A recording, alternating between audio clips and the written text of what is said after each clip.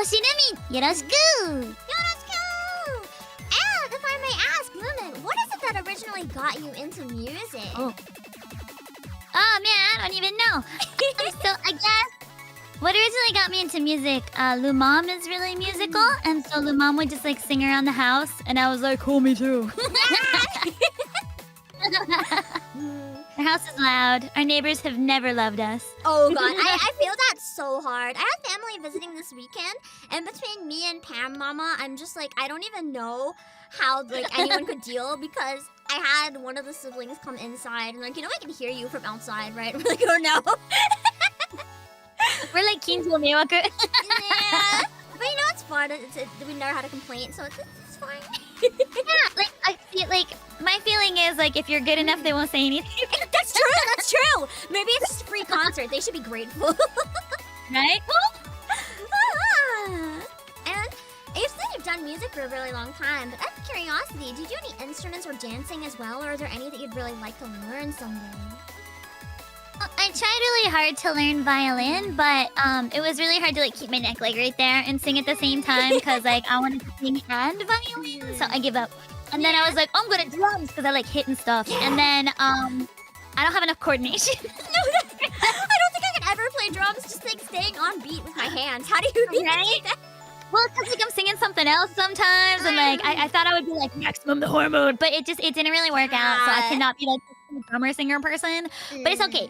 As far as dancing, like I can do like hurutsuke and stuff like that. But I'm not really that coordinated. Coordination. But I like a wiggle. A wiggle. The wiggle. Yeah, the VTuber wiggle. You're like the master of it. Wiggle. Which is convenient. And speaking of VTubing, how did you end up falling into the VTuber rabbit hole? What is it that brought you here? So like I had always wanted to be an anime girl when I grew up. Now for real. Yeah, no, honestly, like yeah. So like, when I was like in, growing up as a dwarf star in a galaxy far, far away, I was like, I wonder how I can become like an anime girl and sing anime songs. And then like VTubing was like just that, and I was like, oh, that sounds like the exact kind of thing I want to do. But in all seriousness, for me, like it was, I think, a natural progression of my interest in anisong and voiceover, and getting to be a very authentic version of myself, but without having to put on pants. That's so fair. Pants should be illegal. They're not comfy. They need to go. Nope, they are never on. Exactly! I feel like that's a really good point you made about VTubing too, because it's something where like you'd think being this random character, we're like the least authentic version of ourselves, but it kind of brings out the most authentic. It's so special.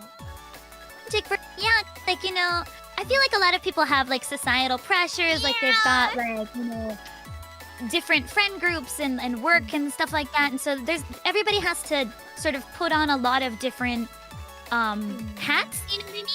And when I'm VTubing, it's my most authentic self. Like, I don't have to worry about what it is that I represent to the company or what it is I represent to, like, my family, like, dishonor on my voice. Sorry. And, I can just sing 90s anime songs and it's fine. Yeah, you just take all the hats and throw them off. Just throw them off. I don't need any hats. No pants, no hats. Yeah, baby! And speaking of music as well, are there any artists that you really look up to? And what is it about them that you respect or love so much? I'm gonna name an artist that like probably nobody's gonna know, but it's okay. Now you will. You will. So, Hiroki Komi is an artist I really respect, and the reason for that is because of how stoic she is. So when she's on tour, she refuses to drink any alcohol for the entire duration of the tour in order to save her voice. Despite the fact that like wine is her favorite thing in the world, she wants some willpower. Yeah, oh, it's serious willpower. Because like people are like, have some wine as like a present or whatever, and she's like, thank you, I won't touch it for the next 3 months. And it's not like I'm sitting here like, yeah, no man, no my yay or anything like that. But like, I also have like a personal rule that I will not drink any kind of alcohol within 3 days of anything I'm doing with my voice, whether that's streaming, voiceover, singing, whatever. Like I will not get anywhere near it just because like I always want to make sure to give my best self to whatever I'm doing at that time, and so that means that the times that I can drink are very far and few in between. But like I want like even casual karaoke, no. Yeah, no. Nothing. It's really Like- bad for your voice. Like the alcohol really It's dries it horrible out. for your voice. Yeah. It's a diuretic. It dries it out. Like even caffeine. It's Yeah, like, I if gave I'm up not- caffeine for the same reason. I have it twice a week, very strictly, just so I can get like for a rare stream I'll have it, but I try not to. The other times are it's like if I really need to get chores done, and then I don't talk, like strict vocal rest with it. Exactly. Like if I'm not in top condition, no caffeine for me. Like I have a whole set of rules. Like if I don't sleep this long, then I can't do this type of thing. That is so that I can give like my clients and my viewers and everyone like the best version of myself. And that I learned from Hirose Komi because she talks very widely. She also is a vocal trainer and she's one of Japan's I think best vocalists, both technically and when you think of like hit songs, like I think most people in the West know her from Getdan. Yeah. Getdan. Yeah, that one. But like a lot of people know her from the first Card Captor Sakura ending. But the most famous here in Japan is Romance no Kami-sama.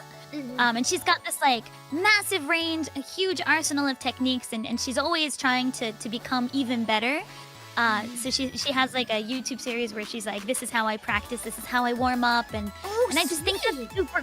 She's so cool, guys. I need to check out this series. I need to get these warm-ups and advice. Like I gotta write this down.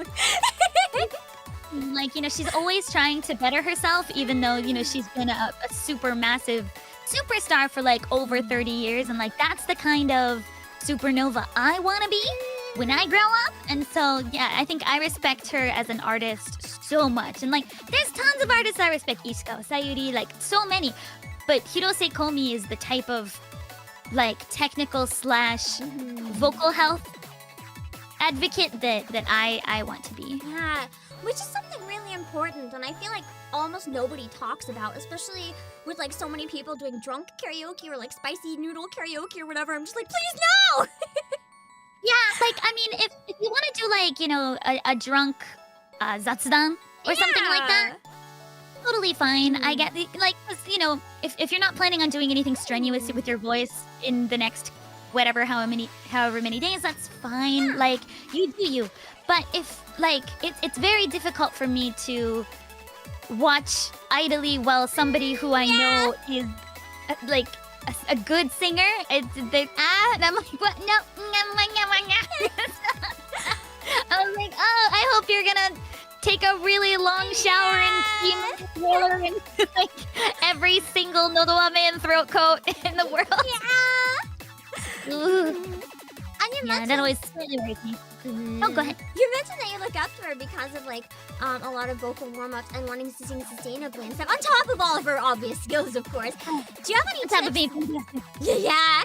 Do you have any tips or any advice that you can share with our viewers that you've learned through her? Anything that's helped you? So everybody's vocal climate is different. Like like some people run a bit dry, some people run a bit mucusy. I run a bit dry. So for me, like a lot of people are like, you mustn't milk whatsoever. But for me, that does not track as well. So I actually do well if I have milk before bed specifically, so that the mucus can like honey milk before bed, like warm honey, and then I want to brush my teeth, but like brush your teeth. But yeah, like that kind of coats my whole throat, and then it's like a wonderful, moist, warm environment all while I'm sleeping, and then I wake up like, and it's great. That's not something I learned from her in particular. Like for her, it's much more about like engaging your diaphragm and like fun stuff like that. And, I think she's really good at teaching the basics. But when it comes to each and every person's like own throat environment, I think you need to test out the water, see what's good for you. If you run a bit wet, then you might want to, gravitate more towards like ginger and stuff like that soothes, but then it doesn't add extra wetness. And for me, like honey and that kind of thing is definitely very necessary on a fairly regular basis. But like I get really easily irritated by spicy foods. Some people, not a problem. For me, it's a problem. My whole body just gets irritated. Me too, everything. My tummy, my throat. Yeah, I used to be good with them, but I had so much that now my whole body just like breaks down. Yeah, like oh no, just everything just nope. from the mouth to the butt. It's all nope. It's so pain.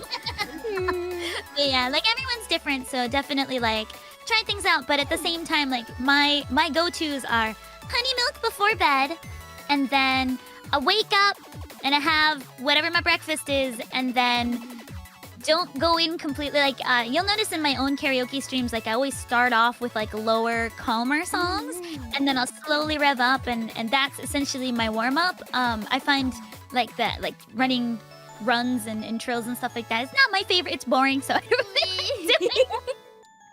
So instead I'll just go at it with like lower, softer songs, and then I'll slowly rev up. But I take about an hour to warm up properly. So it depends on the person. Some people warm up really quickly.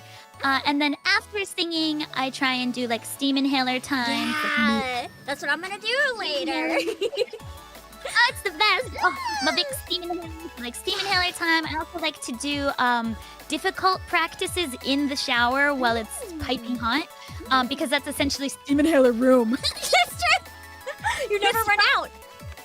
I never run out. It's constantly rejuvenating a sorry environment. But but like sometimes I'll do like rangier songs or technically difficult songs where I'm trying to work out like a certain technique that might not come natural to me, or I might not have the right muscles for yet. So like a good example is Otto is kind of a very different singing style than my regular. She's so hard. It's very difficult, and like she's trained her muscles for those techniques, but those are not muscles I have built up. So I try and practice in the shower first, and then once I have like the base of the muscles, I'll then bring it to the studio. So yeah. Smart. Yeah. Practice in the steam, so if you accidentally do it slightly wrong, the steam will help. The steam will help. The steam, it's like plus minus zero. It's great. Yeah. But yeah, if you're working on expanding your range, definitely do so in the shower. I will try that. Thank you. My poor neighbors, once again, it's fine. Yeah, if you take late showers, they're like, why? Morning showers, but unfortunately, my morning is kind of more like 4 p.m. Well, then that's fine. Then they can't complain. It's the middle of the day. I live on like Japan hours, but I don't live in Japan. So my poor neighbors. And I know, obviously, you've spent a really long time working on your journey as a singer. It can be, like, not even necessarily professionally. It can be, like, a fun thing as a kid or something. But do you have any, like, really fun memories from your journey as a singer? It can also be a really cursed moment, if that's more funny. See, I think when I made my mom cry, that has definitely stuck out. I'm not sure if that's a good or... Because, like, okay, so the thing is, like, here's the story. I like smiling when I sing. Like, if people aren't smiling, like if I'm trying to make you cry, like if I'm singing Secret Base, cry for me. But like when I'm singing like kind of a happy song, like I get shook. So I was singing like a happy song, and it had maybe been the first time Lou Mom had ever seen me sing in like a stage, like on stage. And so I was singing, and my parents were there, and it was maybe the first time they saw me like sing, not as like, school choir type thing. And my mom started bawling, but I'm like singing like a happy song. So I'm like, oh no! I was like, I haven't. And my mom was like, and like, because my mom like always sounds like an opera singer. My mom's like, That like completely cut out. It was so powerful. The opera voice. The mic said no. Let me try and do it over here. So my mom was like, I am so proud. That came through. You're good. I just had to get farther from the mic. And like, but I was like really freaked out and really distracted. I was like, oh no. That one like stuck out quite a bit because like, literally, I'm trying to elicit like a certain response from people, and if it's like I'm trying to get you to cry, yes, please, tears. But if I'm trying to make you happy, I'm like, oh yay! Then if you're crying, I'm freaked out. Yeah.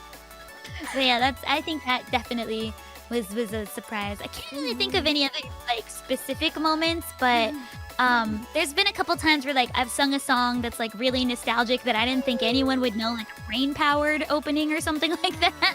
And then, like, some people have been like, and, like, that's always fun. Sometimes they're, like, really loud about it. And they're like, and I'm like, that's It's usually really fun. Me, when I found out you know Denwa Shite, I was like, oh my god! Like, girl, you're speaking my love language. If it involves Megami-sama, I probably know it because my dad has Bell Dandy all over his house. Nice! Good taste. Your dad has We good taste. Like a mirror in the hallway, like one of those fancy big mirrors, but Bell Dandy was etched in it. That's so cool! Our house was all fancy, but then if you looked really close, there was Bell Dandy everywhere. Amazing. And this could be kind of like an anime or a game, or it could be a musician, but if you could have any like one music-related collab, you could manifest it into existence. Are there any that you have in mind that you'd love to do someday? That's a difficult question. So there's like a lot of things that I want to do, but I'm gonna be really super duper honest. Jam Project though. Yeah! Like, your songs are really good group songs, so my feeling is I can be in there. Yeah, anyone could pull it off. I can, like, I'll do harmonies. I'll just Anything. like, you know, and flat. Mata mata. I'll just do that part, whatever. Like, I'll just jump around. Like, I can do whatever you need. Operatic stuff in the back, whatevs. I feel like Yeah, your I was powerful thinking- voice would go really good with their stuff too, because their music has so much going on. Kage-senpai, notice me. If on like, the odd I'm not chance you're watching, you know. Kagema-senpai. But yeah, I would say Jam Project's like definitely like, I feel like you're one of the cool kids. So I'd really like to do that. And honestly, like, I've never done like a cover with anyone yet. I mean, I've only been around for like 2 months, right? Fair, But, fair, like, fair. I am open for like collab covers, guys. You guys heard that. You heard that. I want plans. How do people do this? me Ow. fighting the urge to suggest like a billion songs just because I can never get Okay, it. But no, seriously, like, I would love to sing with a bunch of like fun Yeah. VTubers and like, I'm here for fun. I'm here to have fun. I'm here to sing songs. I'm here to like celebrate anime things with people. So like, hit me up. Yeah, if you guys are working on a cool group thing and you're lacking someone, you know who to reach out to. And kind of related, but if you had to do like a big concert at like say that it was like, you know how Miku was at Coachella? Like, what if you got to do something as a VTuber? Do you have any songs in mind that you definitely want to choose? I would definitely choose Yuzure Nanegai because that is the reason I started singing anime songs, that one song. So it's the first opening to Magic Knight Prayers by Tamura Naomi. And like, I heard that song and I was like, this is music.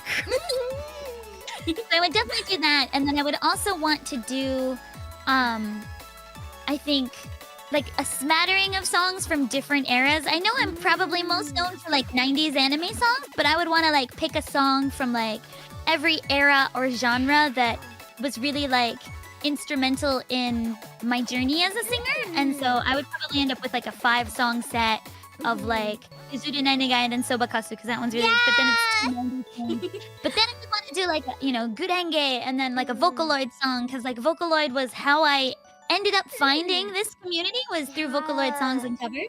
Yeah, and then the last song I would want it to be an original. Nice. I find that's a wonderful thing that Vocaloid did, because like Vocaloid, the covers that are done by Vocaloid, the original song, it's almost like that's the song demo. And then so many singers started their careers through the Vocaloid community. It's so It's like cool. a Tari.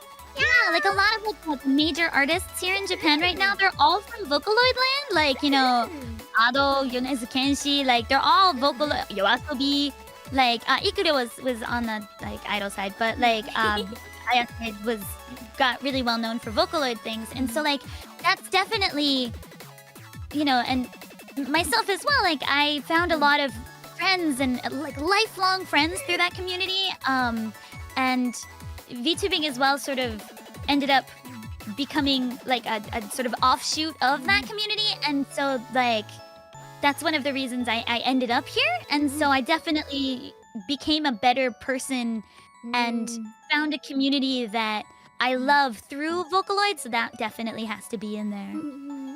So I know that you're fluent in Japanese because you do a lot of streams in like Japanese and English, and you're currently working in Japan. What advice would you give to anyone who kind of wants to pursue that route and try to pursue their dreams and make their way to Japan and try to get working? Definitely my best advice is don't feel like you need to hit a certain level in order to start. Like, the thing is that we all got here by failing a lot. Like, I would say all of my contemporaries here chasing their dreams in Japan, they all got here from learning from their failures and learning from not being quite enough of whatever it is. So even if you're like, oh, I don't think my Japanese is quite there yet, that's okay. You won't get there if you don't use it. So for sure. Just make stuff. Just pursue the thing you want to, whether it's art, whether it's music, whether it's voiceover, just start making that content in order to make a portfolio. And with that, feedback, whether it's not always going to be good feedback, but with the good feedback and maybe the more critical feedback, learn what your strengths are to lean into them, and learn what your weaknesses are, either to hide them or improve upon them. And that's something I think a lot of people don't realize. You do not need to be perfect in order to be like a professional voice actor or a professional singer. You just need to identify what your strengths and your weaknesses are, and if your weaknesses can be hidden, just hide them. Exactly. There's no such thing as perfect in the industry too. Like, if you're gonna wait until you're perfect, you're never going to do anything. You're never gonna know. Yeah. Like in my case, for instance, I cannot dance. So no, me neither. I'm so happy I'm not alone. Exactly. I can't dance, so I made it so that it didn't matter that I wasn't really a good dancer. Instead, I leaned into technical vocals. I leaned into the things I was good at, and became such a specialist that nobody asks me to dance ever. Why would they ask me to dance when I can sing stupidly good? So, exactly, you did it. You found the secret. I found the secret. And if you're really, really good at dancing, but maybe your vocals are a little bit weaker, lean into the dancing and do the vocals when you can do the vocals. And that is so valuable because there's sometimes like me that can't dance. Yeah, we need backup dancers. Like, you can be our dancers. We can't do it. Please help us. A really good idea that I see a lot of times is like people being units. So there's like one really good dancer, one really good singer, and then they both, like the singer type will like, let's take Exile as a really good example. There's like 8 dudes surrounding 2 dudes in the middle, and the 8 dudes are all dancing and doing like the background vocals, and then the 2 dudes in the middle are not dancing much at all. And then they're doing all the main vocals. Yeah, because they're not that good at dancing, but they're super good at vocals, and then they're like a yeah, like there's so many different ways to spin it. Like even in voiceover, like if your English is stronger than your Japanese, then lean into the English and do English central bilingual content. If your Japanese is stronger than your English, lean into the Japanese and, sometimes specialize in bilingual characters that, can do that kind of thing. Like there's so many different ways to spin it. We don't need all of the same type of person. Like that would be so boring. It's so boring. Variety. Why would anybody get hired for anything? Like what generally does well is specialists. Like if you're really good at singing but only okay at voiceover, then singer main and then voiceover when it's applicable, right? If you're really good at voiceover and kind of good at singing but not like the best singer in the universe, that's fine. Because there's tons of times that people need a decent singer, but they don't have to be like, Lisa, you know what I mean? Yeah. So, and that's totally fine because like there are so many times in like, say, my career where they're like, this character wouldn't be that good at singing, so you don't have to sing that good. And I'm like, okay. And it's like I can, but I guess you don't need it. Yeah, I can, but it doesn't make sense for the character to be stupidly good at needed to sing a lullaby, right? So, I'm like, that's like a completely like Ari thing, like that exists in the world. And so there are so many different kinds of characters. There are so many different kinds of songs. So just identify what it is that you can build upon and identify what it is that's not really that worth it to pursue, and market yourself in a way that, really makes use of those skills. And if you feel that, even your best skill needs to be improved in order to get any professional work, whether that's, say you want to be an animator at a studio, identify what it is that needs to be improved most necessarily, and then work on those first, and then use that. And then I would also say the other really big thing for working in Japan specifically is know your visa. Okay. But know your visa. Make sure that because it gets stricter and stricter every year. It's Like so a lot of harsh. Like I've been pretty open about this on stream, but my chat knows I used to live in Japan as well. It is rough trying to figure out the visa. Get it done sooner rather than later. Like you cannot leave it till last minute. You will not get in the country. and you know the thing is that like even the immigration like they're not super able to like not everybody knows how all the visas work and so like if you've got like a rare type visa like artist or entertainer visa pretty much nobody in immigration knows how it works either, so be very careful and make sure that you stay within your lines. Oh yeah, don't and there's different ways like you know when you're trying to like go like say from instructor to entertainment visa, there are a few different ways that you can do it, but make sure you do it the right way because you don't want to sacrifice your career because you didn't feel like letting immigration know. No, it's not worth the legal risk. Like, don't do it. It will bite you later. And that, and like it also hurts a lot of your contemporaries because the more people accidentally mess things up, the stricter and stricter they get to the point where we have lost a couple visa types because of it, and like as time goes on, it gets more and more and more limited in what we can do, and that isn't good for the health of the industry overall. It just makes it incredibly difficult to get new people over. We're desperately in need of fresh talent. We're desperately in need of more people within the game and animation and you know all the industries here in Japan. Like we've got an upside down triangle economy.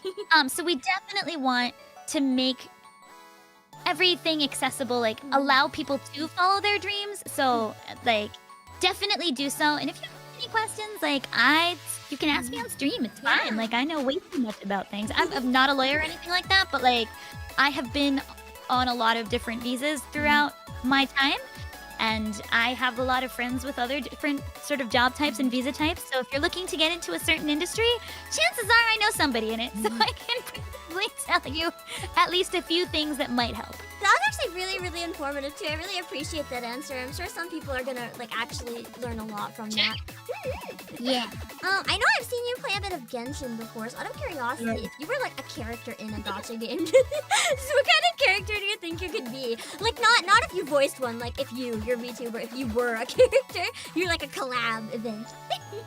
I think I'm one of two things. I'm either Fire Claymore or I'm Fire Sword. I have a lot of muscles. Let's go! So I think I would end up as a Claymore, but I prefer swords. Both, one in each hand. Right? It could be both, one in each hand. It depends on the game. If it's specifically Genshin, I think Claymore. But if it's something more like Dot Hack, I think I would be like a rogue or a thief type with the double daggers. So like Final Fantasy, we're gonna go a little bit more like rogue, thief, that type. Genshin specifically, Fire Claymore. Nice. And I know you're also a major fan of retro anime. Can you tell us a bit about your favorite and why we should watch it? No, why you gotta be like that? It's so hard to pick one. What? Okay, I'll give you like a top like 5 because I really can't narrow it down. So I really like sports anime, so Okiku Furikabute. It's called Big Wind Up in the West, I think. It's just a really authentic baseball anime. I really like baseball, guys. And then Magic Knights Rayearth had such a huge impact on my life. Like the entire trajectory of my life changed because of that anime. It's proto isekai, so it's before isekai was a genre. These girls were isekai'd at like a flashed explosion in Tokyo Tower to a magical world with swords and magic and robots. Yeah. And so basically it's mecha magical girls. Can't go wrong. No. And then fire songs. And then I would also say that like Full Metal Alchemist was like a definite favorite of mine. I just think it's one of the most well constructed and especially at the time that it happened, like alchemy was not widely known as like a subject matter. Like these days with like isekai and stuff, alchemy is pretty common. But at the time, it was like first time I came across it, and so that's one. And then I would also say that Natsume Yujincho is my number one most favorite anime ever because I'm meaning to watch it. it's so.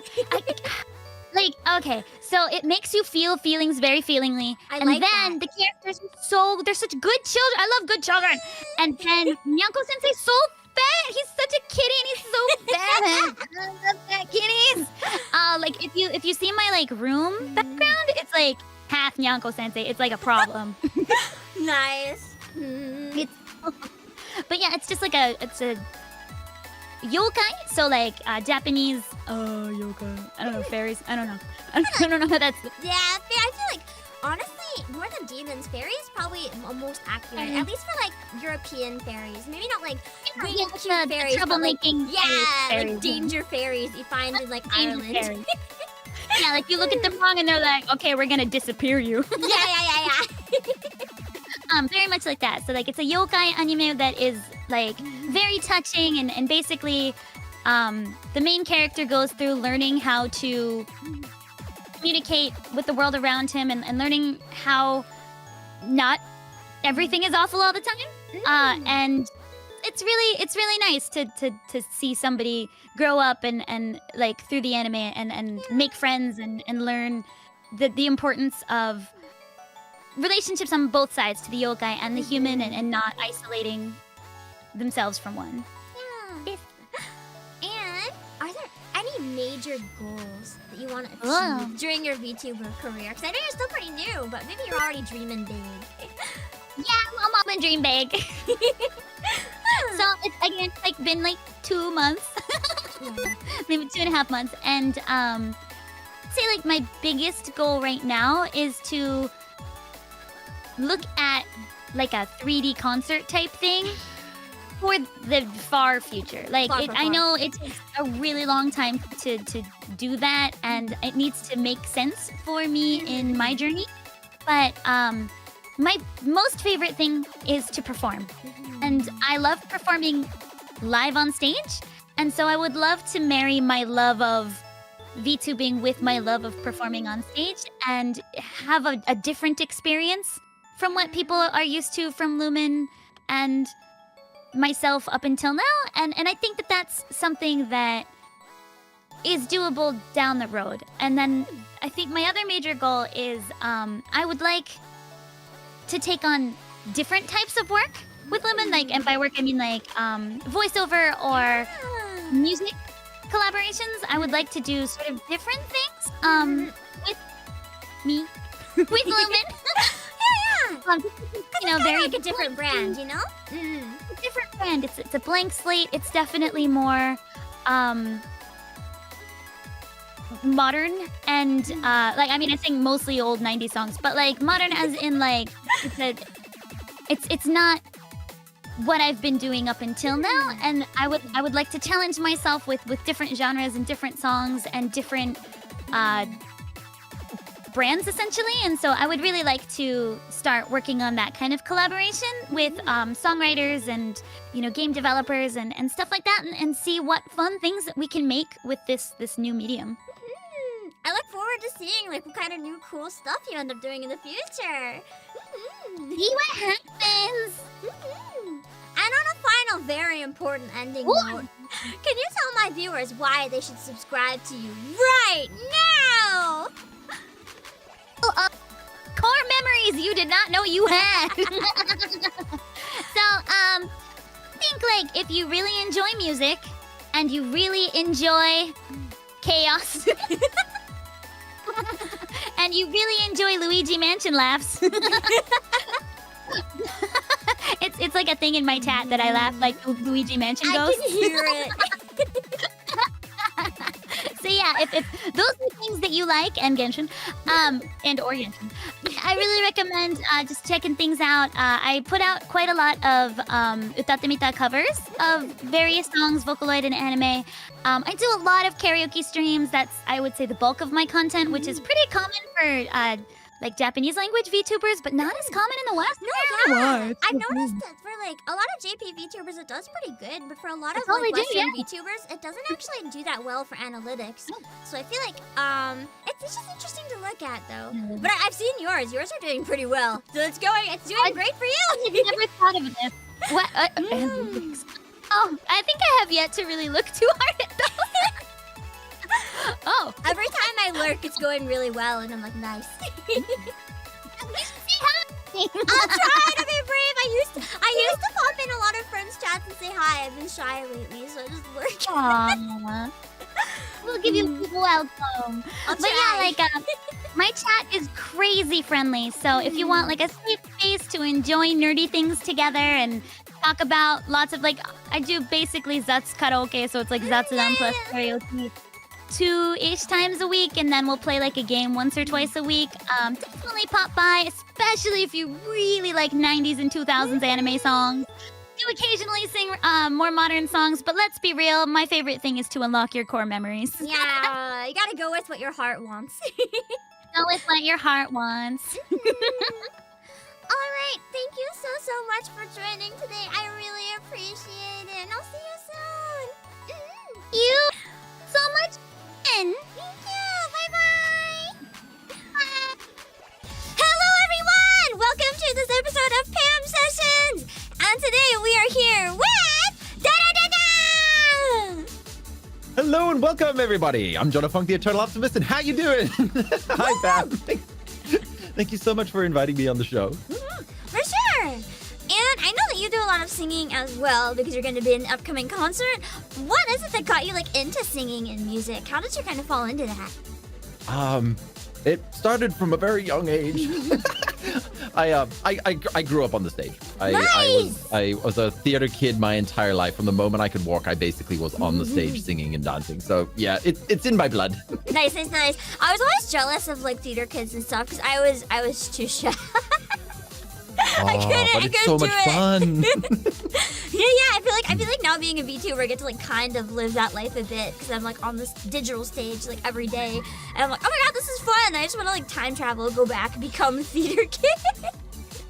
It's worth it. I mean, you can reach so many more people now, right? So yeah, your concerts are fantastic. Thank you. What I really love about VTubing too, just in terms of for other people that are shy and stuff, it kind of, as you said, it's never too late and everything, but it kind of gives people a chance to reach more people, as you said, even if they're really shy, because adding the extra layer of screen, it helps. It's great. It's good for building confidence. For sure. Through the scuff. Yeah, the stuff gives you confidence though, honestly. Because once you start making so many bad mistakes and people don't leave, you're just oh, I guess it's fine. Yeah, this is okay, yeah. And I know that you said you grew up with it on the stage and stuff. In addition to doing singing, do you do any instruments or dancing or anything as well? I used to play the acoustic guitar, but it's been a while, so we'll put a maybe on that one. The vocals, definitely singing. I love singing. I can't stop singing. I understand. Also, with the theater, I can do a lot of choreography dance, a little bit of, we'll call it interpretive dance. And if I have enough alcohol, I'll even break dance. Nice!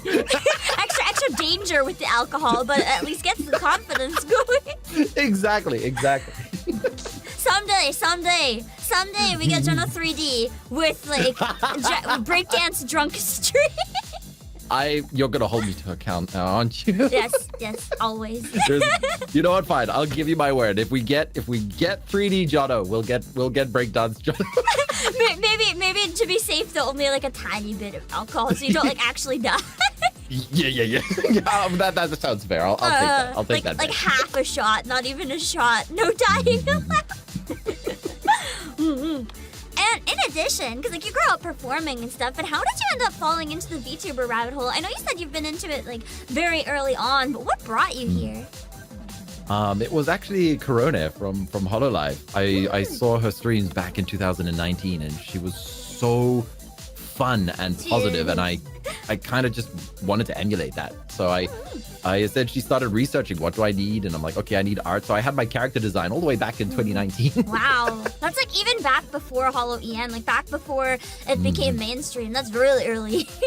Yeah, it was a lot of fun. It's been a crazy past couple of years. And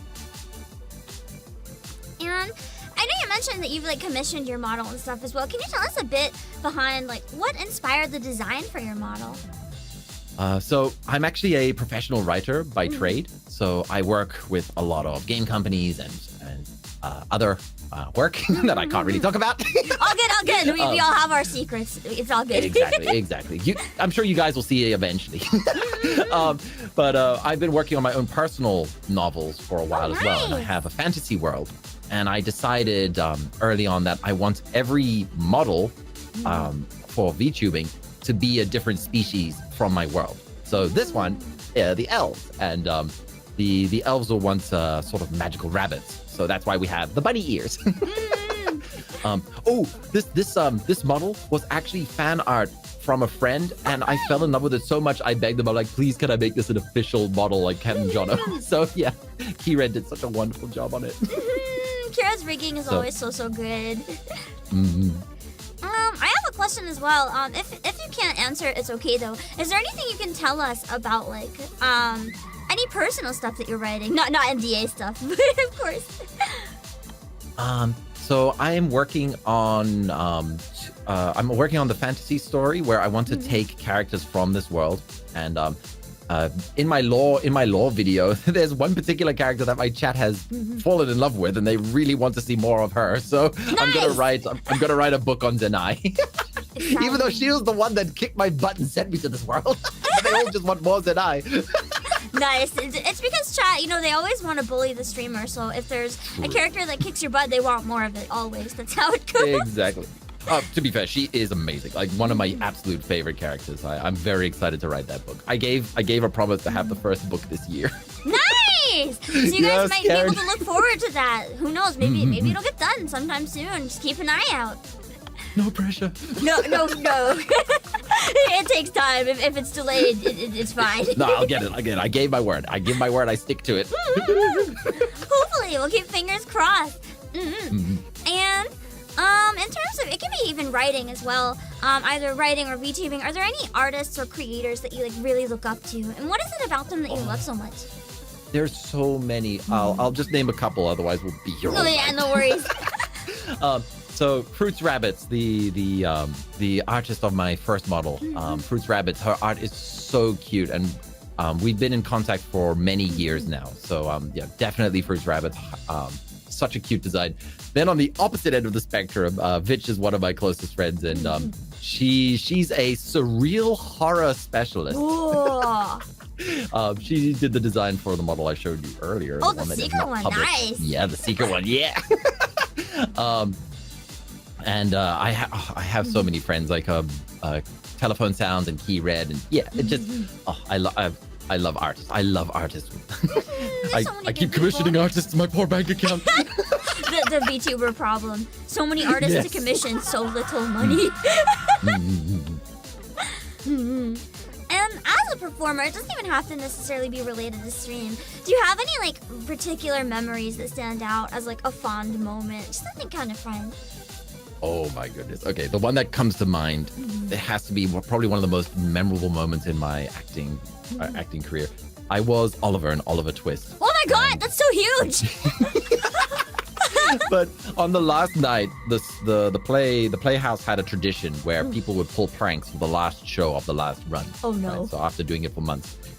And the whole story is about, the children, and there's like the thieves who steal the handkerchiefs and everything.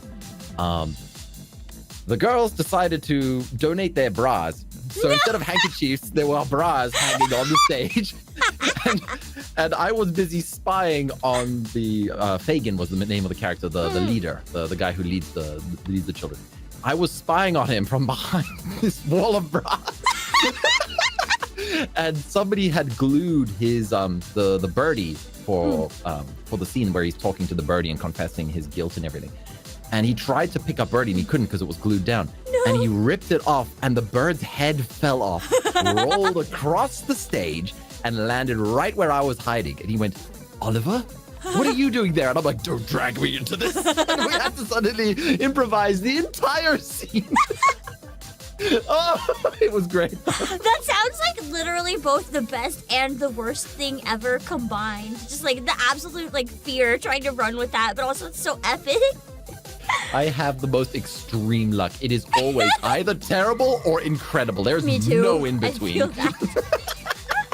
In this case, both at once. Just literally both at once. Yeah, it's great memories. Great memories. And this can be like either a theater thing or it can be like a VTuber thing. It doesn't even have to be necessarily a musician. It could be like a game or an anime or a movie. If you could have any dream music collab, what would it be? Ooh, okay. So, I'm actually going to go with a more like realistic one here, one that's like very possible. So Tier Noir and Nick Nitro are two of my closest friends. So I would absolutely love to like one day have like a hit that the three of us put out because they're like Tier's singing is fantastic and Nick Nitro's music is just incredible. So I want us to make something together. That would be so much fun. Yeah, it's like a trio idol unit. Let's go. Exactly. I want that. And then you can do your 3D breakdancing to it. Yeah, I can see that. And kind of related, I guess, even though that might be the answer. If you could suddenly have a chance to do like a 3D concert at an actual venue, like you're opening for like, I don't know, a HoloLive concert or something, a massive 3D thing. Do you have any one song in mind that stands out as something like memorable to you that you'd want to use? Ooh, okay. I have a bit of a dream ever since doing theater. I have always wanted to sing the Past the Point of No Return from Phantom of the Opera. It is so technically challenging though. Like I can just hit it if I've warmed up for a super long time. But yeah, that would be my goal. If I could just sing that pitch perfect, I would be satisfied. I'd be like, I have achieved my peak. Yeah, that would be really cool. I feel like choosing a really challenging song, honestly, is kind of like more fun for the goal anyway. Because then if you pull it off, it's very impressive. Yeah. And I know that I'm assuming it probably comes from having a theater background as well, but I know you're also interested in like voice acting and stuff. What specifically kind of brought you into doing like voice acting? Oh, it's just so much fun. Like even if I'm sitting there doing like a dozen takes, it's getting that one line perfect. I guess for artists, you know, when you draw that line, that's that perfect line that you've been looking for after like undoing a dozen times in a row. Undo. Ooh. Exactly. It's that feeling. It's that feeling where you're like, yes, I nailed it. Recently I keep finding myself quoting Asterion because his lines are just so much fun. What were you thinking? I was right there. I don't know much about Baldur's Gate other than Asterion is everywhere, so he's definitely made an impression on people. Oh, his voice actor had so much fun doing that. I love that when you can tell everybody involved in a project just had so much fun. And it really makes it enjoyable. That's what draws me to voice acting. I love working with people and making something that I couldn't do on my own.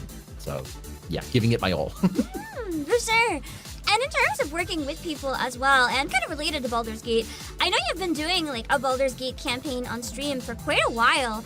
What's it like to be part of such a long-running collab series? I have to say, that is definitely the longest running collab. I'm eternally grateful to my friends for their remarkable consistency and help. I'm the bard. My job is to get us into trouble, and they fight us out of it. You just are like, hey, let's do the thing. And they're like, no! And you're like, already doing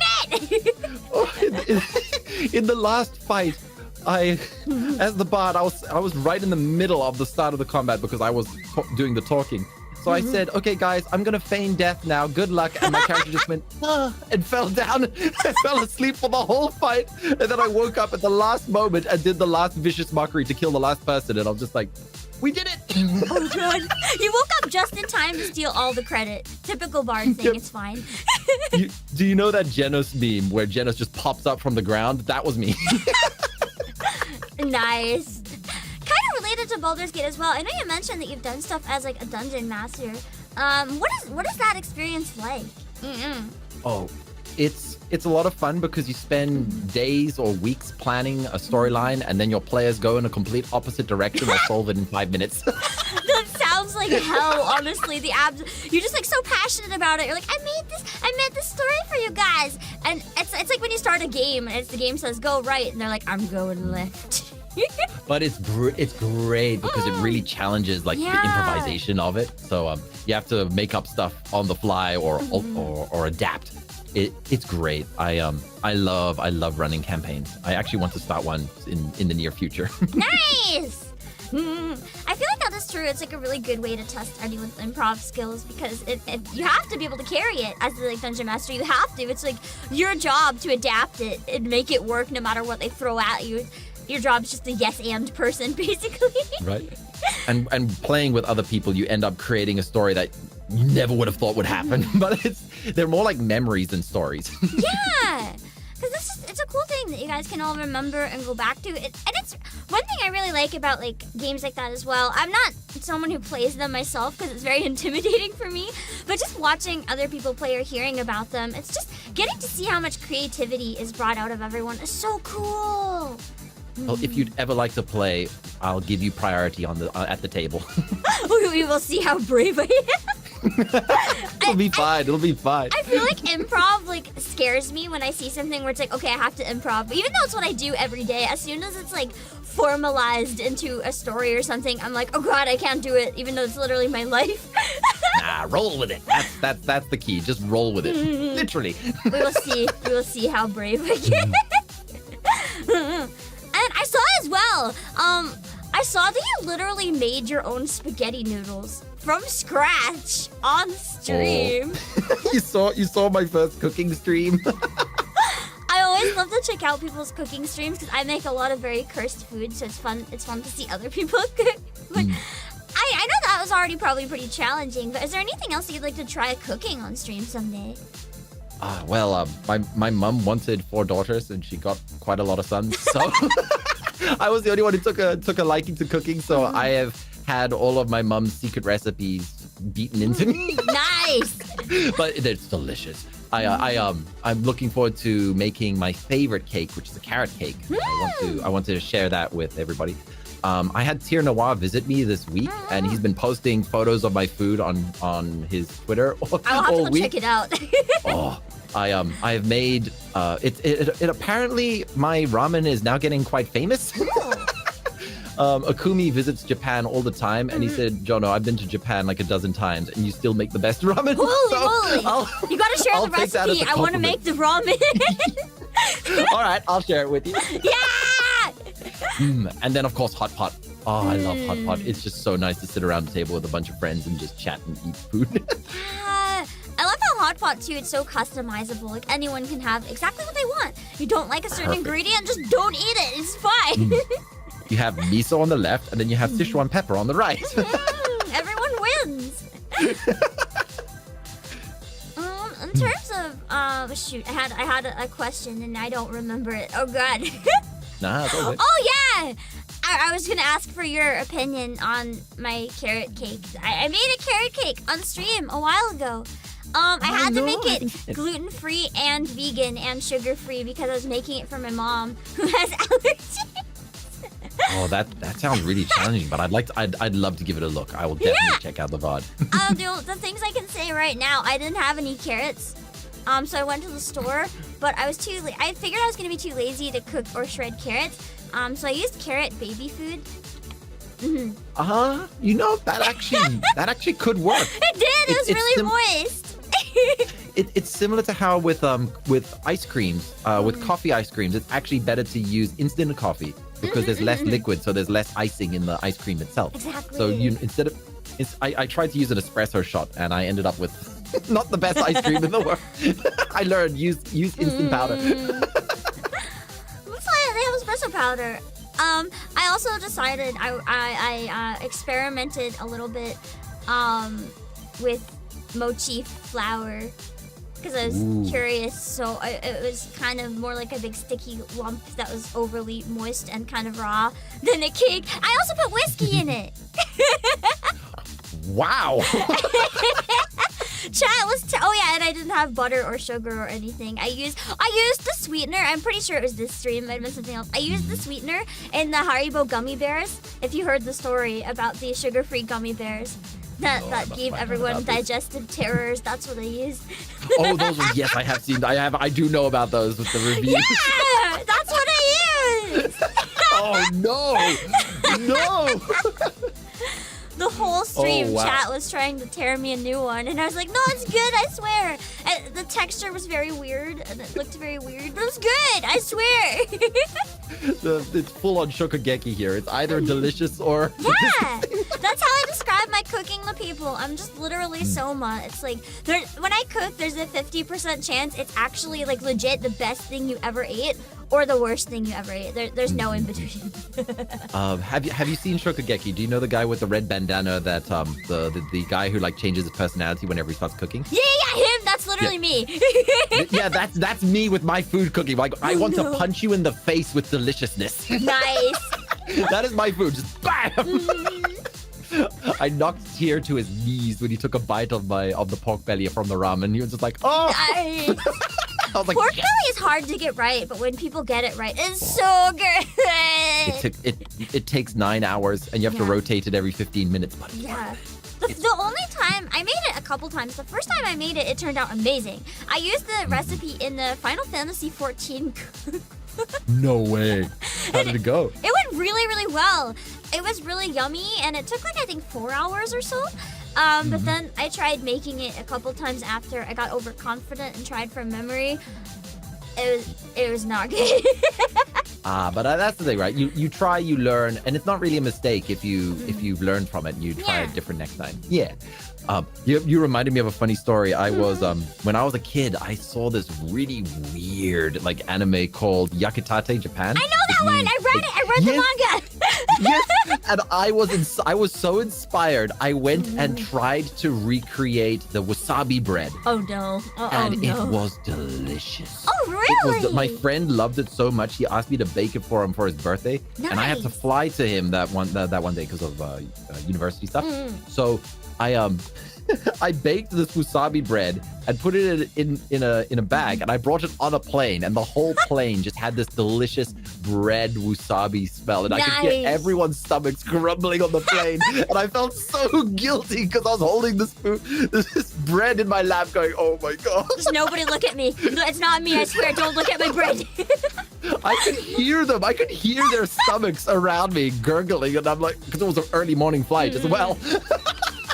They're just jealous because they get plain food and you have wasabi bread. When it comes to my friends, I go all out on the cooking. Like I really wanna make the best dishes I can. For sure. I do have one final question as well that I have to ask as an ending note. Can you tell my chat why they should go and subscribe to you right now? Well, I have extreme luck, so life is never boring over here. And every time you guys laugh, I get a feather back, and I'm trying to get my wings back. So I need as many feathers as possible, so I have to make sure you guys are laughing all the time. So please, please join in for some unrivaled shenanigans. You heard it first. You know where to go for the unrivaled shenanigans. All right, thank you so much for joining. I look forward to the concert, and we will see you guys soon. Bye-bye! Bye! Hello, everyone! Welcome to this episode of Pam Sessions, and today we're here with... Hello. Oh, my name is Jay. I'm the local boba obsessed dragon running this cafe. How are you all doing today? I'm an artist streamer. I sing. I like to play a variety of games. But yeah, all around a comfy, cozy streamer. And I'm so happy to be here, Pam. How are you doing? Good, thank you, and thank you. I'm so happy you're able to make it. And I know that you do a lot of music stuff as well, Jay. So can I ask, what got you into music? I'm trying to get into more, doing more music, actually. I feel like I've never done enough because I've always been too shy to do it. It's a mood! VTubing makes it a bit easier, though. Definitely. That's actually partially one of my favorite things about VTubing is actually it's kind of like my outlet to try a lot of different things. And that includes music and doing covers. I actually got ahead of myself, and I did an original song already. How nice! And then the plan is just to do more covers. I have 2 collab covers coming up soon. But yeah, I've always liked music. I used to make up songs as a little dragon. So cool. But you know how it is when you're a kid and you like stare out of the window and you're just like, let's make up funny songs about whatever. Are you just born to make original songs? That's why it was natural to do it as a VTuber. And you mentioned always been into like singing and making original songs and stuff just for like fun, and now you're getting into it a bit more. But do you do any instruments or any dancing as well, or is it kind of a singing thing for now? I was a piano. I played piano a lot. And I've been trying to learn the ukulele. It's so fun, but I'm so bad. It is. It's like one of my favorite little instruments because okay, to be honest, I tried to learn the guitar, but that hurts my small hands. I feel that at like a existential level. So then I discovered the ukulele. I was like, oh, this is such a pleasant sound and it's like small size. It fits perfectly. But as much as I would like to say I'm a dancer, I took like small lessons when I was a kid, and then I've never done it again. I'm not much of a dancer. Dancing is hard. I'm not coordinated enough for that. Do you dance? No. There's a reason I'm a VTuber and not an idol.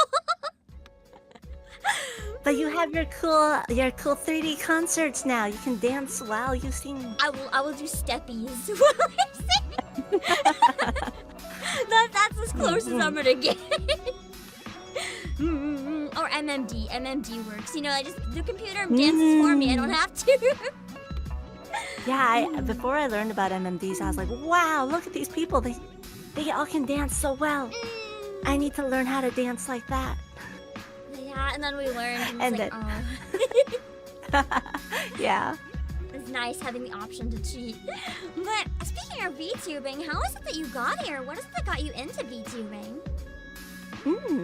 I think I got into VTubing. It's a pretty common story, maybe. I discovered VTubers. To be specific, when Coco Kiryu graduated in 2020, and that was my first introduction to VTubers. Personally, I always did want to stream, but my computer never could handle it. But then I discovered, but then Hololive Myth debuted that year in 2020, and then I was like, what? This is amazing. But I also told myself, no, I'm too busy. I can't do it. I can't do it. It's hard. Yeah, it takes so much time. Yeah. No, I had a really good friend. I had a really good online friend from a different group who actually became a VTuber in that year, and he was all like, Jay, you should join me. You should join this VTuber thing going on. You should definitely join. And I was like, oh my god, that looks so fun. But no, it's okay. I can't. But that looks so fun. But I can't. It won eventually. Yeah, so he incepted me since then. So then the following year, I was like, I'm just like gonna doodle my design a little bit. Like, what do I want to be? What do I want to do as a VTuber? And near the end of 2021, early 2022, I guess, was when I was like, okay, I give in. I'm gonna go become a VTuber. Yeah. Eventually, everyone gives in. Someday, everyone will have their VTuber solo. Someday. Yeah. And speaking of your VTuber model, can you tell us a little bit about like what designed the birth of Jay, for lack of a better word? The birth of Jay. Yeah. So as I mentioned, I'm an artist streamer person. So I did draw my own model. Nice. That's so cool. It went through a lot of iterations. But I think the one thing I knew is that I wanted to be a dragon. I am a dragon. And I was debating between, making a super cool, complicated, intricate design VTuber, and debating between the opposite of your comfy next door neighbor, older sister kind of feel. And I went for that because, I want to be comfortable when I stream. I want people to be comfortable when they're here at the cafe with me. So yeah, that's kind of my thought process of when I designed my character. Nice. And you mentioned that you are an artist as well, and you drew your own model, which is already pretty impressive. What inspired you to start drawing? Oh, that's a good question. I don't remember. I understand that. I just, as long as I can remember. Yeah, pretty much. I've been doodling for as long as I can remember. I discovered anime style artwork when I was really small, and I started copying manga here and there and being like, oh, like this is such a cool style. I'm gonna be a mangaka when I grow up. We all know that didn't happen. I've been through the exact same thing. It didn't happen for me either. We just became the anime instead, just the actual anime. Yes, exactly, and I love it. I love being 2D. I love 2D. 2D for the win, in all aspects. But yeah. And speaking of your art journey, I know I remember reading that you've made a few webtoons as well. Can you tell us a bit about what that experience is like? As someone who loves to read a lot of webtoons, I'm very curious. Do you read a lot of webtoons? You do? Oh my god. Okay. Yeah, I read so many webtoons. Make sure it's not healthy to mouth it. I know. That's why I don't know how you like manage all your dailies for your games, because I have dailies, but it's my webtoon dailies. Yeah, I fall behind. That's how I manage. I just fall behind. Yeah, I really got into webtoons. I read a whole ton of them, and so therefore, of course, I wanted to draw them because I was like, that is the current trend of comics. It's easy for everyone to read on the phone, and so I've done a number of short comics. Most of them are like one shots for like contests that I entered with friends and stuff like that. And then one of them is like an ongoing like small casual series, and one of them is actually coming up. Me and my friend are actually in our planning phases. We entered the prologue. We made a prologue chapter for last year's action contest. I know the contest. Yeah. Oh yeah. We got what is it? Runner up? Oh, that's actually so cool! Holy crap! The top 50, like not like honorable mention or anything, but it's but the runner-up still something. section. Like the number of people that enter, that's impressive. Yeah, so that's the one we're planning to continue and make into a full story. So we've been in our planning phases for a little while. It takes a long time. The People never see the planning portion, but it's always so much work, even before you start. Yeah, like creating the world, designing the characters, like giving them their like motivations, and oh man, it's a lot. We're trying to figure all that out right now, and I will probably be more in charge of maybe like the story flow plus the coloring, and my friend will probably be more in charge of the line arts and inking stuff. But we'll see. It's gonna be a fun journey for sure. And this can be like either like a webtoon artist or like a singer, just a very, very general definition of the term. But are there any like artists or creators that you majorly look up to? And what is it about them that you love so much?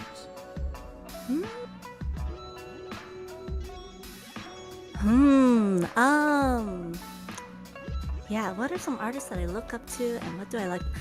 That's a good question.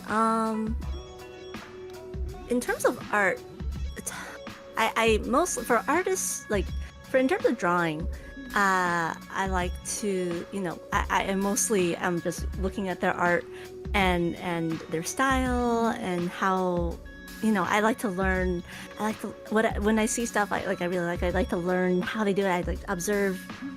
What does their line art look like? What does their shadows look like? How are they coloring these things? There's a lot of amazing artists out there. It's like you see them everywhere on Twitter too. There's just so many amazing artists that it's hard to choose one, honestly. To be honest. But I think in general, like when I look at singers or other VTubers or just anyone who is a content creator, really, I think one of the things that really moves me, at least, is watching people's passion, watching people try really hard to improve and pursue the things that they love. That is something that like just really speaks to me whenever I read a story, whenever I watch someone, just watching them grow and be. Yeah, it's amazing. Just seeing the journeys that people go through. That's part of why I've been enjoying like starting to do these interviews and stuff, just learning how everyone came here is so interesting, and seeing everyone grow. It's so cool. Yeah. Yeah, definitely. And this can be like as a singer or a VTuber in general, but do you have any like really memorable moments so far on your journey? It could be like something that's really like heartwarming or something really cursed. Something really cursed.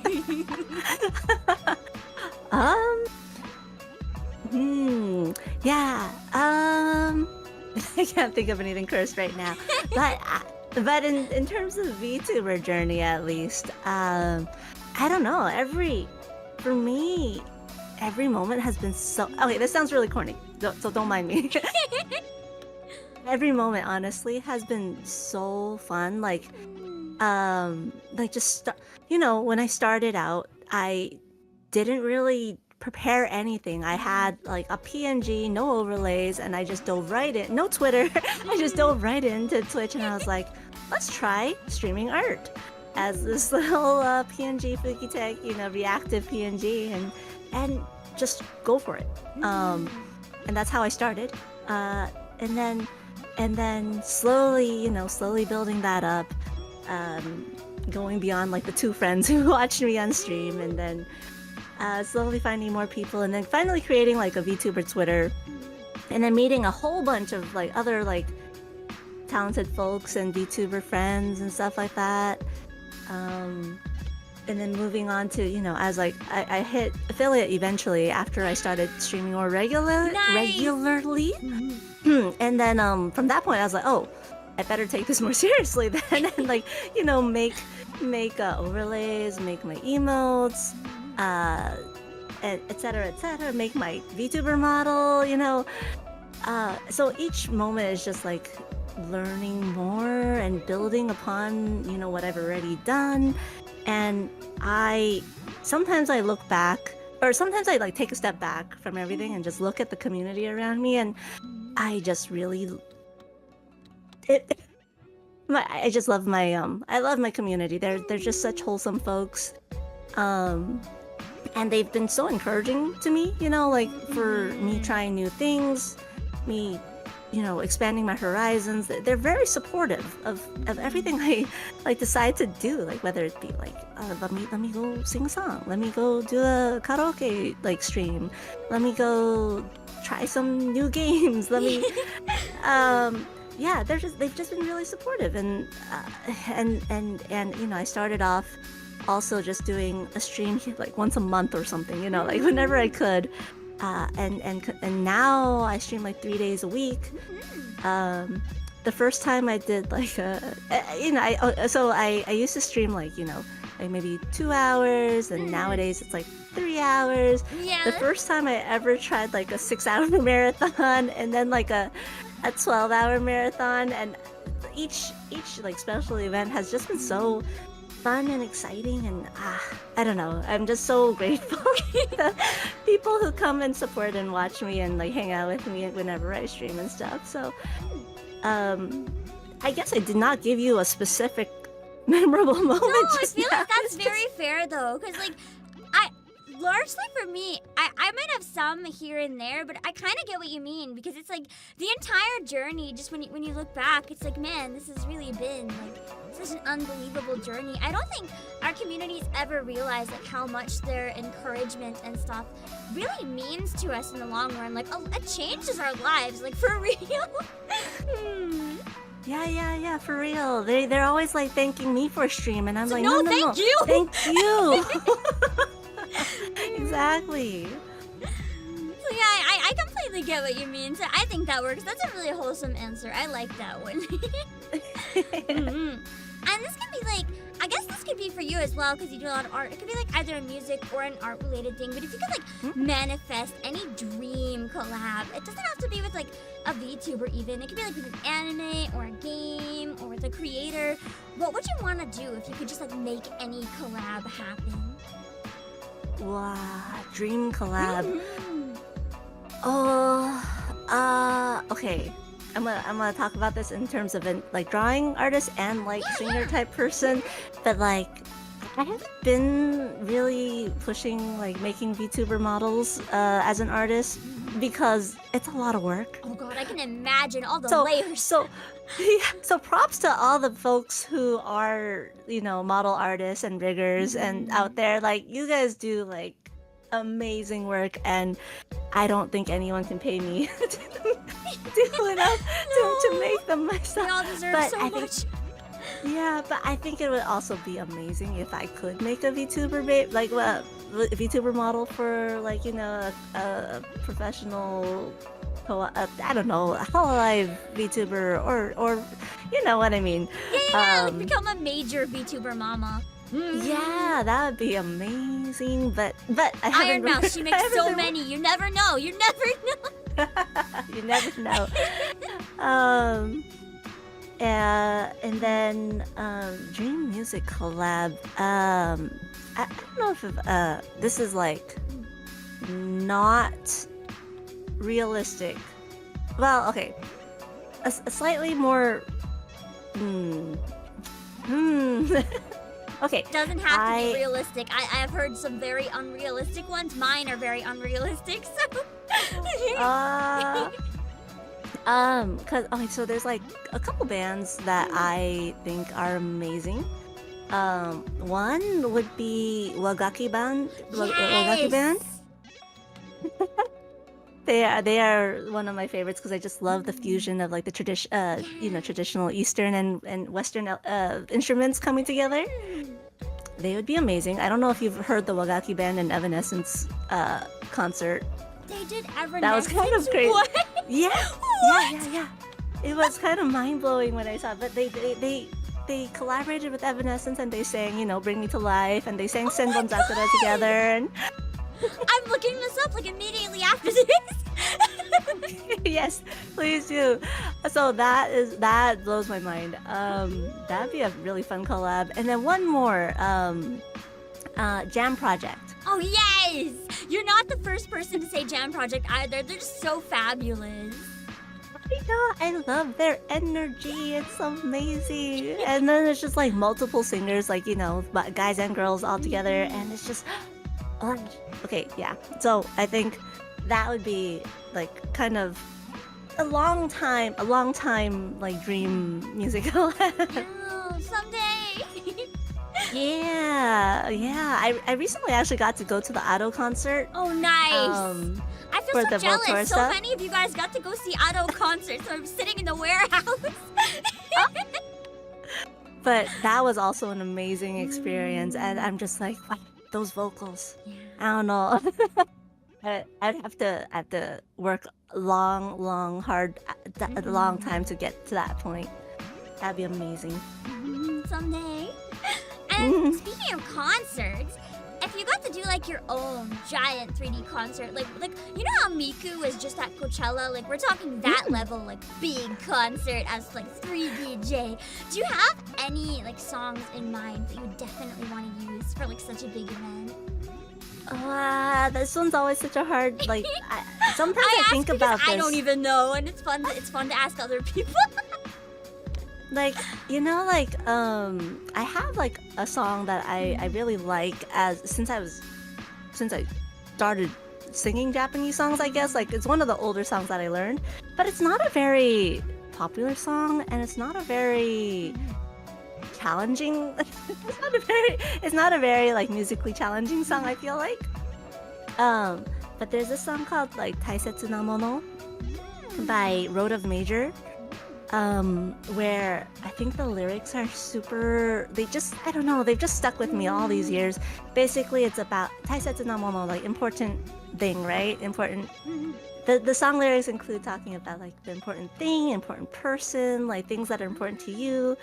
And I just feel like it's such a nice song that not enough people know about. Yeah, it sounds so sweet from the sound of it. I need to look it up and learn it now. It's an old song. Oh, that's even better. I love a lot of the old songs. They're just so like, I don't know what it is about a lot of, especially like older J-pop too. It's not necessarily simpler, but for lack of a better word, it's like, it's simple but lovely. It's like not chaotic or trying too hard. It's just good, you know? The vibes are just immaculate. Yeah, so I think that would be like a song that I would choose. It's harder if you want me to find like a more like, you know, like current popular song. I don't know then it's hard current to popular decide. songs. It's hard to That's okay. I only listen to like really obscure weird stuff. So like anything you say, I'll just still nod my head and look it up after stream. I have one more very important question because you mentioned that it's something that you love. Boba. What is objectively, like not your opinion, what is the best boba? And why is it so good? Boba. Objectively. Okay, this is what I tell everyone whenever they ask me what should I get when I go to the store. I tell them, get a oolong milk tea with brown sugar boba, half 50% sugar. Nice. I don't think I've ever tried Specifically. oolong and boba, so I might have to try that. Oh. I Brown love it sugar on its boba. own. Oh, the tapioca balls myself or the milk tea? Honestly, both. I've had just tea. I've also one time, because I prefer to make my own boba because it's cheaper, I have cooked the tapioca and just put it in a bowl and ate it with a spoon. Oh my gosh. Yeah, actually, this last weekend, over the weekend, I actually did a boba rating stream Nice! where I bought like 8 different cups of boba from different stores. Oh my god, I cannot believe I'm saying this, but I was like actually boba'd out after that day. I can imagine. Oh my god. There was one place they had an extra large boba. I didn't think about this. I just got it because it was like $2 more. It was over a liter. I actually God. felt so sick. I didn't even finish it and I thought I was gonna die. Oh my gosh. Wait, a liter? Yeah. You drank it all? Almost. I drank like 90% of it. Oh my gosh. Wow. But yeah, it was actually surprisingly a fun stream of like Nice. just we taste tested each one and like tried to compare, and we put them through a tournament bracket. Oh, nice. So I'll be posting the results of that on my Twitter later. I will look but, and I will figure out which boba I need to try. Yeah. Unfortunately, I can only reach so many places easily, yeah, so yeah, it's that only makes it's only a list of 8. Versus I had another bracket where I wrote like a list of 32 different boba places to try. But no. That's a very expensive stream if I were to get all 32 places. You'd need like a subathon just for the boba stream. Yeah. But no, I would get so sick drinking that much. I don't even know. Yeah. I still have leftovers in my fridge right now. I was trying to think if there's any months that start with B. So it's gonna be like, instead of like singing March, it could be like, I don't know, boba something, but there's no months that start with B. No. Just boba month every day, a new boba. Yes, boba every day. And on a really important ending note, I have to ask, can you tell my viewers why they should go and subscribe to you right now? Subscribe to me right now. You should definitely come hang out at the cafe with me at some point. Here's the cafe back here. I drew this thing. This is the cafe that we hang out in all the time, and it's just a comfy, cozy time. Like everyone, I want to be a place where people can just hang out and have fun while I art while we do art together. You know, sometimes we play games together, but it's all about trying new things and being comfortable with yourself. Nice. All right, thank you so much for joining today. I really appreciate it. And guys, make sure to go hang out in the cafe and bring some boba. Bring some boba offerings. Yeah. Bring your drink. Bring your own drink. Yeah. All right, I will see you guys later. Thank you for joining. Bye-bye. Bye. Thank you. Hello, everyone. Welcome to this episode of Pam Sessions. And today we're here with... Da-da-da-da!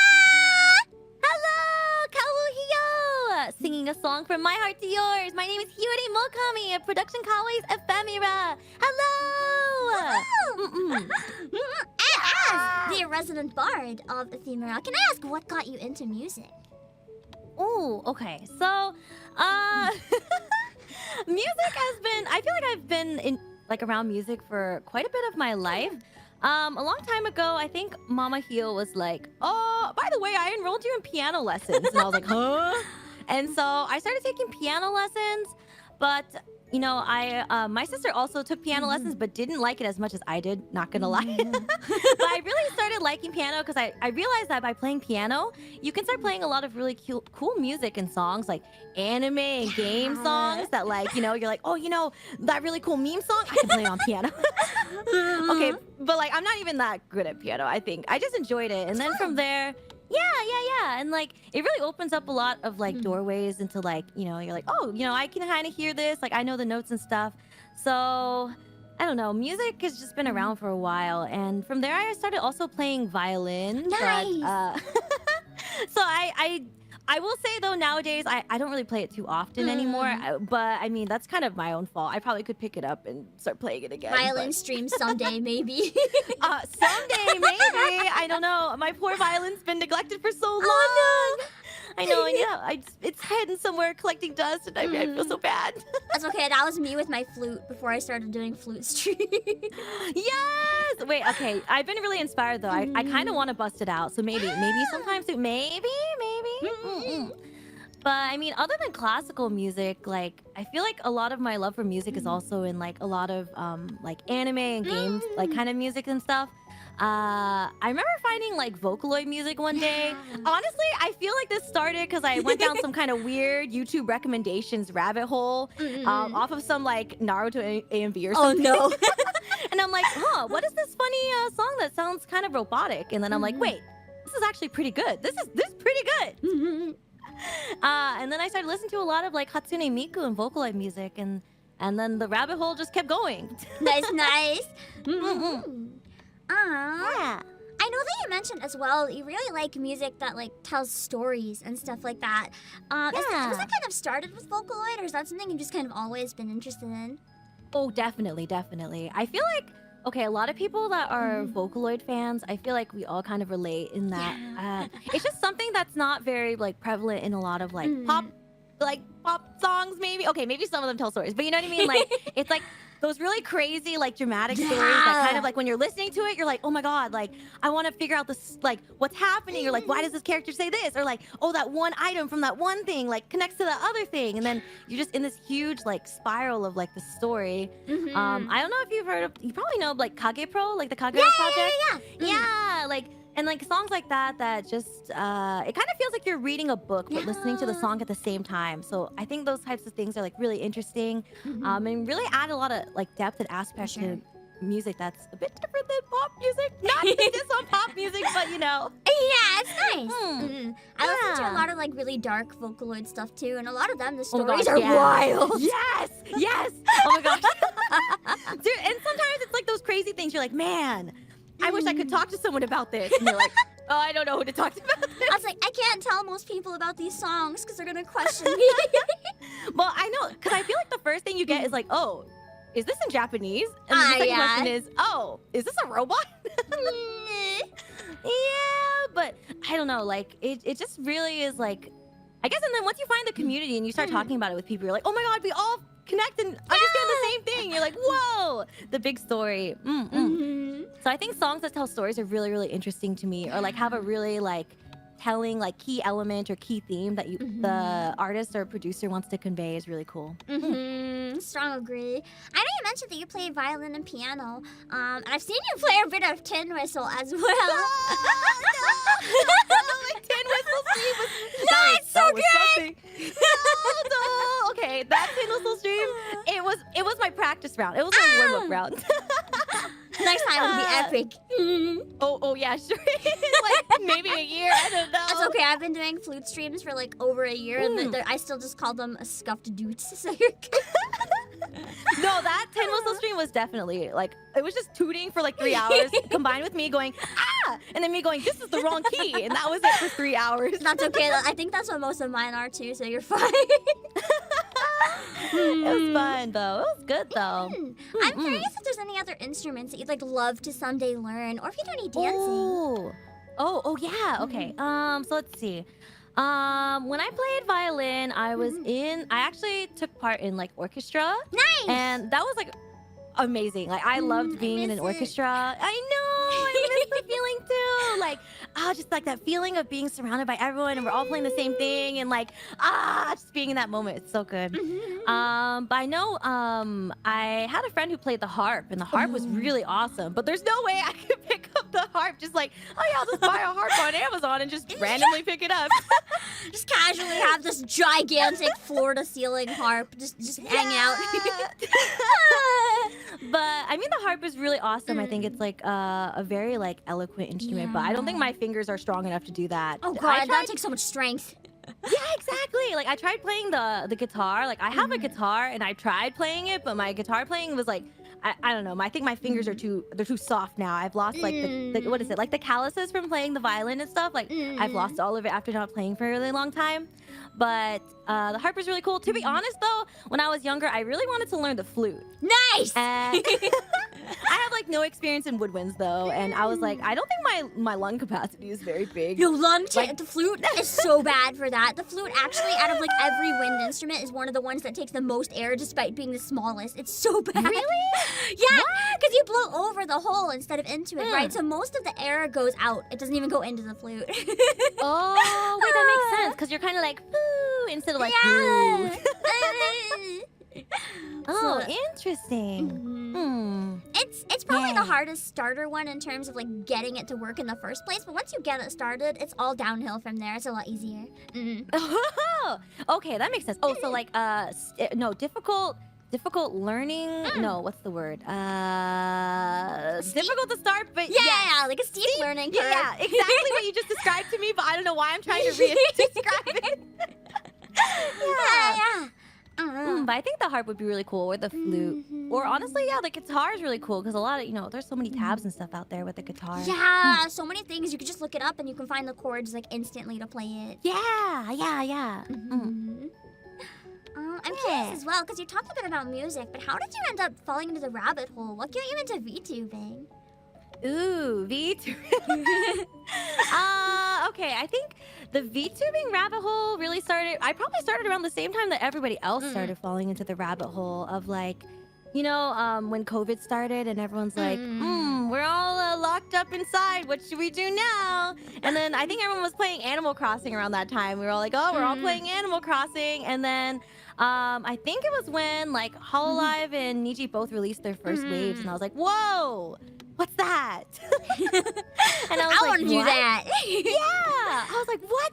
You could be a cute anime girl and talk to people and meet people? Like, I think that was like the coolest thing ever. And I think the great thing about VTubing is that you can really like express yourself and like be whatever you want to be and like do all these crazy like situations and scenarios and like, I don't know. It's just a really great medium and a way for a lot of people to connect with people through the screen, But you get to be a cute anime girl at the same time. Yeah, it's really freeing in that way too, because like through being cute anime girl, like literally nothing about who you are matters. You can do anything and be anything, exactly. and I love it. Yeah, dude, the world is your oyster or something. I think that's what they call it. I think so. Yeah, but I mean. Yeah, VTubing is just an amazing media, and like it's really, really grown a lot since like it first like started becoming popular, I guess, or at least like becoming popular like on my side of the internet, I guess, or on my feed. Because like once you click one VTuber then you video, see them your all. whole feed, your whole feed just gets infected, and you're like, oh my god, there's VTubers It's like everywhere. a virus.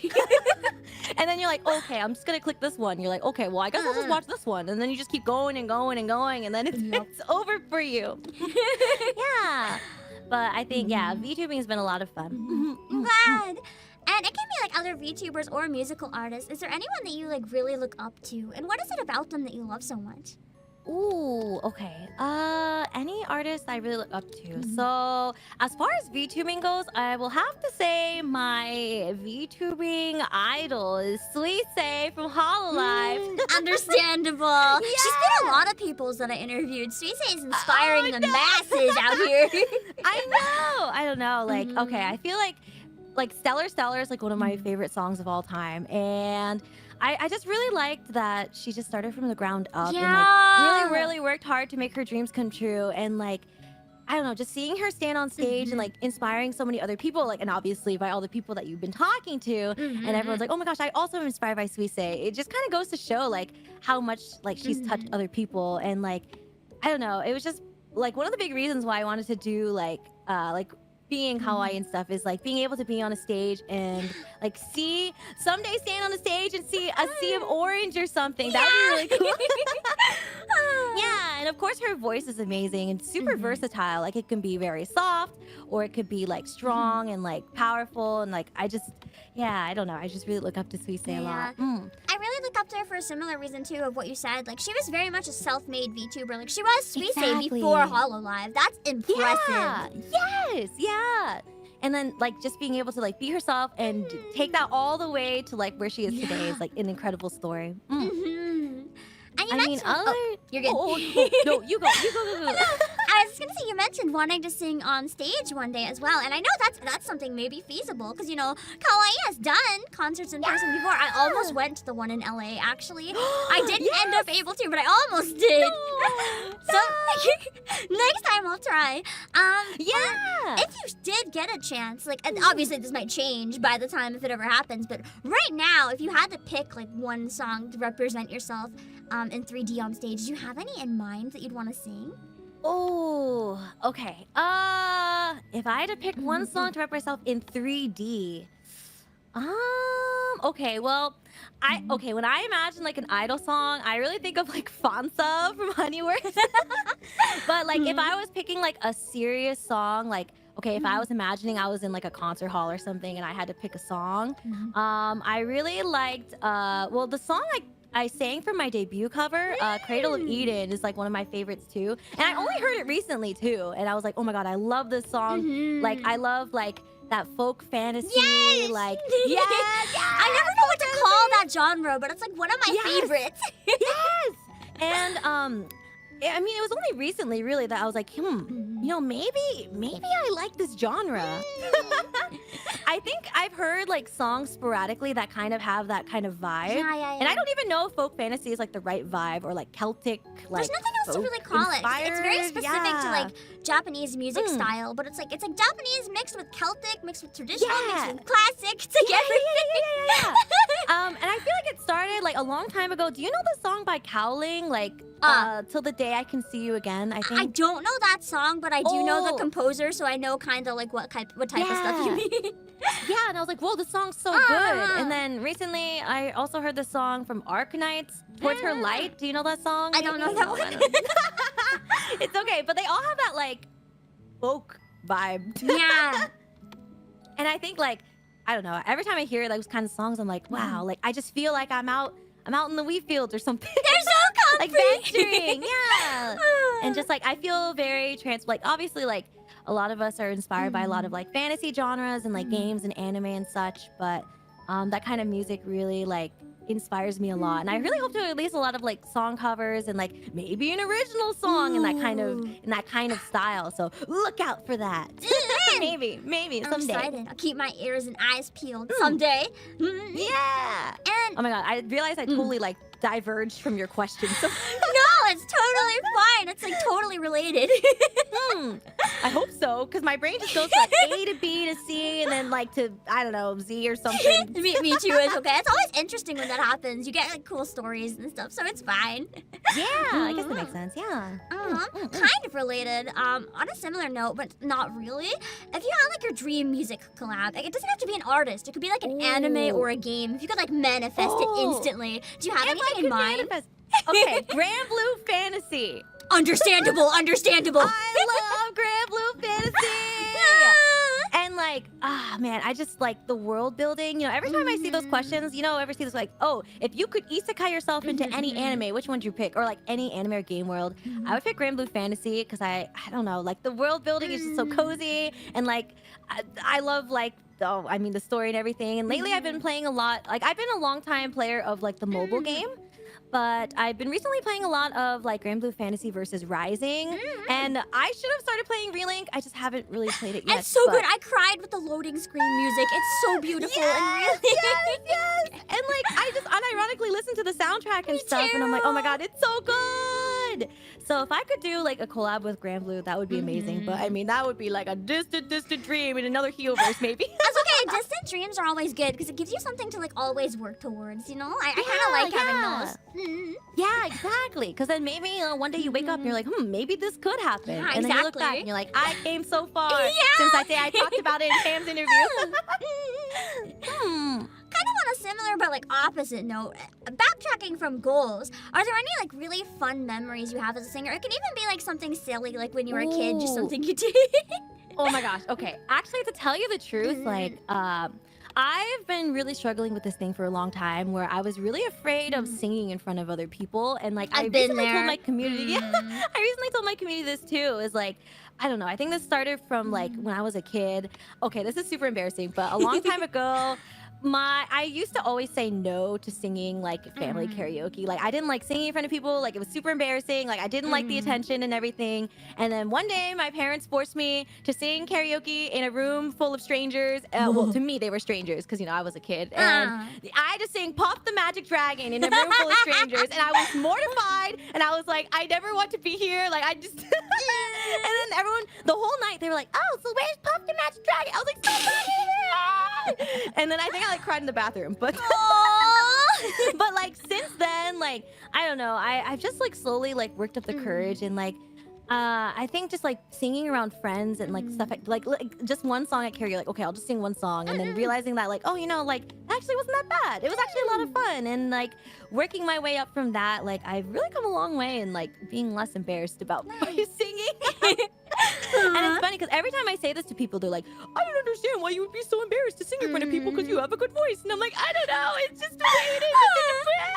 It's just embarrassing. People don't get it. You just like implode.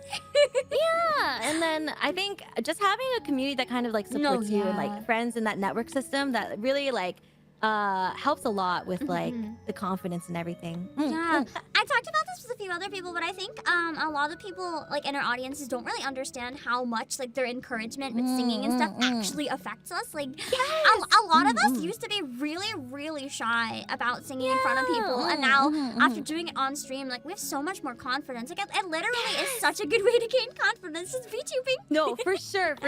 Yeah, and like I mean even just like someone leaving a small comment like, oh, I enjoyed this. Oh, I like your voice or something. Like it's just like huge confidence booster. And like just telling this to you through the screen. If you like someone singing, you should let them know. Yes, it always means to encouragement. It will like make the world. Like I could read a comment like that and it would just literally make my entire day. I would be so happy. I would be like, oh my god, instant serotonin, instant happiness.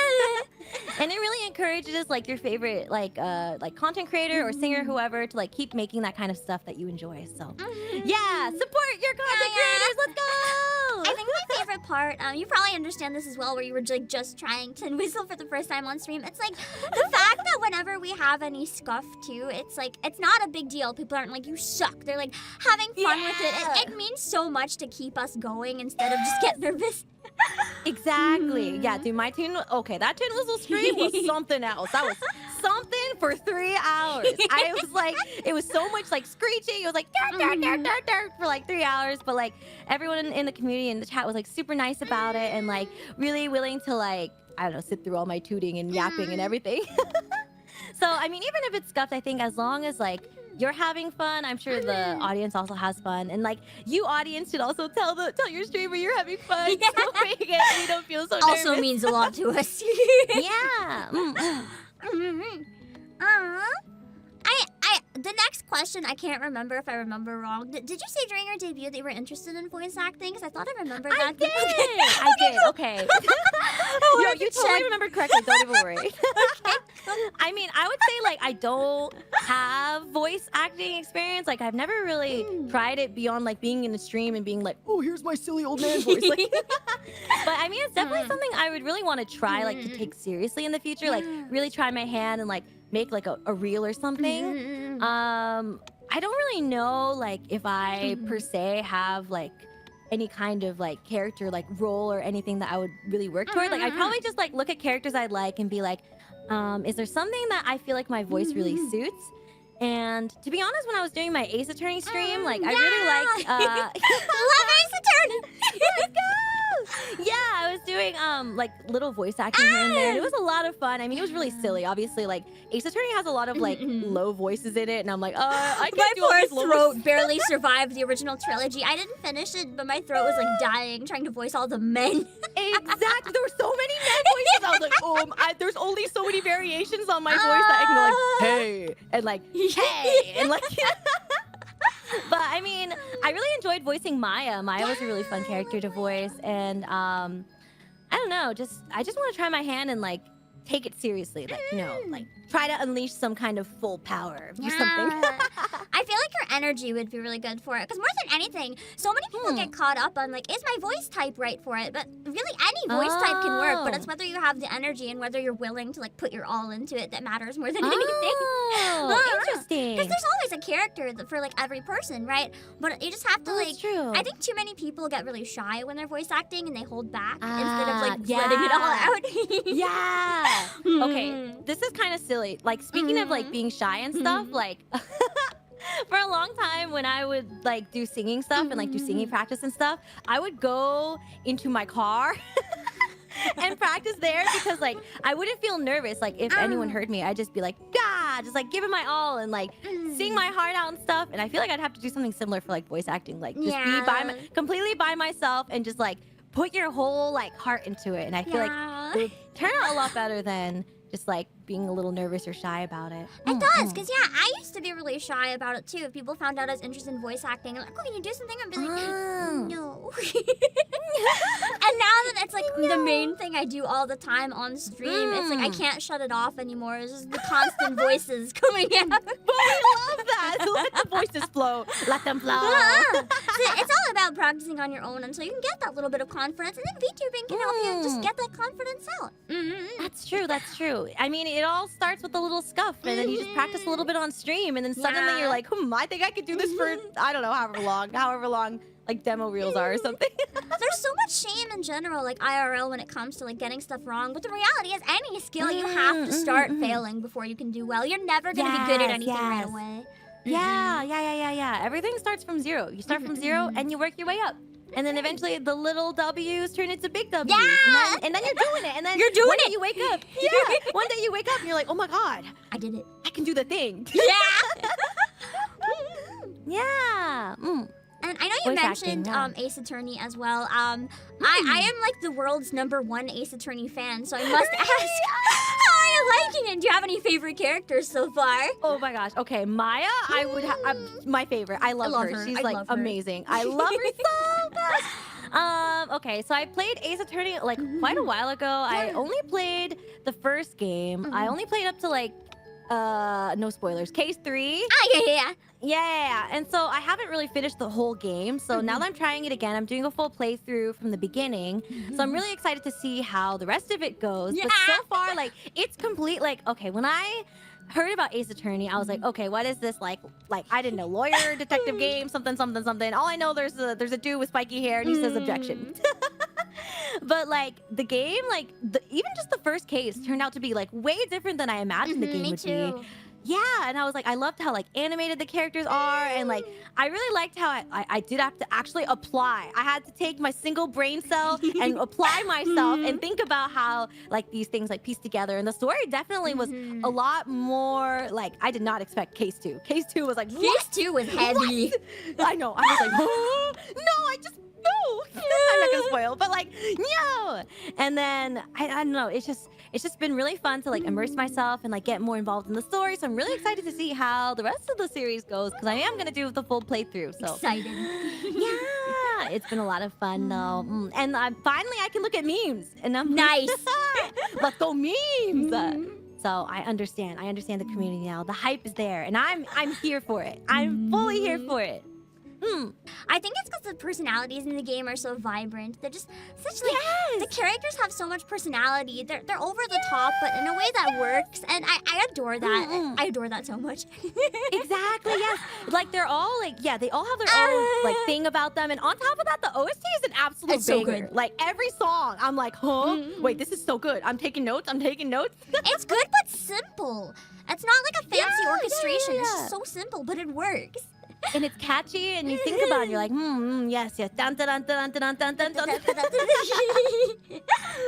Yeah, so it's been a lot of fun to kind of like go down that rabbit hole. I'm excited to play a whole bunch of games though. Like I'm fully ready to just like play a bunch of games and deep dive into all these stories and stuff. Excited to see more of the ones that you dive into. I think I covered most of the main questions, so on a very important ending note, can you tell my viewers why they should subscribe to you right now? Oh, right now? Yeah! Right now, this very instant? Right now! Well, viewer, you sitting in that chair, you should subscribe to me, Hiyori Molkami, because I'm a silly goober. I'm a very much a variety streamer. I do a lot of like everything. So I also really love listening to like what the community wants to hear me play. So if you want to see me play a silly horror game, I'll do it. If you want to see me play a silly fighting game, I'll do it. I've been playing. I know that could be a dangerous can of worms. I'll discover later. But for now, I'm open to everything. So I really want to be someone that is a very like welcoming place to be. If you want to join like a very cozy community, and I always try to welcome everyone in as best as I can and be very, very friendly. I also love like interacting with new people as much as I can. So I love doing collabs and like chatting and stuff. So I'm trying to organize a lot of collabs to like hang out with different personalities because I feel like the experience is always like new and fresh. And yeah, I'm going to be playing a lot of variety games as well. So like fighting games, rhythm games, RPG story games, mystery, horror, anything. I know, I'm just gonna do everything. So if you like that kind of stuff, you should subscribe to me. Yeah! Let's go! And also abundant of energy. And also if you like wolves or wolf bards in particular. I realized I didn't even include that in my intro. Hello, I'm a wolf bard, by the way. Well, on an off note related, are you excited for the new Spice and Wolf? Yes!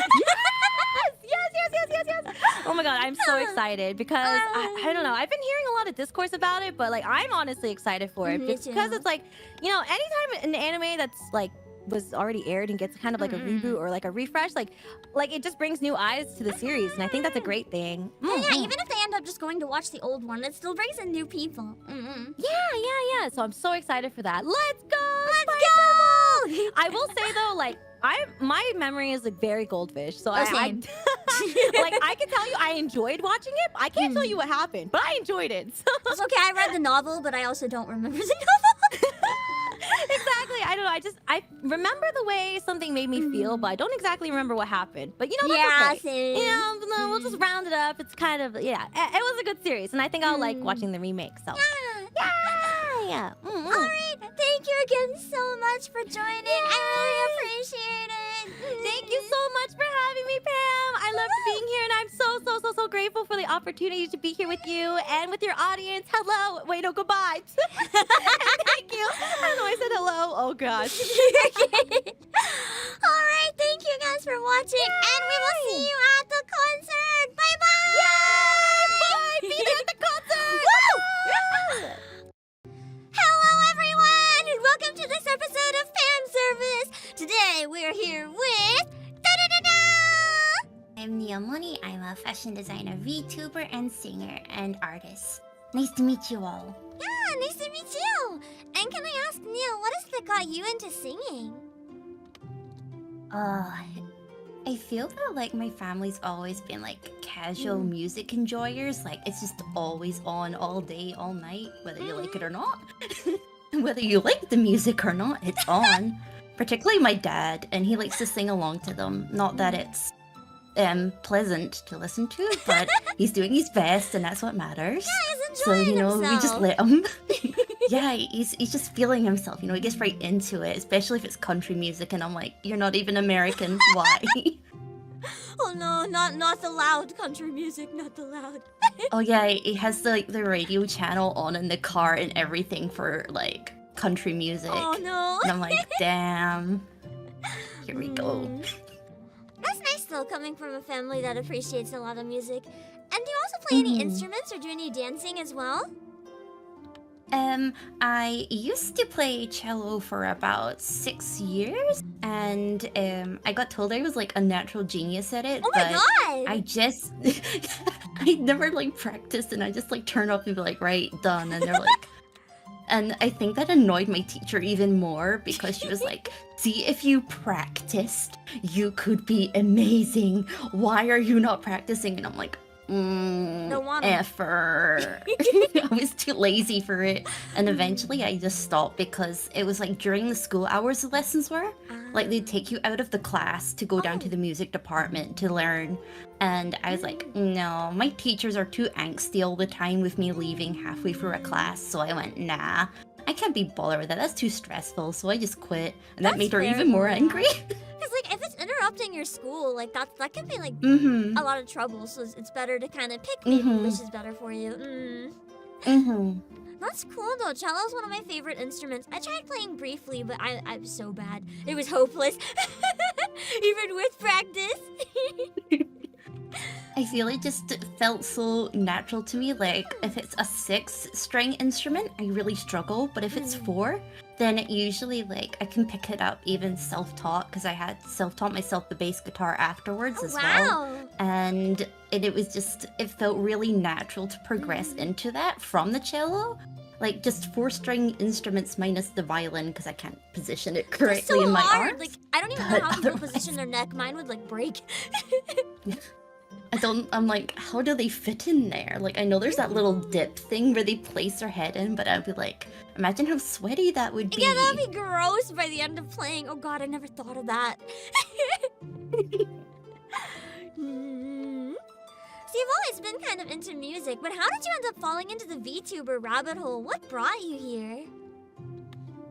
So, all of my friends suddenly became VTubers, and I just kind of sat there like, what y'all doing? And they're like, we're streaming as anime girls, and I'm like, you're what now?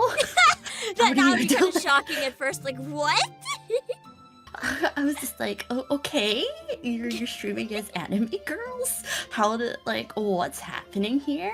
And they're like, yeah, we joined this, like, company. It was, like, one of those, like, ones that, like, disappeared within a month because it wasn't properly organized, and they all became indie in the end. So not, like, a proper corpo type thing. No, but they were It was doing their kind of yeah, it wasn't their fault. It was like just they went, oh, we just paid for the models and that was it.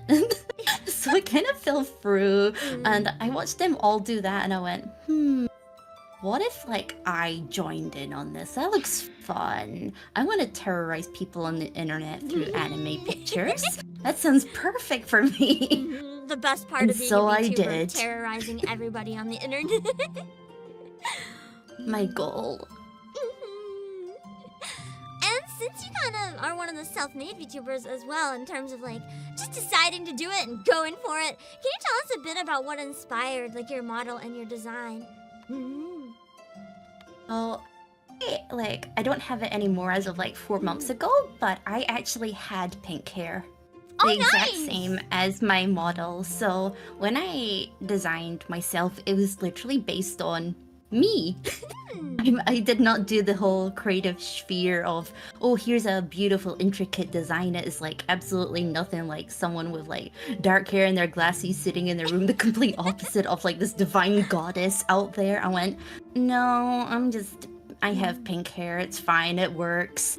And I will just, and like the body type and stuff as well. It's basically just me, but with outfits that I wish I could wear Oh in yeah. person without like getting harassed. Yeah, or without like ruining your entire wallet. Yeah, pretty much. Yeah, that literally sums it up. Yeah, that's kind of cool though, because it doesn't have to necessarily be like different from your IRL self. I think that's pretty cool too when people make like an anime version of themselves, because then it's kind of like a digital expansion almost. It's cool. Mm-hmm. And as someone who also works as both a singer and an artist. Do you have any like? I can be either a musical artist or like a drawing artist. But are there any creators that you really look up to in like the community? And what is it about them that you love so much? For art, because also he's done Pina Penguin's VTuber model. I love Rino Tuna so much. Like their art is so like full of expression. The use of saturated and desaturated colors together, their outfit designs. I'm like chef's kiss. Like I would like lay down my life for a Reno Tuna model. Like I'm just like I love, and like if it's someone who's like a combination between a VTuber and an artist, then Diariku is definitely like up there with how like intricate and how much detail she puts into making sure everything is like riggable in a realistic way, but without being really jarring to the anime style. It's like, wow, like, geez, no wonder everybody wants one of her models. Yeah. I'm sure it makes a really big difference to the riggers too, because like drawing for live 2D and drawing for like the sake of drawing, it's so different. You have to make so many adjustments. Oh yeah, for sure. Like the amount of times that people like don't cut things correctly, and it makes it such a more difficult process for the live 2D people. That's why like I don't do VTuber models, because I'm like, my art process is the exact opposite of what's needed for a live 2D model. Yeah. Like I slap everything on one layer. They just look at that and go, this is a hellhole. I hate this. There's no names on the layers. This is like, what the hell's a gradient map? And Yeah, I I'm like, don't sorry, even I know. don't know how to color. I'd always thought it'd be cool to make a VTuber model, but I'm kind of in the same boat where I'm like, I do set things so simply and stuff that I could never. It would torture the rigger. Lee? Do you have any really memorable moments from your journey as like a VTuber or a singer? It could be something unrelated to stream too, just like a fun moment related to singing if you have anything. Like, when I was just an artist, like before I did VTubing and stuff, I like to sing now and again, so like people knew, like my friends and stuff all knew that I sung. And so I was able to do low notes then. I can't do them now. Like anything is difficult then, but someone that I used to be friends with, not in a bad way, just we don't talk anymore. Yeah. So just mutual parting, was like, oh, I can't do the harmonies for my own song. What am I gonna do? And I was like, and they just turned up to me and were like, hey, can you like, you're really good at like making people sound like themselves if you did the harmonies. Can you like do them for me? And I was like, okay. And so then I handed them in, and the mixer thought I was a guy, and I was like, Oh man. And the worst part is like, it was quite a popular utaite who was mixing it as well, and it was like a Japanese utaite that I like listened to from like childhood, no! and I was nice. like, oh man. The first comment wasn't even anything about like how good the vocals were. It was just, oh, did you get a guy to sing with you? And I'm like, Maybe they just thought the vocals were that badass and cool. You never know. it was really low, but I was like, man, this is my first meeting with this person, and it happens to be that. And it's been ingrained in my brain ever since. I'm sure the cover turned out really, really cool though. It was really Nice. pretty. The singer did a wonderful job. I think her vocals are very pretty. And speaking of like music collabs in general, because that was kind of a collab with your friend, but if you could have like, if you could manifest any dream music collab, it doesn't even have to be another creator. It could be like an anime or a game. Is there anything that comes to mind that you would like love to do someday? If Grand Blue Fantasy ever hit me up, I would just be like lying on the floor and be like, I would do anything. You can tell me to bark in this song and I don't care, I would do it. Well, listen, she will literally would do bark in this anything. song. You guys have to, please. Please. I'm just like, I would do anything, like half the music, half the times in English. I'm like, I'm right here. Don't worry, guys. I'm right here. Grand Blue Fantasy, right here. Biggest fan, right here. Play every single day. I have not sat through Rise of the Beasts event all this time to suffer to not be allowed to bark once in a music song.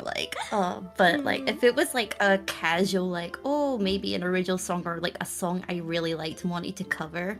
Like, definitely, like, I can see, like, a few VTubers I'm like, yo! Like, would happily just, like, grab them through the screen and go, you will sing. You just You will drag them record to your those microphone. lines. You're like, it's not, do you want to sing? You will sing. You will. Oh, yeah, like, I just feel like, just sits there over them menacingly, just being like, please sing. I will give you my life. Just sing the damn lines. Moving a on few from of those would be terrorizing like, just chat on the internet, terrorize the VTubers now too. oh yeah, definitely. Like Shiki from like previous Prison Project. She's and so good. yeah, I'm like, oh my god. Like to be honest, any of the Prison Project gals, like their vocals are like chef's kiss beautiful. And probably another collab probably with my friend Momoki because like I love her. Like her vocals are just like so top tier. I'm just like, I love you, queen. When you're not busy, when you're not dying, please. She is so accept busy, me. to be fair. What? Oh yeah! If you ever got to do like a really big concert, like we're talking like Miku at Coachella level concert, do you have like one song in mind that you definitely want to include? Oh god. So like I'm sorry, like thinking if the audience was all like fellow weebs, like I don't have to fear like a bunch of people going, oh, what the hell is this random person singing like in Japanese or a Japanese song in English for? Everybody's a fellow weeb in that concert hall. Probably something like Kokoro Nashi, because I feel that song is like it can't be conveyed in the same way through just a regular recorded cover because it just has so much intensity and emotion in it. But I feel like with the reverb of like a concert hall, you could really just go for it. You go for those high notes and really pull out all the emotion and everyone will cry. I just think that would be so atmospheric. That's one thing I really like about live performances, just like getting to hear how much more emotion is in them. Not even just because of the concert hall, but like even live online, because like there's no timing or tuning or anything, right? Sometimes going slightly off pitch or whatever can actually add so much to the emotion, just the imperfections. Totally agree. And so I know you're also kind of like a virtual fashion designer and character design artist. You can make lots of different cool outfits. I still remember you made one for me once. It was super, super cute. What inspired you to start getting into like fashion and character design?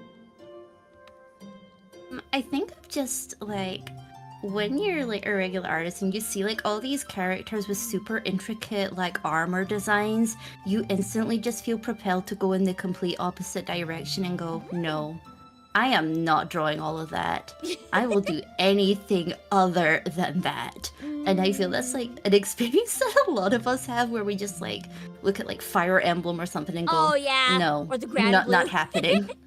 Oh yeah, like we just look at it and go, no, we're not drawing that. No. You couldn't pay us enough to draw all of that. Like Final Fantasy as well. Oh I'm just yeah, like, oh god. I feel that. I have fear. I have fear from how intricate and how much detail the armor and everything has. I'm like, nope.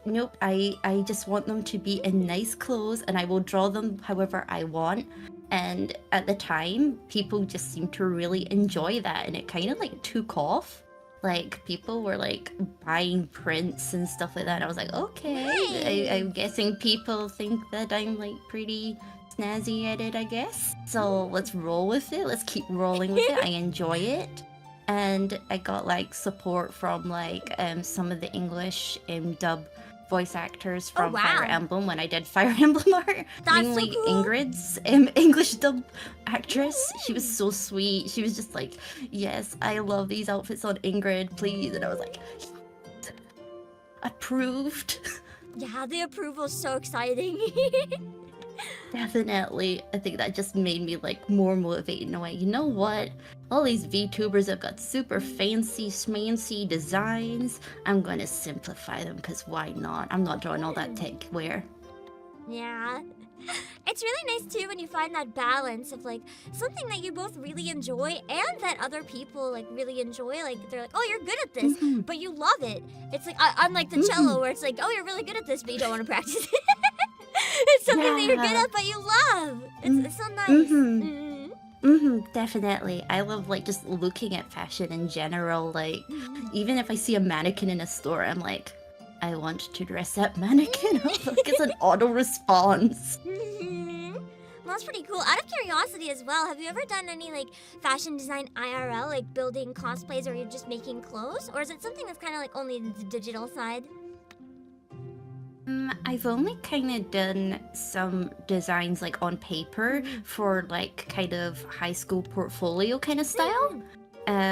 Because my class didn't get access to like the sewing machines or anything, so we didn't have like the teacher who could teach us it. So, but I did remember I did get offered to go to the Glasgow School of Art Oh, wow. to like do fashion stuff, because I got like an A in my art, and which was part of like some of the fashion designs as well. And the teacher, she like absolutely hated me, but even she was just like, I have to give you credit for this one. You seem to be the only one that's actually like trying to draw an outfit. Oh, And I was like, wow! "Thank When you you." get approval of the teacher that hates you, that means almost more Yes. than approval of a teacher who likes you. Oh, definitely. I was just like, yes. Because like her favorite student was in my class, and she got told that like she just wasn't creative enough for it, and she wanted to do fashion, and I was like, oops, I'm going to uni for psychology. I'm not going to fashion school. My bad. And she was just like, "Are you applying?" And then there was like this kind of convention for universities, and they were like all there, like wanting students to like go to their university if they thought they were a good candidate. And so I only went over for this girl because like her friend was my friend. We both went over to it, and they started asking about me because the girl said, "Oh yeah, and he is really good at art and stuff and does like fashion and stuff and illustrations." And I was like, oh god, no, don't put me on the spot. I'm only here for your friend. I'm not here for me. I'm applying to a different uni to do a natural sciences course. I'm in the complete other end of the spectrum here. And then they were like, do you want to come to our school? We'd accept you. And I was like, And then they were like, oh yeah, your friend's grades on the other hand, we'd have to think about it. And I was like, That's so rude to say right in front of her. Oh my god. I wouldn't want to go there anyway. Yeah, I was like, oh god. I mean, I had other unis be rude to me about my English grades, but I'm just like, it's okay, I can't read, who cares? That's why you're a VTuber. We don't have to read. It's fine. Exactly. I don't have to read, I just have to look good. That's all that matters. Exactly. We just have to be cute. That's all that matters. And out of curiosity as well, just a bit about your process. What do you think about when you're like making a new design for like a VTuber or a character? What kind of thoughts go through your mind when you're planning it? So if it's for like an existing VTuber, like they've already got their concept, they've got like their main original design, and they maybe just want another outfit or with a different vibe or something, I always still try and call back to what their concept is. Like, I feel that completely doing something in the opposite direction, I feel is like a bit of a disservice to their original designer. And also, like, it's their branding. I don't want to deviate too much from that. They've built their concept on this. And so, like, I even look and see, like, is there any little motives? Is there any, like, parts of the design that's often reoccurring? Like, do they have, like, lots of ribbons? Do they use like cross patterns? Do they use a lot of frills? Do they like high necklines? Do they like having a boob window? Like, what are the things that's normally there that says it's them? Or even like, okay, like for like the little fan art I did of you, I was like, okay, so there's like royal vibes, and because that's like part of it, and like you're representing like a company as well, you're like important. Yeah. So, and like you've got blues and stuff in there as well. So I was like, that's what made me kind of think, okay, let's think of like I don't know what era of fashion it is, but like old royalty outfits where they had like their big puffy sleeves and things. Yeah. Where so like those kinds of vibes is instantly what I went to, because I wanted to be like really like cute and not like overly like sexy or anything. Yeah. Like we saved that for the other VTubers who like want their I don't boobies need to out or try. I'm just something. sexy by default, so like I don't have to have the Exactly. It'd be too powerful. They can't handle it. No, they need can't to handle it. stop. So like that's the kind of little things that I like think about and go, I want to call back to what their concept is, and like I'll research it as well and like go into like little things. Like I designed a character for my friend Zena recently, and she wanted like a rework of her design because she just did it herself and was just like, I want revamped, I want to serve cunt. And I'm like, okay, we'll go with this. And when I told her like all the little thought processes that I went through, saying, okay, this is what I think of when I see your graphic designs, they're very like based on shape, they're very like clean, very sort of modern technology vibe. And she was like, you actually thought about that? And I was like, yeah, that's why it's implemented into your design of being like a futuristic witch looking thing. And she was just like, oh my god, you actually like thought about my designs. I'm like, yeah, why would I not?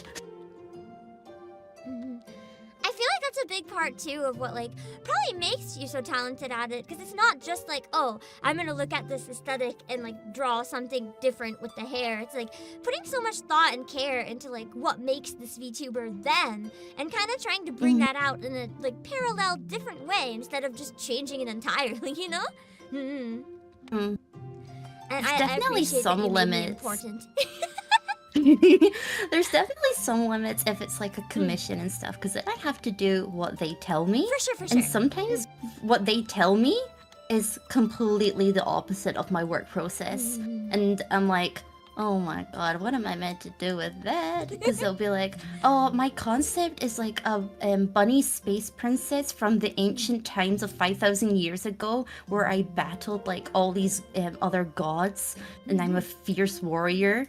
And then it'll be like, I want bunny techwear. And you're like, what am I meant to do with that? And I just kind of sit there like, that does not tell me anything other than you are a bunny. Yeah. And I can maybe put some space elements in it, and that's it. Like, it just doesn't read as, this is a space bunny princess who's a fierce warrior and has killed other gods. Yeah, there's like too It much just to says, work with I at play once. Valo. It's just, I play Valo. It's kind of like, this kind of the freelance life though sometimes. You know, with commissions, sometimes you get one that's like, oh, I can make really good stuff with this and it works really well for me. And sometimes it's like, you want what? And they're like, yeah. And you're like, okay. It's just like, we've just got to do it. We've just got to do it. I'm not going to question it. It's their choice at the end of the day. Just makes it a bit more difficult for me to think, is mainly the main criticism of it. It's just, it makes me have to think more. And I don't like thinking very much. Yeah. That hurts my head. Thinking is a lot. I'm curious as well, are there any VTubers that you'd really like love to work with someday to design a new outfit for? Like, if HoloLive ever wants to hire me, I would absolutely love to do anything for HoloLive Indonesia. Like, I just love their design so much, and I'm just sort of like, I would love to like dress up the likes of like Ollie or something and be like, I would love that so much. Yeah, I saw one of your designs that you made for her with like the ribcage shirt. That was so cool. Yeah. Like, I think, like, she's just such a fun concept to work with as well. And her color palette is just so good. Like, there's so many options that I'm like, I would happily just have her just stand there and be like, here's a million outfits for you, queen. I will give you everything you want. Mhm. She's so kind to everyone too and welcoming to the community. She's like one of the very positive figures. It's always nice. Mhm. Oh, definitely. She's so sweet. Aw. And I mentioned I remember you talking about Grand Blue as well, and I saw that you've been playing Relink. Have you played like any of the other Grand Blue games as well, or is this like a new one for you? I've like played the mobile version of Grand Blue since like 2018. Nice. So I'm not like the newest player out there, but you know, like old enough to know like the earlier events at least. Yeah. I was there when the sky is blue, what makes the sky blue events. I was there for my husband Sandalphon Oh my god. when he was wanting to kill everybody. It's fine, he's redeemed. He's redeemed, he's got his new grand. So like I haven't played the Rising game for like the fighting game. Yeah. Though I am interested in trying it. I just haven't done it yet. But like I just went Relink, I've got to play it. Me too. It Gotta was my play it. It first looks so one. They definitely changed things like about the lore and things, which made me like appreciate the fact that I had already like played Grand Blue, or else I feel that there was like bits of it that I kind of thought like, oh god, newbie people are gonna be so confused what on earth half of this is. And I just thought, oh thank god I don't have to actually think about this. I already know. Mhm. But yeah, it's got a really nice aesthetic too, and the music is like, what I really like about the music in it is it sets a really nice tone for the atmosphere. Like, the vibes are completely done by the music. There's not a lot of narration. There's sometimes, but not a lot for like the setting. It's a purely kind of like hear it and see it and be immersed, and I like that a lot. Yeah, Grand Blue's OST is definitely like some of my favorites out there. Like the team that works on the music side are like so dedicated and so passionate about it as well, and I feel that really comes through. Yeah, it's really nice to see when like teams are super passionate about their work, because then we can feel the passion in it and we're like even more excited. And I have one final really important question to ask. Can you tell my viewers why they should go and subscribe to you right now? I'm super swag and cool, and yeah, that's the only reasons you ever need, because That's it's true. Alright, thank you so much for making time to join today. I know it's pretty short notice, so I'm really glad you were able to make it. Okay, thank you for inviting me and adjusting time zones for me. Time zones for anyone are hard. Trust me, I've worked with like so many time zones. You are so good. It's always a curse. Alright, thank you again so much everyone who watched as well, and I will see you guys later. Bye-bye!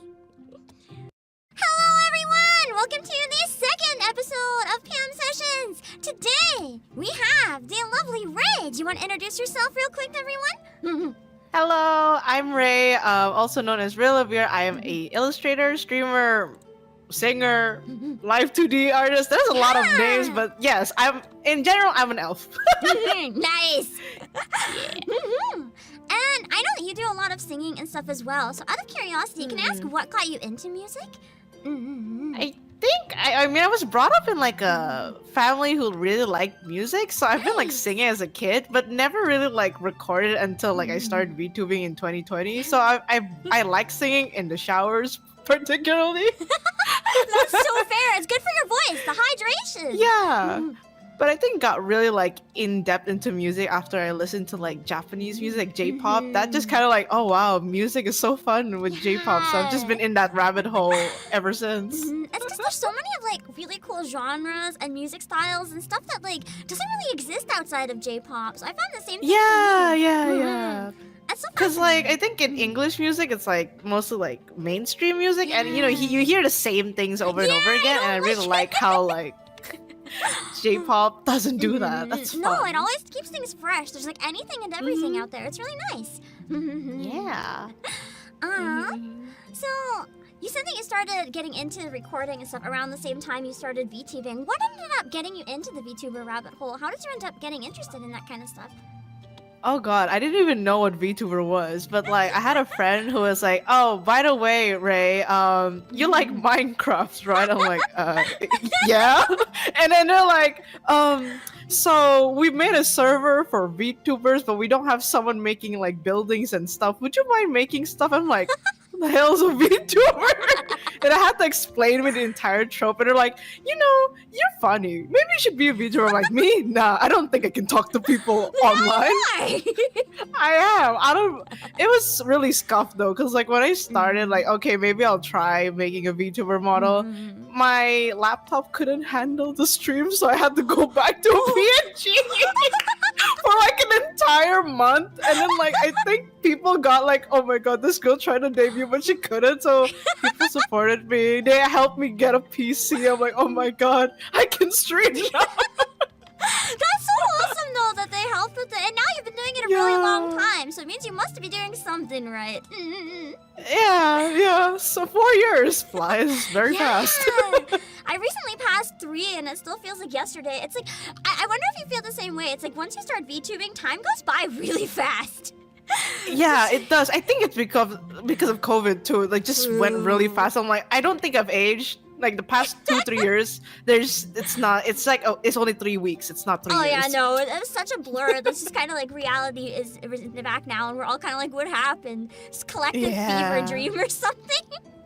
Yeah. Oh my god. Wait, how did you like end up, being a VTuber actually? I'm actually curious. What got you into like, maybe I'll sign up? I'm gonna be honest, I just took my company's money and decided I'm gonna become a VTuber, bought a model, it was great!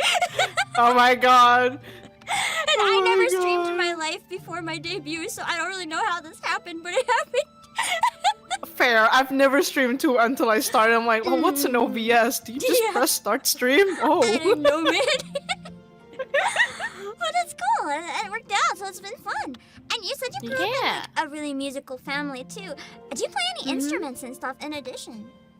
I used to play piano and violin, but I sucked at reading musical notes, so I gave up eventually. Piano is so intimidating. All the fingers moving at once, my brain can't handle it. Like I can play other stuff, but not piano. Yeah, it's hard. Like I like to copy what my teacher does in piano, but they get mad at me because like, hey, you should read. I'm like, reading? Reading. Right. I had to Reading? take like, well, I didn't have to. I wanted to take a few singing lessons for a while. And my teacher always wanted me to like look at the sheet music for it, and I just like start sweating. Like I don't know how to read this when it comes to singing. As someone who's also interested in singing and stuff, what is one of the artists that you really look up to? And what is something about them that you love? Ooh, artist voice. I have like 2 that I think I've been like I thought like I never had like an Oshi or like an artist I really like, but like growing up I always listened to Nano. Oh yeah, I love Nano! Just because like at first like you know how like she never did a face reveal, so I was like, are you a guy? But then eventually it was not a guy, and I'm like, how do you reach that low? And I'm like, oh wait, she sounds like me. I'm so like, jealous. I've always wanted to hit those low notes. I love like in Never Everland the notes that she hits. I'm always like, damn. Yeah. I really like Nano, and then I think for this guy's also like a seiyuu, but he also sings a lot, and it's Miyano Mamoru. Oh, nice again. Very based. I don't know. I like how he brings his emotions and like the way he writes music. It's like I don't know. Until now, I'm still a big fan. I think he does a lot of like musicals and stuff too, doesn't he? It might come from that. Yeah. So I really like look up to those 2. And kind of related, but it doesn't have to necessarily be a singer. It could be like a game or an anime. If you could have any one music collab with like anything or anyone, what would it be? Ooh, that's a iffy one. I feel like since it's been on my mind lately, it's like Persona. That would be 3. so cool. I've been like singing like covers of it because like it really just unlocked a very like old memory in me, and I really like the series in general. That's so fair. What I really like about Persona 2 is that like they have such distinct like tastes in music and flavors for each game. You can immediately recognize it, and it's always really good. Yeah, I really appreciate the lyrics because most of the times it's Lotus Juice is writing the English lyrics, and it's always like, how do you make all these sound so good, and it has so much meaning. Like the newest song, the opening of Persona 3 Reload, that hit home like too hard. It's always kind of nice though and cathartic when you find a song that just it hits so hard that you just sit there and like loop it for an entire day. You're like, Yeah. I feel this.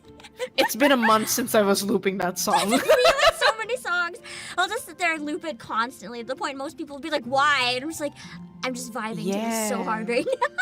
Yeah. The best feeling. If you're not a singer, you don't understand. So true. As like a musical performer and a singer in general as well, it doesn't have to necessarily be like related to streaming. It can be just a fun childhood memory or anything. Do you have like a really nice memory related to music and stuff like that?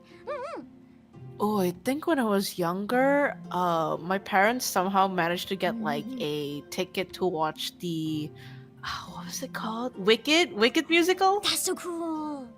And seeing that live was just like, oh, wow, I want to see more, but like, not a lot of musicals come to Indonesia.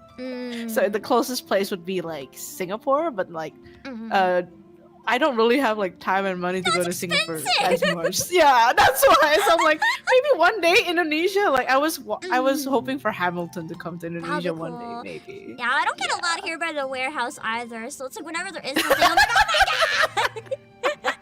Or whenever I travel to a big city, one of the first things I do, I'll look at the list. I'm like, what musicals are in town? So true. So Just true. in case there's anything good. Yeah. So do you like musical theater in general, or is it kind of like is it one you know, or do you know like in general other ones as well somewhat? I think I only know like a bit. So the only ones I've known is like Hamilton and Wicked, but like I think there's like other musicals that I've heard about but haven't actually watched them. That's fair. I'm pretty much the same. I was just gonna ask if you had like a dream musical role, but it's totally fair if you're not as familiar with them. What if there's any? Yeah, I'm not too familiar with it. So it's all good. So I have one question that I'm just curious about that I'm kind of asking everyone. It's a bit of a weird one, but if you suddenly had like a solo 3D concert, like something on like the size of like HoloFest or something, like you're in a massive stage at a real venue, and you could sing one song to represent yourself, do you have any song in mind that you would like definitely want to go with? I think it's UUP's Tengaku. I think that one. It's a Vocaloid from back then, but like it was also like, I think that was like my first solo cover ever as VTuber. And I feel like I want to re-challenge that again eventually. And maybe if I ever have like a 3D concert one day, that is probably something I'd be like, hey, I want to show improvement. Hopefully. Showing improvement's always good. I feel like that's one thing where so many people, like, we look back at our old stuff and we're just like, oh my god, I want to die. But I think that's not a bad thing, because it means we've come a really long way if we listen to our old stuff and we're like, oh god. Yeah. So it's kind of a good feeling at the same time, just seeing how much you've improved over the years. I feel like if I did a 3D concert and I sang that and I hit a note that I couldn't hit, I'll probably have like this very surprise face, like, I did that. I hit a note. Oh my god. mid singing, I'm like, oh right, I'm singing. I'll go back to singing. That'd be kind of epic, though. You know, all the viewers always love the scuff, so they just be in chat like, yeah. Yeah.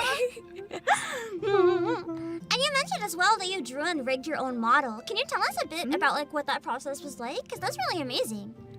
Oh, I think when I first started, I didn't understand anything, so I was just like, oh, you know, it's probably like a what is it called, like a paper puppet. So I thought it was like that kind of concept, and then they're like, oh no, you gotta cut more. I'm like, more. Pain. And then I start rigging like, oh, I can just rig this. What do you mean I have to draw the underlayers? And at first I didn't want to do it because I'm like, okay, I can just commission someone. And then the prices got higher and higher Oh, and yeah. higher and higher. And I'm So like, drastic. Like I remember even like a year or two ago, like rigging would be like 2,000 US or something. Now it's often like Oh, 4, yeah. 6, or even more. Like I don't know how new Yeah. people do it. I look at it and I want to die. yeah, sometimes I'm like, oh my god, I really like their rigging. I look at their prices. As an Indonesian, I cannot afford that. Like So I I'm get like, it because you need to make money and stuff, but it's also very daunting. Just like thinking about having to do that. yeah. It's like good for them. Everyone should charge what they're worth, but it's still scary. Yeah, that's why I'm like, okay, if I don't have the money, might as well learn it myself. Yeah, yeah. And when you first started too, you said it was like back in 2020, so there wouldn't have been as many resources. How did you end up learning? Oh, I didn't start exactly on 2020. I started in, I think, 2022. It was after my it was after my second model because I asked a friend to rig it, and then I'm like, okay, third model. I should learn. At least there was more resources then, so that must have made it a little bit easier. Yeah, it was a little bit easier after like 2022, but like back in 2020, there was There was nothing. basically no info. There was nothing. There was nothing. There was nothing. And I noticed that as well because I am a Final Fantasy 14 player. As a fellow warrior of light, how did you get into the game? And what does the game mean to you? Okay, this started in 2020 where I was basically gameless.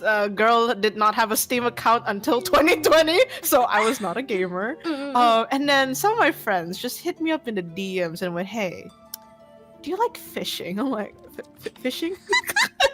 And like, you can fish real good fish in this game called Final Fantasy 14. I'm like, okay, I'll download the game for free. And then like, I got so hooked with fishing that I was like up I was up for at least 18 hours plus just waiting for fishing.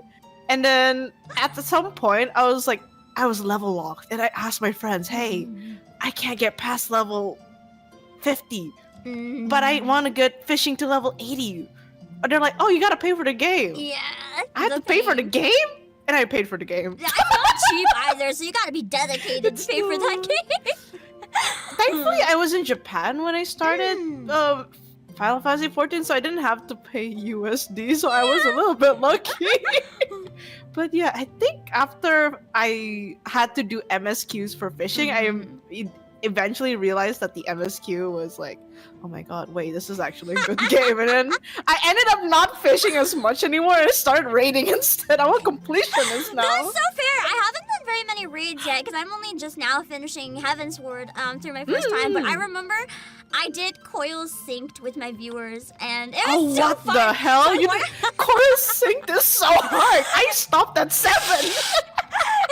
It took, I think, like 3 streams. It was brutal. It's brutal. But It's it was fun. It is. It made me want to get into other raiding, so I'm excited to try to find more of them in the future. But also it's terrifying. Oh, I think you'll enjoy Stormblood because the Stormblood rating is probably the best in for like most of the expansions. It's very fun. It's a very raid expansion. That's like what I can say. That is very exciting because I'm almost there, and I've heard very mixed things. People seem to either love or hate Stormblood, so I've been kind of worried. But now I'm excited. Stormblood story-wise is like, how do you say it? It's not as fantasy. It's more like, get down to business political stuff. Some people may like that. Some people may not. But the raids and dungeons are super fun. That's good. I've heard that it's like the pacing can be a bit rough too, but it gets better. So I'm excited.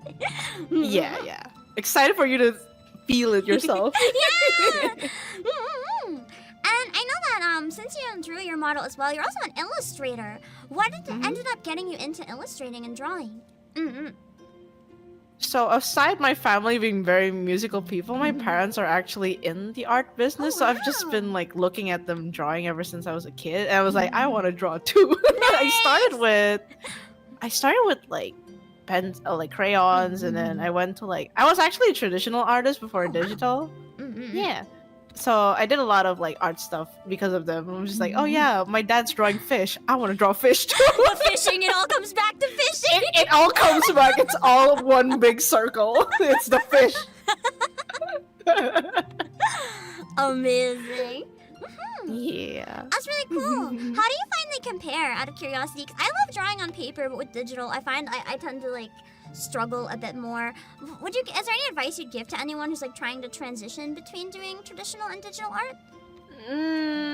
I think with digital art, you have like a lot of room for mistakes. You're able to like cleanly erase things, but with traditional, you don't have a lot of room to like That is the erase downside. things because, yeah, the downside is that. But the thing is, like, I think for traditional, it's much more like forgivable if you have like bad anatomy or messy lines because that's just the you know that's what I like about traditional. Me It's too. okay to be messy, but digital, it's sometimes because you can avoid mistakes, you tend to feel like you shouldn't make like messy lines and stuff. But be free. It's fine. Yeah. You don't need to be good at anatomy and stuff like that. Just draw what you like. It's fine. And you only get better by doing it anyway. So even if you are Yeah. bad, you just do more and you'll get better over time. Exactly. And just on an ending note as well, can you tell our viewers right now why they should immediately go and subscribe to you? Oh shit. The hard question, self-promo, everyone panics. Recently, at least on my YouTube, I've been singing more songs, and if you'd like to hear me struggle from day 1 until day 100 kind of thing, improving my vocals, feel free to see me there. If you're not interested in the singing and you just want to listen to me just, get caught off guard playing FF or like Maybe do some fishing. drawing on stream and maybe some fishing, we might just fish together. You can find me on Twitch as well and we'll fish together, just you and me. Yeah! Man, I love fishing. That hat is you and me. I love ocean fishing, so I feel that. It's so fair. Yeah. And you guys definitely should go check out the singing. Don't miss it. You definitely don't want to. It's great! Thank you. Alright, thank you so much for taking time. And I'll see you guys all next time. Bye-bye! Bye-bye. Hello, everyone, and welcome to Pam Sessions! Today, we're here with... Da-da-da-da! Ohachi! I am Phoebe, your 2.5D fairy tale idol that loves to write my own songs in both Japanese and in English and sing them on both the IRL and the virtual stage. I'm so excited to be here with Pam. And where you sing on the IRL and the virtual stage, can I ask you, Phoebe, what got you into music in the first place? It's kind of weird because none of my family is musical, like at all. So I do wonder where it originally came from, but it's gotta have been from like a lot of like Japanese pop culture, cause I was born and raised a weeb. Nice. My parents, you're right? My parents were the OG anime and video game fans. So they were the ones who showed me, when I was a baby, they showed me the original Macross, which is an anime that they liked to watch when they were kids. And that has one of the original anime idols in it, Lin Minmay. So I used to sing her songs, which probably was just a bunch of like garbled, made-up words, honestly, at the time. But I would sing some of those anime songs they showed me, and then I remember what like my very, very first Final Fantasy game ever being Final Fantasy X-2, which is really random because it wasn't even like 10, it was 10-2. Yeah! I only learned that game existed yesterday. I rated someone playing it. I was like, what is this? It's like 10-2? Why is there 10-2? And I got so confused. Hey, you just learned about it yesterday? Yeah! That's wild!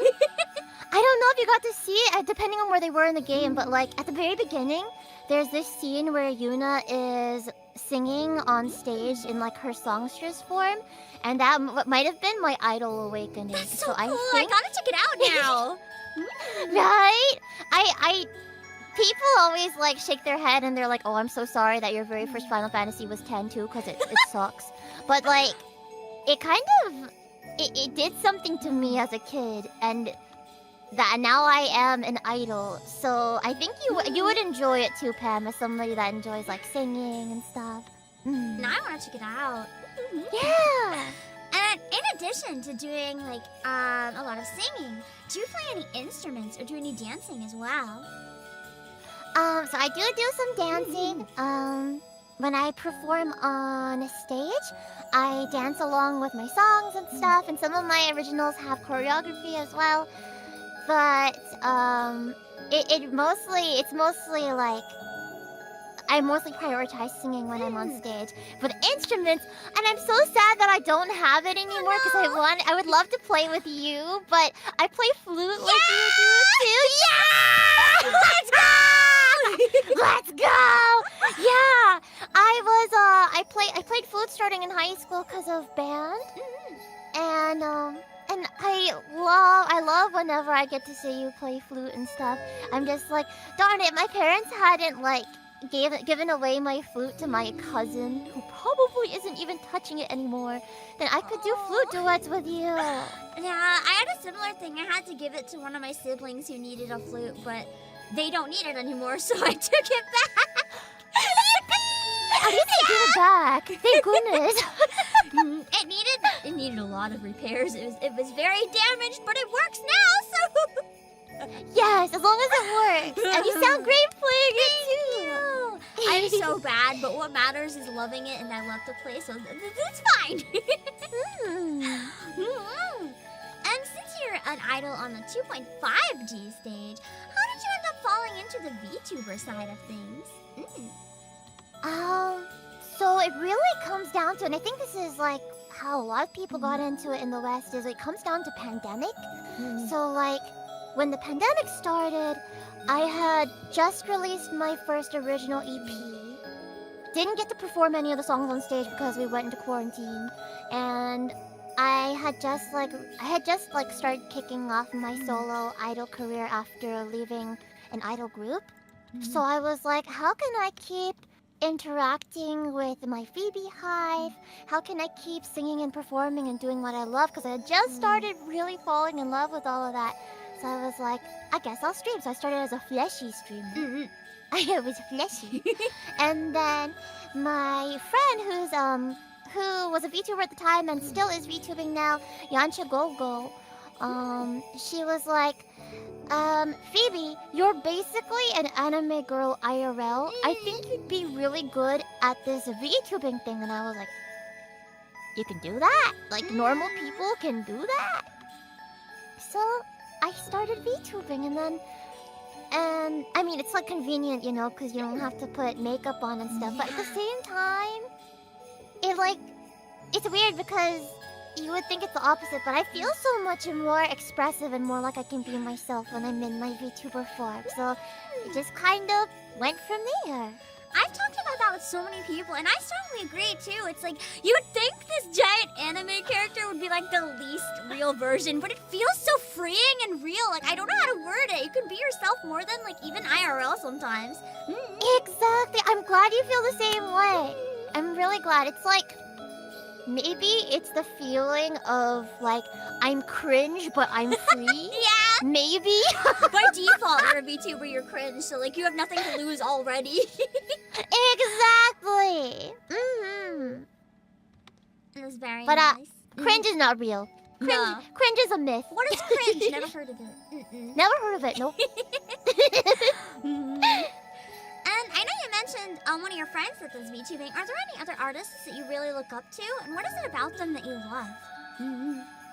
Oh boy. When it comes to people I look up to, there are so many. And, you know, I do a lot of different things, like the singing, voice acting, the VTubing. There's people I look up to in all of those different areas, I guess.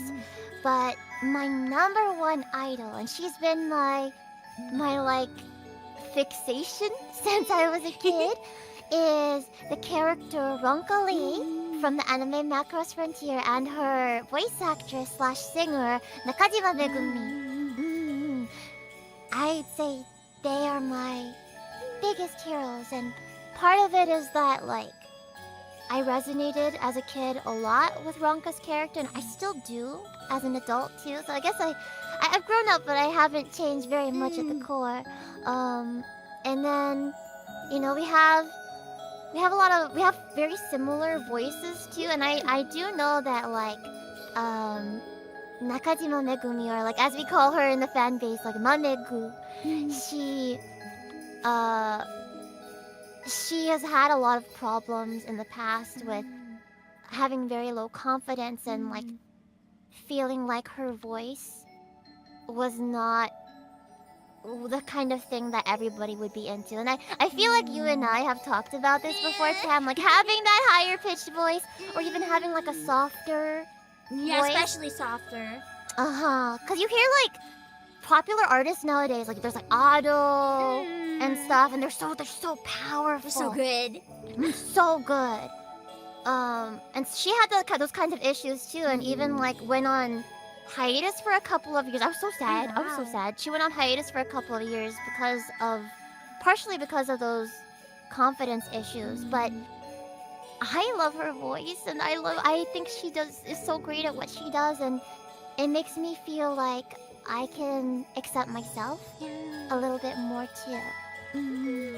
She has my favorite Vocaloid too. Like out of all the Vocaloids, I really like Gumi's sound.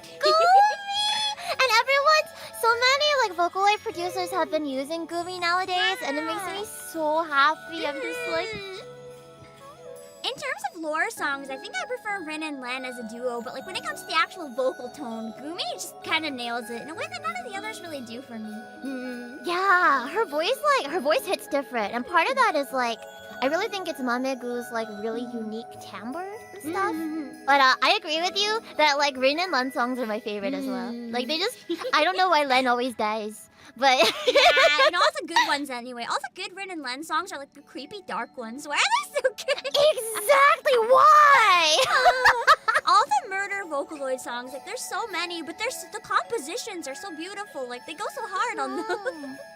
I'm so glad we got to sing Alice Human Sacrifice together. A couple of concerts. That's not a couple. That's like several that was concerts. Halloween like 2 years ago or something. Sorry, I have no sense of time anymore to con stuff. Yeah. But like that one, I was really happy when you invited me to that one because I think that was one of my very first Vocaloid songs. Me too! Yeah! Like as kids, we had such strange fixations on like morbid Vocaloid songs. It's like, as a kid, what did you listen to? Most people listen to normal stuff. Me, Alice Human Sacrifice. Alice Human Sacrifice. Darkwood Circus. what? I know this is kind of Oh. unrelated, but like it just kind of reminded me of it because I know you're also like really into songs that are like stories and stuff as well. Have you always been like that, or did they kind of come from Vocaloid? Because I know for me, Vocaloid got me really interested in like story songs. Oh boy, I think it really, really originated from Vocaloid. It's gotta, because like, not only were there individual songs that had really intriguing stories, but there's like those like series too, like the Story of Evil series, and then gosh, there's like the seven. It's a little bit more recent than that, but like the Seven Deadly Sins kind of series too, and like all of those. What was it, like Tower of something? Yeah, the Tower of Awesome. Yeah, that one. That's so beautiful. And they're so good. And that's not something that I had really seen before, other than like musical theater or I don't know, like certain like concept albums, like Dream Theater stuff, or like Green Day and like stuff. Sound Horizon. Yeah, Sound Horizon. It's not very common, but Vocaloid definitely does it well. One thing as well, because I know you've been doing your musical journey for a while, slowly building up to where you are now. Do you have any like really memorable moments? It could be like a childhood memory or something too.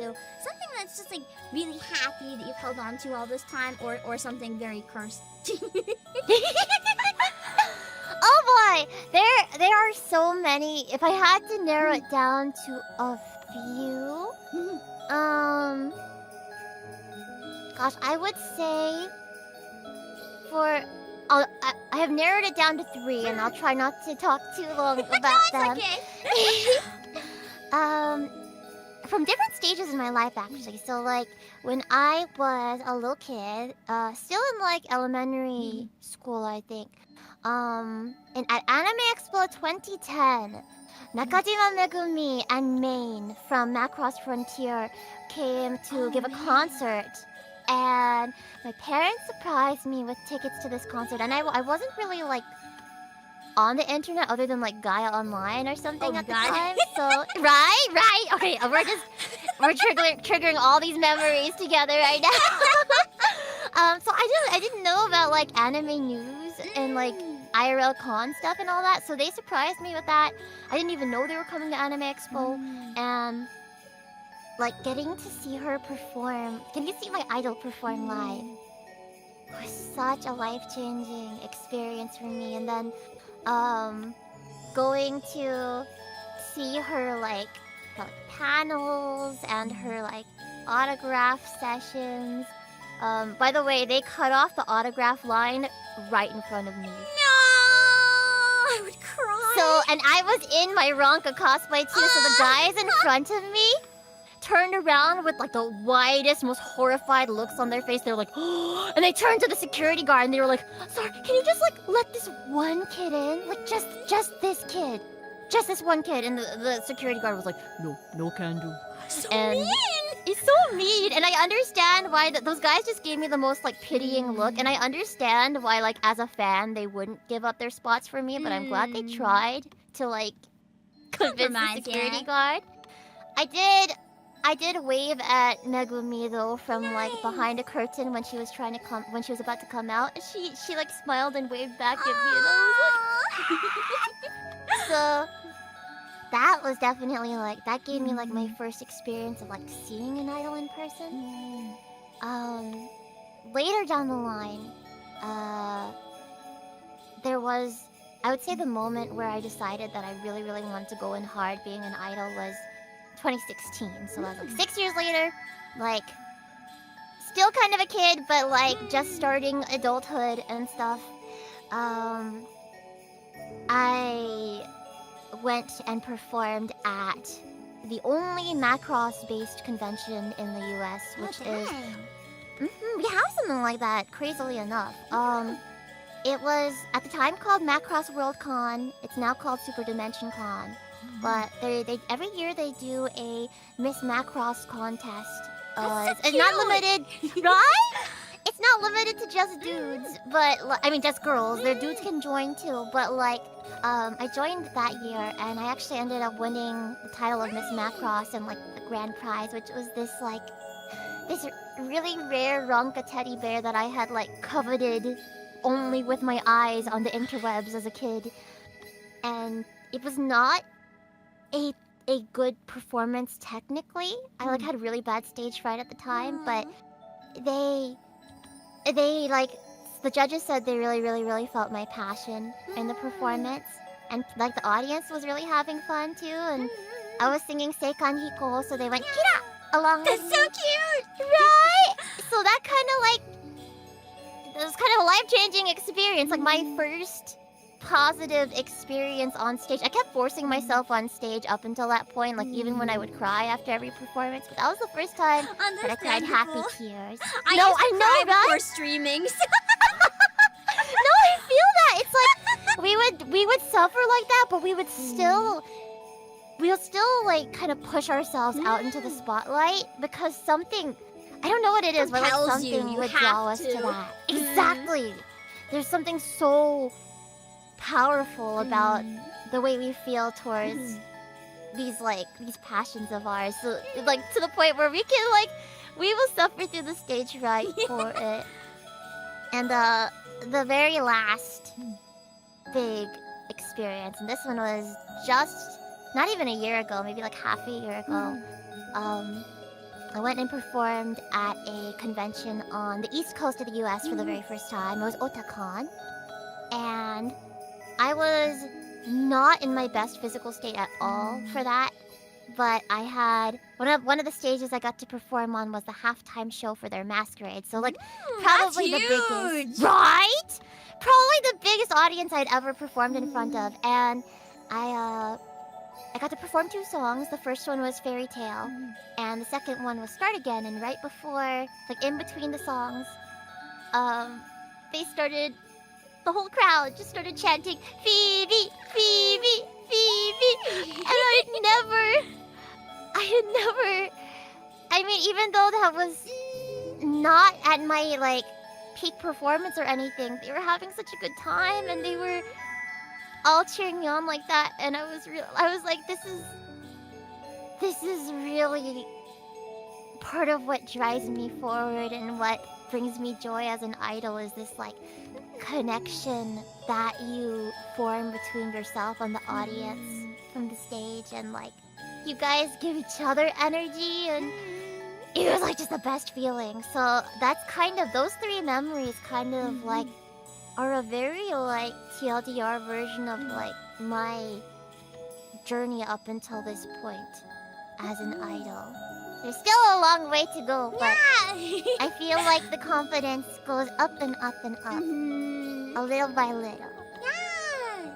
I like that though, because there's always, it kind of would be sad if we reached our goal and then it was done. It's always good when you reach a goal to have, like, new goals and have more things that you want to strive for. It's good. Right. And I think just, like, as creators, we just keep raising the bar for ourselves too, even if, like, it would be nice to be satisfied with yourself at least never to an are, man. extent. We never are. No. You know what I mean? But that's fun too, though, like you said. Kind of related in terms of always pushing ourselves bigger. If you could manifest any one, like, music collab, it doesn't even have to be a musician. It could be like an anime or a game. What kind of music collab would you want if you could just, like, make it happen right now? Oh man. I think from my history, you can probably guess that, like, being able to sing a song for Macross would be, I like, had a a dream guess. come true. But, like, specifically, there's a lot of wonderful composers in the Macross franchise. But my favorite is Kanno Yoko-san, who, like, did the music for the Frontier series. She has such a unique style, and she's, like, such a cute little lady too. Like, she's just, like, this cute little lady who, like, dances around playing piano during, like, the Macross concerts and stuff. And I would love if I could ever, like, create a song with her. I have a friend actually who got to, who won some audition and got to go to Japan and sing a song for Yoko Kanno. Oh my god. And I will always and forever be jealous of them, because I mean, one day, Someday it'll one happen. day. Thank you. I'll do But my not best through to a manifest. contest. It'll come through the pure skill, and they'll learn who you are and be interested. Not a contest. You'll get there by skill. Thank you. And kind of related, but if you suddenly had, like, a massive, like, Phoebe 3D concert, because I know you already have Phoebe 2.D, but if you had, like, a big, like you know how Miku was just at Coachella, like, that style, like, Phoebe 3D massive concert, is there any one song that you definitely want to use to, like, represent yourself? Oh man. As much as there's so many songs that I love. Both originals of my own and covers. But I feel like lately, Start Again has been a really, really big representative song of me and my communities that I've been part of and my journey. Start Again is an original song, and it was the last track on my very first album that released last year. And I wrote it going into my indefinite hiatus before I started VTubing at an agency as a certain froggy instead. So it was like it sounds like a goodbye song, but it's like a see you later, don't worry, everything's gonna be okay, we're just opening a new chapter kind of song.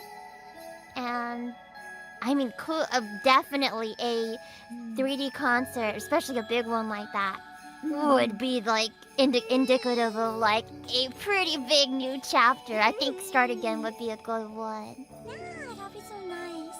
I already talked a little bit about your journey as like a 2.5D VTuber and how it's different. Do you find there were any particular challenges or benefits to having kind of performed in both ways, like on the stage and on stream? I think definitely both of them kind of feed into each other. Because going into VTubing, I already had that experience performing on stage, singing on stage, emceeing, and interacting with an audience.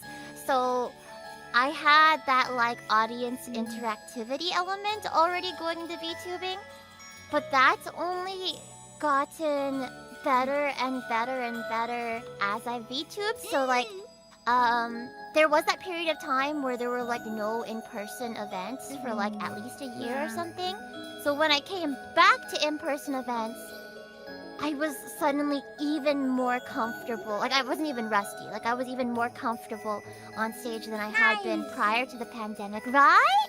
And it's thanks to like interacting with Phoebe Hive in chat. And I mean, I remember like coming back to the stage for the first time in since pre-pandemic and accidentally calling the audience chat.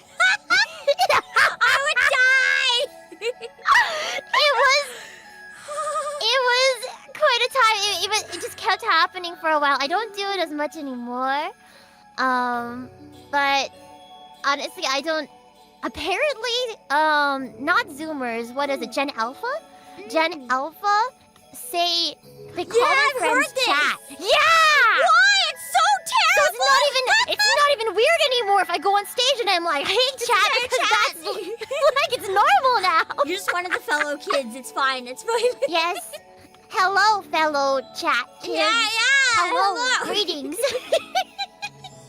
I wonder if it probably came from like kids watching streamers and stuff, but it's like as a streamer, it's so jarring to me because like I separate streaming and my real life like so strictly. So it's like having if someone ever said like, "Hey, chat to me IRL," I think I would actually just drop dead from shock. Like I would perish on the spot. I would not blame you. I do think it'd be weird if I went home and started talking to my family like that. But it certainly is more common nowadays. Very weird times we're living in. For sure. And you're also a voice actor in addition to a singer. Do you have any goals that you want to accomplish in voice acting? And what kind of draw? How do I word this? What kind of drew you to try getting into that as well? I've always been interested in like acting and voice acting, but I had always prioritized music. So like in high school, when I was able to fit into electives, it was like choir and band, and then I like didn't take drama. So I like did it for fun every now and then. And what really got me into it was streaming actually, because you know, you play like story-based games on stream and you voice act them, especially if they don't already have voices, and you do that a lot on your stream. And I'm happy to have been able to join you. And you improved so much by doing that. Like my number one advice to people who want to get into voice acting, I was like, voice act games on stream. Do it, trust me. Legitimately, because it gives you like experience doing lots of different characters and doing cold reads, but also like doing it in front of people. Exactly! Yeah! Because then if you have to do it in the studio or whatever, it's like you're already kind of used to doing it in front of people. The nerves just aren't there. Exactly. And you know exactly what I mean. And that's how I got into it. And it was really because like I was streaming a story-based game that had no voices. It was just a small indie game published by Whitethorn Games, and it's called Evan's Remains. And that was like my very first game that I had finished on stream with my chat. And I think that was actually like before I had even started VTubing. It was like when I was still facecam streaming. So I was streaming it, and then I think like either one of the people, like I don't know who it was, maybe the social media person for Whitethorn Games came in and was like, hey, we really appreciate you playing the game, and also we really like your voice acting. Can we email you an audition for a game that we're developing right now? Oh, dang! Right? And I was like, yes. So that was my first like not fandom audition, I think. And I did end up getting the role. It was as a Shovel, who's this cute little tomato in Whitethorn Games' game Whalefall. It's not out yet. But that was like my first step into voice acting, and I realized through all of these streams and stuff how much I loved it. I improved. Omori really let me practice like my like guy voice and stuff. And then I guess from there I just fell in love with it so much, especially like I've been taking a lot of I've been trying to take more classes, and I just have been finding so many like mentors and teachers that I look up to. I've been collecting specifically big sisters and parents. Nice. Yes. I don't know why, but like you know like Jun Yoon? Yeah, He's like my dad now. He's like one of my dads now. And I love these people, and I look up to them so much, and I look up to you. I look up to you so much. I'm having that moment where it's like Honda bookseller, like please reconsider. Sorry, I'm too far gone. Pam is one of my idols. No. That's really what's like. That's just honestly how I feel. Like legitimately, I admire you, and I admire so many of these people I've encountered in the voice acting community. It motivates me to get better and better. And so I guess, obviously, one of my goals as a voice actor is to get better. But I guess in terms of like a big goal, I would like to get some roles in anime one day. I've like done some games, as you know. Not very many. I want to do more, but I want to do anime one day. And I want to move back to LA. I used to be there, but it was before I was doing any of this stuff. Darn it. I've only been to LA once when I visited for Anime Expo, but I want to visit That again. was your only time? Oh! I hope you'll get to come back again, and hopefully I'll be there at the same time and we can hang out and stuff.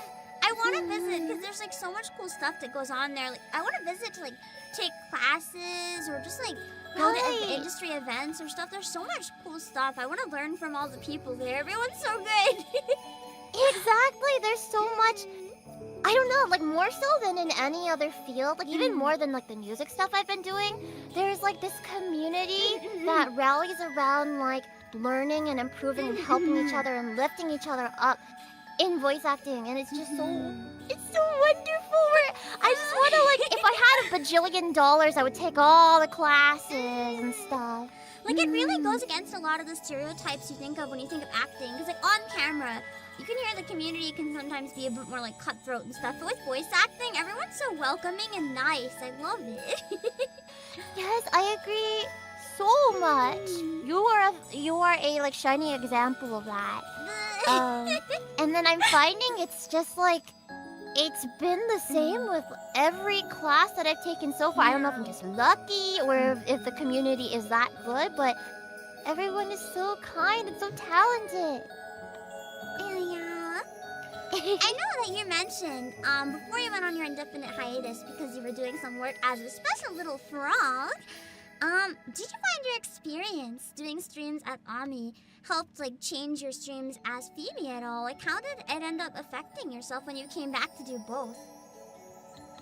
I am so excited to start streaming as Phoebe again once I re-debut, because I feel like I will have definitely improved as a streamer, and I feel more free too. Weirdly enough, playing a character like Ami is like quote unquote a character, but she's like more than a character. Like playing a character has helped me to be more myself. Yeah. But like more than a character, she feels like just another half of me. Like it really feels like I have been split into two: my fairy self and my froggy self. And there's Phoebe, who's always been, you know, like family friendly and very like comforting and like a soothing presence. And Ami is like, she's also very warm, but in the like, in very much like in the gremlin way. More of like my my playful side that I only like really showed off stream, but not even like off stream to all my friends, just to like some really really close people like my sisters and stuff. Like, because I always wanted to maintain like a level of professionality, or I just like wasn't confident enough in myself to like be silly in front of people. But now I'm gonna be silly, and I think Phoebe's gonna be more silly when she comes back, and it's gonna be really fun. And I've learned so many like interesting ways to conduct my streams, to like different kinds of content to do, and just ways to be silly with my chat. And so I think Phoebe streams upon coming back it's not going to be like totally jarring switching between Ami and Phoebe streams. It'll just be like there's two of them. Spider-Man pointing me. You should do a It'll collab be someday fun. with Ami. It'll be wonderful. Like a stream. That would be so funny. Like I think I could pull it off. So every now and then I do set up my I'm still only streaming as Ami for now until the Riri debut, but like I do set up my Phoebe model every stream just in case I want to like flash over to her to like do a silly gag or like interaction with myself on stream. It's a lot to juggle, but it allows for like some really unique content stuff. Yeah. And I know you mentioned as well that you really love fairy tales. Do you have a favorite out of curiosity? I think okay. Yes.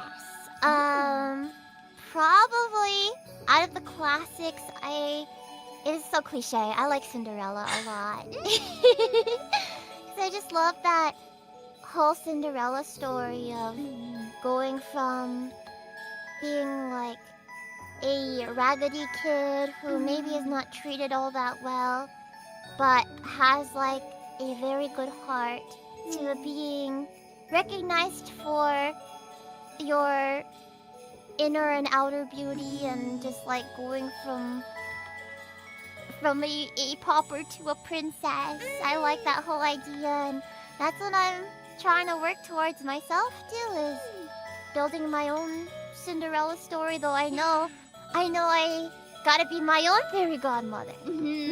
Which is so much more powerful when it's like a Cinderella story, but you built it yourself. You know that you made it happen. Thinking about it makes me want to cry. Not quite there yet. I'm still in the process of like transforming the pumpkin and stuff. Yeah. But you know, it's gonna be a really awesome pumpkin on wheels one day.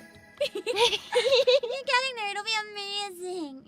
Thank you. And just on one important ending note, because I know I've already kept you longer than I said, I'm sorry.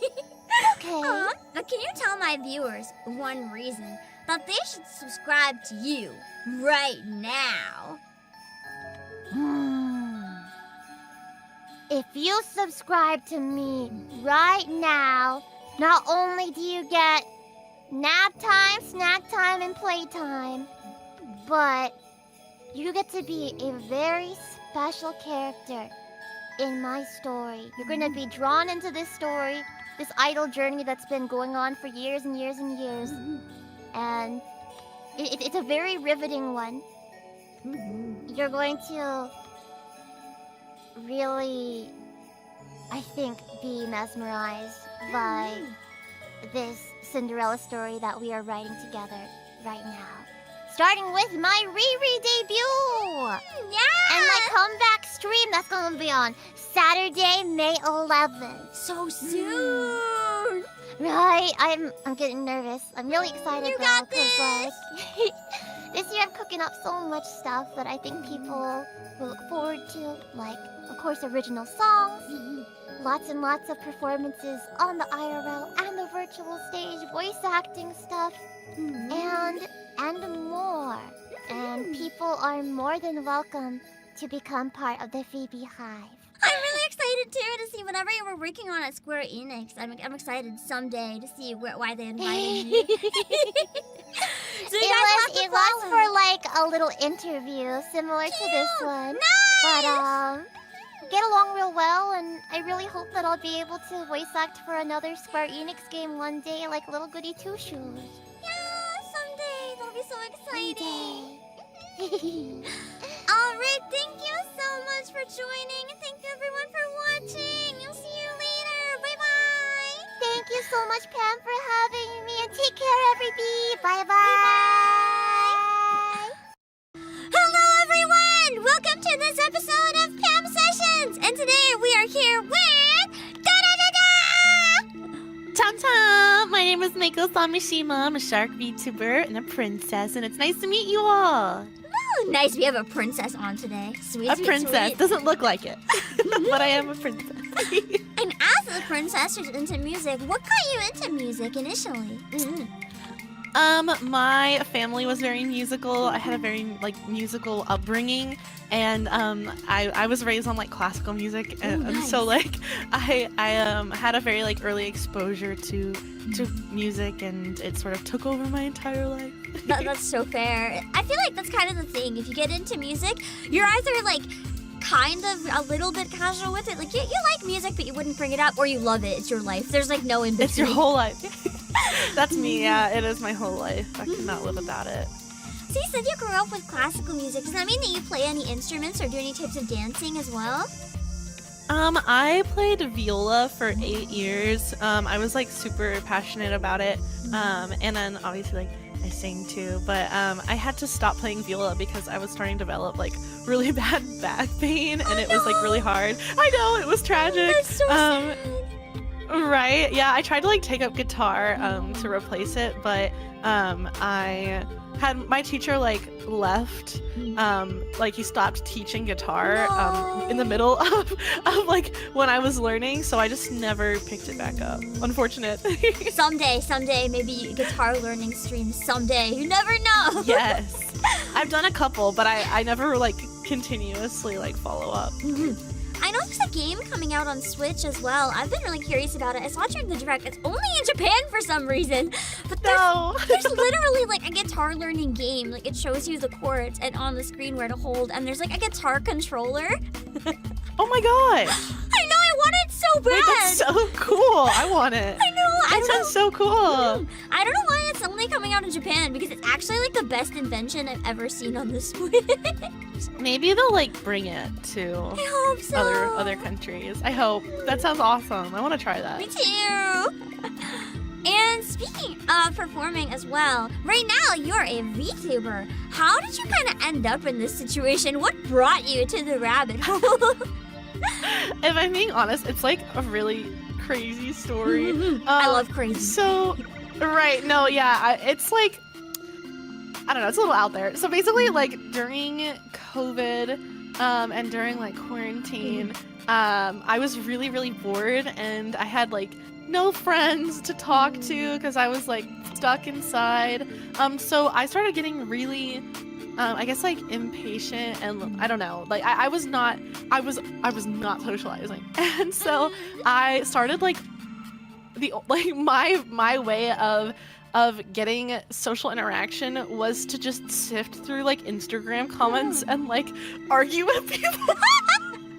I just cause problems because I was so bored. And so I remember I was in an Instagram comment section, and I was arguing with this guy, and things were not going anywhere, and I was I was just bored, and so at some point he DM'd me on Instagram and was hey, I don't think we're ever gonna come to a consensus with this argument, but I couldn't help but notice that you have an anime profile picture. Who's your best girl? And I was oh, my best girl is Ellie Ayase from Love Live. And I was like, what about you? Like, who's your profile picture? And he was like, oh, it's a girl from Hololive. Do you know what that is? And I was like, no. And so he kind of told me about it, and I went and looked it up, and I was like, this looks so dumb. I'm not gonna lie, at first I also thought it was really weird. I remember seeing clips of Right. YouTubers, I'm like, this is bullshit, this is stupid. Now look at this. Now look at us. Right, I was like, this is so dumb. So I was like, okay, well, thanks for like DMing me, like trying to like, be nice to me, I guess. And so I kind of forgot about it. And then a few months later, or maybe like a month or two, yeah, it was like a month maybe later, I was playing a game, and I saw one of the prizes for the game. It was like a claw crane game.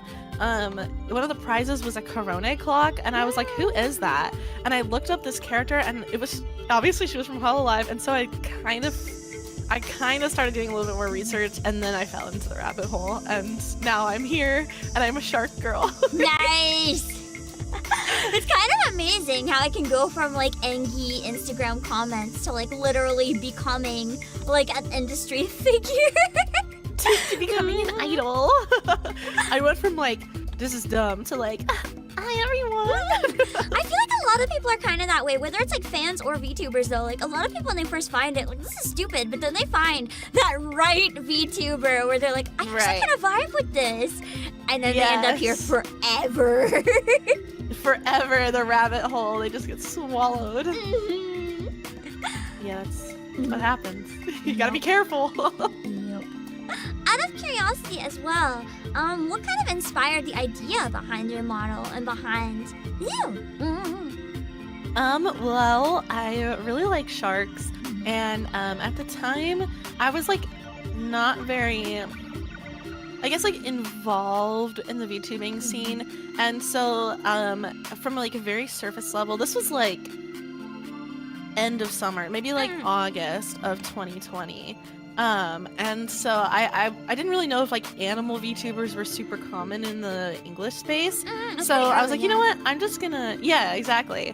So I was like, I'm just gonna do it and see where that takes me. And so I drew up like a shark girl, and we had a lot of character development. I had like some early sketches where I had like green skin and stuff, and it was very like sea monstery.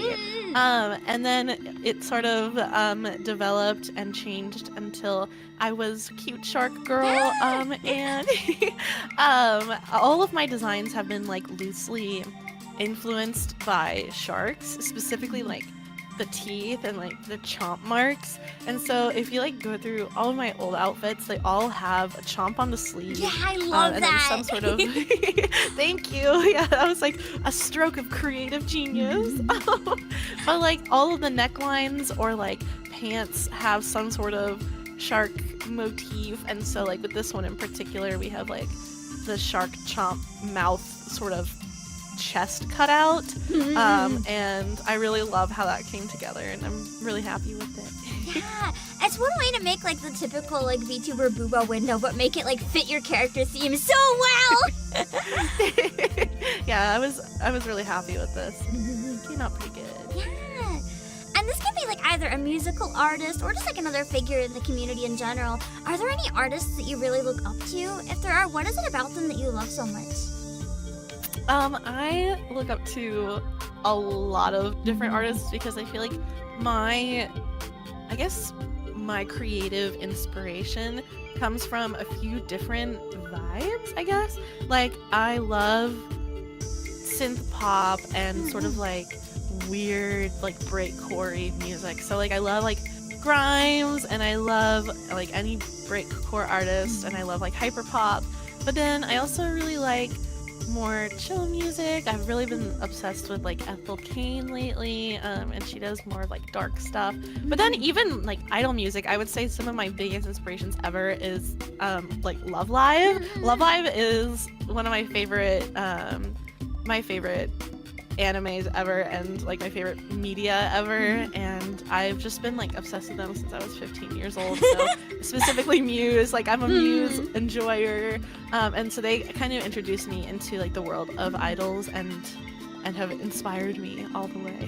Yeah.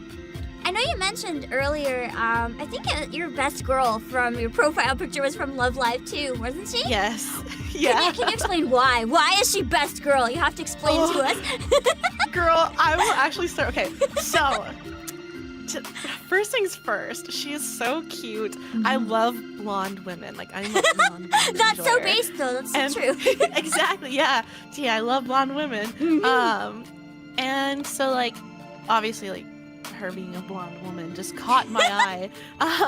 And then, on top of that, in the anime, she comes off as, like, a hard ass and is really, she's, like, closed off as a character because of the way that she was raised.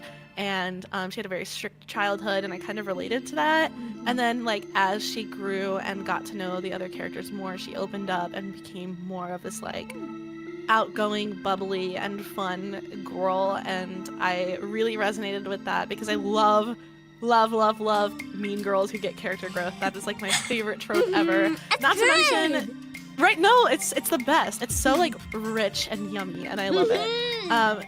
And also, I'm a Nozo Ellie enjoyer, and I believe that Nozomi and Ellie are in love with each other. And so I was like, you know, when you're 15 years old and you're still trying to, like, learn about yourself, you kind of cling on to characters like that. So, and ever since then, I've just been an Ellie enjoyer. I think she has the best voice in Muse, best character development in Muse, and she's just really cute. And I love my sweet angel. Fair enough. And now that you're kind of like an idol of sorts yourself as well, do you have any like really memorable moments? It can be even before streaming, just something to do with performing that's a happy memory that you carry, or a really cursed one. I would say like my all-time peak as a singer moment was when I released my newest song, When I Let Go. And it sort of like took off on YouTube a little bit. And just like watching, I'm not really like a numbers girly, but just watching the amount of people that watched it and replied and reading all the comments. And it's not even just people being like, oh, this is really good. It's like people that were telling me that they could relate to the lyrics and that like I wasn't alone, or that they found comfort in knowing that they're not alone. And the song was like very deeply personal and like a lot of my feelings went into that song. So to see other people resonating with something like that, just it was one of the best moments. And I'm still like, I get the high from reading the comments and seeing people listening to it. It just, I don't know, it makes me really, really happy. I think that's more than fair too, because like even if you're not someone who follows numbers closely, the thing is it's almost at 300,000 now. So like, even if you don't pay attention to numbers, that's a big deal. That you, even if you don't usually look, like you notice that. Yes, I do notice. Yes, yeah. And what was it like realizing when it first started taking off, like just realizing, oh my god, this is actually happening? What did it feel like? I remember like when it came out, it was I saw it hit 2,000 views. I remember that. Like, I think you made a tweet, and I was like, yeah, I did. And then it got really big. I did, yeah. It got 2,000 views, and I was like, oh my gosh, like all of my other videos have about 2,000 views, and this one only took maybe like 2 days. Can you hear me? Yeah, I okay, can my hear you. You're PC good. just turned off. I'm so sorry. No, you sound fine. Okay. Okay. Yeah. So it only took like a few days for it to hit 2,000 views, and I kind of was like, holy crap, like that's huge. And then I went to sleep, and then I woke up, and I was like, I'm gonna check. Like I just want to look, and it was at 12,000 overnight, and I was like, oh, what happened? Oh, and then it just kept going there. It was crazy. Like, I remember my roommate, Mufi, she was like, this song is gonna hit 100,000. And I was like, no, it's not. And then it hit 100,000. And she was like, it's gonna hit 200,000. And I was like, no way it's gonna hit 200,000. And then it hit 200,000. So now we're like, but it's been at 290 for a while. So I don't know about 300, but like the fact that we even hit 2,000, 12,000, like that is crazy to me. It just blows my mind. The other thing too, because you mentioned the song is like deeply personal and stuff. It's takes a lot of courage to put something like so vulnerable out there, and especially if it's about your own experiences and having so many people resonate with it. It's like truly a special experience, you know? Yeah, it's been a very emotional like ride. I think I was wondering whether or not it was worth it to put my feelings out there on the internet, and the payoff was like insane, and I am so touched by all of the feedback. Yeah, I'm so glad that it ended up doing so well. And if you get to do more stuff in the future, if you could manifest like immediately any dream music collab, it doesn't even have to be an artist, it could be like an anime or a game, what kind of collab would you have if you could like make anything happen? I would want to make a song with Love Live. You could so be a that's, new like, person in like the English dub or something, who knows? Yeah, that would be huge. If they ever had like an English, I guess like, I don't know, branch. I know like a lot of companies are branching out with like English branches. True, now. I mean, Like- we have Hololive Ian. Who knows? Someday we could have like Love Live Exactly. Ian. Exactly, that's what I'm saying. It's like, if they ever had that, like, I would certainly, that would be a dream to be a part of. I think like another dream that I would have there is a small group. It's like a duet, a duo of people. They're producers. They're called Magdalena Bay. They have like a pretty big song called Kill Shot. It's really good. Highly recommend listening to it. But they're like peak producers, and I would love to work with them one day. Nice. We can never know.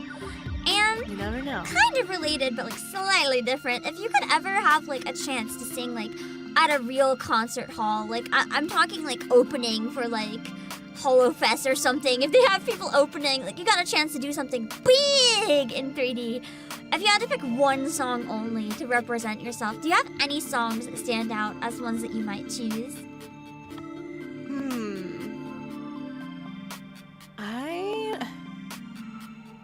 I don't know. If it was like in 3D for VTubing, I would say probably, I think like one of my original songs would be a very motivational and like emotional and moving experience. I think if it was like a real life concert hall and I was like performing it in real life and it was like in a completely different atmosphere, there is a song called Adagio, and Laura Fabian has an English cover of it, and it is so beautiful.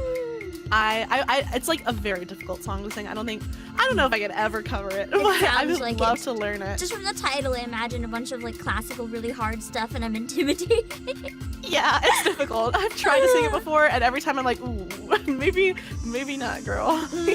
You never know though. There's an album I've been working on learning for like 10 years by Sound Horizon, and just lately I'm feeling more confident. So I trust you can get it, even if it's really hard. Yeah, it is difficult, but we got this. Yeah. You just very, very recently did your first ever ASMR stream. Oh my gosh. What was it like no. venturing into ASMR content for the first time? I felt my dignity pass away. It was deeply scarring and traumatic. It was a donathon reward, and so it was like chat knew that I was gonna be mortified, but I do it anyway for them because it's not like I care about them or anything. It was definitely an experience. It's kind of fun. Like, I actually do have a lot of fun with it. Oh, nice. But I think it will take a little bit of time to like get over the shame. Yeah, it's just like, as someone who admittedly doesn't enjoy ASMR myself, it's like it's too intimate for me. I can't even handle listening to it, let alone making it. It's just so daunting. But I respect people who make it and love it. It's just not for me. No, right. I'm the exact same way. Like, I cannot listen to ASMR. No! I am not an ASMR enjoyer by any means. That's why it's like I feel like I'm so inexperienced, is because like I don't like listening to it. So like I don't really know how to make it. But you have to listen to it in order to know how to make it. So I'm like kind of stuck at that where it's like I'm sort of trying to put myself out there and listen to a little bit more just so I can figure out what sounds nice.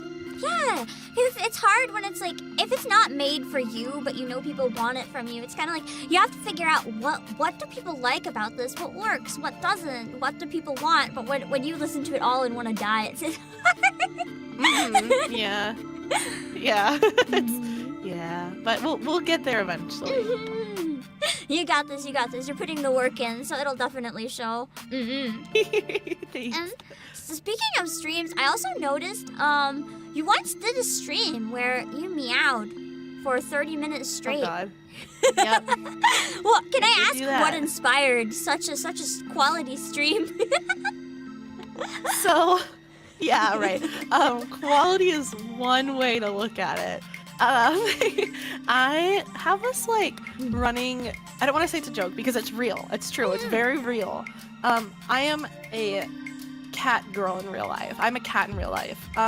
So like on stream I'm a shark, but like in real life I am a cat.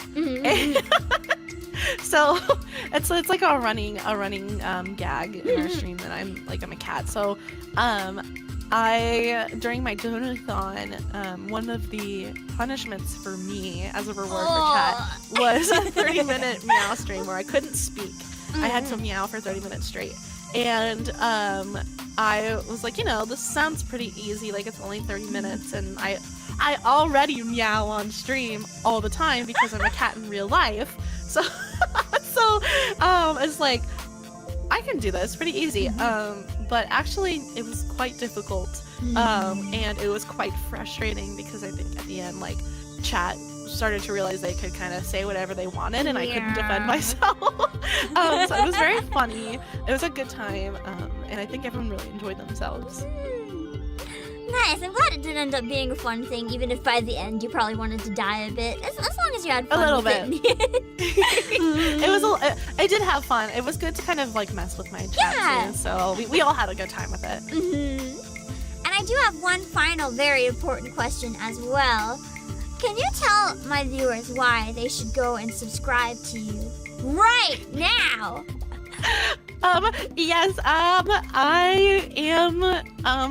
I create music, and I am a shark girl, and obviously like sharks are the best. And a cat. I'm a cat in real life. So if you like cats and if you like sharks, or if you like both, then you should sub to me. I play games and I do a lot of karaoke and a lot of zatsudans, and I like to make fun of my chat and goof off and be silly. So if you like silly little guys, you might like Mako Samishima from YouTube. From the YouTubes! Okay. From the YouTube. I also lied. I do have one more question because morbid curiosity just won. Oh. Yes. Let's hear As a cat who streams as a shark, do you ever look at your model and think it looks delicious? Yeah, I actually look at it all the time and I think, ooh, but like I'm really hungry, like for some fish. I think I'm gonna go have a can of tuna because man, my model just looks so yummy and sharky. And I have a shark tail, so like I have to cover it because if I see it, I get really hungry.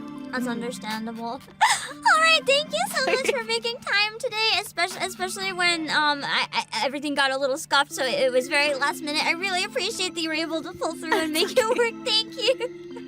Thank you so much for having me. This was a lot of fun, and it was good to like get to talk to you and get to like I don't know, answer some fun questions. Yeah. Thank you so much. Thank you, and we will see all you guys later. Bye bye.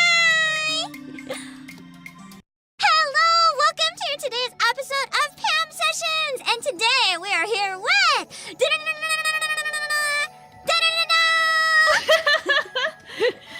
Hi, I'm Seda. I'm a VTuber, I'm an artist, I'm a singer. I am Scuff. That's so fair, me too. Yeah. I'm just here. Thank you so much for having me. Thank you. Yeah. So one quick question, since you'll be one of the guests joining for the next concert, what got you into music? What got me into music? I've always really liked music. I always like the fact, the feeling when like you hear music or something that moves you so much, it's like, damn, I want to cry. The best. Yeah. Crying is the best. Yeah. Oh my god, I was watching the whole live concert the other day. Oh, that one cried. Yeah. That is the dream, man. Someday. Yeah. One day. Yeah. So you mentioned watching the Hololive concert. I do have one kind of related question to that. If you ever got to do like a big 3D concert at like an actual venue like that, do you have any particular song that you'd want to sing? Well, I actually used to do live performances when I was Oh. younger. Yeah. So I don't know, cause I did it with my professor before. So a lot of the questions a lot of the songs that we used to do were more like theater kind of stuff. So Oh, it's like, nice. what would I do? What would I do? Honestly, I'm not sure. Maybe my original song. Let's That'd fucking be go! nice. Yeah. Hashtag ads. It could also be really cool if you did used to do like musical theater stuff to do like a musical theater song. 'Cause I don't think anyone's that ever would be done so that in like cool. one of those type of ones. It would stand out and be really cool. Yeah. Make a one solo person concert of like 6, Yeah. I always wanted to do like just a solo thing with like 6 of me doing what's it called? This song. That song where all the girls are in jail. Yeah, the tango something. Yeah. That's so good. That would be really fun. Imagine like a jail themed stage, and then there's just like 6 of you. So what are you in for? Oh, I know. I'm Downloading in for, music. In for scuff. It's the scuff. Arrested. Scuff levels too high. Oh yeah. See, you used to do like musical music and stuff. I guess all musical music. My word. Yeah. Out of curiosity, in addition to singing, do you do anything like instruments or dancing, or is there anything you'd want to learn? I used to do a little bit of dancing. Not much anymore. I haven't done it in a while. I feel like I have two left feet at this point. Oh God, me too. I was trying to learn the ukulele a long time ago, but I couldn't figure out how to do the strumming, so I can only really pluck. No, me neither. I can do it a little bit, but like only one basic type of strum. I don't know how to do anything else, and my timing is so bad. Yeah. So it's like, oh, what can you play? I can play a little bit of seldom ukulele, music, but yeah. like one song, just one song. Oh, which one? Kaze ni Naru from the Carroturns. Oh, that's cute. Yeah. I do also play flute and tin whistle, but they're kind of scuffed, but it's fun. I both love and hate the flute. Yeah, that's a mood. It's an instrument. It's an instrument. It's an instrument over time, you know. Yeah. And you're as well as a musician, you're also a VTuber. So what kind of got you into VTubing? How did you stumble into the VTuber rabbit hole? Yeah, so I've been a VTuber sort of since like late 2020 actually. Wow. Yeah, I'm an old lady. Yeah, I really found more about VTubing essentially because of HoloMyth, really. I think a lot of us did. Yeah, so I was like, I was watching it, was cool. Yeah, but the one that actually got me into doing VTubing was Unico. I was watching her, I was like, oh shit, wait, an artist does it too? I can do it. That could be me. So I did it, yeah. That's cool too, because like in addition to being a VTuber, she has given birth to so many VTubers. Oh my I love her so much. Yeah, exactly. Absolute great choice for inspiration. I have a question as well. It can be musical or in terms of like drawing as well. Are there any artists that you like majorly look up to, and what is it about them that you love? That's a good question. For music, who do I love for music? I have thought about this question for a while. I'm not very good with this. I really like, again, for artists, Uniho probably, because I remember when she used to stream in her other like time zone. It was just like 7, 8 in the morning for me at the time. So I was like, oh yes. But I watched it and it was great because she worked and I worked and it was great. Yeah. So it's like a big inspiration to like just keep getting better. Something she said that always really struck with me is her like one of her experiences meeting one of her favorite artists is like, yes, I'm good right now, but I can be so much better. It's like, oh, I like that. Yeah. I like that too because we can always get better and improve, right? Yeah, so it's exactly. good to think about it that way instead of like, oh, I'm not good enough yet, or oh, I'm good enough already. It's always like, yeah, I'm good, but I can. Exactly. I like that too. yeah, I would say like, oh, I want to improve, and everyone who I know is like, oh, but you're already so good. It's like, thank you, but I can want to be better. Yeah, exactly. I like that Yeah. mindset too. Mm. Yeah. So I was like, oh, my heart. Out of curiosity as well, do you have any like really memorable moments, either as a singer or a VTuber or an artist, just something that stands out since you started VTubing as like a really good memory? Mhm. Started VTubing or even before? Either. Before is also good. Okay. Oh god. I mean, probably the first time I went live in front of people, I was terrified. You know the memes of the Chihuahua just going. You know that was me. That was me. I was like, hold me. I need to help get down to this stage. Get me down. It's yeah, scary. that was probably it. Oh my god. Yeah, that's terrifying. Over time, though, I'm assuming that kind of got a little bit better. Well, how long did you find it took to like start getting over that nerves a little bit once you were streaming more? It was a little better. I feel like VTubing is like a little better because it's a little bit safer for me. Yeah. So it's still like nerve-wracking. I'm still scared of doing karaoke streams, but I know like people really like them, and I like doing them too because I was like, oh, you're gonna sit and you're gonna listen to what I like. So I want to do it more, but it scares me a little bit. But it's like I like the reactions of people. I like connecting. Yeah. What I really like about karaoke as a VTuber especially is like everyone's always so nice. You can mess up so bad and they're just like Tascaru and you're like, thanks. Yeah, exactly. So it helps you get your confidence up because even on days that you mess up, they're just like, yeah! Exactly. Yeah. I really like, I think, audience themselves are like a big way to get over that. Yeah. And if you could ever have like one dream music collab, it doesn't have to necessarily be with a singer. It can be like with an anime or a game. What would it be if you could like manifest any right now? Manifest. Oh shit. That's a good question. I didn't expect that one. Oh. I guess Emily. That's so fair. Collab with her. Yeah, give me. Yeah. I love her music. It's great. Yeah, and I know she's been doing covers for like a really, really long time too. So Oh she's my been, god, like, inspiration yeah. to like so many VTubers. So many. Yeah, I used to. Yeah, Rachi too. Rachi. I don't know how to pronounce it. Yeah. Yes. Yeah. I will give you one spoiler. Actually, Raichi's gonna be in this concert too. Oh! I will be there. It's not the same song, but it's like kind of a collab, kind of. Oh yes, I'm so hyped for that, bro. You have no idea. I'm interviewing her, I think, tomorrow, so we'll see how that goes. Yeah. Oh, wait, one sec. I just realized I had someone else's questions up. Oh, don't worry. Okay. So you mentioned that you're also an artist as well. What inspired you to like originally get into art? Was there anything in particular, or did you just kind of fall into it? Kind of both. I remember it vividly. It was one time I was playing with my like younger sisters, and we're like, okay, let's see who can draw that from an image of an anime. Let's see who can do better. And I was like, shit, wait, this is actually fun. Yeah. Just talk to it.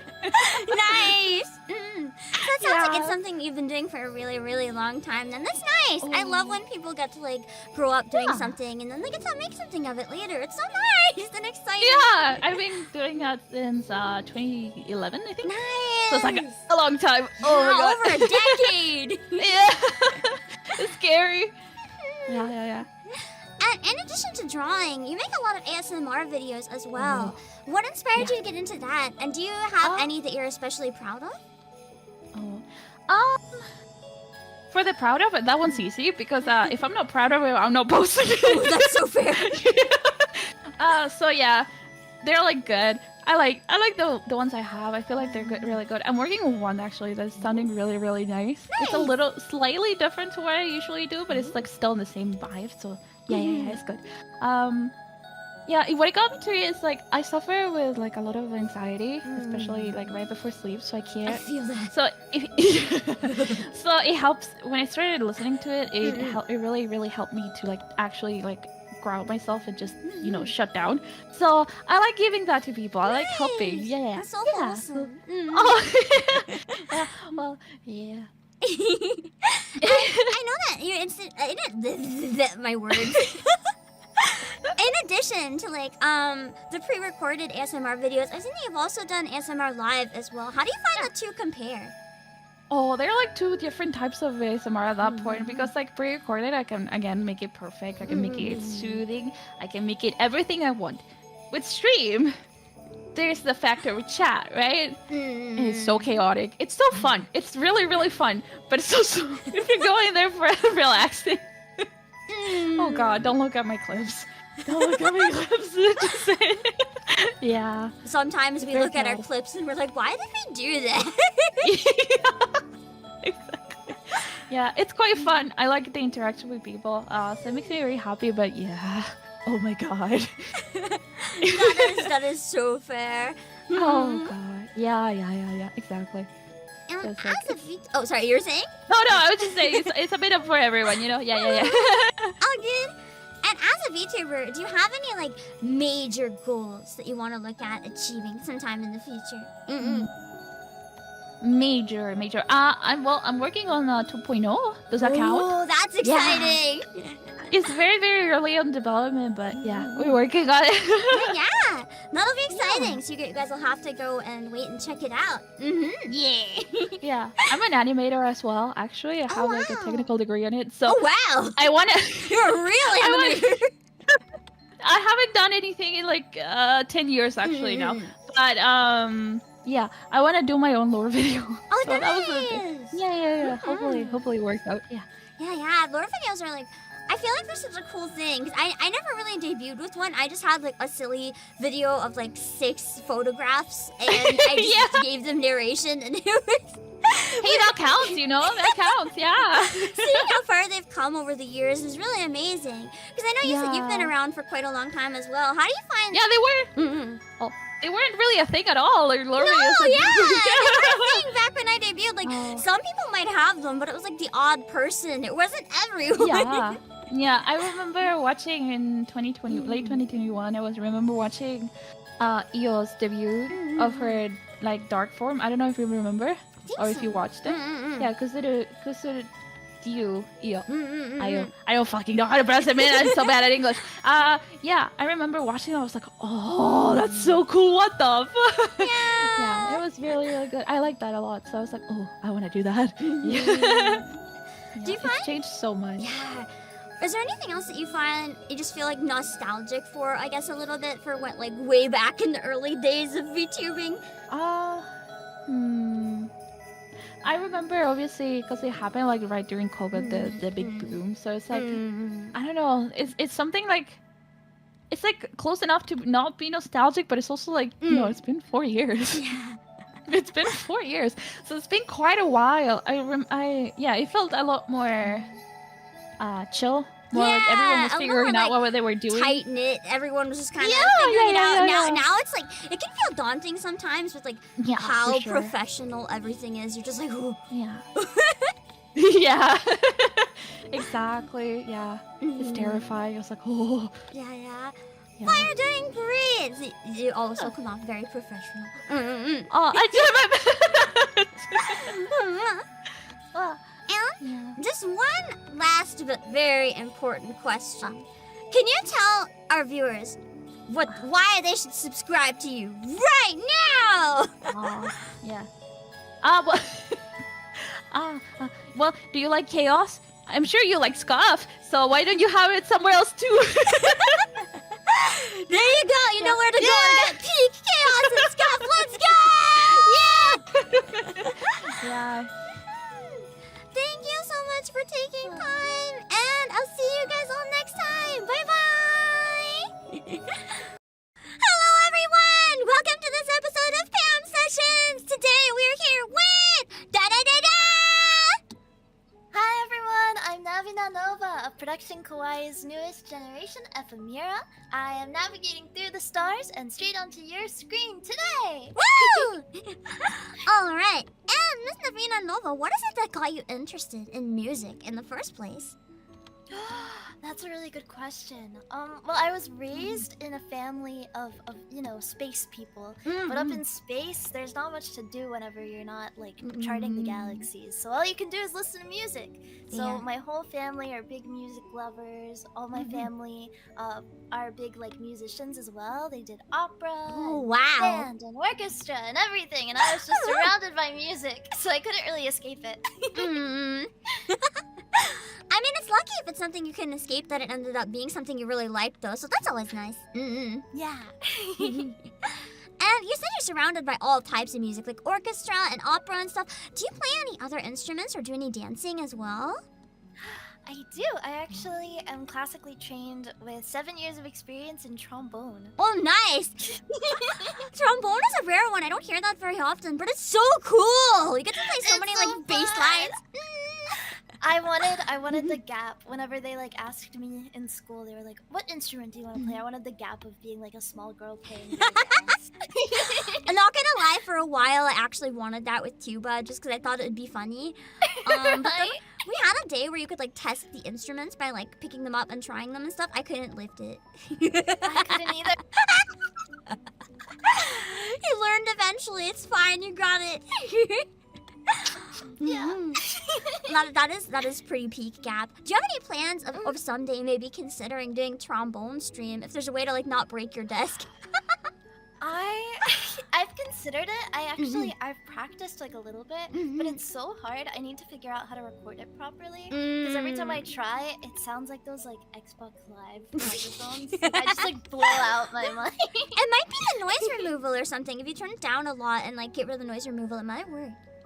I might try that. It's just so loud. That's fair.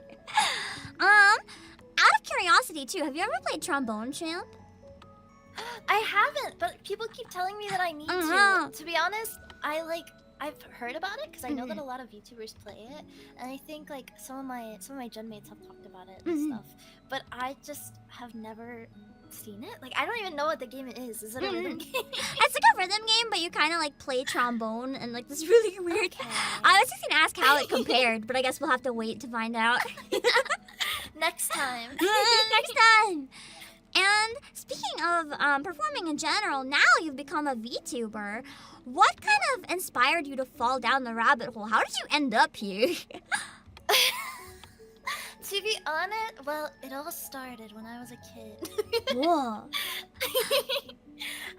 Well, you know this, but I am like obsessed with Macross, and I was so like entranced by Lin Minmay of Macross fame, and I really wanted to be like her. I was like, oh, I want to be like an idol, like that's my dream, and I want to fight robots with my voice.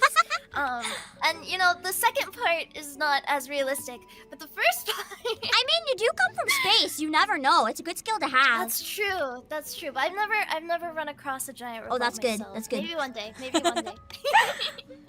But I always wanted to be an idol. So then I would just like sing anime songs to myself all the time and like run around the house like trying to perform for my parents' idol concert. Cute. Until eventually like I started listening to different like utaites and stuff like that, and I got really interested in it, and then that just kind of led to the rabbit hole of VTubers, and then I found Kawaii and I was like, this is me. I will join. And it worked out because here you are. It worked out.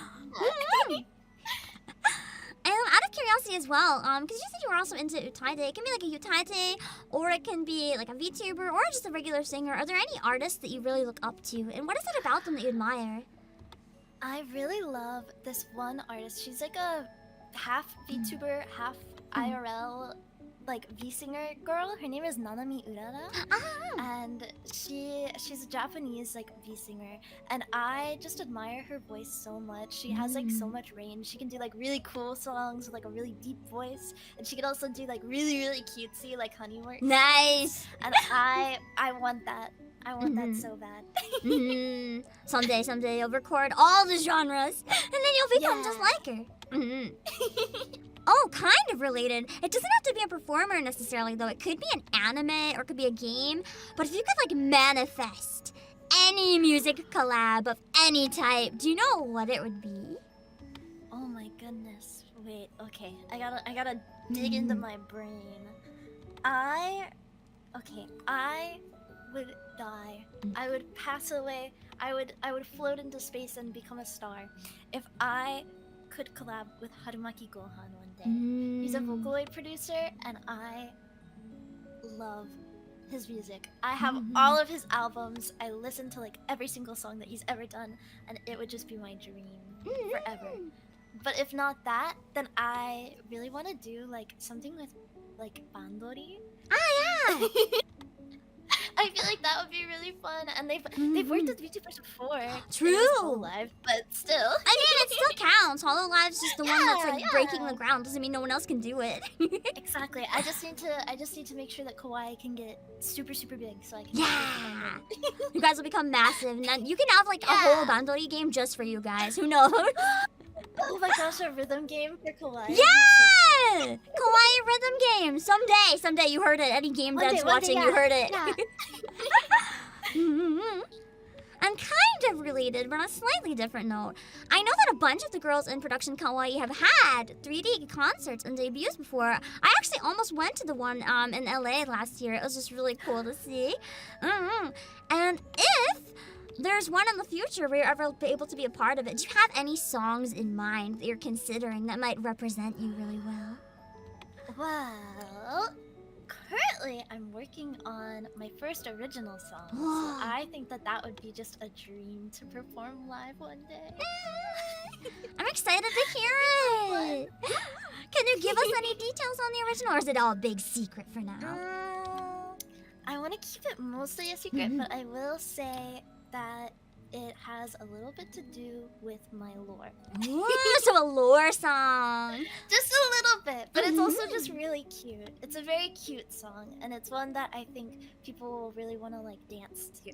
Oh, exciting! So it's probably gonna be like an upbeat, fun song. You guys better keep an eye out so you can catch it. And I know you're also a huge fan of a lot of retro anime as well. As someone who found it kind of more recently, because you grew up with it, but like, not really the anime of your generation necessarily. Yeah. You like a lot of older stuff. What is it about older stuff that like really draws you in? I don't know. So this is like me too. So it's okay. This is the big joke with like my fans that they just think I'm a boomer, and I will never beat the boomer allegations because anytime they ask me my favorite anime, it's always like, oh, I love Ranma, or I love Sailor Moon, or I love Urusei Yatsura. And like it's all old stuff, but I think it's just the vibes. I don't know, like there's something about like the charm of like how it's like more rougher on the edges. And I just feel like the stories are so cute. And it's where the tropes were built. Yeah. So even though it's cliche, like it doesn't feel cliche overdone. It's like the blueprint. Yeah. Exactly. I'm curious as well, have you watched Freerun?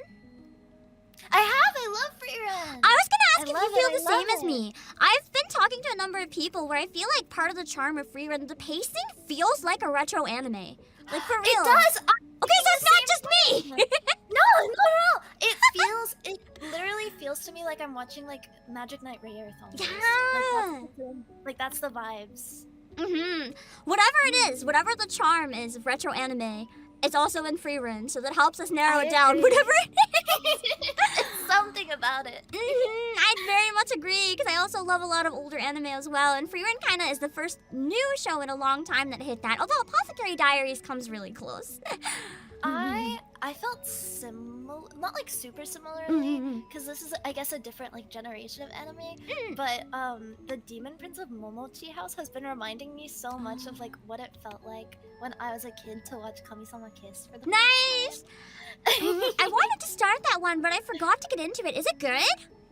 It's cute. It's like very like not old, but like older, like shoujo vibes. I like that. It's just very like cutesy. Nice. Sometimes you just need like a comfy, cute anime to watch, especially if you watch a lot of like darker stuff too. You need to balance. Exactly. And I know you also play a lot of JRPGs, and you have played at least one other Final Fantasy game. Do you have any plans to get into the free trial? I I actually already have it. Nice! Let's go! Are you excited I'm, about Dawn Trail? I'm very excited. I'm a long time Final Fantasy 14 player. Nice. I've been playing. I guess not like super long time, but I've been playing for like 6 years. And I'm thoroughly obsessed. But I really want to like eventually maybe like start over on stream and like go through it all, because it's been probably 6 years since I played through like the beginning. I already forget ARR, and I played it like just 3 years ago. I don't remember anything. Yeah. That'd be fun. I know as well you mentioned like shoujo anime, and I also saw you mention in your debut that you like shoujo manga, especially isekai shoujo manga.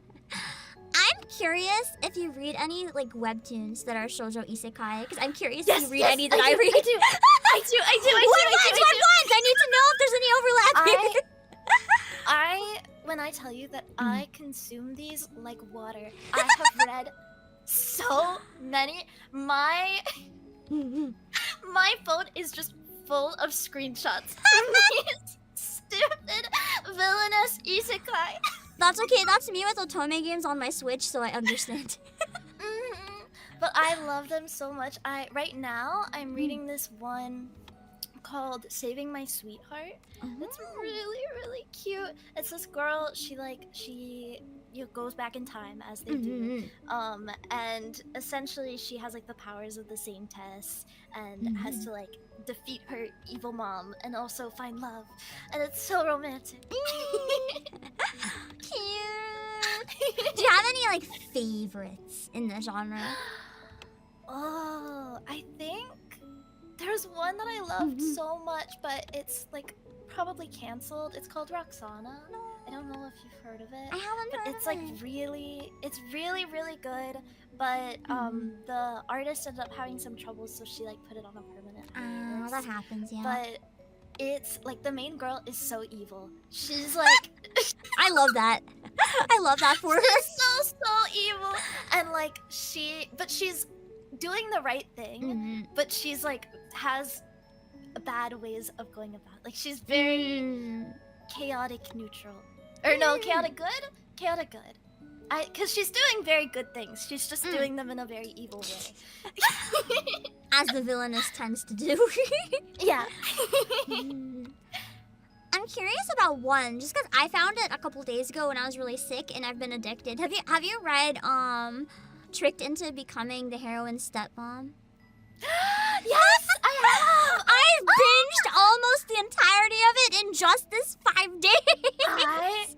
I love that one so much. I can't even remember when I read it, but it was so cute. I love those like family stories. Yeah, me too. That's why I liked I Shall Master This Family, because like it's so cute. I love familiar relationships. Yeah, cute stuff like that's always so good. I love slow burns too, so I think that's why I tend to love reading shoujo more than watching it, because I don't like watching slow burns as much, but reading slow burns. Give me like 200 chapters before they even hold hands. I'm reading like a regular book right now, and it's like a 4-book series. And when I tell you the slow burn is so slow, I am at the end of the 2nd book, and they still have not gotten to it. Oh no! That sounds so good though. I would probably be so into that. I would just need to keep reading, so I'm like, I need to know when. No, I'm like consuming it so fast because I have to get them together. Yeah. The shipping is real. I saw as well, you just started doing ASMR very recently, and you're practicing it once a week. What was it like to step out of your comfort zone and try it for the first time? The first time, it was really nerve-wracking because I had never done ASMR before at all, like in any capacity, aside from just like reading really quietly. And so I was really nervous about it, and I was scared. I think the thing that I was the most scared of was I was scared of like feeling like cringy. Oh yeah. I was like, while I was like practicing and everything, I was like, this is so cringy. I'm gonna hate this. This is gonna be so awkward. I can't do it. But I would like study, and I have I have a notebook of notes that I Nice. took from like studying different people's ASMR streams, including like my senpais and then like other VTubers and stuff. And I literally went about it like I was taking like the SATs. Like Nice. I studied so like crazily about this ASMR stuff, and then my first stream, like instantly, it was like all my studying just went out the door, and I just like instinct took over. I just kind of did it, and it was so much more fun than I thought it was gonna be. Nice. Like all of my nerves went away, and it was just like super fun. And now I'm like really into it, and I'm like starting to kind of find like my niche, which I really like doing guided meditation ASMR. I found. And so, like, I just love it. I really love it. Nice. Now that you've gotten into it as well, do you have any goals for ASMR or any types of things that you'd like to try someday? I really want to do... This is the one that I'm most nervous about, but I found that just, like, forcing myself to do these things, like, out of my comfort zone has been really, like... what's the word? It's like freeing. Invigorating? Yeah! Freeing, yeah. Invigorating. I liked your word better. We just, like, traded words. That's how I feel about the interviews. It's like invigorating and freeing. And then... Yeah! But I really want to do like a role play ASMR at some point. I'm really nervous about it, and I want to like write it out and like really figure it out. So I need to take some time. But that's what I really want to do.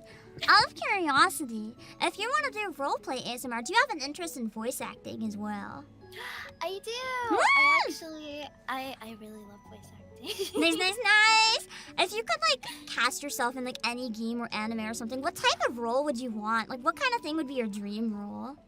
I think my dream is definitely to play like a magical girl at some point. Welcome to this episode of Pam Sessions, and today we are here with. Hello, I'm Huni. I'm a snow elf succubus, and I sing, stream, and draw. Yippee! Hello! And you mentioned that you sing. Can I ask what it is that got you into music? Was there any certain song or situation or anything like that? I don't really remember, to be honest. That's so fair. I think, like, I got into musicals at a pretty young age, so... Hello, everyone! Welcome to this episode of Pam Sessions! Welcome to this episode of Pam Sessions! And today, we are here with... Hello, I'm Huni. I'm a snow elf succubus, and I sing, stream, and draw. Yippee! Hello! And you mentioned that you sing. Can I ask what it is that got you into music? Was there any certain song or situation or anything like that? I don't really remember, to be honest. That's so fair. I think, like, I got into musicals at a pretty young age, so, like, watching musicals and, like, singing those songs, I guess, is what first kickstarted my love for music. And then I also had a friend that, like, introduced me to YOASOBI, which was my first entrance into J-pop, actually. Nice! And then, I think it was, like, when I got into VTubers, that was when I really felt inspired to like work on singing, because before that it was just kind of like, oh, I like singing and I like music, but I don't really want to like do it in front of people, you know? It's scary. Yeah. But that's really cool though. You mentioned how like getting into VTubing and stuff really helped you to push yourself with music. What is it that ended up getting you into VTubing? How did you find out about all this? So I actually saw like some Niji JP clips back in like 2021, I think, Nice. of Kuro Noir, and I got into like Niji JP, and then that was before Niji Ian started, and I was kind of just like chilling, I guess. Yeah. But then once like Niji Ian debuted, I was like, oh my god, like maybe this is something that like I can consider pursuing, because I saw it as like an opportunity to kind of be able to entertain people without having to be too worried about what I look like in real life. Yeah, it's very Because freeing. I'm in like that very way. awkward in real life. It's hard for anyone who just like is really shy or anything too, because it's like it feels so vulnerable, like putting your Yeah. face out there. So it's really freeing having like a way to create stuff without having to do that. Yeah, and it's like in real life when I'm talking, like I probably look really awkward when things get awkward, but like when I I just am, look at the floor. I don't even look at people. It's too well, embarrassing. when I'm a VTuber, it's just like, well, I'm just a cute anime girl, like whatever I do, so it doesn't really matter. Everyone loves cute anime girls. It's the easiest solution ever. Yeah. And you mentioned musicals as well. Just out of curiosity, do you have like a favorite musical? I think probably Wicked. Nice. I know still haven't Hamilton seen would be it. like a really like basic answer, but yeah, I Basic think doesn't mean Wicked bad. is really good. Things are popular yeah. for a reason, you know? Yeah. Those are two I haven't gotten around to seeing. I need to see both of them. I You know definitely they're so should. good. I think there's like a movie of Wicked coming out eventually, so I'll have to keep an Oh eye yeah, on I that. think so. It's been Oh, there was worse for also Cats the musical that I actually liked, and then I've like heard the the actual movie came musical's out, really and I was good. like, oh. Yeah, I've seen the stuff from the movie, and I was like, why? But then Yeah, everyone who I was actually like- loves theater said it's like one of the best, apparently. Not the movie, but the actual one. Oh yeah, the actual musical is really good. So I was like looking forward to the movie, but I shouldn't have done that because yeah, the movie is like something else. Yeah, it definitely made its presence known on the internet. Yeah. It can be like a musical theater artist or a VTuber. Do you have any artists or like singers that you really look up to? And what is it about them that you love? So I think like for I don't know if they're called composers, but I guess like people who make music. Yeah. I really look up to Pretty Patterns because I really like his compositions are really pretty, and I also really like how poetic his lyrics are. Because like I feel like nowadays it's getting a bit harder to find lyrics with like really deep meaning. And he also highlights like his vocalists' voices really well. Which is huge. Yeah. And I also love Mafu Mafu. Mafu Mafu was also one of my entrances into VTubing, actually. Yeah, and his arrangements are like just crazy, basically. And he has a very like flexible voice. No, which is yeah, his awesome. voice is wild. Like he can literally cover anything, and it sounds so smooth. Yeah. And for singers, I listed a bunch of VTubers. That's okay. Yeah. Okay, so from Hololive, I really like Suise and Marine because like their voices are so expressive. Marine's voice is literally one Yeah, of my it's like favorites. She's built, so built amazing. different. I don't know how she does it. And I really like Lear and Anna from EGEN as well because I don't know, their voices are like very soft but powerful at the same time. And I really like Miura Celeste. Yeah, I love you so lovely. She's Yeah, so she's nice, so and all of her lovely. music so incredible. Yeah, and her harmony guides are like freaking insane. Literal so harmony awesome. genius. Yeah. Good choices. This could be like a VTuber, or it could be like a musician or an anime or anything, honestly. But if you could have like a dream music collab, what do you think it would be? I think maybe like an original song. I'm not really sure who, but like I think just having one day would be really cool. And I also want to do more like cover collabs with my mutuals. Yeah. Those are always so fun. Yeah.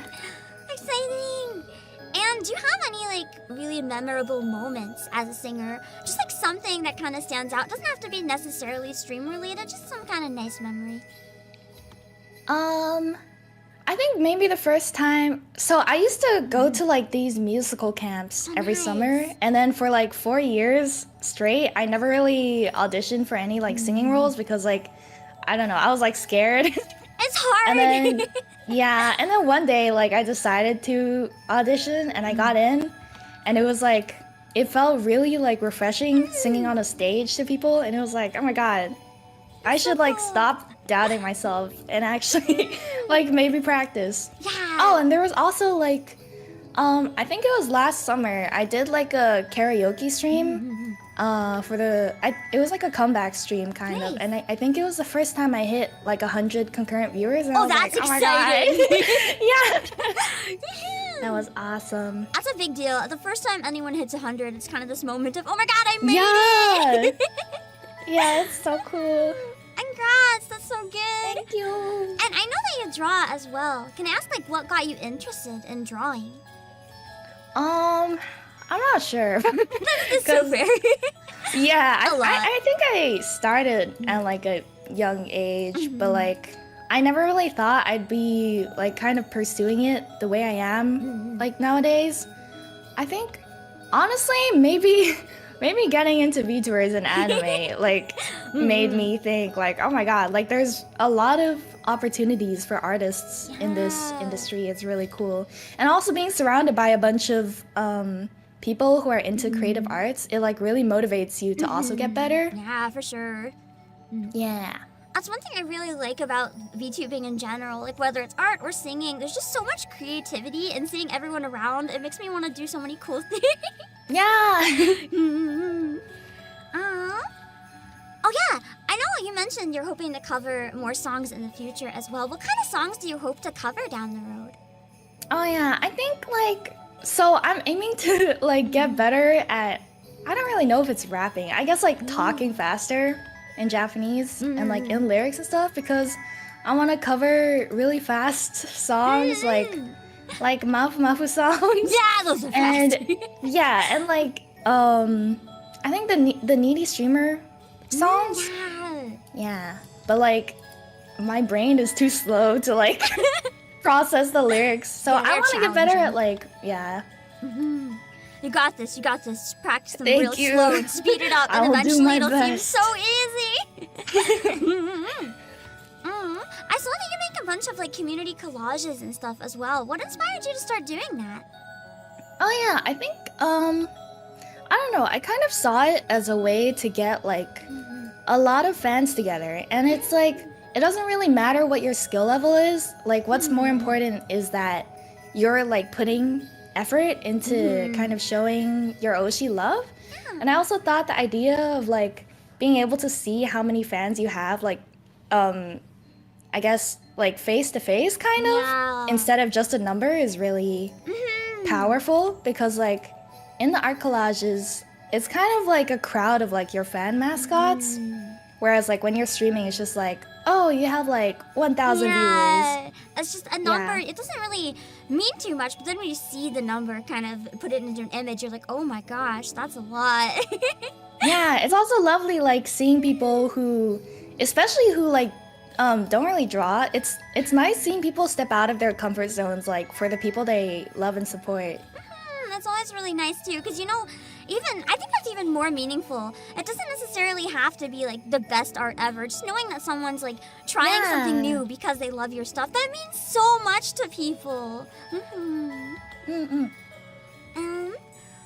I know that you've also actually been a vendor in different Artist Alley events at conventions. What's that experience like? Oh, so I had my first opportunity in Artist Alley last year for Anime New York, and it that's was like a big one for the first one. yeah, and they told me about it like 2 weeks before the con. So I was like, oh, okay. You did it though. You did it. Yeah, I thankfully had a lot of like leftover merch from my online store and stuff, so it could have been worse. You did it. That's what matters. I'm proud. You tried. It was very nerve-wracking because that was also like one of the first events I think where like people in my community would come up to me and like see me face to face, and that was like really scary. I was like, oh my god, what if they see me and they're like, damn, she's lame. That's the fear. The fear. Yeah, but like they never do that, so they're probably just really excited, and then they can support you directly. yeah. Also, seeing people like verbally like praising or enjoying my art in person is really like feels really good. I can imagine that would be like so uplifting too, because I mean it's always nice getting good comments and stuff. Like it literally makes our day as VTubers. But it feels so different seeing it in person, because there's always this like little bit of doubt in us where we're just like, oh, they don't really mean it. But in person it's like, oh my god, they mean it. Yeah, and it's also like because I make a lot of fan merch for other VTubers, and I don't think NYCU is a very like big like VTuber centric con. I actually got to introduce quite a few of like the people whose merch I sold to other people who were coming around. They're like, oh, like who's this character? And then I would like introduce them. It was really cool. That's so nice. It's like a big opportunity to promote your Oshi on top of making money. Exactly. That's so cool. And in addition to that stuff, do you have any other major goals that you'd like to achieve as a VTuber?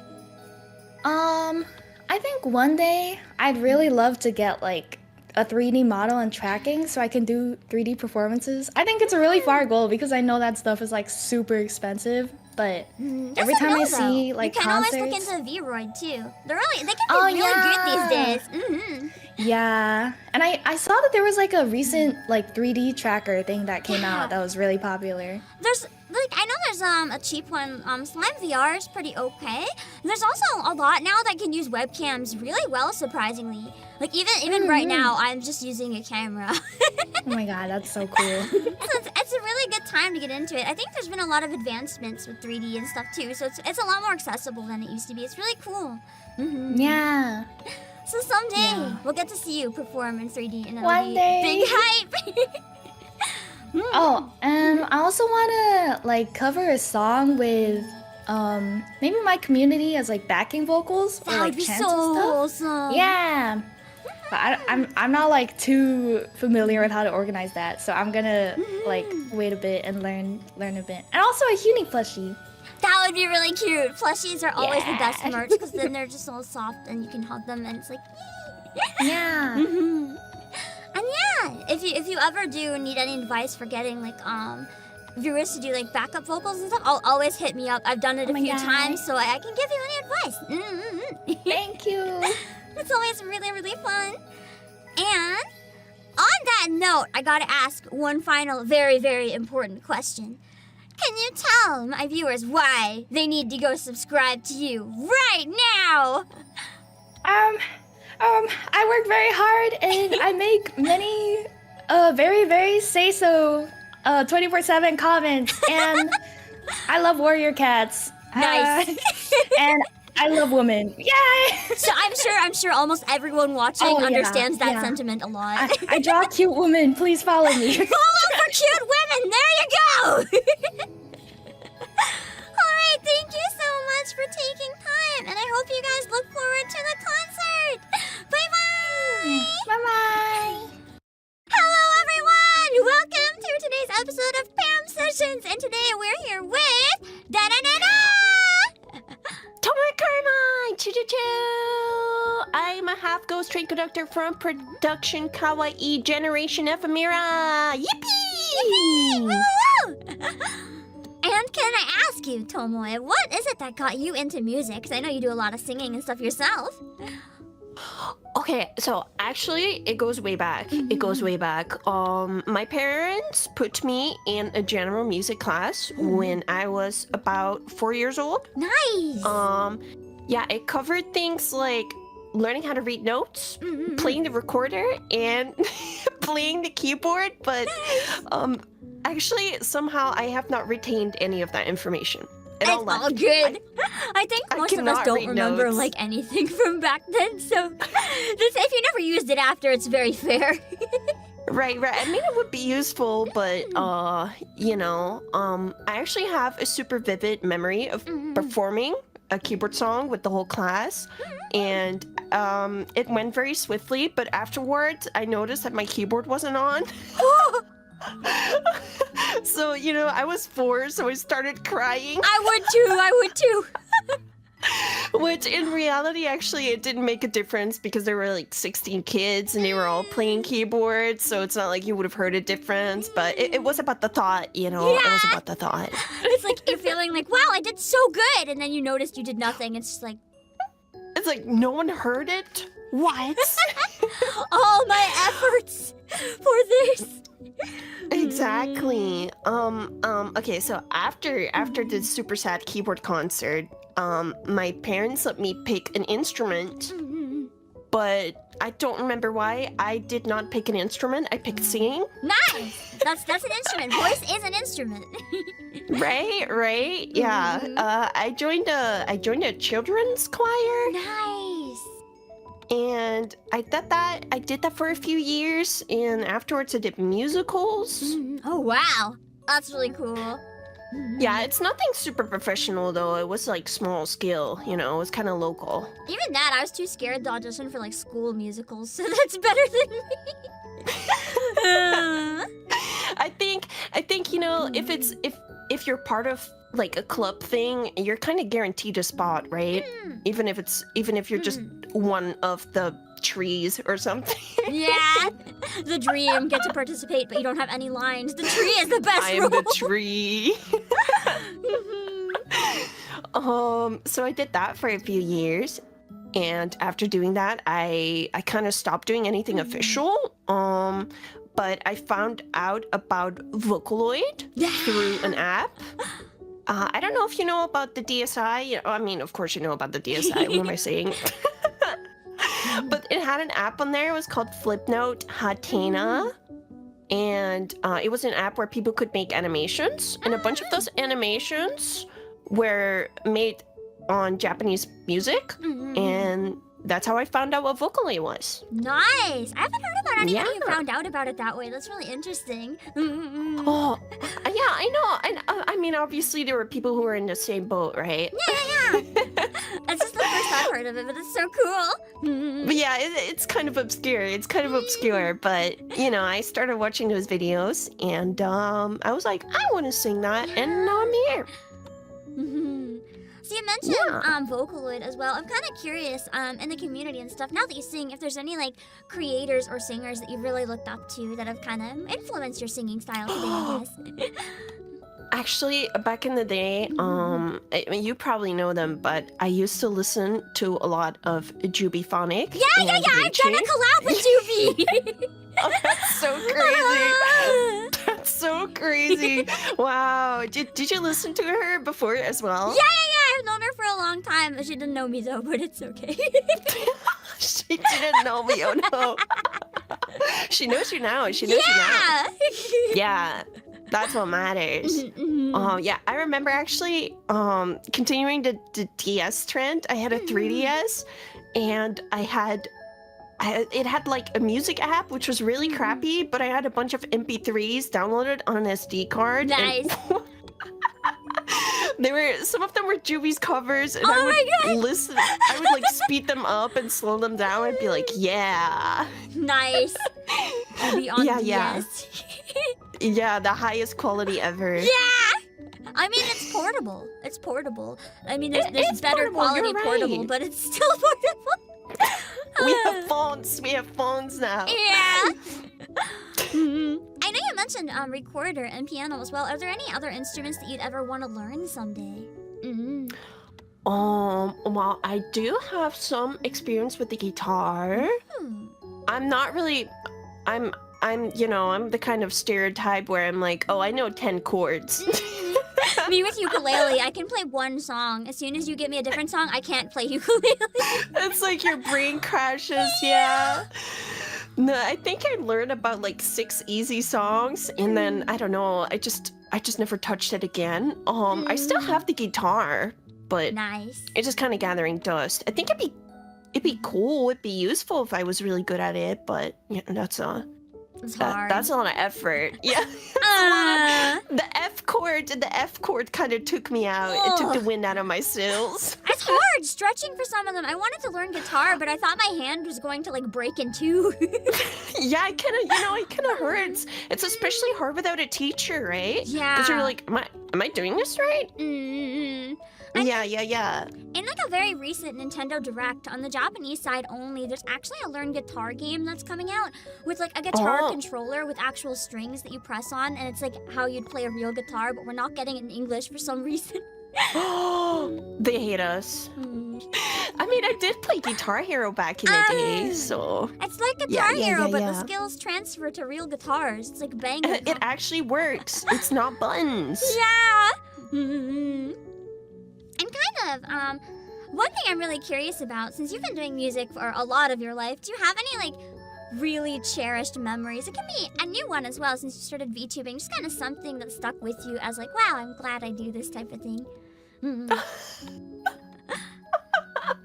Oh my god. All right, hold up. I need to think about this. You know, I had something written down. I had something written down that was not as positive, but it was more funny. It could be funny. Funny is also good. Funny is great, actually. Okay, I remember one time I had gym class, right? And everyone was already like done like cleaning up and leaving, and I was like, "Oh, I'm alone. I can sing in the locker room. You know, I can go woo." But our gym class was like the changing thing was like upstairs, and I was just singing my heart out, you know. And then I came downstairs, and there was a girl there, and she was like, "Was that you?" And I'm like, oh, I'm like, because, you know, I didn't go around singing because that's kind of awkward. Yeah. That's kind of awkward, right? Yeah. And I'm like, oh, yes, that was me. She was like, wow, that was so nice. Huh? You don't look like you could sing. What? What is that supposed to mean? I know. Like, that's such a crazy thing to say. That is such a crazy thing to say. I still don't know what that means. You know, it just meant she was surprised, I guess. I'll just take it that way. Yeah. She was excited to hear it. Unexpected. Speaking of music as well, this doesn't have to be a musician necessarily, but if you could like manifest one dream collab, it could be with an anime, a game, or another creator, like some sort of music related thing. What would you want to like get if you could have anything? Oh, okay. So I have several. I'm a really big fan. I don't think this person is the most famous person ever, but I just really like their music.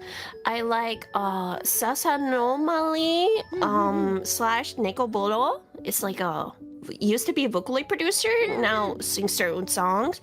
I really like his music style. If I'm allowed to be more delusional. Yeah, delusional is good.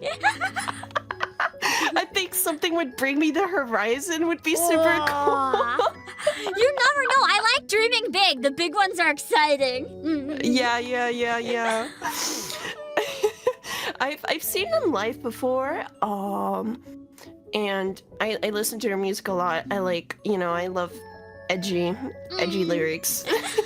Edgy lyrics are good. Yeah. Kind of related as well. If you ever got a chance to like, because I know that Kawaii has done 3D concerts in the past, so someday there could be potential. Someday, who knows? But if you had to pick like right now, if there's like one song that you feel would represent you really well for like a 3D debut, do you have any types of songs in mind that you know you'd probably like want to do someday? I actually thought, you know, I love Hatsune Miku. Yeah. I mean, a lot of people love Hatsune Miku, but I really love Hatsune Miku. I thought it'd be funny, you know, in her honor, maybe I could do World Is Mine. Yes. You have to do the scream though. You have to do the scream. That's gonna take some training, probably. Maybe I just go. That would be fun. That would be fun to see. I hope someday we get to see that. Yeah, maybe. Oh yeah, I remember one thing during your debut that really excited me as well. Your model was drawn by Aki Akane, who actually was one of my favorite utaite, so I was really surprised. Do you have any favorite covers by her or any other utaite that you look up to? There's the classics. There's Rolling Girl. Yeah, you know, she has like a super powerful voice. She's so cool. I can't believe she can sing that well. Well, she doesn't really sing anymore nowadays, but you know, she can sing that well. And she can also draw. I think she needs to be so multi-talented. She's too powerful. I know. Someone stop this woman. Yeah, I also like Tengaku. That's a good cover. Regarding some other utaita I like Shuhei. I don't know if you feel I don't know.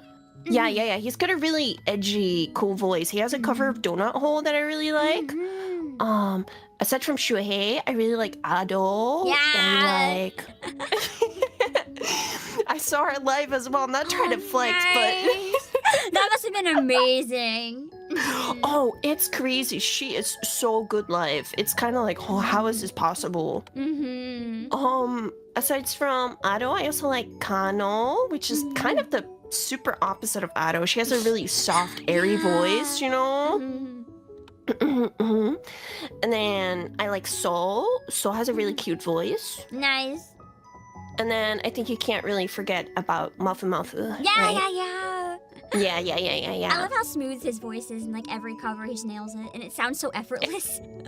It's crazy how high he can sing. I know another hobby of yours as well is vocal mixing, which is really interesting because I don't think a lot of people do their own mixing. Can you tell us a bit about your journey learning how to mix your own music? Well, you know, it all started with a Google search. It started with the cursed Google search. So it was just how to mix vocals into song. And I remember the first time I did it, I used Audacity. I don't know if you know about Audacity, but it's really not the best program for it. I tried using it and I couldn't even figure it out. I switched so quickly. Yeah, it's really retro. My first attempt was actually really bad because I took the advice on the internet very literal. I was like, okay, yes, boost this and cut that.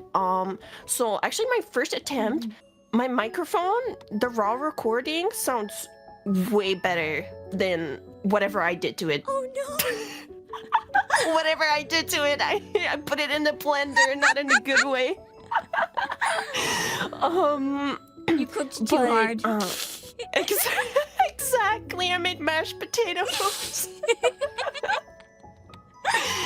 But yeah, you know, it was just like a hobby, so I wanted to make singing, and I didn't have any money to pay someone else to do it, nor did I even...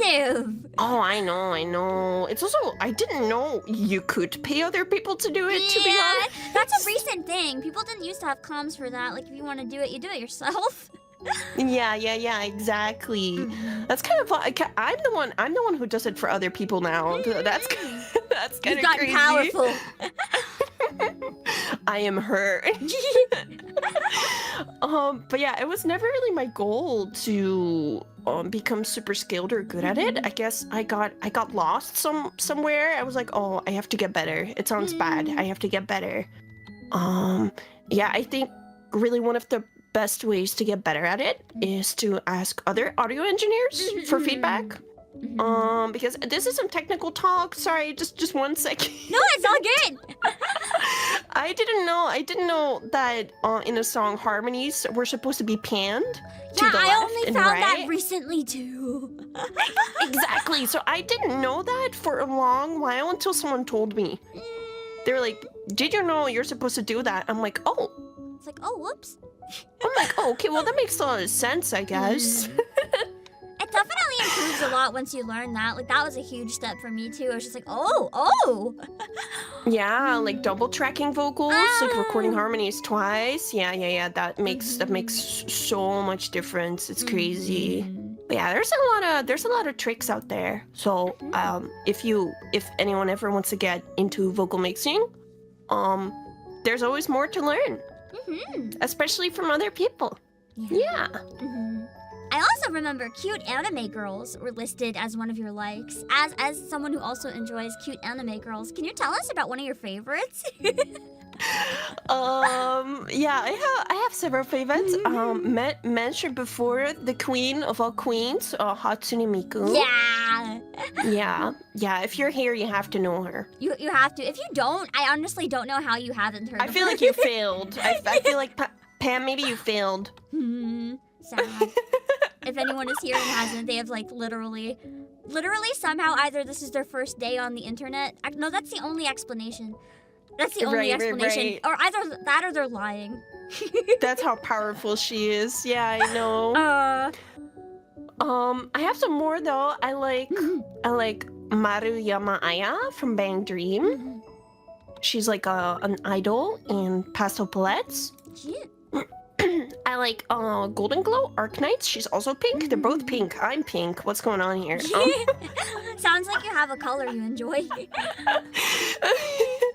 And then I like Kuriyama Mirai from Beyond the Boundary. Kyokai no Kanata. She's cute, also pink. There's a problem here. I've heard that show's really good, Beyond the Boundary. I've never got around to watching it, but I've always heard everyone say it's amazing.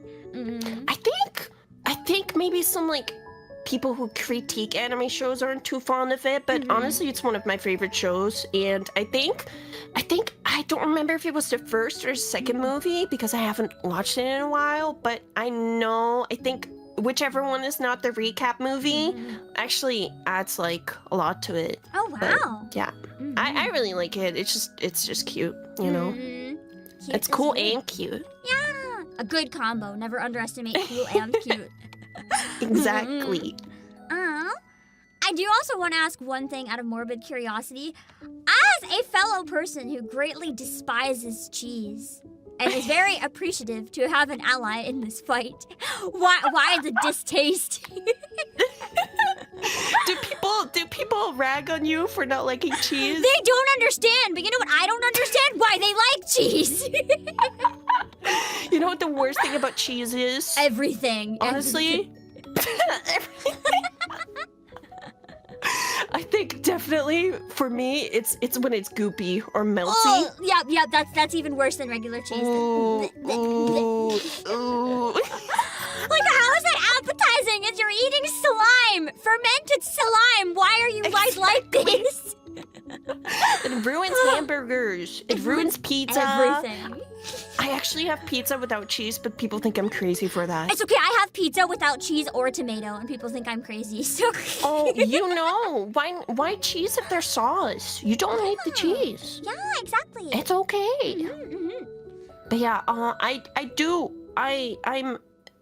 I have acceptance towards like Parmesan and really crunchy cheese. I don't know if you allow Parmesan, No. but I think just really the tiniest amount. No cheese, banned. It's illegal. Don't go near me with that stuff.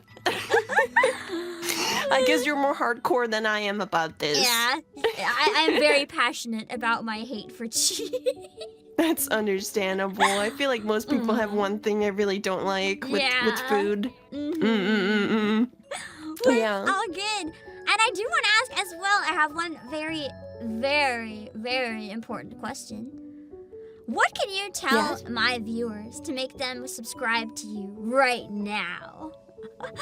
I'm totally super cool because I play horror games with a vertical mouse, so... Nice. Those are more comfy though. They are more comfy, they're better for the wrist.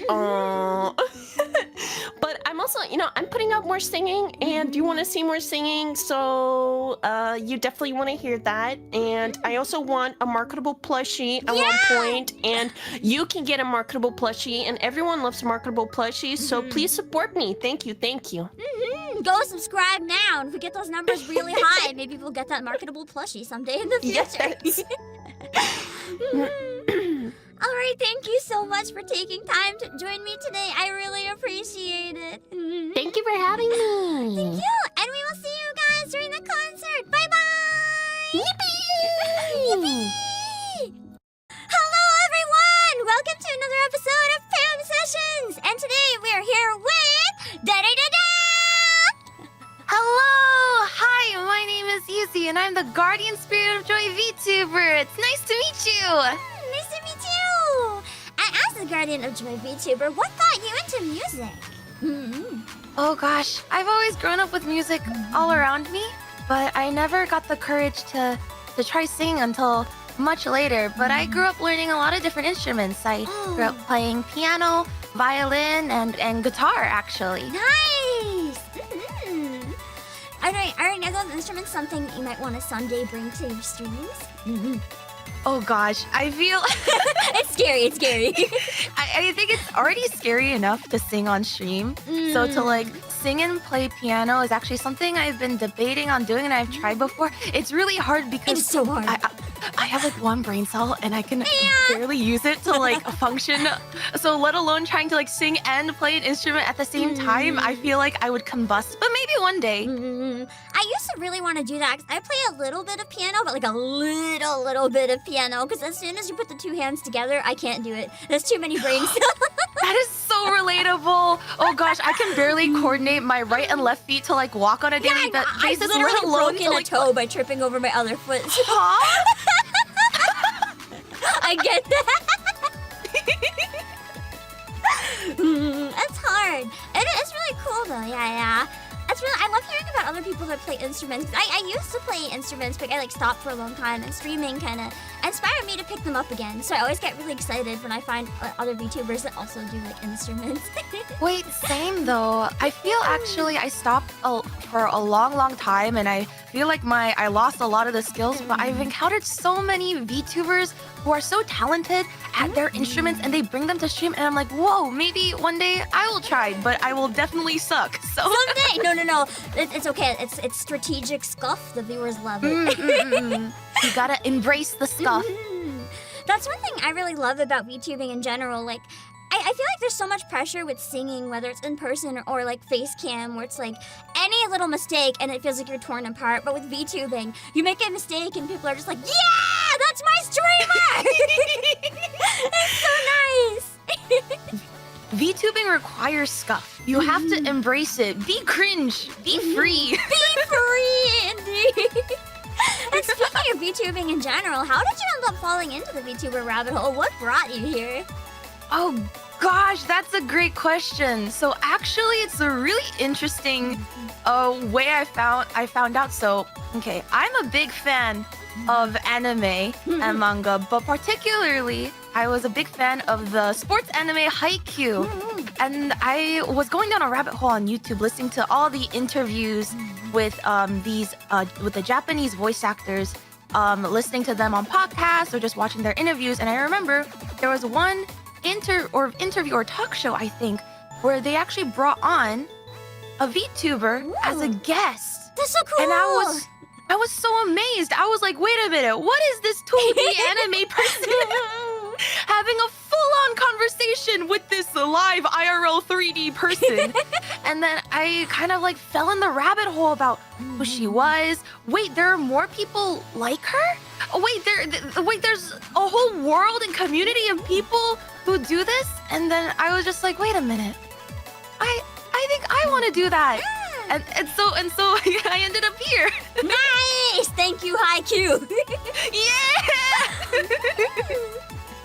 And now that you're here, it can be like a VTuber or even just a singer in general. Are there any like artists or VTubers that you really look up to? And if there are, what is it about them that you love? Oh gosh. When it comes to one artist that comes to mind, when it comes to like singing, music production, and also streaming is not necessarily a VTuber, but Lily Pichu. Yeah! I really admire her songwriting ability. I just admire anyone who is able to produce original music on their own. I think from a singing perspective, covers is singing pre-written songs. And I love listening to how everyone does their own variations or twists with their version of the cover that they choose to do. But I've sat down and tried to make and write and come up with original songs, and that's so hard. And there's so many VTubers who are so talented that end up making their original songs, and people listen to them, and they're popular. Like I remember one of the first VTuber songs I listened to was 52 Hearts. Oh yeah, by Bao. And it was just stuck in my head for the longest time. It was, and I thought like, wow, someone like worked with like a music producer, came up with lyrics, came up with a melody. Like people worked together to create this. So it's like Lily Pichu, Bao is definitely an inspiration. Like it's just, oh my gosh. There's so many, it's hard. There is so many. Those are definitely some good picks though. And during your journey so far, do you have any like really memorable moments? Either like as a VTuber or could even be just like as a singer before you started streaming. Just some sort of like really nice memory. Yeah, actually. It's really funny because I actually didn't start trying to sing until much later in my life because growing up, I didn't grow up in a family of singers. I actually remember hearing my family tell me, "Oh, you're trying to sing, but no one in our family sings." And so I just stuck with my instrument playing. But then when I started VTubing, I remember, or when I even started streaming, I remember people said like, "Oh, Yuzi, you should try to sing more." And I was like, you know what? Maybe one day, I'll do a little cover, maybe, you know. And I actually released it this past year in the May of 2023. And I thought, you know what? Even if no one sees it, at least I did it for me, and I thought that was enough. But turns out people listen to it, and I'm just like, and people and different singers are so supportive, and they were like, "You should keep singing," and I was like, "You know what? Yeah, I should keep singing." So, you know what? I think that was my most favorite memory so far as a singer. Just putting myself out there and trying. It's hard to do, but so rewarding. No, exactly. And the fact that there are even people who are willing to listen, because where would music be if we didn't also have people who listen and appreciate, you know? And so my first cover is gonna have to be my favorite memory. Was it a good cover? I mean, I don't think so. But I think the fact that like I tried, and anyone can try singing, and getting the courage to put yourself out there, I think means a lot, and I think that meant a lot to me that I did that. I think a big part of it too is that we're always the hardest on ourselves, right? Oh, so like yeah. whenever we hear ourselves and listen back, we're like, dang, that was crap. Oh my gosh, you're so right. Oh my god, I cringe. But we have to embrace it. We have to, yeah. And then we hear like our viewers say that it's actually good, and like I don't think they realize how much that actually means to us, but like it really, really does. No, yeah.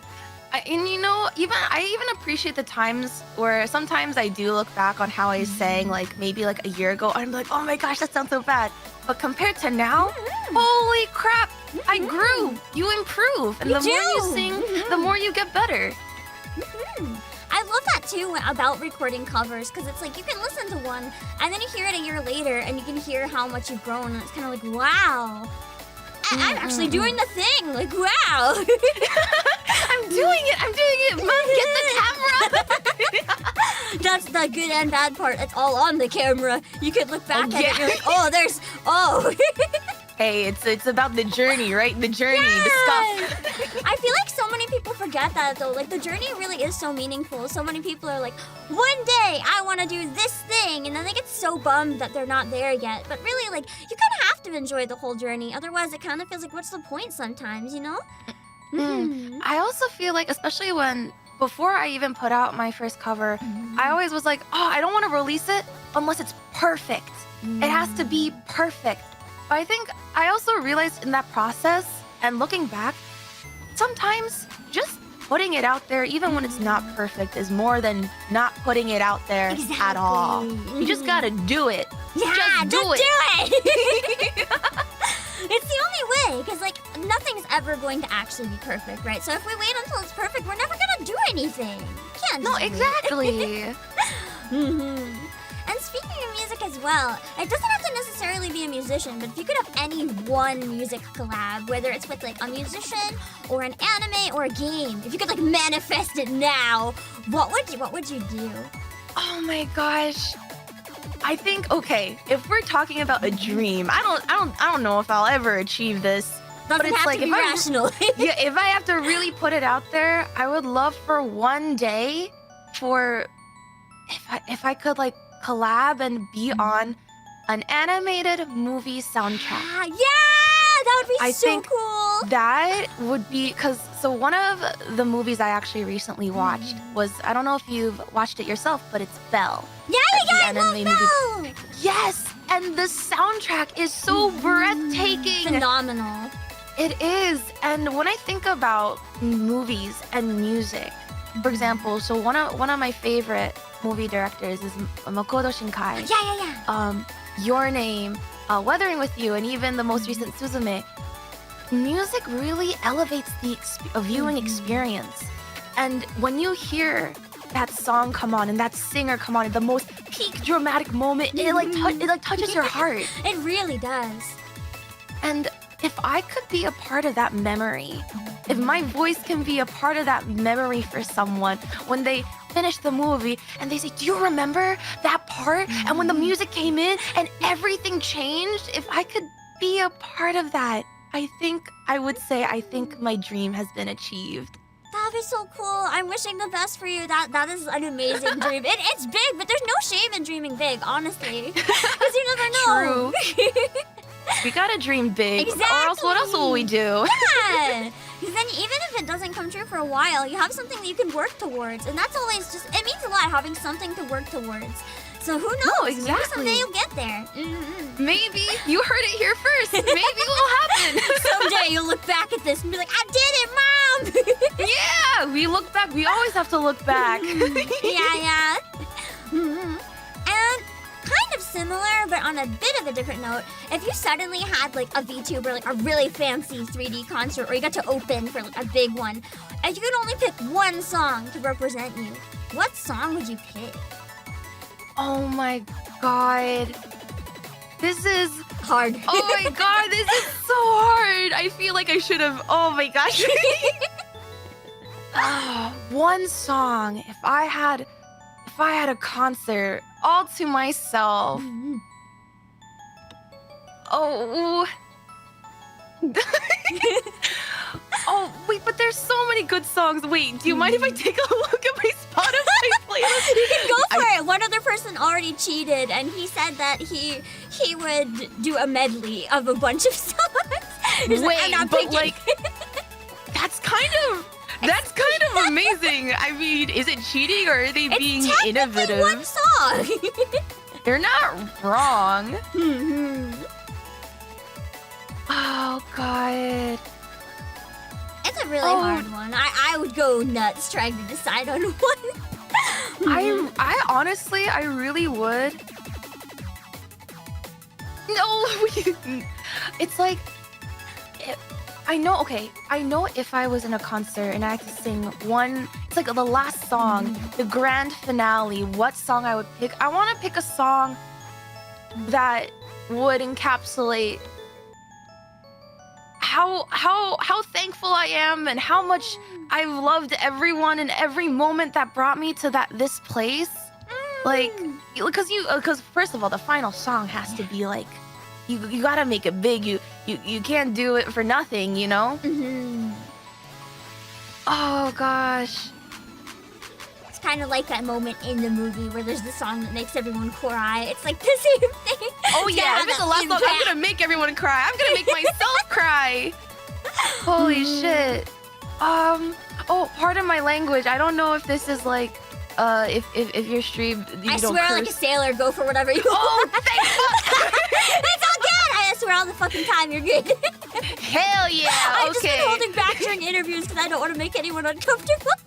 No, I was just like, oh no, am I okay? Well, I have to say It's fine. crap instead of shit. Oh, fuck! I know you said these questions beforehand. I really should have prepared. This is on me. It's all I good. am It's so more sorry. fun. It's more fun this way. If you'd rather skip it too, we can. I just like asking. Because it's like, okay, you know what it is? I know I would probably do something from Broadway. Yeah, even like a genre is okay if you don't have an exact pick. That would be really cool though. Yeah, like I feel like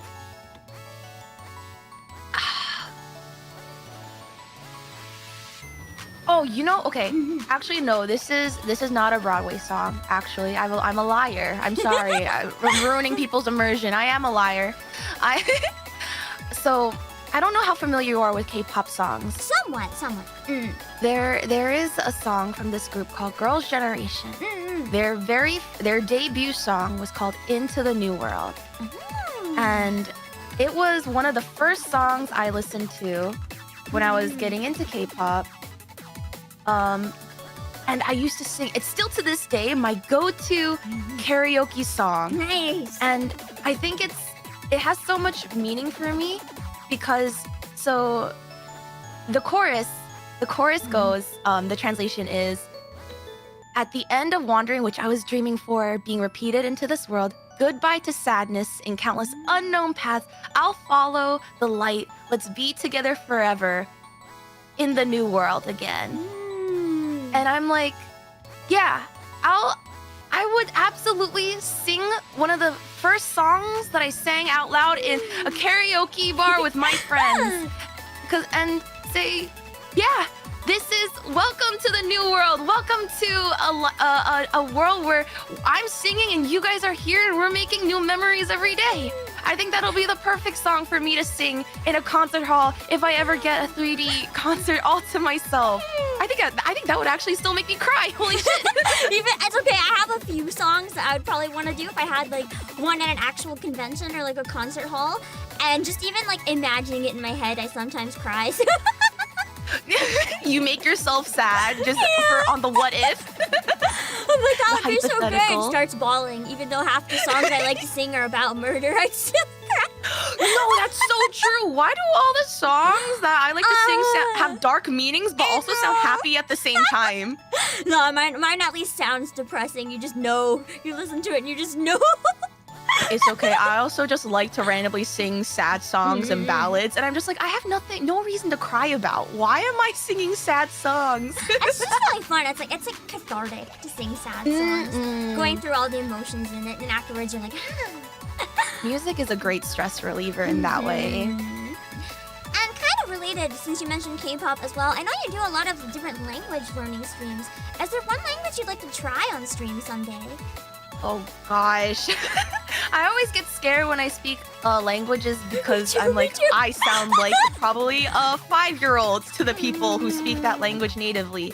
But I think what I learned is that, hey, as long as you try, you know, you gotta start somewhere. But I speak Korean. I kind of know some Spanish, and I'm learning Japanese, but I know one language I would really love to try and tackle is actually, I tried it recently, is Italian. Because I know a few friends who are from Italy, and I would just love to surprise them and communicate with them. So it's like surprise, I also know Italian, so we don't have to talk in English all the time.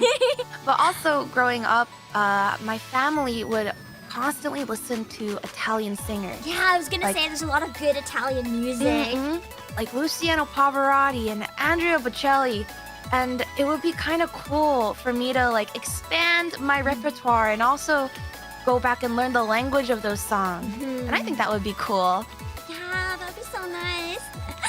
Another thing kind of relating to streaming as well. On your Twitch, it says that you didn't really grow up playing games, but you do play them now as a VTuber. What was it? Like, what game initially kind of sparked your interest in playing games on stream? Oh gosh. This is gonna be the weirdest left field answer. Oh, it's fine. Try me. I play weird shit. Okay, so you're right. I didn't grow up playing games. I just wasn't able to. My family didn't have the resources to get me games and like limited screen time because you got to study. I had the same year all games. So what I ended up doing, I would go on YouTube and watch a lot of Let's Plays. I would watch people play games. And there was one specific Let's Play series of the horror game Until Dawn. Whoa! And now I'm not a fan of horror games. I'm actually the biggest scaredy cat. But watching, it was a bunch of guys who would like get a little tipsy and play through this game together. And they were hilarious. You know, but what they also did was they kind of deep dove and looked at the lore and tried to like figure out the ending and just talk through. And I was like, this is actually kind of fun. I would love to try, not the horror game, but I would love to try and like play games. But like with other games. Yeah, with other games and do this. And then from there, I found Let's Plays of like Undertale. And I was like, whoa, games have amazing storytelling. Or I even saw, oh shit! There was there were games of like Hollow Knight or even some comfy Stardew playthroughs, Stardew Valley, and I was just like, wait, there's so many games out there in the world. That's not just Pokemon. No shade on Pokemon, but that was like the one game reference I kind of knew, and League of Legends. And so I was just like, wait. These games tell amazing stories, and some of them have amazing music, and they're a lot more than just what I think the stereotype sometimes about games is like, oh, they rot your brain, or like bad for you. But I realized like no, They can some be so games inspiring. yeah, inspiring and meaningful. Some people have whole perspectives change because of games. And then I realized, like, once I was able to get the money and funds to get my own PC and buy games, I was like, yeah, I want to play games. I want to know what people are experiencing. I want to know what I've been missing out. And I feel like the whole world is kind of opened up in a way. One thing I really like about modern game music and stuff too, because I went to a video game concert once where they were playing like a lot of video game music, and about half the audience was like geeks that were younger, and like half the audience because it was like a bunch of seniors that go to all the music concerts. Right. And I heard an older couple coming out of the concert, and they were so happy that video games got like younger generations into like classical styles of music, and it made me so happy. Yeah. I It's think true. it's like it is like there's so much to video games in general that I feel like, you know, once you opened your mind to them, there's something in it for everyone. I think. There really is. I know there's like the stereotype games, but there's so many different genres. There really is something for literally everyone these days, and I love that. And one other thing that I know you do as a VTuber, you make like overlays and graphics and stuff for other VTubers. What inspired you to start doing that? So I actually just finished studying design. Oh, nice. So my friends are like, oh, why don't you put your design skills to use? You know, stretch your creativity wings. And I was like, how? And they were like, well, streamers and VTubers need overlays. And, you know, so why don't you try it? And I've actually have a little bit of background in marketing as well. And for me, my philosophy in that's like a whole other story. But my philosophy is like every VTuber, you have a story to tell from everyone I love VTubers because everyone has a unique model. Yeah. Everyone has a unique story they want to tell through their model. But why stop at your model? Why not tell it through your overlays? Tell it through how you brand yourself, your logo, your panels. It's all a story that tells people about who you are, what you do, and what you care about. And I realized, like, as I wanted to help people, VTubers, streamers, anyone, to really tell their story through graphic design. And so that's kind of how the ball got rolling. Nice. It's so cool hearing how people get into everything. Everyone has like so many different perspectives. It's always exciting. No, yeah, dude, everyone's story on how they got to where they are, what makes them who they are, I love that. Again, it's all a part of the journey and the story about what makes you, you know? That's so cool. And we talked a lot about like how you got to where you are now, but do you have any like huge goal that you'd love to achieve someday as a VTuber? Oh gosh. I think one, I haven't technically officially debuted. But currently I'm working towards getting my own custom made model. And hopefully I will one day not be necessarily in monochrome, but I will be colorful, I will be vibrant. So definitely one day in the future, debut is definitely a goal. But also I want, even if I don't get to debut anytime soon, no matter what, I want to keep on making music, keep on making more covers. But I think one day, if we're, you know, saying our dreams out loud, no matter how ridiculous they are, I think I would love to make an original song. Just one original song. I don't know if I can make a whole album, but just one where I could say, I made this, I wrote this, and this song tells me and my story, and I hope people listen to it. And it would be great if people are like, you know what? I like this song, and it means something to me too. And I think if I could achieve that, I will be really, really happy. Yeah, and then someone will have the moment like when you heard the on 52 Hearts by Bao, they'll have that moment, but it's with your song. Oh my god, that would be insane. I would be on the floor. I would be like But hey, and then I will be even more happy, and I hope they get to chase their dreams and they'll make cool music too. I look forward to it. And for our final question, I have a very important question. Can you tell my audience why they should go and subscribe to you right now? Oh God, I'm just a little guy. I mean, to be honest, I don't even know why I'm here. Everyone starts as a little guy.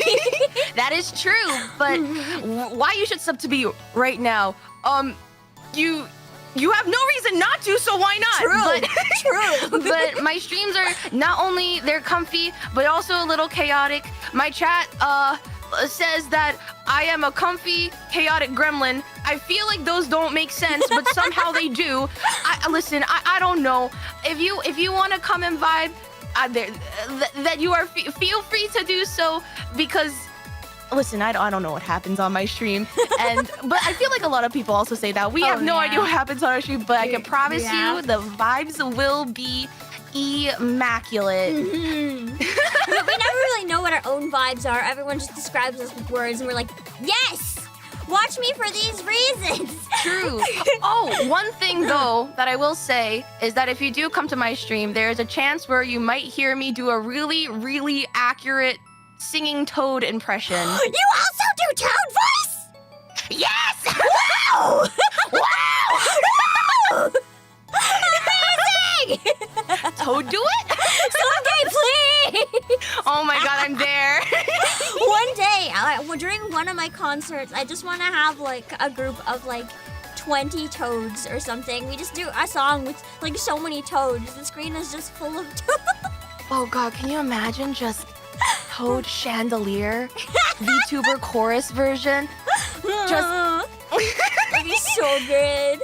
We're gonna have to refund people for like hearing loss, but like it'll be worth it. So worth it. So worth it. Well, right now you guys have to look forward to a big Toad chorus someday. You're welcome. All right, thank you so much again for stopping by. I really appreciate it. Of course. Thank you for having me, and it was so nice participating. Thank you, thank you, thank you. Thank you again, and everyone, you can look forward to the concert and look forward to the next interview. Bye bye. Bye bye. Hello, everyone. Welcome to another episode of Pam Sessions, and we are here today with. Kumbaya! I'm Lala, a VTuber and B artist from Spain. Nice to meet you. Nice to meet you. And as a VTuber who also does some singing yourself, can I ask what got you into music? Yeah, so I've always liked music since I was younger, but I think that I started enjoying music more when my brother gave me a guitar. I was 7 years old, and my brother used to play the guitar, and he gave me a classic guitar, and I started learning and discovering new genres and music bands and stuff. And I think it's because of that. Yeah. That's so nice. So you mentioned that you play guitar. Do you play any other instruments as well, or are there any that you'd really like to learn someday? I play the classic guitar, acoustic, and electric guitar. All of them. Besides those, I also play the flute, and Me I too! know a little bit of piano. Oh, really? I love flute! Yeah, I really like the sound. It's so how to say it. It really relaxes me. But yeah, besides these two, I also play the piano. Nice. Good choices.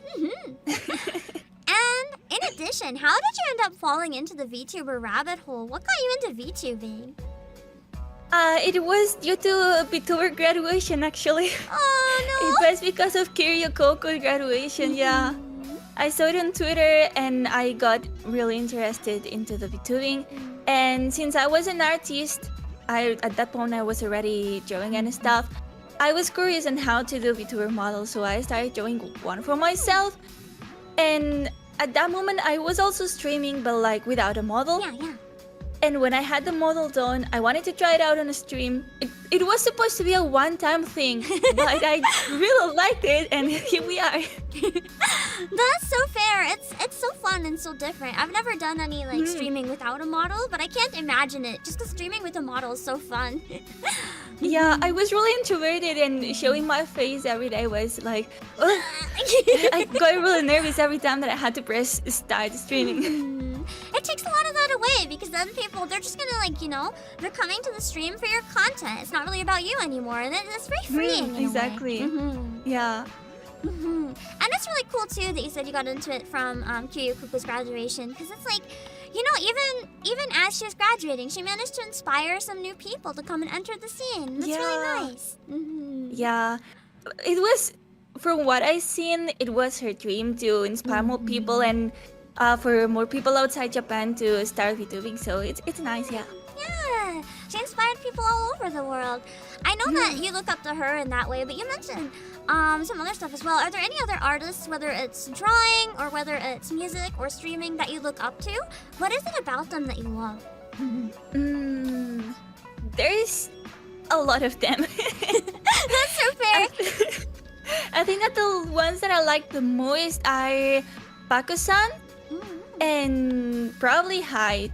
Both of them. They have like such bright kind of art style. It kind of looks like watercolor. I really like it. It's really different from all the other artists that I follow. I love that when you find someone with an art style that just stands out. And like anytime you find an image, you're like, that's them. I know, it's them. Yeah, you can clearly know that it's their drawing. Yes. It's really nice. And as a VTuber or as an artist or a singer, do you have any memorable moments that really stand out to you? It doesn't have to be related to a stream either. It can be like a fun childhood memory, just something that kind of, in pursuing your passions, was a nice memory for you. With a singer-related thing, when I was in primary school, we had to do like a theater show. It was kind of like a musical. And it was actually the first audition that I ever did for a singer role. It was for a minstrel, I think it's called. One of those musicians that go town to town playing the guitar on the foot. Yeah, I had to audition in front of the whole school, and my classmates had to vote for it. That's so scary. For me. Usually auditions are like in front of just a few people. They made you audition in front of the whole school day. Yeah. That's so terrifying. You're so brave. Everyone had to vote. I was really nervous. I was, I don't know, I think that 5 or 6 years old, and I ended up getting the role, but oh my god. Yeah. And I think that motivated me to keep singing, and it really made me enjoy music even more. I'm glad you got it and that you ended up finding something you really love. Yeah. And speaking of music, if you could have like any one dream music collab, it can be with a singer or it can be with an anime or game, just something, some sort of music collab, what would you want to do if you could have anything? Oh, I think it would definitely be a collab with Ado, the singer. That's so fair. Yeah. Yeah. I was in the concert the last weekend on Düsseldorf, and oh my god. Oh, I was jumping, screaming. I will love that. I love her so much. She's really talented. I love her growls and the power in her screams and emotion yes, too. her voice really powerful. And you can hear some people, they'll like have the power, but it doesn't really feel like their full like soul is behind it, I guess. But with Ado, it just feels so natural. It's like, it's so amazing to hear those kind of sounds. And hearing her singing like that while she's moving and dancing, like, she's perfect. Yeah, it's so much harder to sing while you're moving, just to like, not run out of breath or to like hit the wrong pitch. It's so difficult. It's a lot of cardio. Yeah. And speaking of cardio and doing live performances, if you suddenly got the opportunity to do like a giant 3D concert on like a real stage at like a convention or something, is there any one song that you would pick to represent yourself? My voice, I think it's more on the soft side, even though I sometimes try to sound cool. I always end up with more of a soft, sweet voice. So I think that I would choose a song that goes kind of accordingly with that. Maybe, you know Goblin Slayer? Yeah! The first opening from the first season? Yeah, by Rightfully? Millie? Yeah, that one. I think I would go with that one. That's a nice song. I can see it suiting your voice really well too. Really? That's really makes nice. me really happy. And I know you've also mentioned that you are interested in like game development. Can you tell us a bit about any cool stuff that you've worked on or like what inspired you to get into it? Yeah, I just recently graduated actually. It was on February. And I think that one of the cool things that I worked on is that during my internship, I was working on the game kitchen, the ones that did Blasphemous. That's so cool. yeah, I was in another team doing a VR video game, and I don't know, it was really nice. We were able to do the VR game was like a tabletop simulator where you were able to play like RPG games and stuff like that. We were working on Binding of Isaac, the board game and stuff. It was nice, but I cannot say too No, like, of course, much yeah. because I have an NDA. Nothing you can't say. It's all good. Is there any type of game that you'd really love to work on sometime in the future? Like, it doesn't have to be a specific title, even if it's like a genre that you're really interested in. Oh, an MMORPG. Yeah! I love MMORPGs. I play Final Fantasy 14 I was gonna a lot. ask if you heard of the free trial. You heard of that? Nice, you But heard yeah, it. I love it. I would love to be able to do a game like that. Someday maybe, who knows? Yeah. And speaking of other talents, because I know you do a lot of stuff, I also saw you made your own MV for Collect the Gomen. How long did that take, and what was the biggest challenge? It took 2 months. I can imagine. Started on October, and I finished the MV just 1 day before posting it on YouTube. Wow. Yes. The biggest challenge that I had actually was the video edition. Because I didn't really know how to use Premiere. It's so hard! I tried once and I gave up on the same day. I ended up crying a few times. Okay, understandable. Me too when I tried. But you did it. Yeah, it looks decent. I'm kind of proud of it. But yeah. Yeah, you should be proud of it. Out of curiosity as well, what kind of made you want to try making your own MV? Were there any particular ones that inspired you, or just like an idea?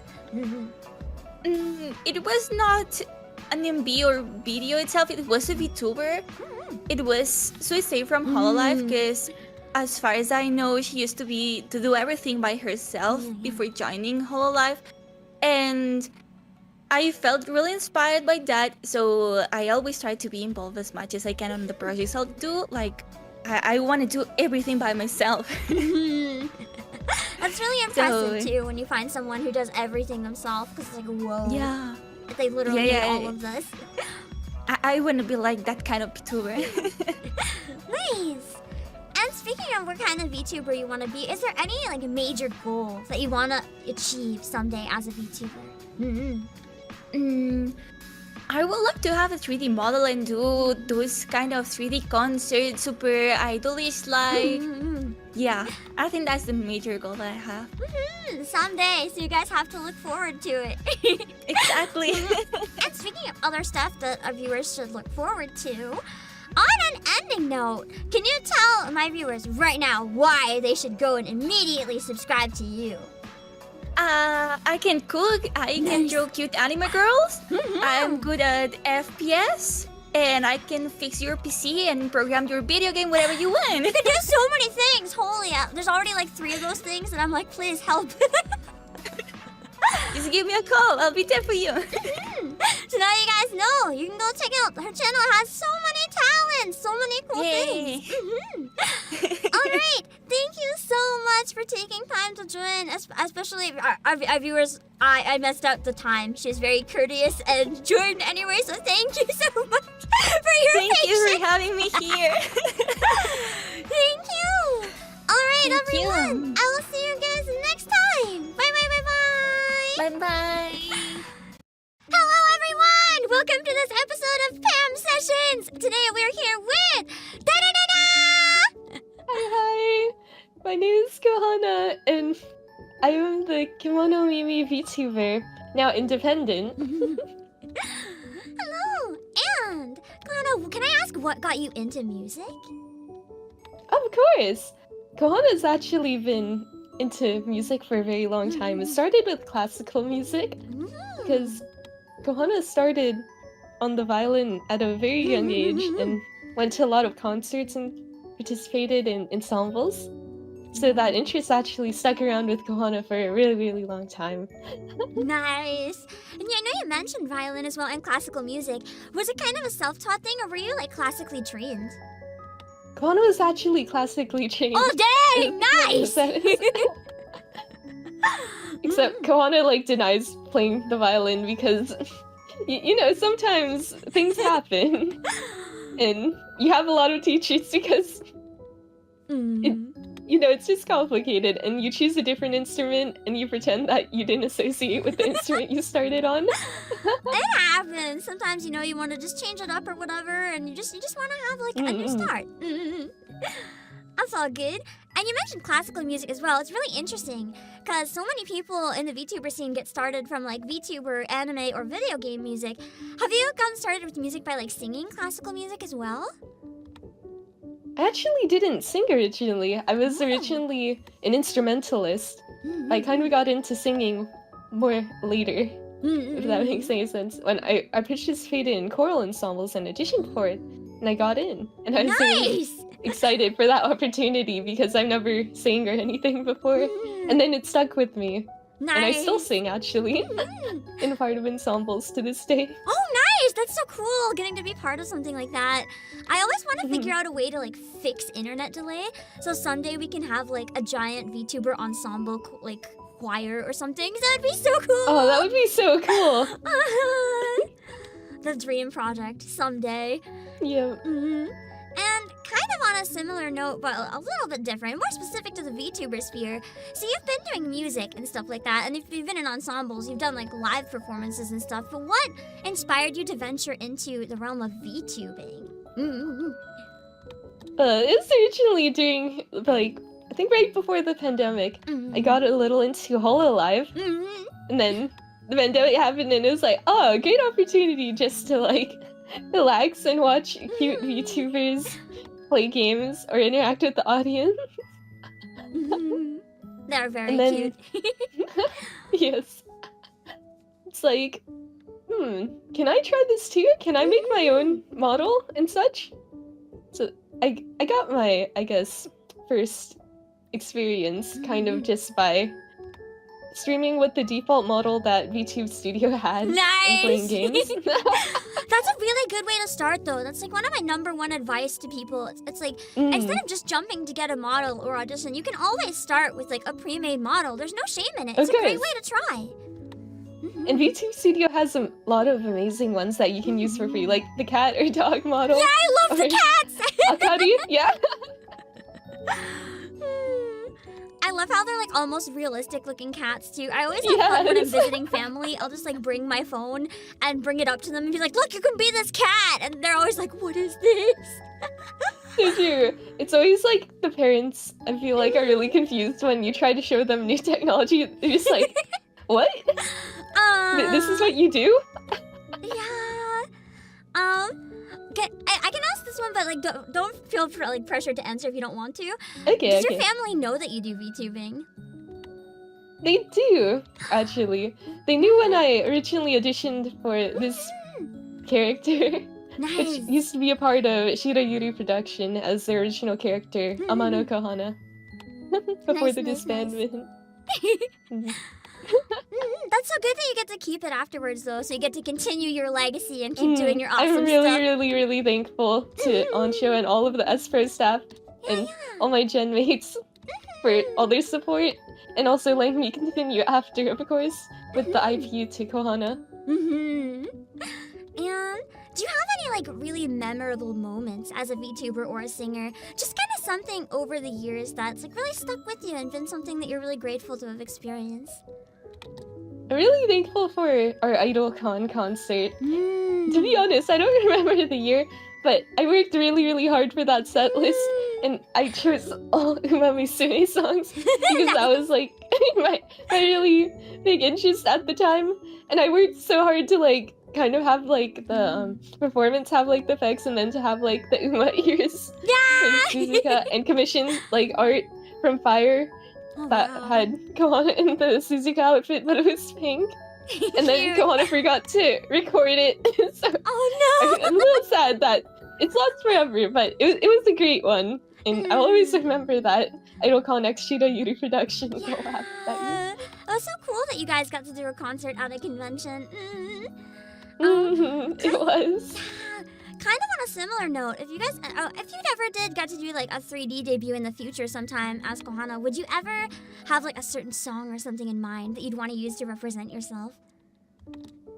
That's a bit of a hard question because there's so many songs I would like to sing, to be honest. It could and be a 3D violin concert song, would be though. amazing. Oh no, not There is 3D violin tracking now. Oh no. You never know. Oh, violin. If you breathe. I play too much, but you know, like, theoretically, probably Vivaldi's Spring could be something for Kohala. That would be so cool, and it fits your theme too, with like all the plants and stuff. That would be so cool. The Kohala has not played that one for like a really, really long time. Kohana's put all like energy on the bassoon after moving on from the violin. Do you also play bassoon? Yes. That is so cool. I barely know anyone who plays bassoon, and it sounds so awesome. I really like it because I can play all the low notes that I can never play on the violin or singing because my voice isn't that low.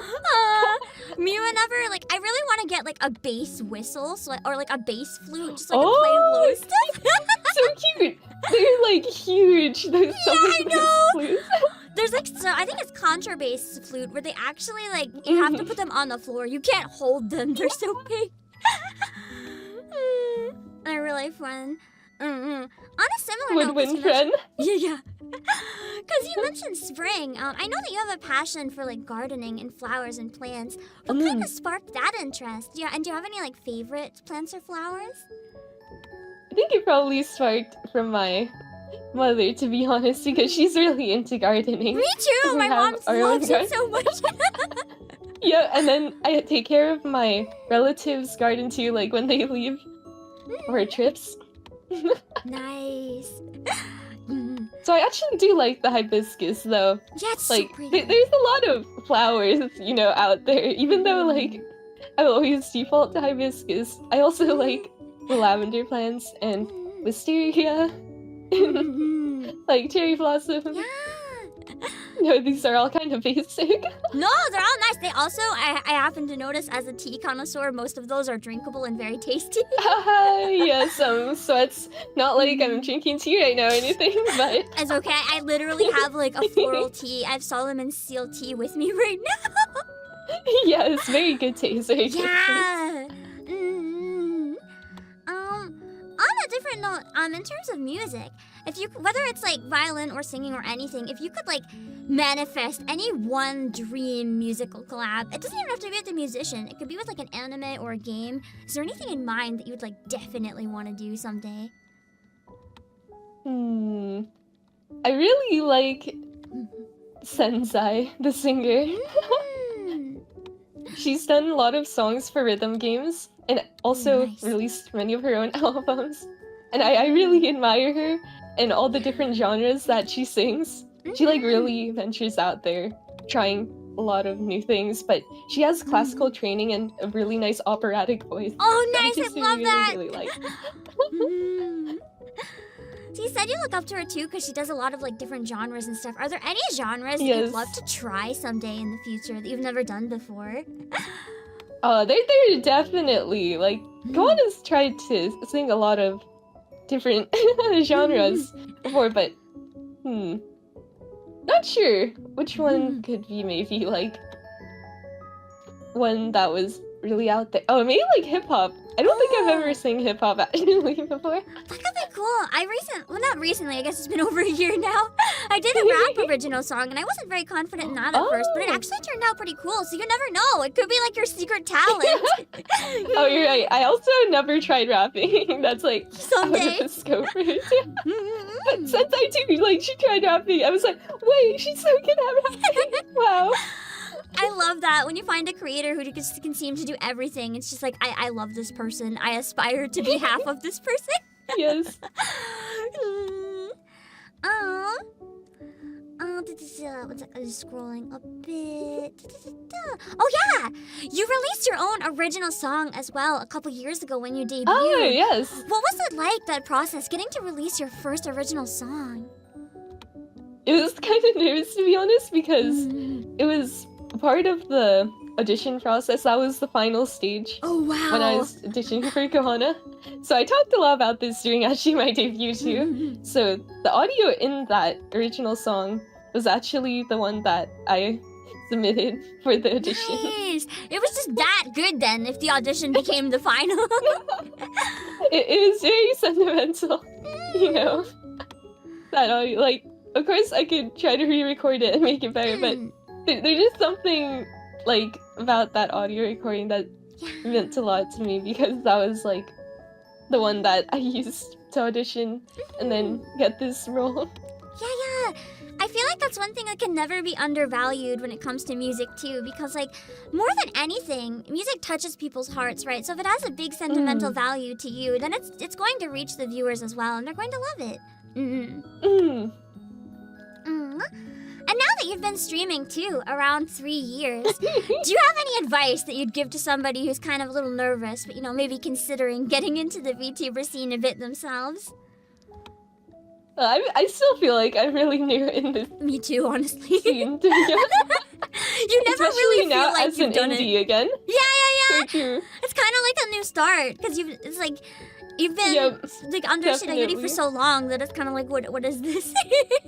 Yes, I'm still like learning a lot of new things as well. But I think like one of the main things that I would probably tell someone who's just getting into it is do this for the funds and like don't worry about anything else. Do it for yourself and like not for others, but for what you want to do. Like even though one game might be like really popular right now, like only play that game if you want to play that game. People can tell if you don't. Yeah, basically, you can tell if you don't enjoy what you're playing. I very strongly agree. I think a big part of why a lot of creators burn out so quickly too is they push themselves really hard to do things they don't want to do because it's the meta, and then they can't do it anymore because it sucks when you do that to yourself. I feel like that happens too for like song covers. A lot of people like doing just the same songs, and they don't branch out to what they like. So help me, early on, if I had heard like one more King cover, I was going to actually scream. I say as I recorded one very reluctantly. Like I don't think I've actually recorded any of the like quotation trendy songs at the time. Like I've also branched out to like recording classical lead songs, as uncharacteristic as that sounds, because those are the songs that I really like, even though not many people will understand that type of music. Nah, I think it's always good too, because you never know. There could be a hidden audience that like really wants that type of thing, and there's no one to like feed into that niche. You could become the powerhouse of classic music VTubing. You never know. So if you love it, that's all that matters. And then you'll find the people that love it. It just takes the right people finding you. My audience kind of just suffer because I'll always just randomly talk about music theory or something really. That's so interesting, like, though. nerdy. We need more music theory VTubers to like teach people and learn about more like what works in songs, what doesn't. I don't know. I'm biased. I'm very biased because I also used to do music ensembles and stuff. So I love that kind of thing. Maybe it's not so mainstream. Maybe that's just me.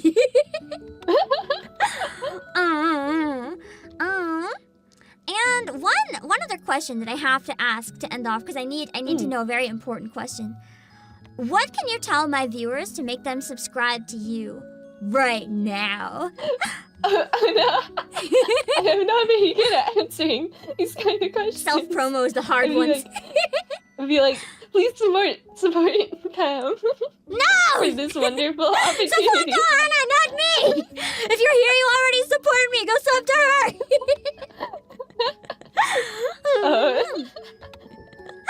I don't know, like, all Kohana does these days are, like, really scuffed karaoke streams. Oh, that's great. My audience loves Scuff. They will love you. They will love you. You heard it. You know where to go. You guys love Scuff and you love karaoke. Your two favorite things. So, you have no reason not to go over. I feel like that's one thing I really like about VTubing though in general. Like, the in general attitude about Scuff. Because, like, everyone...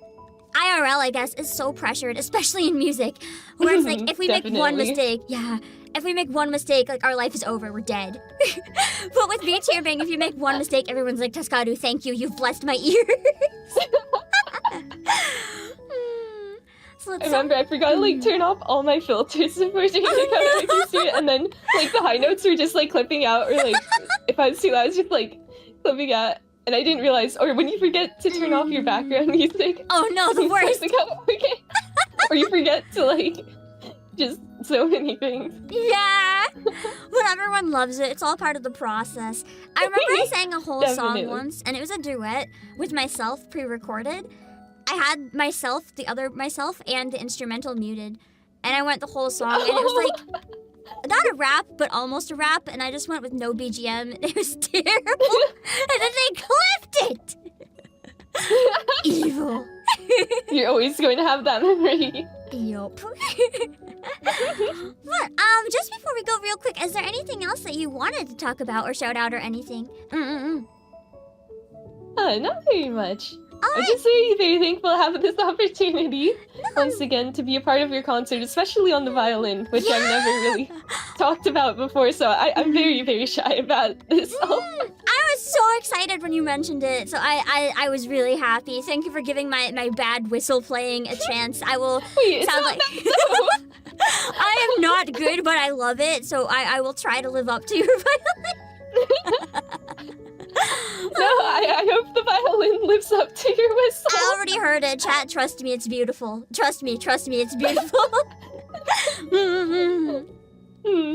Yeah, thank you again so much for making time on short notice. I really appreciate it. Thank you. Yes. And I will see you at the concert. Bye-bye. See you at the concert. Bye-bye. Hello, everyone! Welcome to today's episode of Pam Sessions! And today we're here with...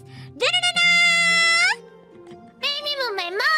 I am Production Koi, Ephemera's little fortune-telling witch! Madoka Mimi! Baby Mume Mo, it's time to start the show!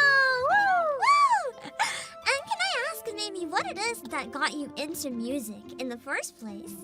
I would have to say, ever since I was young, Mimi Mama has always been like super into classical music, super into like, she's like into both opera, she took us into ballet and stuff. I used to watch like musicals without ever understanding that they were musicals. Like I just thought, oh, everyone watches like these movies, right? Everyone knows Phantom of the Opera, right? Me too. Like, what do you mean? The Sound of Music is not like a childhood classic of yours. So I guess that that's just like, while I was always like into music, I was never like, I never like actively understood that it was like something people trained in. I was just like surrounded by it. Yeah, it's kind of nice though. What ended up kind of making your interest go towards like anime and game music and stuff like that? I think like growing up, because I wasn't really trained in classical music per se, I just like heard a lot of it. What inspired me a lot about like anime music and other types of music was literally just like the cultural aspect.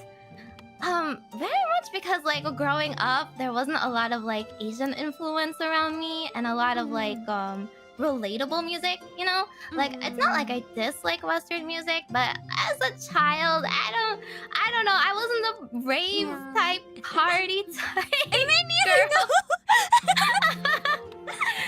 So like radio music is fine, but I'm just like not really relatable. Yeah, it's not bad, but like you wouldn't choose to put it on, maybe. Exactly. Whereas like, you know, the immersive effect of playing a game or watching anime and stuff and being like, oh, that's just like me. And then like the, you know, the shonen arc music really gets you. Really gets you in that vibe. And then like, I specifically love like music that makes you want to like sing along or makes you want to dance. And yeah. Speaking of dance, out of curiosity, do you do any dancing of your own or do you play any instruments in addition to singing? I did start off like with a little bit of instrument training, but it was only like 3 years of piano and some other basic stuff. But I got into idols. Nice. The rest is history. So again, not really like formal training, but idol dancing, like Vocaloid style, like odote mita style dancing has always been my favorite. So I've always like just self-taught myself to do those sorts of dances. That's really nice. Love live dances. Yeah! Love live dances. I feel like stuff like Love Live kind of, I think no, it pretty much is Love Live what brought a lot of the Orotemita culture over to like the Western areas. Because I think before that you didn't really see a lot of it. So I mean, I liked it before Love Live, but I'm happy about the influence. I'm not complaining. And you yourself, how did you end up falling into this rabbit hole and going from, you know, admiring idols to becoming a anime virtual idol? That was my dream growing up, was to become an idol, right? But my impression of idols is like, A, you have to live in Japan or Korea or China or something. You have to be like really fluent, and you have to like look and be a certain way. And I was like, oh, I'm no longer 12. Clearly, I haven't started like early enough training to be an idol. It's over for me. It's a lot. Like the expectations are nuts. Yeah, because they debut them so early, right? And kind of like they're brought up in that world, and I was like, well, I have to like go to college someday. I don't know. And then literally watching like Hololive be idols, I was like, wait a second, I can be an idol in 2D and eventually 3D, right? But someday. But I don't have to be like physically present in Japan to do it. And that was just like eye-opening. It was just like all of my dream training has resulted in this moment. I think that was the same like eye-opening moment a lot of people had, because you know a lot of people in the VTuber community wanted to be idols at one point in their lives, but like even for people who have the drive or have the language to move to Japan, not everyone's going to make it, for one thing, and it's not always feasible. But with VTubing, anyone can start anytime they want. Anyone can do it. Literally, and you can just make like con appearances all over the world, like just anywhere. And also like we can have really cute, sweet setups like your 3D. Yeah! Literally like, oh, you can't pay for the venue? Just change some assets from home. Just go on VR chat. It's fine. Exactly. Make a Leroy, for it's all free. Yeah, it pretty much took like the idol culture. You had to like hope that you got really lucky, and to now anyone can like self-produce themselves as an idol while keeping their identity and stuff safe. It's just a really cool thing to come out of the internet. Are there any particular performers like in the community or just any big artists as well that you really look up to as well? Well, growing up, I was definitely more into like traditional 3D idols, so a lot of like Hello Project idols. I guess like I wasn't super into AKB growing up, but I got into AKB like later, and then it branched out into like K-pop idols, C-pop idols, like everything under the sun that's trendy nowadays. Vocaloid producers and stuff like that. But nowadays VTubers are like the best idols. Pretty much like I get so hyped whenever VTubers release like original songs. Or like they just like VTubers just like bypass the whole chain of like what you expect a traditional entertainer or singer needs to do. Like instead of like you have to get into a group, you have to get into a company, you have to like get big, contact the producer, and then get an original song, or like you have to sign up to a label to do it. Nowadays they can just self-produce. There's so many like collabs between artists and just like producers just through like mutual interest, you know, like even like really big ones like famous Vocaloid producers are working with like smaller people. Yeah, it's so cool to see. I think one thing about VTubing as well, that kind of compares to the idol culture a bit, because you know, some idols do like streams on Nico Nico Doga and stuff too, but it kind of just makes the whole experience feel a bit more personal, where like you get to see more about the idol. It's not just this person you see like glamorous on stage. You get to learn more about them. I also really love watching idol variety TV shows. So that's part of what also draws me to VTubing. It's like I'm not gonna be like, I don't think I'm like the best singer or best like dancer yet, at least yet, starting my training arc now. But I really love variety TV show because of like how silly they can be, how like creative they can be, and like maybe the girl isn't like the best at like singing, but they're the one in the group that like is the most charismatic, Yeah, the they best bring at it all like together. cracking jokes, or the one with like the best group unity or a leader and stuff.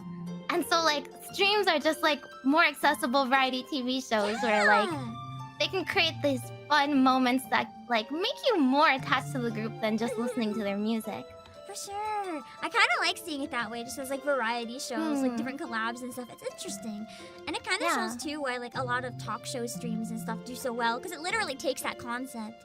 Because I like the fact that like you should always consider yourself like an entertainer, right?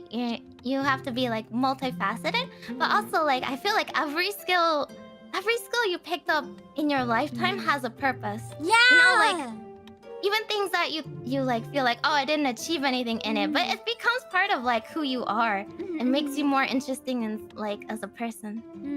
That's one really cool thing about VTubing too. You can literally, if you have any skills, they'll come in handy. Like for different stuff, whether it's video editing, instruments. I even know there's one guy who does like weird science experiments now. You can literally do anything as a stream, as a VTuber. It's so freeing. And my extremely cursed animal facts have come close. Extremely cursed facts are kind of so amazing though. Like everyone's had those internet rabbit hole moments where they just look up weird facts for like hours. And who knows? That could be the most entertaining and memorable thing about you on stream. As a streamer, or it could be a performer as well, do you have any moments that are like really memorable to you? It can be either something really heartwarming that stuck with you, or something really cursed. I feel like my chat bullies me so much. There have been a lot of cursed moments lately. I haven't streamed for very long yet, so it's been like 4 weeks, something like that. But yes, the running meme in my community is that my hat is the real streamer. I mean, look at it though. Look at it though. I just want to put the record straight. I'm not a mimic. Mimi is the girl, not the hat. Are you sure? Are you really sure? It sounds like something a mimic would say. Please, not before my 1 year. They can't know yet. Speaking of hats, I must ask, why cute witches with big hats? It is the classic formula. Ever since apparently Toho Project came out with it, small girl, big hair accessory equals cute character design. Absolutely. And Perfect, cute character perfect design with like formula. that little bit of spooky is like the perfect balance. It's just oversized things make small girls look even smaller, and therefore cuter. This is true. This is true. I can understand your perspective very much. I hope to spread hat love, and I hope to make everybody I collab with wear my hat one day. One day I will wear the hat. It'll be great. Me trying to figure out how to put a 2D hat on a 3D pen for concert now. Just I know. 10 the cuteness guaranteed. And kind of speaking back to 3D concerts a bit, if you could have like a 3D concert, like a dream song that you'd want to perform at, if you like suddenly got one tomorrow, are there any songs in mind that you think would really represent you well that you'd want to try to include? I mean, my dream scenario would be I would have an original song by then, right? Like an anime theme song kind of opening. But I think for now, it would definitely be my favorite production kawaii song, which is Forever Bloom. Forever Bloom original. It is such a good idol song. I feel like more people need to appreciate it. Yeah, it would be a nice not throwback. Which would be a nice shout out to kawaii as well.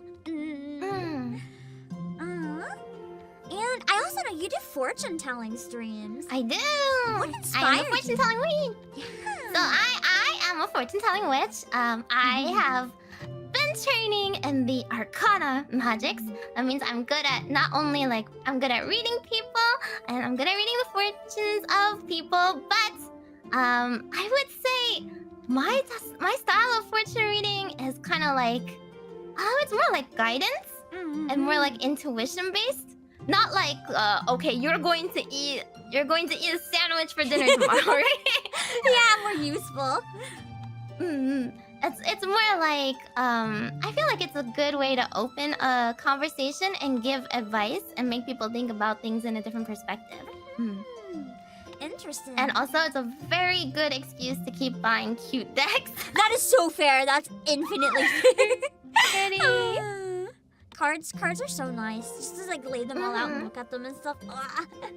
Yes. I don't have a problem. Sure. One quick question, but I don't know if it's possible or not. Are you able to give me a quick fortune now, or is it something that would require a lot more setup? I can, as so long as it's something easy, like yes or no, one card, one. I will use my favorite deck at the moment. I don't know if you've seen a picture of it before, but my favorite deck is this new deck. It's an Oracle deck. It's a little complicated to explain, so you just have to come to my stream if you want to know the difference between Oracle decks and tarot cards. But it is a fantasy. It's a fantasy theme one, so it's like D&D trope kind of like cards. Nice. And it's really, really pretty. Yeah, I'll shuffle it, but think of a question. I'm trying a new thing soon. I've been doing a bit of experimenting, and I want to know if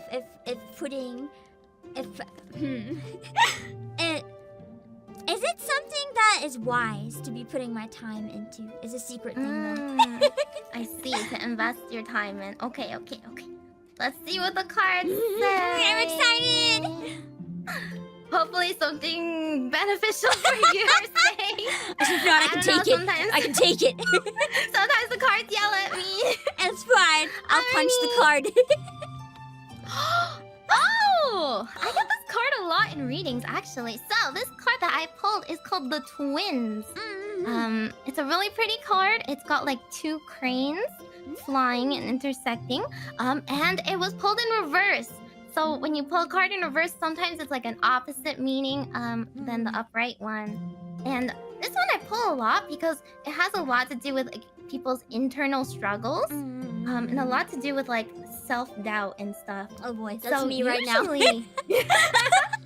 Exactly. I was like, oh, this is so appropriate, actually.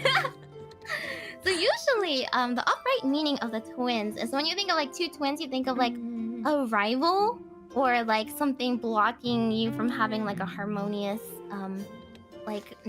relationship per se. But in reverse, it is not a relationship about someone else. It is actually within you. So basically, something within you feels unbalanced. Two sides of you are kind of warring, you know, like the two wolves inside of you. That's making it very like hard for you to make decisive decisions. Like usually you're struggling with a balance, right? Sometimes you're like in periods of like manic productivity, you feel like you have to do everything, and then sometimes you feel very like demotivated or sluggish or blocked. I think the card is calling me out right now. That's what I mean. My decks always call me out. It's always like, you baka, you should know this already.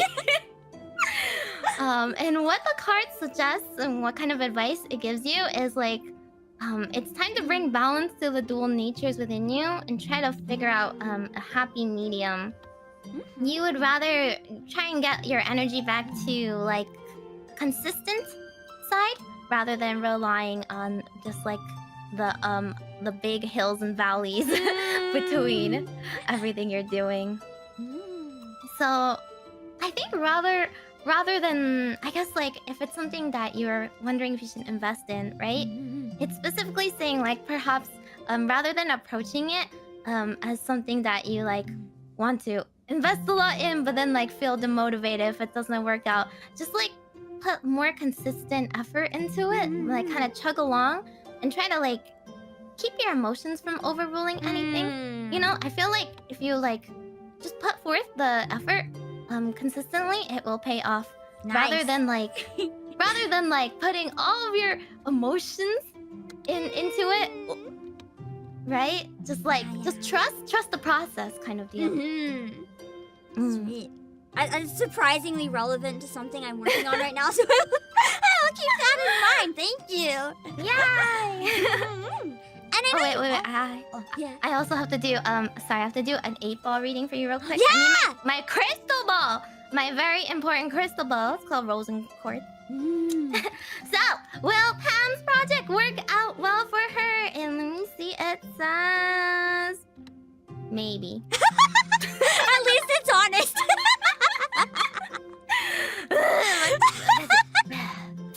Yeah, that thing talks back to me the most. But it's so real, because that literally can mean anything. It can't be wrong. Yep. It's 100% guaranteed correct. Darn.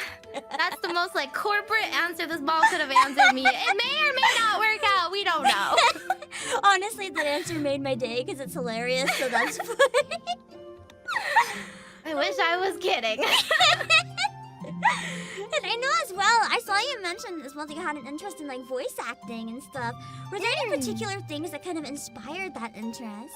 I really like videos that take you on like a very immersive like trip.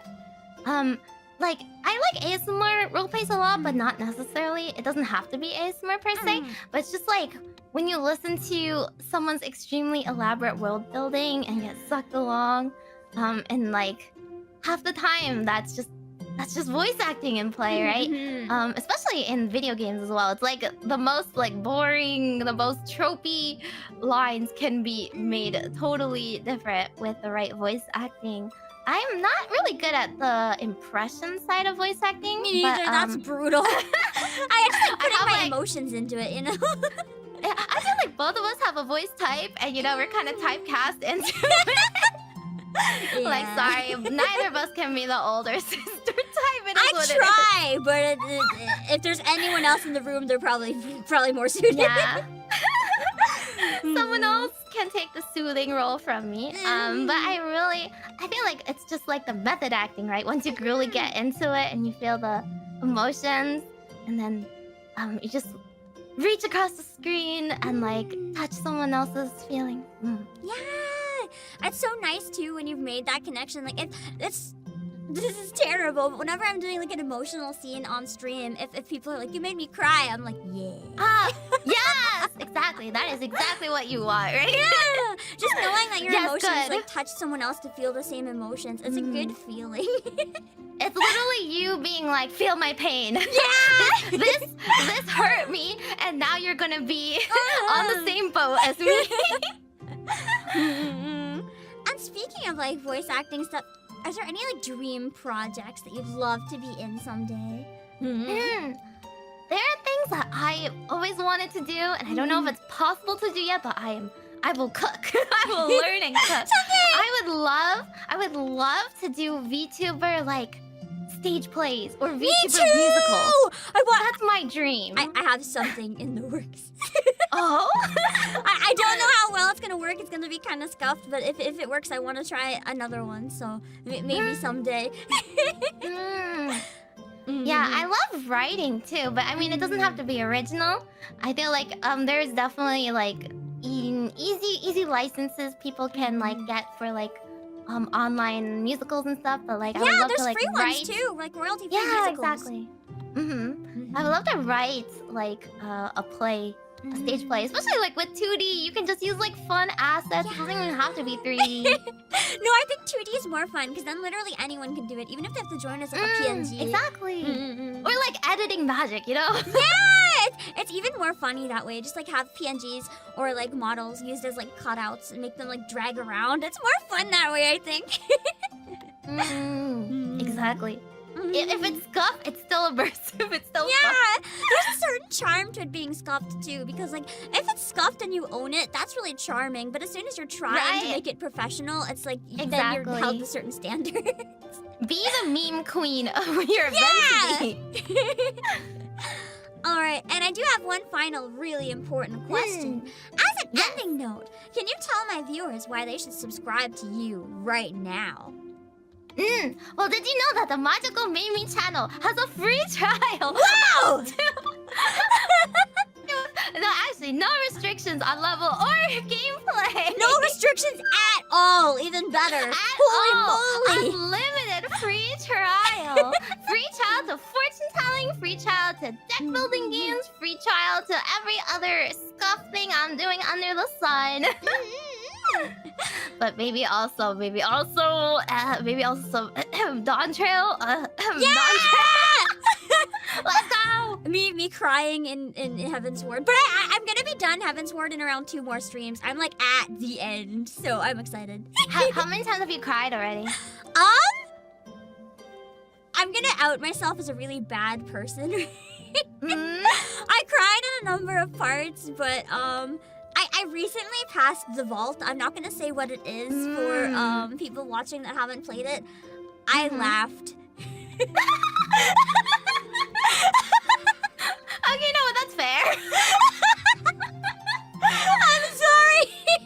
I'm sorry, anyone watching. I had reasons which I explained in the stream. If you go watch it, I thought something else bad was gonna happen, and because it wasn't that, I was like, "Let's go!" And I just. I'm sorry. Character trauma. Let's go.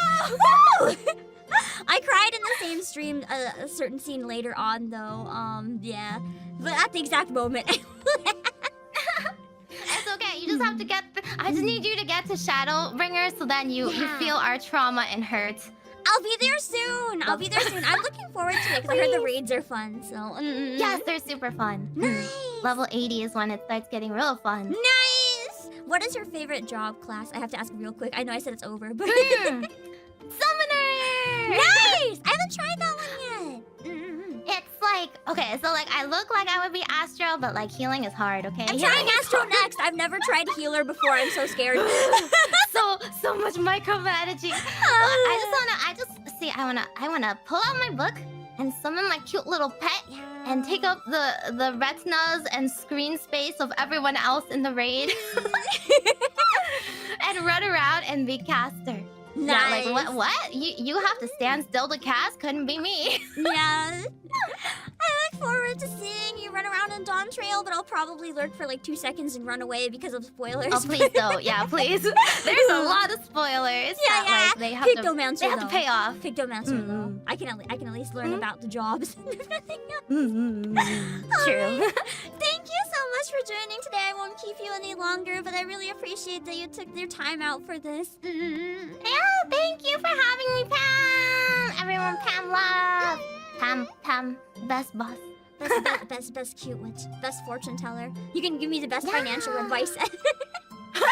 Yes, exactly. I am just as accurate about stocks as any other person, you know? Alright, we will see you guys at the concert. Bye-bye! Bye-bye! I noticed when you said the 3 C's, there's something a little bit unique that I haven't seen a lot of VTubers get into. What inspired you to get into crocheting? So, I first started to crochet last October, and I believe that is that when I was scrolling through some short videos. I noticed when you said the 3 C's, there's something a little bit unique that I haven't seen a lot of VTubers get into. What inspired you to get into crocheting? So, I first started to crochet last October, and I believe that is that when I was scrolling through some short videos and a crochet video popped up, and I think it's super cute. Also, my sister bought some yarn and just set them aside for a really long time. She quit the hobby, so I tried to pick up, and it became how it is now. Like, I have 20 kilos of yarn in my house. 20 kilos? Yeah, so I keep like crocheting all the time so that I can finish my yarn. Whoa! Do you have any plans for any like really big, exciting crochet projects someday to try to make use of those 20 kilos? Maybe a life-size plushie. That would be so cute! Yeah, but that will like take a lot of time to do that, so it's probably not that soon though. I'm making a lot of small plushie these days. Yeah.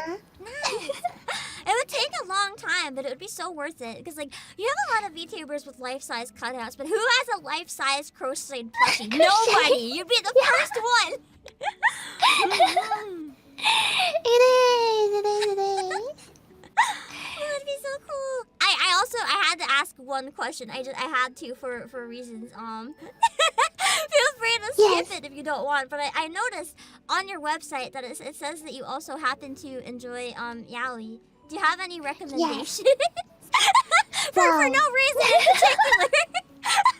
No worries at all. So if you prefer a spicier one, I would say that Raven's Gaze. I've heard of that it's before. Korean.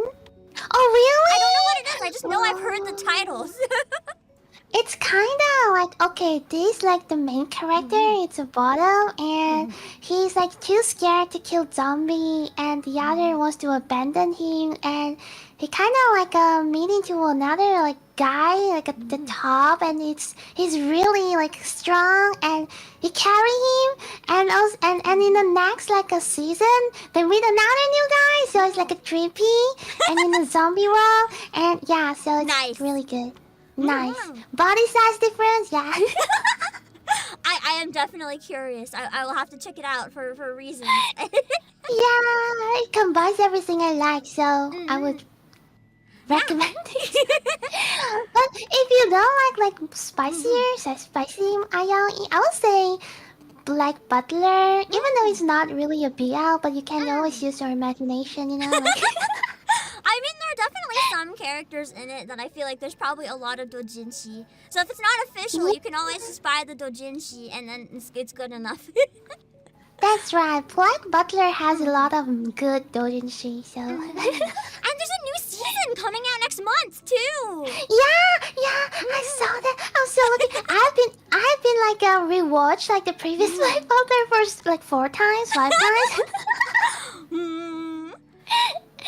Yeah. There's a lot of really good parts later in the manga too, so I'm pretty excited to see what they do with them. I'm kind of hoping that we get. I don't remember seeing the part with like the Spider Girl animated, and I really liked her, so I hope we get her eventually too. Oh, I haven't like watched like newer episode of Black Butler manga because they uploaded not that soon, and I couldn't be like, okay, 1 episode per week. I couldn't stand that, so I just stopped after that, after watching a few episodes of manga. That's fair. Well, you have a lot of cool stuff to look forward to then. It does have some really interesting arcs, so I'm really excited to see them animated. Yeah, me too. I feel like Watch along. So many of us that grew up with it are just like completely losing our minds that we get more after all this time.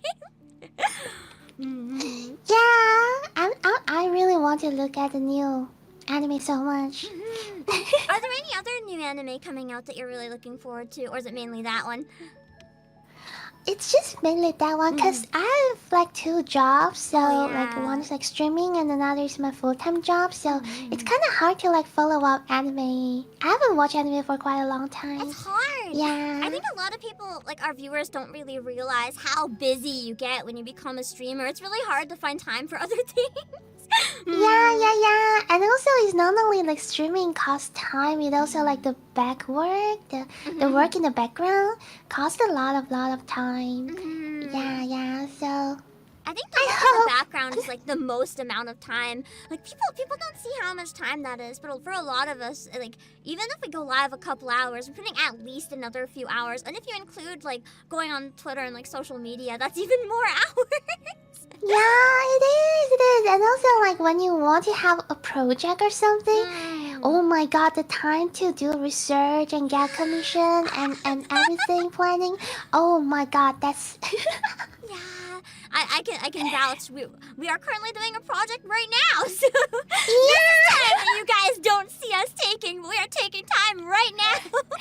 Yeah, thank you so much, Pam. I know this is such a big project. No, it's okay. So Thank you. My project would be nothing if nobody else was able to take time. So I really appreciate that you're willing to take time for me. And speaking of your future as a VTuber as well, are there any major goals that you would like to achieve someday as a VTuber?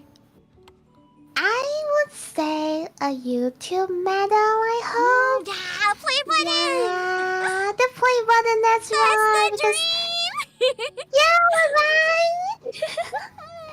Because that's not only mean like a milestone, but also means like more people has known me or us, and we can entertain and help more people out there.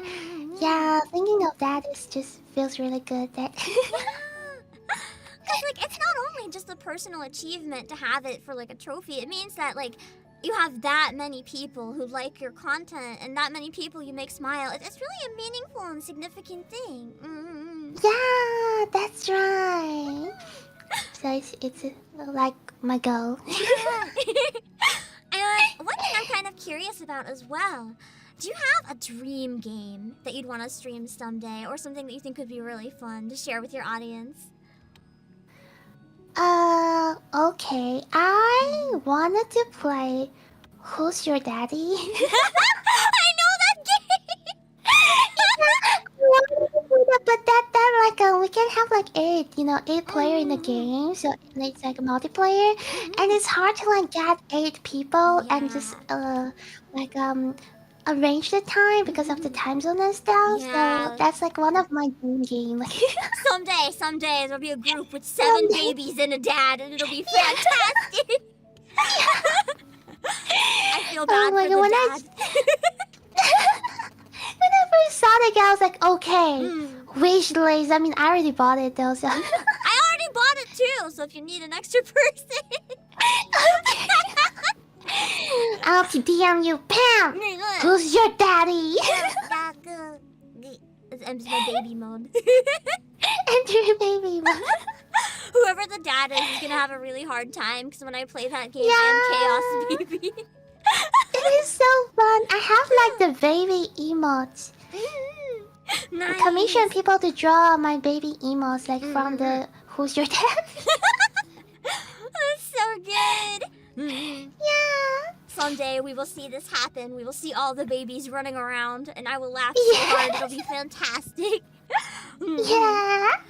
And as one I'll try my best. Yeah, you got it, you got it. As one final ending note, I gotta ask, what can you tell my viewers to make them subscribe to you right now? Okay, you should subscribe to me because I'm 3C. I'm cute. I'm comfy. And I crochet. So if you ever need a little comfy corner to vibe in and relax after a tiring day, I usually do comfy variety streams like crocheting and chatting, music instruments and singing and more. So I think it's a good little tiny corner, I guess. You guys can go hang out in the comfy corner.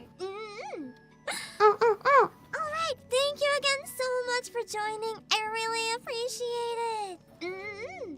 And we will see you guys later. Bye-bye. Bye-bye. Thank you for having me, Pam. Love you. Hello, everyone. Welcome to this episode of Pam Sessions. And today we're here with... Lizzie.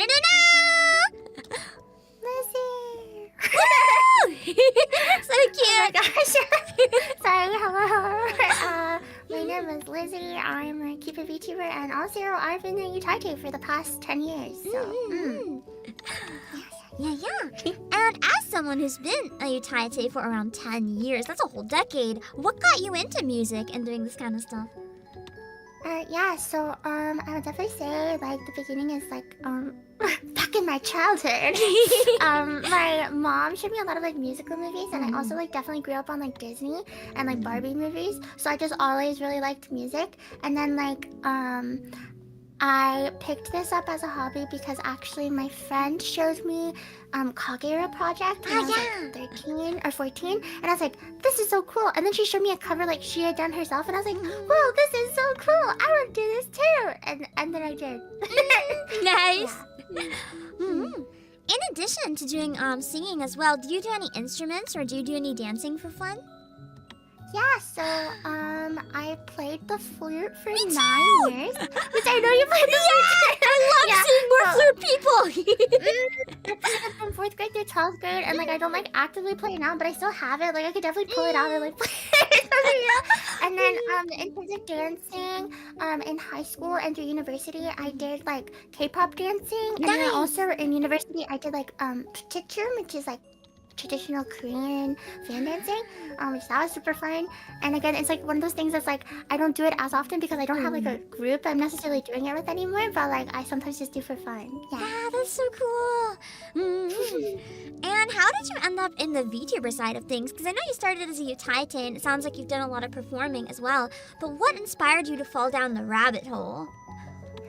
Okay, so first, one of my very, very, very close friends, like one of my best friends, was VTuber, and she showed me her stuff, and I was like, oh, this is pretty cool.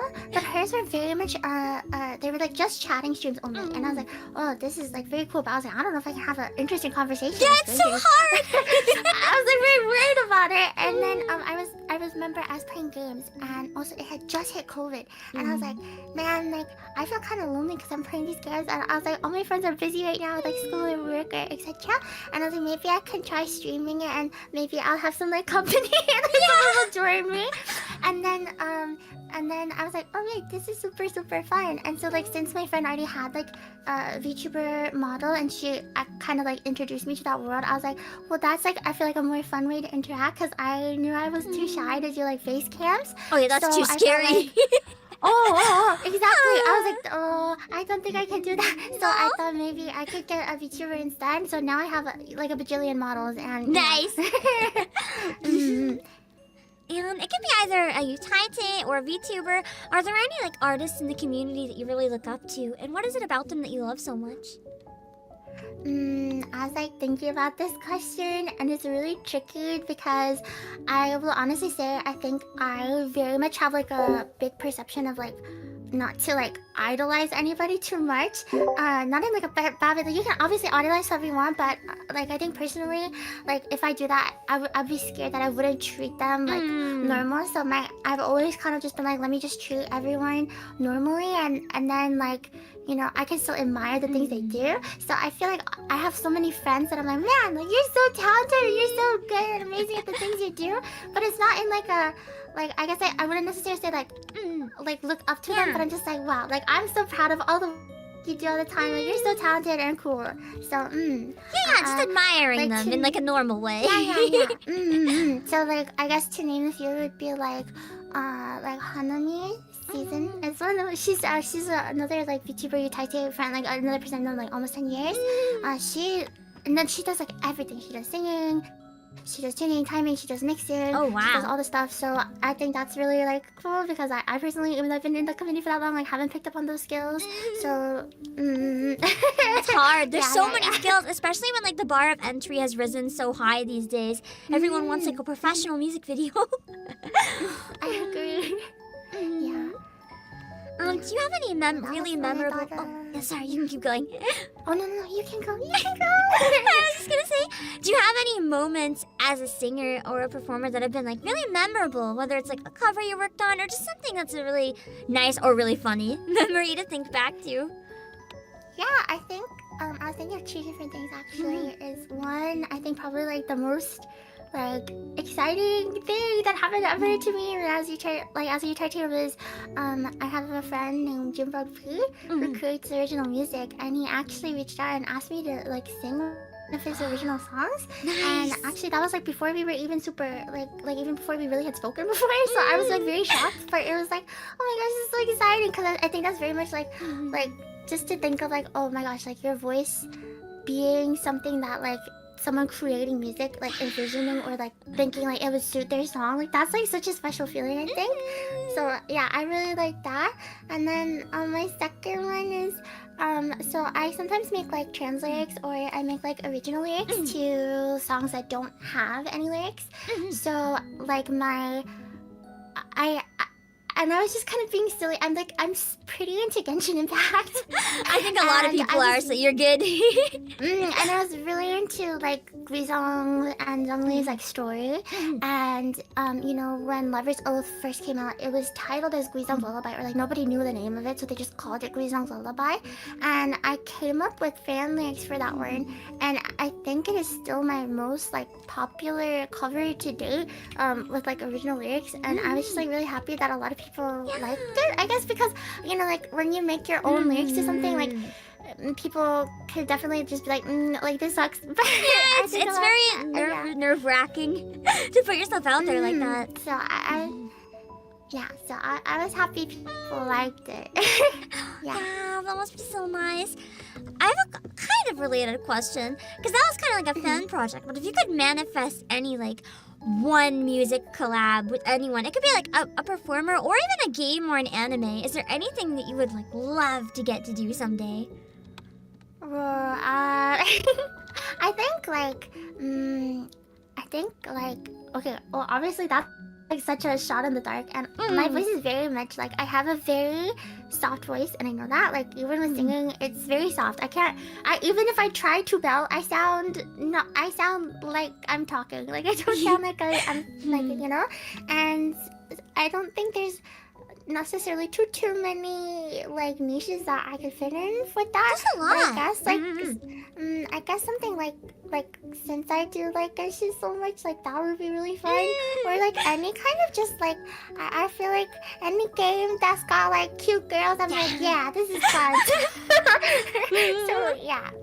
I think that you have an advantage there then, because if you have a soft, higher voice, that means games with cute girls might be interested, because maybe they need a voice that sounds like one of the cute girls, so you never know.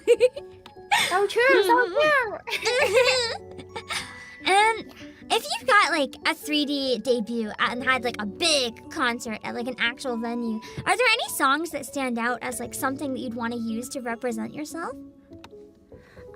So okay, I was thinking about this too. I was like, this is like think very deep. Like I don't know what I want to represent myself, but I think like again, like since I have kind of made some like different like lyrics and things, it might be fun to do some of those songs that I have either like made lyrics for or made like English like lyrics for, just because, or actually I've done some even in like Korean, just because I think it'd be fun to kind of show like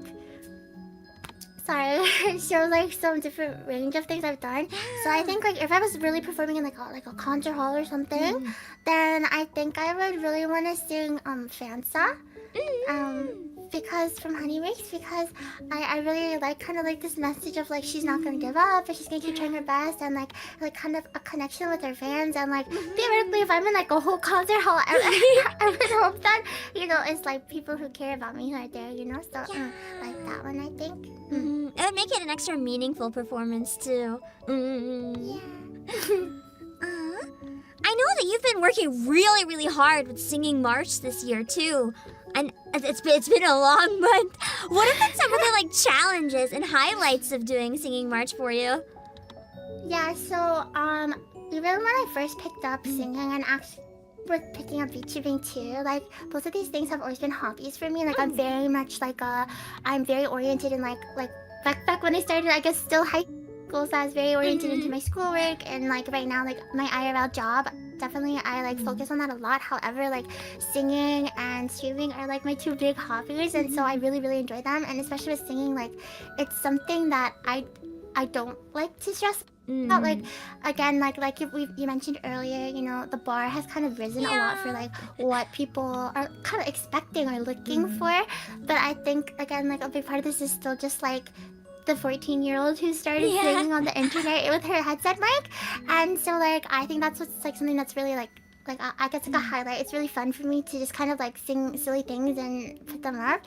And I guess like a challenge is, again, like I just mentioned, like if I'm kind of focused in my job or something and I don't have the time, or like other IRL obligations. And then also just personally, I mean, like I have a chronic illness, so sometimes I'm truly too tired to like sit at my table and record. But what is nice though is like community that I have, like they're very, very sweet about like they don't like make me feel bad or make me feel pressure. Like, oh, you missed it. Like nobody says anything. You know, like it's supposed to be for fun. So I think that's fun, and I really think like everyone who wants to try like, engaging in a singing sphere should try it, because again, like really most people are just expecting like one shots and like for fun. Yeah. It's really fun. It's always worth venturing in and trying something new. If you don't like it, you don't have to do it anymore. But it's always fun to try. Yeah.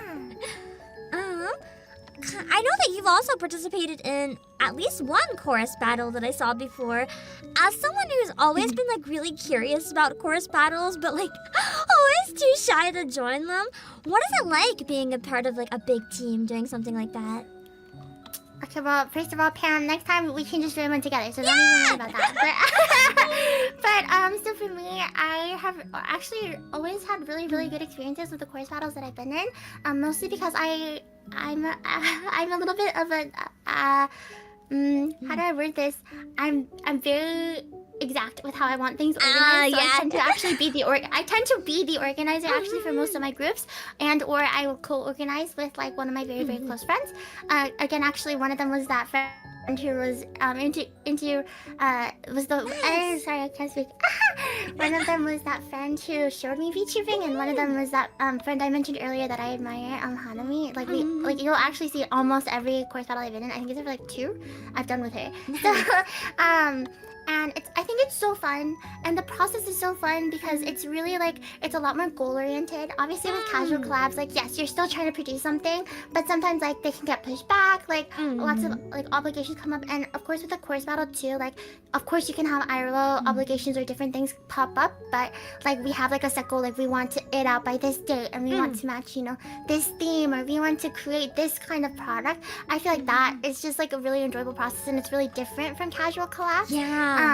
And like so for example, like I think probably the one you've seen, because the most recent one I've been in is VCB, Vintage Chorus Battle, which actually kind of ties back again to, I keep mentioning the same people because you'll notice like the circle is very much a circle, but that's actually being run by Junba P, that guy who I said asked me to sing a song. Nice! So, it's like a big circle of like people and things, and I'm so excited. So usually for me personally, what I do is I usually create a team with mostly friends, and then we'll bring in some like new people, usually like 1 or 2, just to kind of, because obviously like as much as comfortable it is to work with friends, you want to kind of meet new people and be in a bigger circle. And like for example, some of the people in my team for VCB right now are just like so talented and amazing, and I like probably wouldn't have interacted with them other than the CB, so that's really cool too. Like not to like give away too many spoilers or anything, but like can I just say, like for our round 2 we have an original instrumental, a crazy amount of ad-libs, a storyboarded art, and full body sprites, and like story. So we're kind of going ham, which is also super fun, like just everyone going like really deep into a process together. I think that's another really fun part of it. I'm excited to see it all come together. I think you very much hit the nail on the head with that one, just kind of from what I imagine it, because I guess having the like shared goal and the formalized process, it kind of makes it feel, even though it's still a fan project and for fun at the end of the day, it kind of makes it feel like more of a legit project. You know what I mean? Yeah, absolutely. I think that's why I've been curious about it, because I'm always like, oh my god, it feels so professional, even if it's still a fun thing. we can do one together next time. Don't worry. I'm excited. And I know you also put together a cover once with 26 vocalists before. What was it like handling such a huge project? It was actually really pretty easy. Again, like same thing. Again, you'll notice I work with the same group of people because like I think once you find like a good circle of people to work with, you always kind of know like, oh yeah, I can trust these people, I can depend on them. And everyone in that project is like someone we either like invited or they like actively like put in for the audition form and was like, hey, I want to do this. And you know, it's a lot of people who like do either like projects like we were like, hey, you would fit this character's voice, you want to join? So like which was fun, and like also it's actually even though it was so many people, because of so many people, there's actually not that many lines per person, which did also make it a bit easier for them to like turn in the lines. Yeah. Typically, like if it's too many, then they might have a harder time of turning things in. And I think if I'm remembering correctly, I believe our mixer said at the end his doll had like 103 tracks. Wow! On his thing. So that was pretty crazy. Yeah, and I think like that one too. That one actually was solely audio focused, so we only had to do like vocals, tune time, and mix. Thank goodness with all the people. Yeah. With some of the other bigger ones I've done, like my 14-person like Summertime Record collab, like that one we actually went full on with like also creating art and animation. So that was like a much longer process, for sure. So yeah. That's so cool.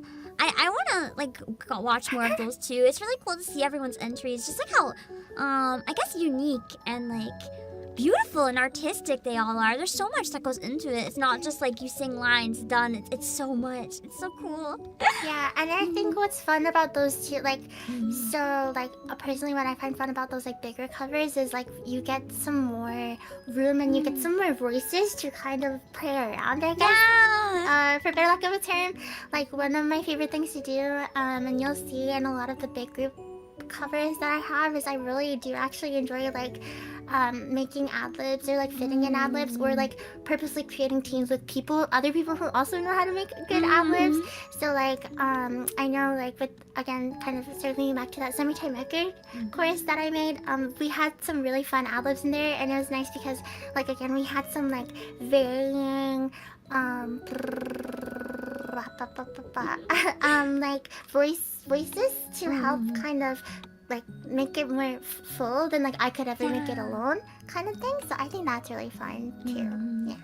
You said that you've been doing covers as well for a long time, with your oldest cover being around 10 years old now. How much do you find the scene has like changed and evolved over time? Yeah, I will definitely say like one, it's gotten bigger, and two, I feel like it has kind of, I think the perception of it is that it seems a little more intense, because like you mentioned earlier, a lot of the newer voices actually are people who are just like incredibly talented and already come in with a skill set, and or like they learn the skill set very quickly. Like I mentioned earlier, like I truly haven't really learned many additional skills other than singing. Like at this point, all I know how to do is I know how to sing. I can sometimes pick out harmonies, I can make ad-libs, and I can like bass. I don't really know how to do anything else. Whereas like some people are coming in and they're like, well, I know how to tune, time, mix, and make my own videos. And so then those people like make it seem like the bar is like super high already. But I feel like at the end of the day, it's still kind of about the same thing. Like everyone still just like wants to make things that they enjoy and share kind of the music with like the world, I guess. And I think another thing too is what I've been able to like actively see, and I guess also kind of be a part of, is there's a big crossover with like the VTuber community. Actually, the majority of my VTuber friends were all Utaitis first. Wow. They're still Utaitis. And so like I think that's been a really interesting transition, because now you get to kind of communicate with each other in a different capacity.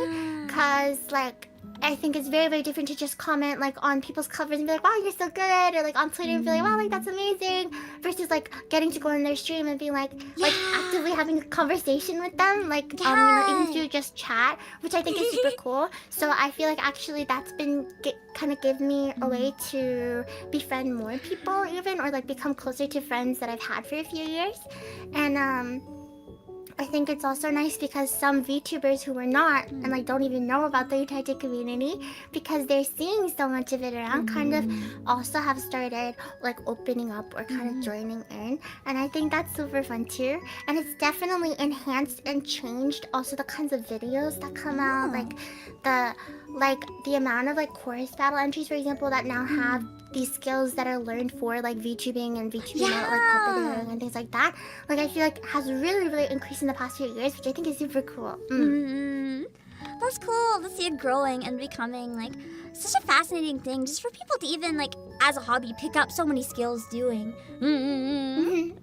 I totally agree. Like some of these people truly either like end up going into this as like their careers. Like I know some people in the community who like do audio engineering for their professional career. Like I know people who actually even just within the community of like just within Untitled and VTubers alone are that's their income. That's like their income of like creating animations or creating art. And like I think that's really awesome too, that like you can take something that's a hobby and something you enjoy and do for fun and make it a whole career. And yeah. Yeah, it's really nice having like so many people able to turn something that means so much to them into a job as well. And one final question I just kind of want to ask, just out of curiosity, where there have been so many different skills and stuff, do you have any goals or anything that you'd really like to try learning sometime in the future? Yeah, so I've always felt like I should just get into tuning and timing, that's just a skill that I should simply pick up. And then I always like find some, I don't know, like I'll be like too busy, or I'll be like, oh, I'm in Korea this year. Like I'm like it's always just like one thing or the other. So I really hope to pick up one of them, maybe both, but like at least one. And I don't necessarily like, so I know at least like for example, like with timing, I feel like I would know how to move it into place. It's just I wouldn't know how to do like how to like elongate it to match length, like that kind of thing. So I think I just need to like deep dive into YouTube tutorials, which a lot of people actually, that's how a lot of people did pick up these skills, or like start asking friends like, hi, do you have like an hour to talk to me about what to do? So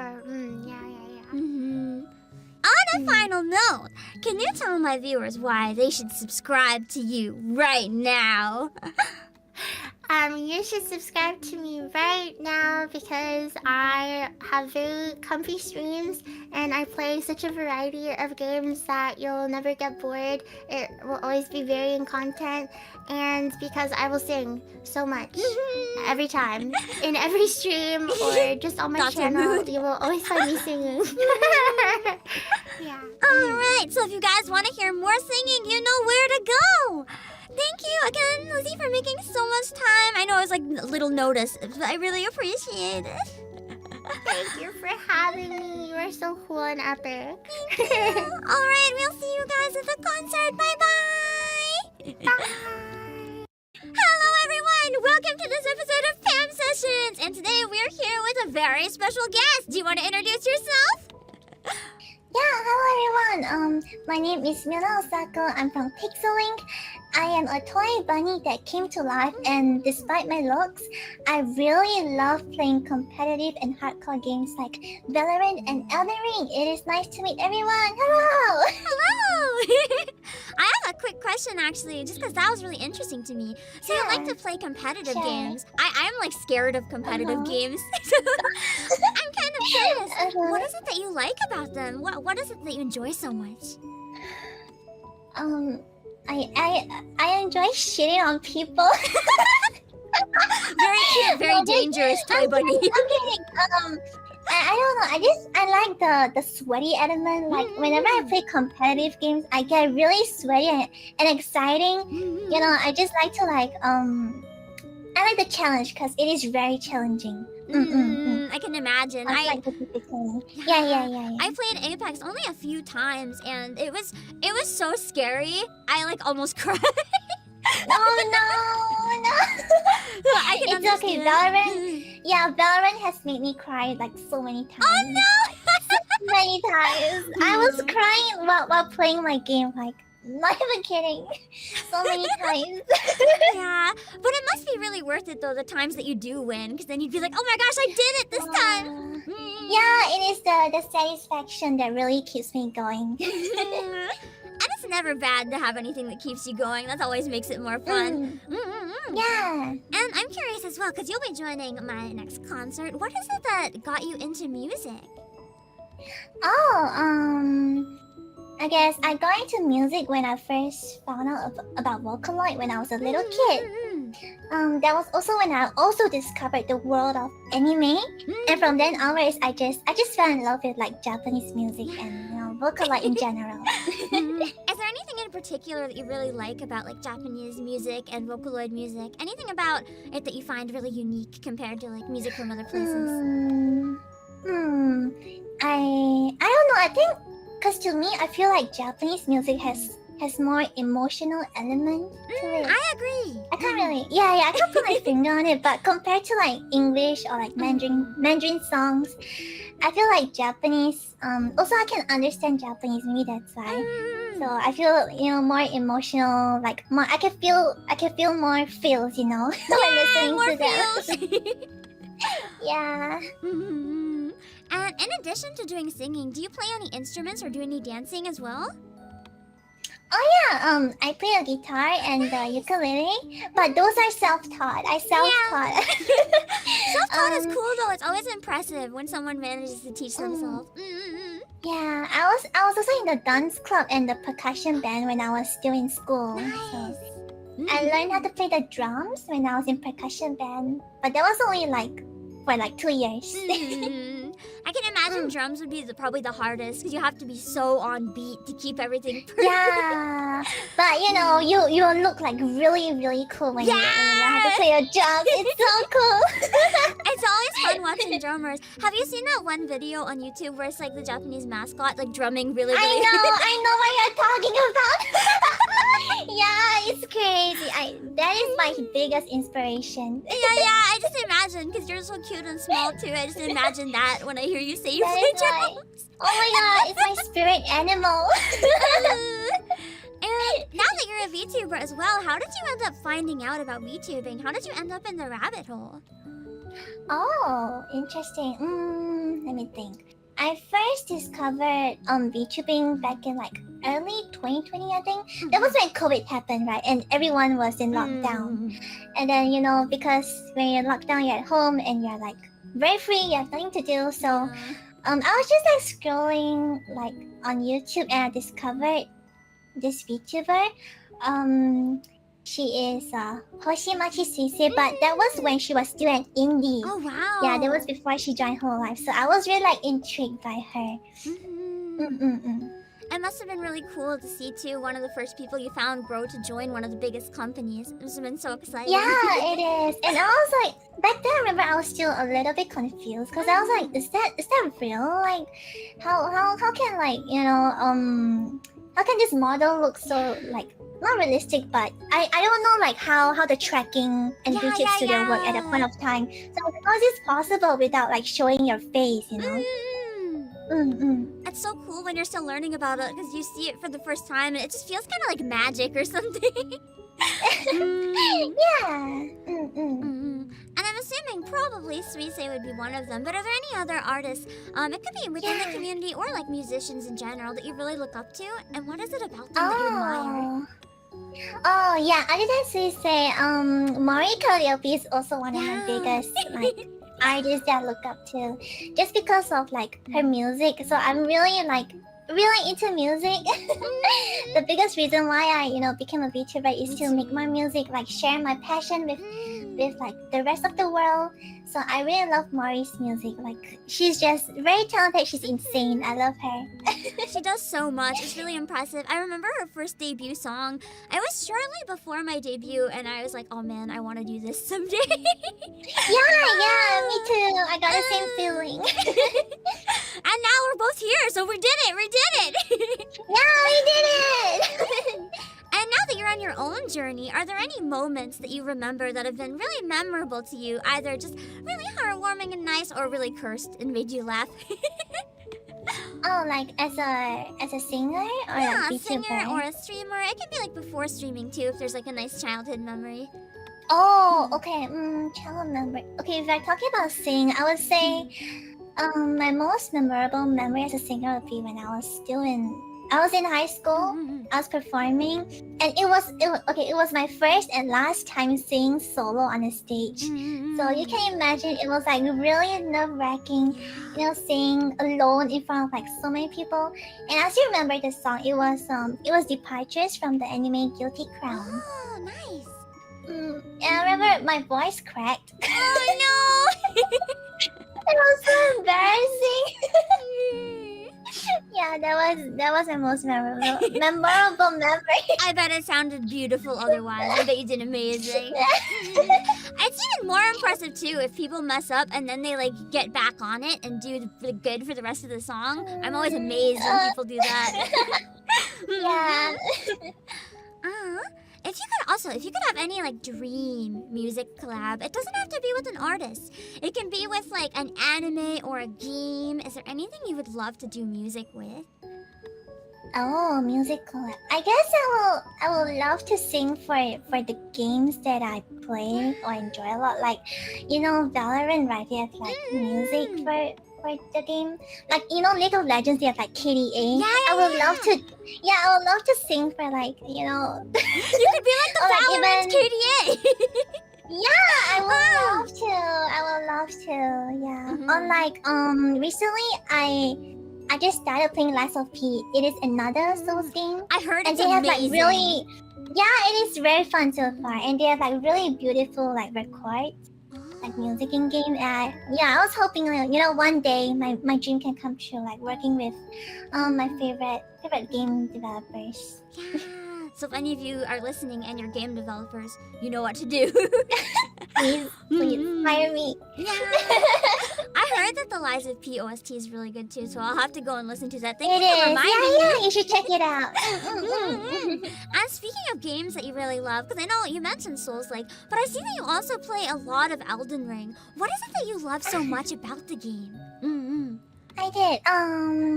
Let's see. For Elden Ring, I find Elden Ring to be extra challenging because I don't go for an optimal build.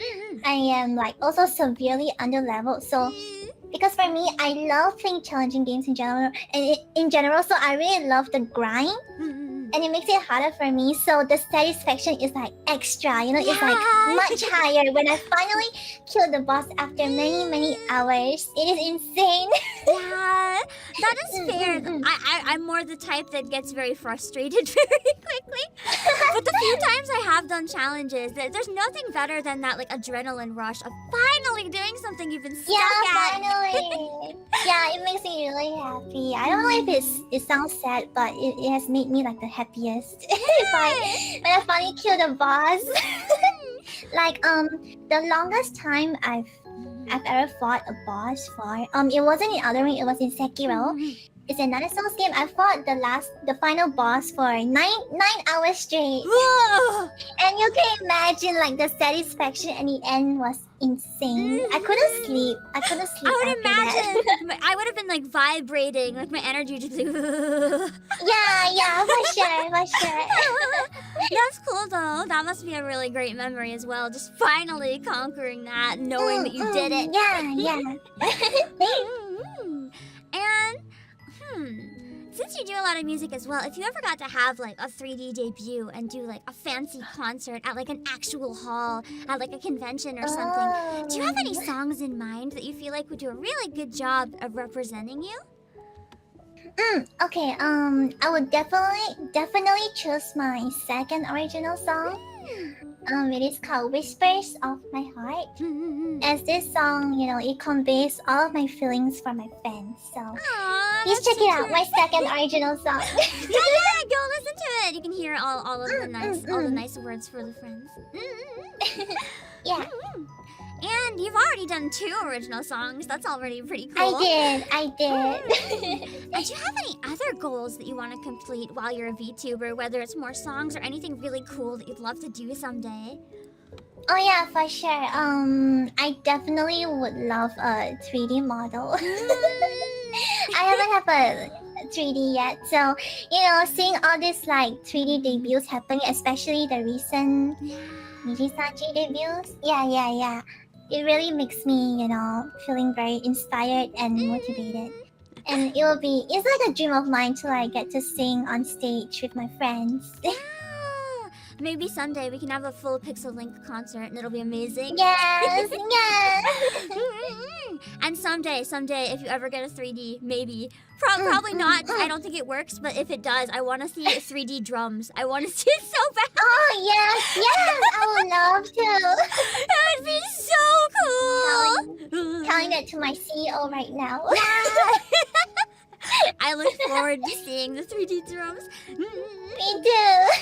And as one final, very important question, can you tell my viewers why they should go and subscribe to you right now? Okay, well, you should sub to me because I am a really sweaty and determined bunny. I will never give up, and I will fight a boss for hours and hours on his dead. So I guarantee you that will be really satisfying for you to watch. And also, I am an Elden Lord, and I'm also kind of funny sometimes. Thank you. Alright, so if you guys like challenge streams, I know some of you do. I know some of you do, considering what you try to get me to do on stream. You would probably love to watch her streams, so go check her out. Yay! Alright, thank you, Fiona, so much for joining. I appreciate that you were able to take time. Thank you. Thank you so much for having me. Thank you. Bye-bye. Bye-bye. Hello, everyone! Welcome to this episode of Pam Sessions. Today, we're here with... Good morning, good afternoon, good day, Hima. My name is Hima Miuri from Face Connect Gen 2 Face Alias. Hello! Hello! And can I ask Ria, because I know you do a lot of music and singing as well, what is it that got you into music in the first place?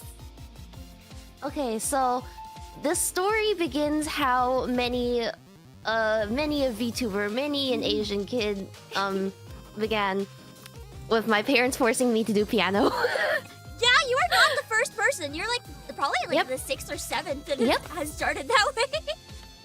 Yep, it's you know, Asian kid thing. I started off playing piano when I was like I think 4 or 5.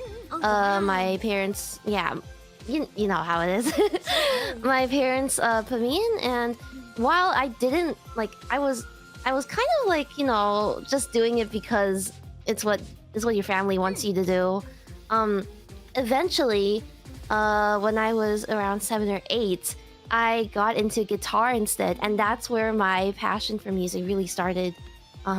Because with piano, sure it was nice, but it didn't have that same kind of feeling. But when I discovered like playing guitar and people who did play guitar, like bands and stuff, I was like, wow, okay, I want to work hard and be like that. And from that, there comes my, you know, solid music foundation. And then, I think for singing, I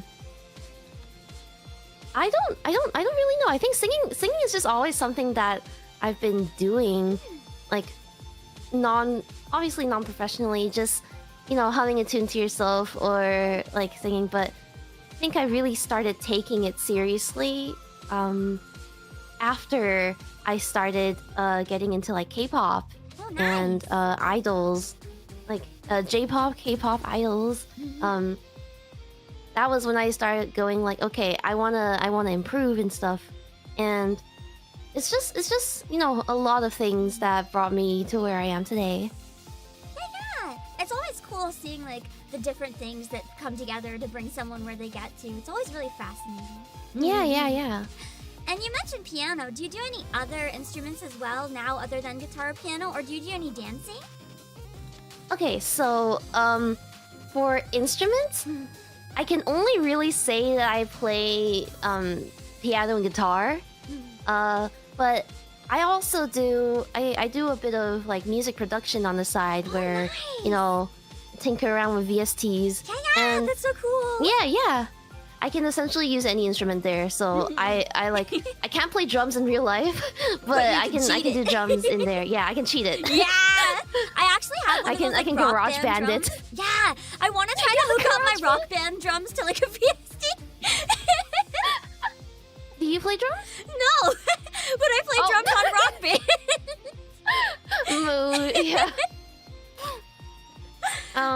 Yeah. Yeah. So I can only really say that I play guitar and piano, but as for dance, I do dance. I love dancing, and I hope that I can show everyone one day when I break out of this 2D world. I think I've seen you do a few dance stuff as like Chibi Hime. It was so cute. Yeah, my Hime baby form. Yeah, the Hime baby. Yeah. So, you know, Asian parents again. I did dance when I was younger, and I found my passion for it through idols and J-pop, K-pop, things like that. Also, shout out to the Step Up movies because for some reason, like, I don't know if you've seen them, but I haven't. I wanted to. Yeah, they're actually kind of peak. I heard, and yeah. It's kind of like what ignited my interest along with like idols into dance.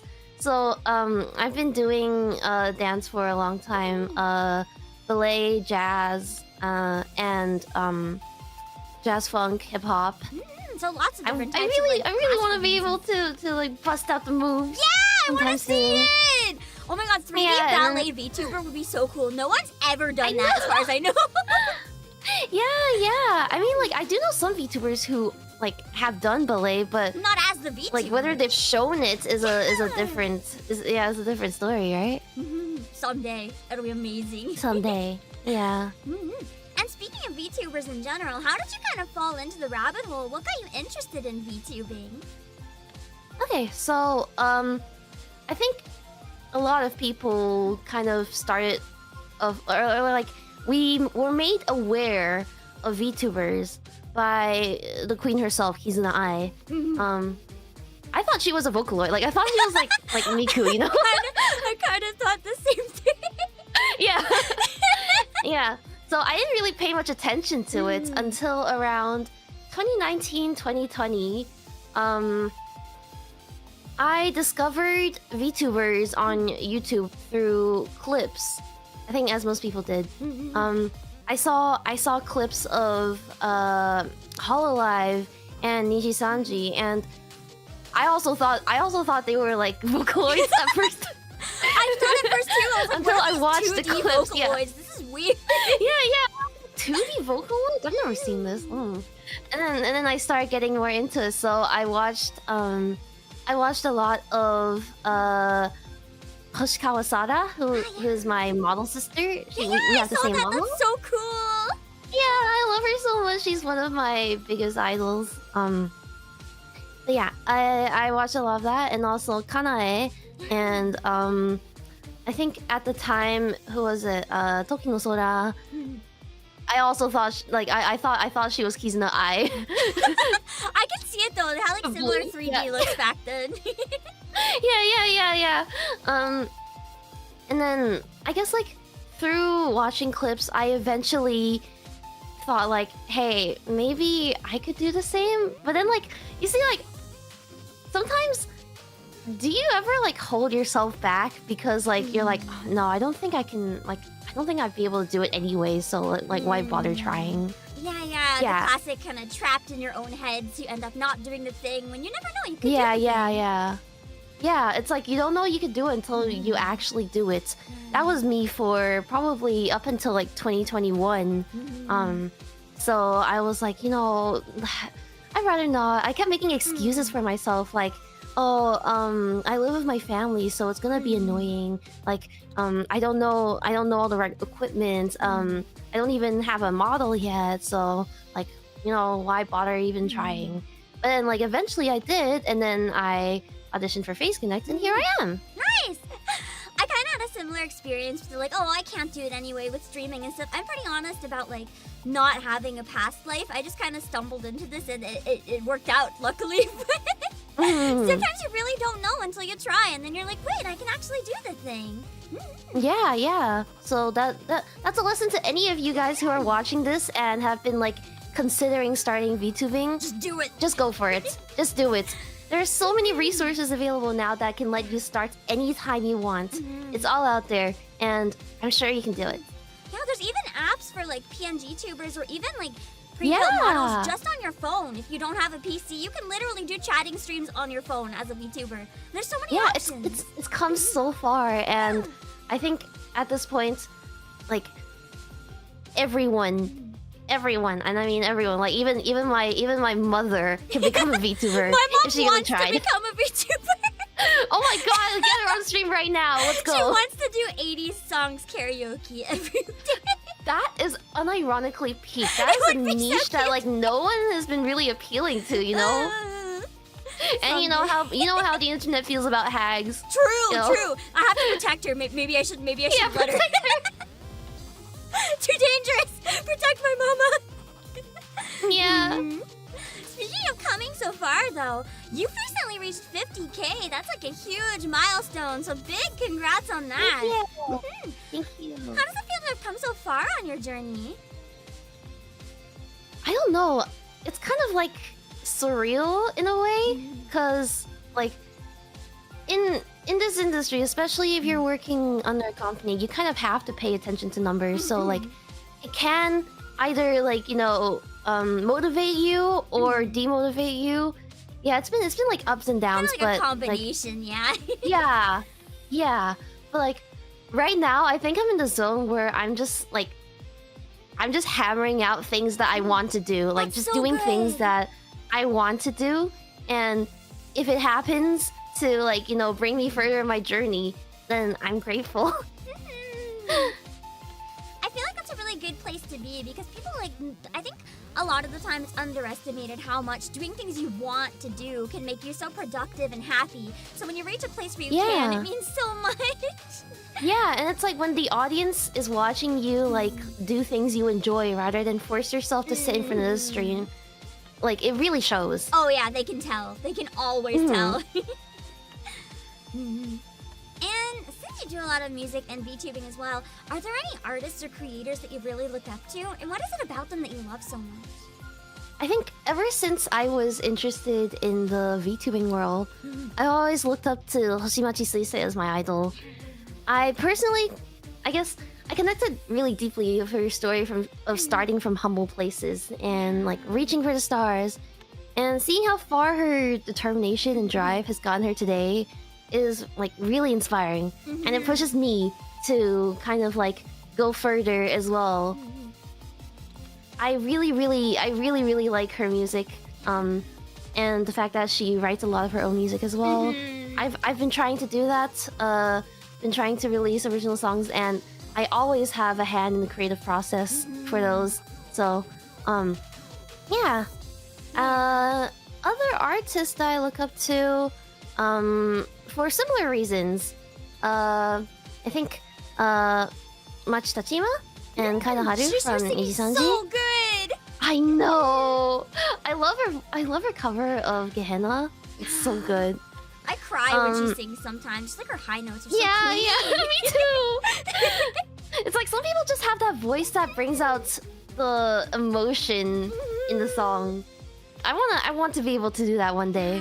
I know So, there's one stream she yeah. sang Frisia like 20 or something times, and every time it's still so good. I was just like, yeah! I know, insane.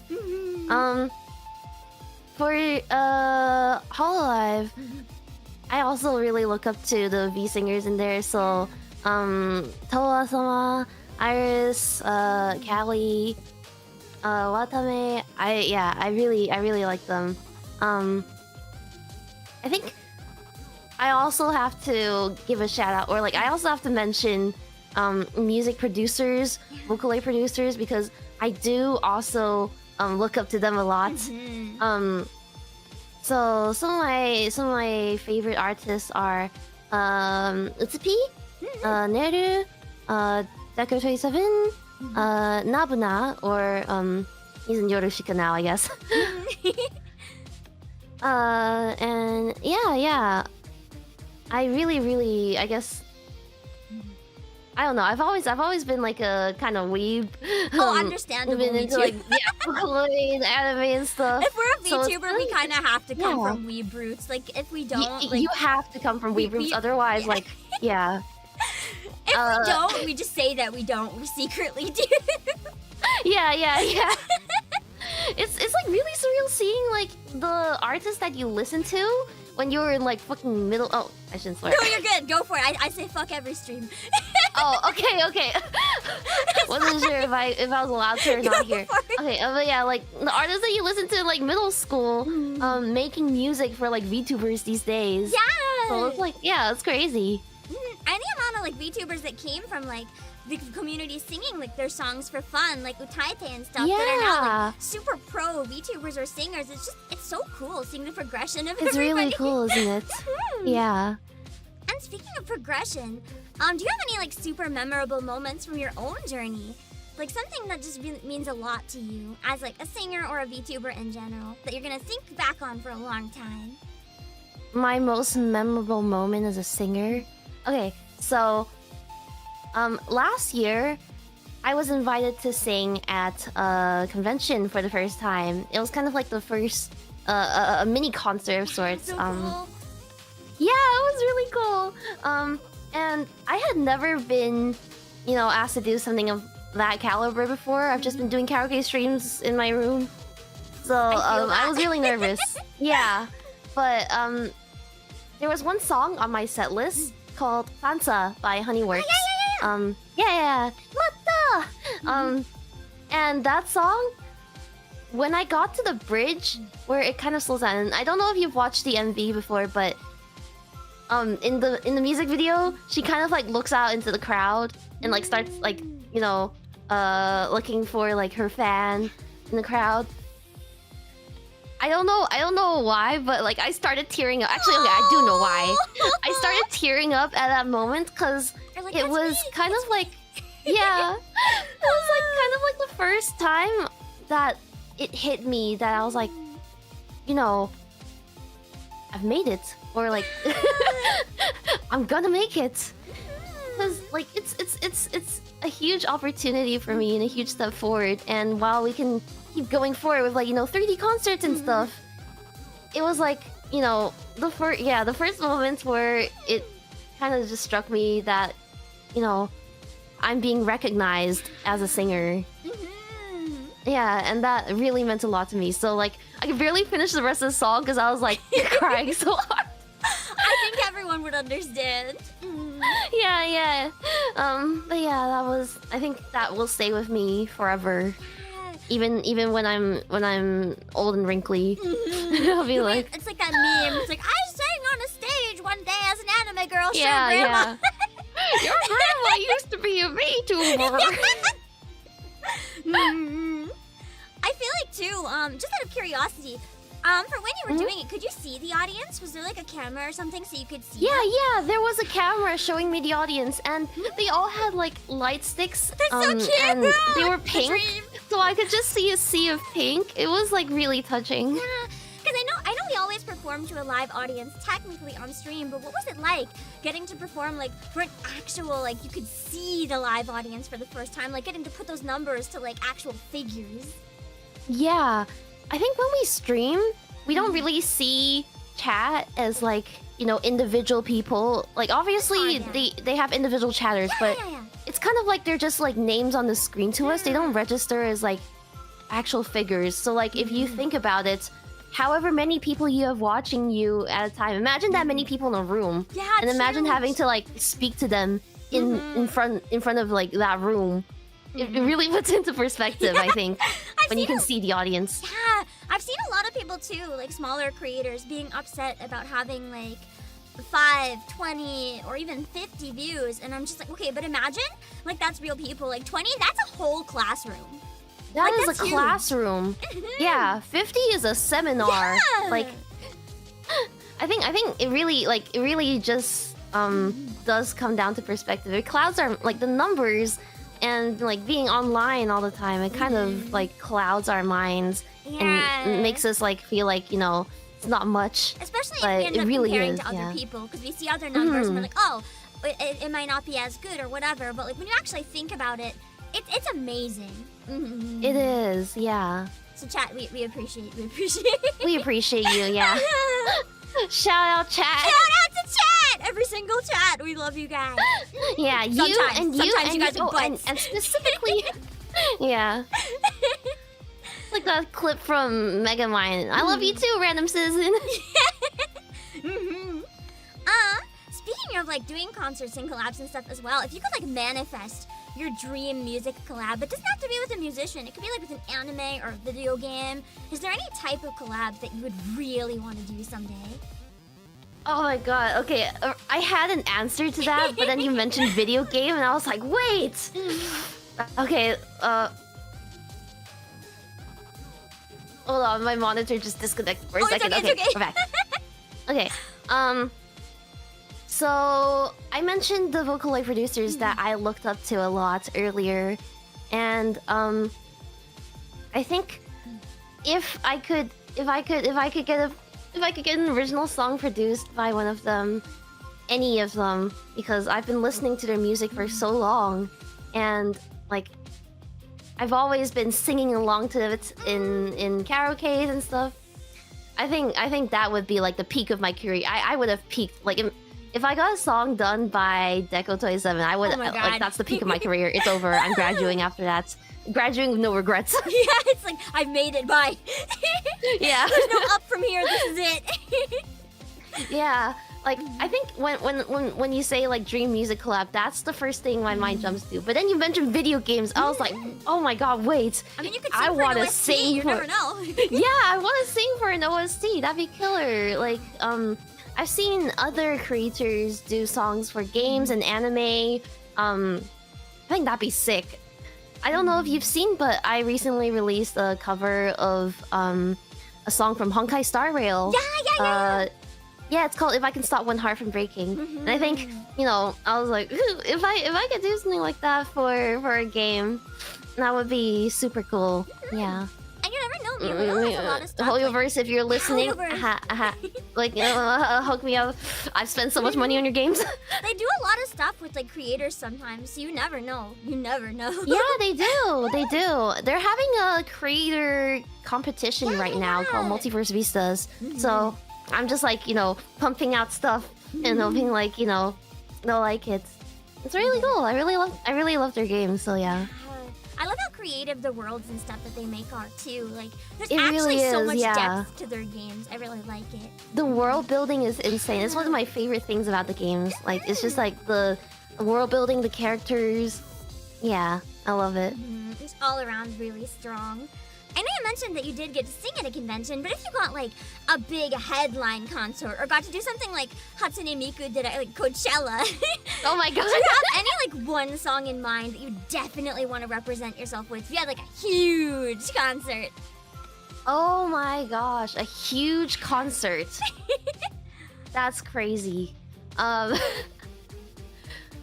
If I got the chance to sing one song, I think I would absolutely have to sing my first original song, Requiem. It means a lot to me. I wrote it with kind of like lore, but also personal feelings and struggles in mind. And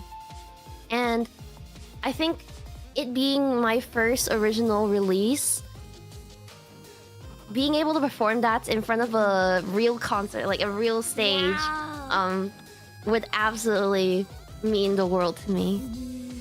That was so cool. Yeah, stream Requiem, by the way. Stream Requiem! Yeah, go stream it now! Oh yeah! I remember at least once I was lurking and I saw you mention that you were a thigh appreciator. Do you have any favorite anime girls who stand out as like having the best thighs? Are there any that would be at the top of your personal tier list? As a fellow thigh appreciator. Oh my gosh. Okay. The thighs are premium, okay? Since we were talking about, Hoyoverse games earlier, I've gotta say, some of the best thighs I've ever seen, or like, just like from the models, from the fan arts, from the cosplays, have been from like freaking Genshin. So yeah. That dancing PV though, that dancing PV. Yes, I know the roly-poly one with like Miko and Miko and Raiden and Ganyu, right? That one, yeah, definitely. I gotta name some of my Genshin girlies. I think what comes to mind definitely Raiden Shogun, Yamiko, Eula. I'm gonna pull up real quick a character from Nikkei that has good thighs. Oh my god, I've seen. Okay, I haven't gotten into Nikkei. I haven't tried it myself, but I keep seeing the jiggling animations. When they hold the gun and they go like, yeah.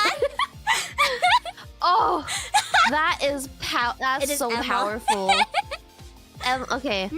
Emma has some of the most powerful love thighs. stockings. Yes! Stockings are so powerful. Especially the They're rip in so hers. peak. It's like, whoa. Yeah! That's so peak. Okay, maybe I should get into Nikkei. Damn. Sorry, I have to spam Nikkei at people all the time. So. I don't know. I haven't really given any like I guess recent gachas a try.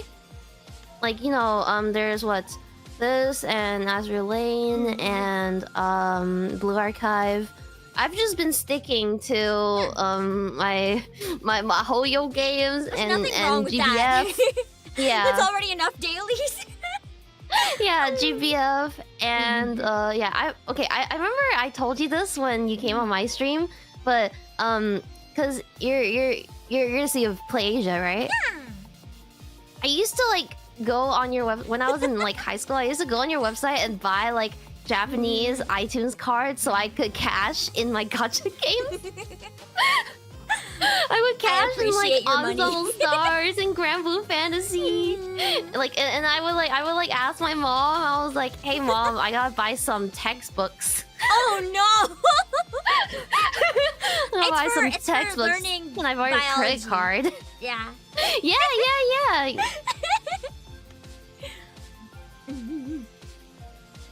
I remember as well, one of your goals was to take a fun trip with all of the Face Connect members. Are there any trips that you've been able to go on so far, or any like dream locations that you want to visit together? Oh yeah. I remember that too. I still really want to have a trip with like all of the Face Connect members, even though we've like pretty much doubled in size Especially, since yeah, I was made gonna that say, statement. There's so many new ones now. Yeah, it's gonna be like a whole classroom, like a freaking field trip.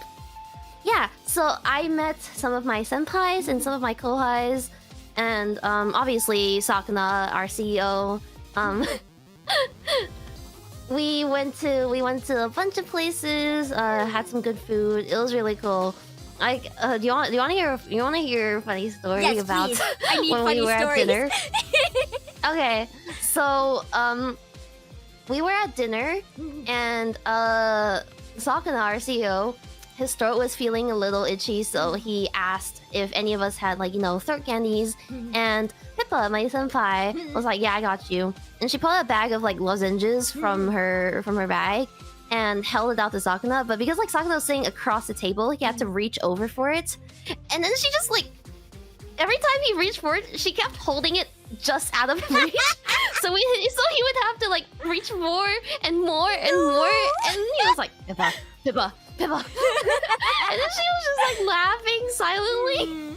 Torturing the fish. It was so funny seeing him reach for like a freaking dog. Yeah, we like to bully our CEO here. Yeah. Luckily, I'm the CEO, so if anyone bullies me, I can just fire them. Yeah, you just fire them. Yeah, are there any future places too that you'd really like to visit all together, or just like I guess a cool event or something?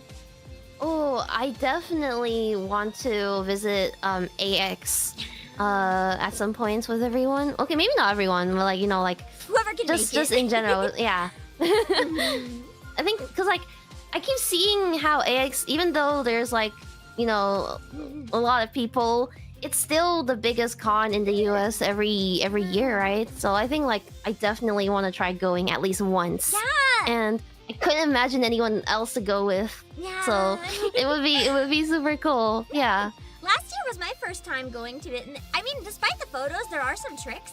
There's a certain one of the doors isn't as busy, so like I was with people who didn't have trade like secrets. a yeah, I had a pass where I could get in basically at any time, but I was with people who didn't. And with the door I went into, we still got in like instantly every time. I never waited in line once the entire weekend. That is smart. You That just is have to know smart. where to go, and you're basically good. Yeah, because like I see the pictures of the lines, and like I get like intimidated, right? Especially because like I'm really not good with crowds. No, but, me neither. I was like, so scared before going. I was so nervous.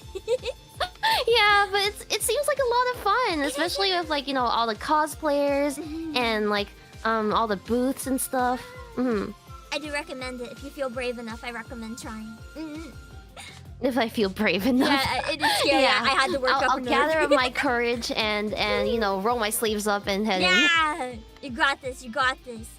I remember as well. I saw a kind of recent clip. I just have to ask because I'm morbidly curious. Where you drank from a dog bowl. Can you elaborate what led up to this moment? I don't know what you're talking about. I think you might have hallucinated that one. I would like to say from your reaction, I don't think I did, and I'm very curious. Damn it, the gaslight didn't work. You tried to gaslight me, but I'm the queen of gaslighting, bro. Oh no. Okay, I gotta learn from you then. You know, okay, I think I've always had the image of like, you know, someone that's kind of a girl fail. Yeah. And kind of like down bad really easily for fictional characters. I feel that. And no judgment. Yeah. And okay, this might come as a shock, but I never really played otome games before. Oh, really? Yeah, I was never really into otome games. I thought they were cringe. I was like, I'm why so would I hurt. yeah. I'm sorry, but I was like, why would I self-insert when I could just like, you know, have them kiss each other instead? That's you fair know, though. like Your reasoning is yaoi. okay. I now agree with you. I now agree. Yeah, I was like, why would I want them to kiss me when they could be kissing each other? Yeah. I can just like watch from behind a tree. Like that also works. Yeah, sit me in the cuck chair. I'll watch, bro. Let's go. So, especially on stream, I've never played any otome games on stream before, I don't think. So, getting hit by like, you know, something that's specifically meant to appeal to you, I was like, and of course, like, you know, I gotta commit to the bit, right? Yeah. You know, do it for content. Do it for the vine. That I think, if there's anyone that is good at committing to the bit, if there's anyone that will always commit to the bit, it is me. I ain't no pussy. Mama ain't raised no pussy. Yeah. So yeah, do it for content. That's all I'm gonna say. I feel that though, because I'd always been kind of open about liking otome games, but I never like played them on stream. And the one day I did, my chat has said I've never been the same since. There was so much about me that was outed that day. No recovery. The Pandora's box has been opened. Yeah, there's no coming back. Once you stream an otome game, you're just kind of screwed. Yeah, there really is no coming back from it. And kind of speaking of like similar kind of scuff moments, as a VTuber, you know, scuff and questionable moments kind of like define us. They're here and there, all over the place. Really, they're everywhere. Do you have any that like really stand out to you that you look back on and you're just like, man? Oh my god, my debut! Spill the embarrassment. My debut! That's so fair. Okay, all right. Picture this. It's like 3 a.m. in my time zone, and I was getting ready. I was preparing for the debuts, which were happening at 6 a.m. my time zone, by the way. That hurts. That hurts so much. God bless America.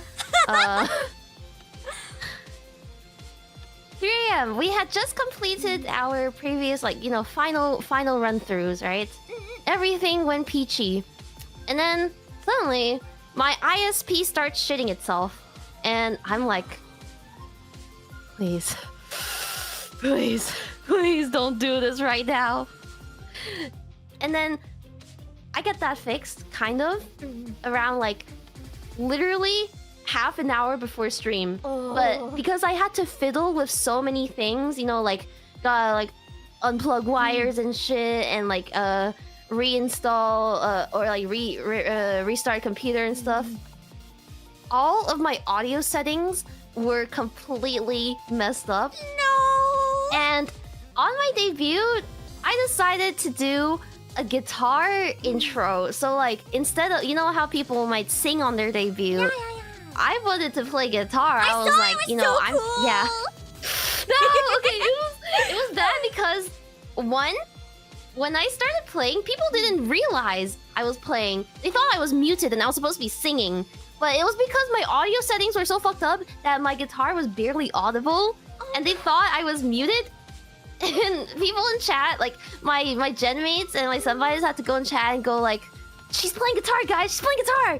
She's not muted. And after that happened, and you know, I did the rest of my debut as rehearsed. I go back to the VOD and I realize it's only in 720p. No. It's only in 720p.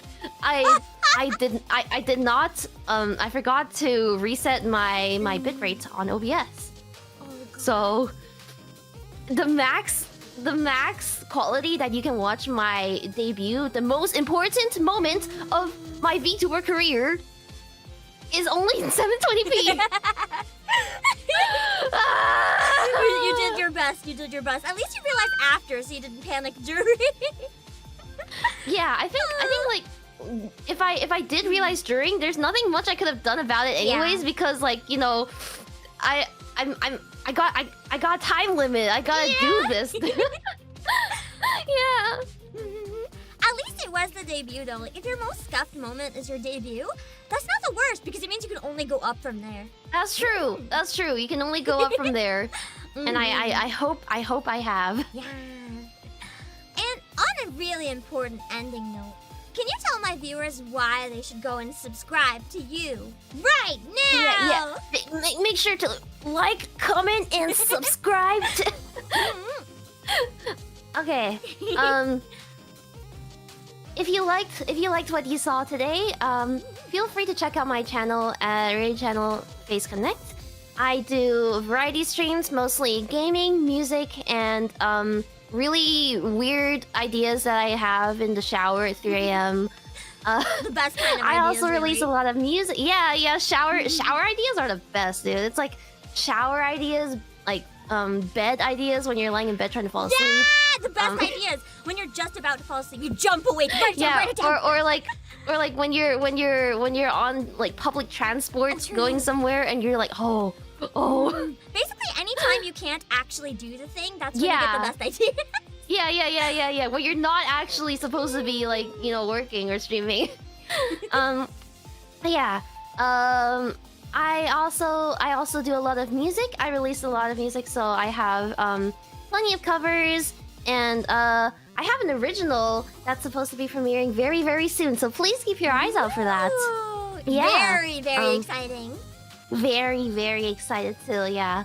And if that didn't work, please.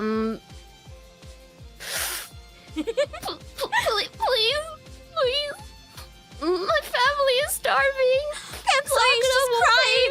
Her family's starving. Go! So we sell the coffee, please. Go! Hopefully that'll work. Just the first part didn't. You got him one way or another. Yeah. Nah, I got it. Okay. It always works. Always pull out the PNIs. Always got it. Alright, thank you so much for joining me. I really appreciate they were able to make time. And everyone, Thank make you sure for to check out inviting me. me. Yeah, Thank you. And I'll see you guys later. Bye-bye. Right, bye-bye. Hello, everyone. Welcome to this episode of Pam Sessions. And today we're here with... Bogo Tamago! Hello, welcome. Wait, welcome. Never. Oh my god, I was... forget. I'm like... Okay, sorry. I'm the one that's being welcomed. My bad. I should... Okay, hi! My name is Boko Tomoko. I'm a delinquent V-singer who likes to sing ballads and also play FPS games. Nice. And as a delinquent who likes to sing ballads, can I ask what got you into music?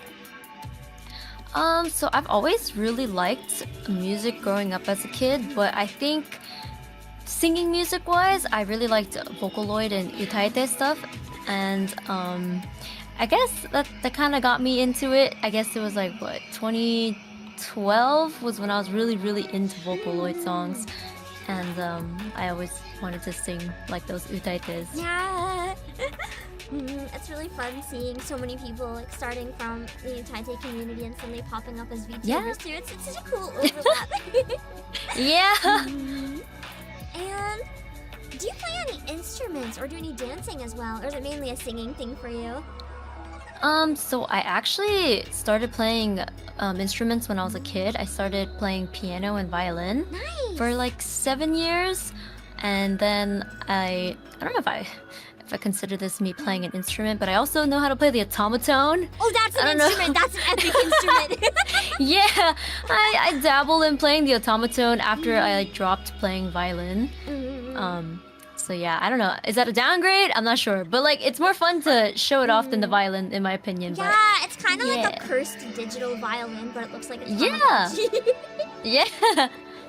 And kind of a bit more specifically, I guess, how did you end up falling into the VTuber rabbit hole? Were there any things that kind of directly helped kind of throw you down that route? So like you said, I was actually originally Utaite.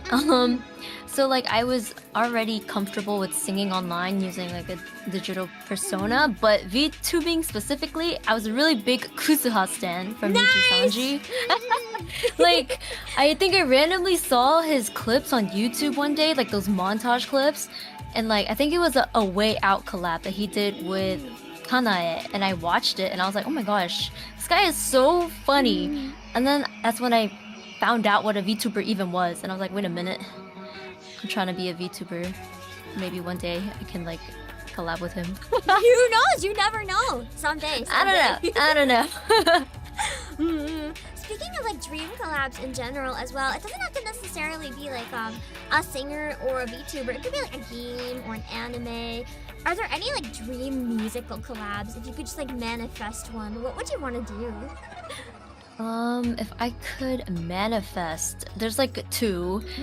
For like a singing collab I would want to do is with Aimer or Emme. Yeah. She's like probably my favorite singer of all time because her voice is just so distinct. So rich. And like her yeah, and like husky and like the emotions that she has when she sings. Oh my gosh. I saw her live in 2018. Oh, I'm so jealous. Yes, like I literally booked my plane ticket when I found out that she was going to be in America, and I was like, I'm going. And like she sounds yeah, she sounds so good live. Like the same live as she does in the studio, and it's so good. But yeah, I would want to collab with her. Yeah, I it's look so forward to good. it. Yeah, and like also, you know, apparently she lost her voice at a really young age too, and like because of that, it's how she got her husky voice. And I was just like, that's kind of crazy. But yeah, I would want to collab with her and maybe like Yuyope. Oh Like yes, an yes, original. yes. So good. Oh my god. But that's in the far future. Maybe if I manifest hard enough. Yeah, someday. Yeah. Are there any other artists in the community that you particularly look up to? Again, it could be like a VTuber, Utaite, anyone really. In the community, I have a lot of people that I really like. I like Fukai Rio. I did a collab with her. Yeah, we did a few duets already. And I also like Yura Rikudo. Yeah. Such a beautiful voice. I don't know. There's like so many more, like Miori, so beautiful. There's so many people. I can't name it at the top of my head, but those. So many. There's so many very, very talented, very skilled VTubers that I really do look up to. Not in just like, I don't know, just like music, singing, content creation. There's just too many. Yeah. They're too good. That's one thing I really like about the community in general. Literally everywhere you look, it's just full of super talented people. It's amazing. Yeah.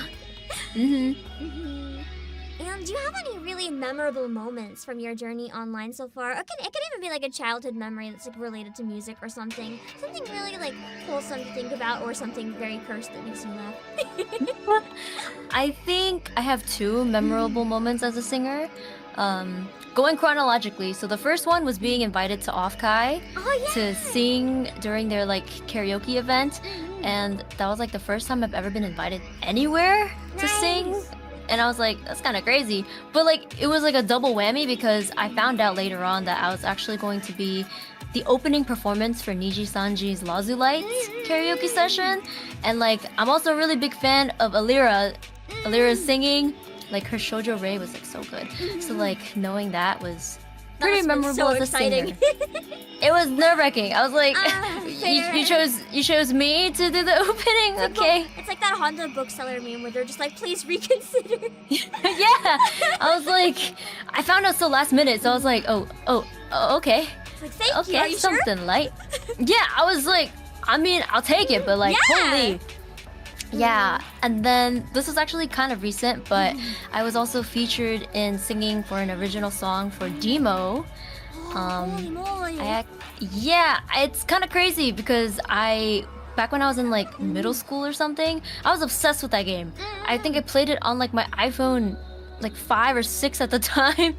And then it was like such a fun game for me at the time as a kid, and like I would not have believed anybody if they told me that I'd be singing in one of their songs. So that's also a really memorable moment for me as a singer as well. That's so cool, getting to be like a part of a game that you love so much. It's just it means so Yeah. much. Yeah, also this song also was kind of like it's like the same thing that happened at Offkai, but I found out later on towards the end that the song that I sang for was the boss fight of the game. Nice! Too. Yeah, I don't know what's up with these people doing this to me. Not only do you get to be in it, you get to be like a boss fight. That would literally be the dream, like the full dream. Yeah, I was like, I'm so down, but like, it's something about these people telling me after the fact, and I'm just like, oh, okay. I mean, I'm down. They just saw the potential, you know? That's why you gotta put yourself out there and try stuff, and you did, and it paid off. Yeah, I mean, I'm super grateful. It was just really surprising and shocking, but definitely grateful still. I know I heard you were doing like a really powerful shorts cover of Cult Musica quite a while ago as well. Do you have any advice for VTubers who want to like work on kind of strengthening their voice to be able to hit notes with more power like that? Yeah, so I guess the most boring advice is to keep on practicing because practice does make perfect. But if I were to give you some, I guess, easier tips or easier to follow tips, it's probably having proper breath support. Don't be afraid to be too loud because I feel like sometimes you just gotta put your whole entire soul into it and scream. Yeah. Like, safely. Like, don't safely, break yeah. your vocal cords or anything. But, like, don't be afraid to be loud and don't be afraid to let your neighbors hear you. And also open your mouth wider than you think you should. 100%. Those are I think my that's one of the tips. main things people like. You hit two of the main things I think a lot of people do to like hinder their own singing right there. One is like not opening your mouth wide enough, and then also worried about being too loud because then you hold yourself back and you actually hurt your throat more than if you were just like loud. Yeah. Just let it out.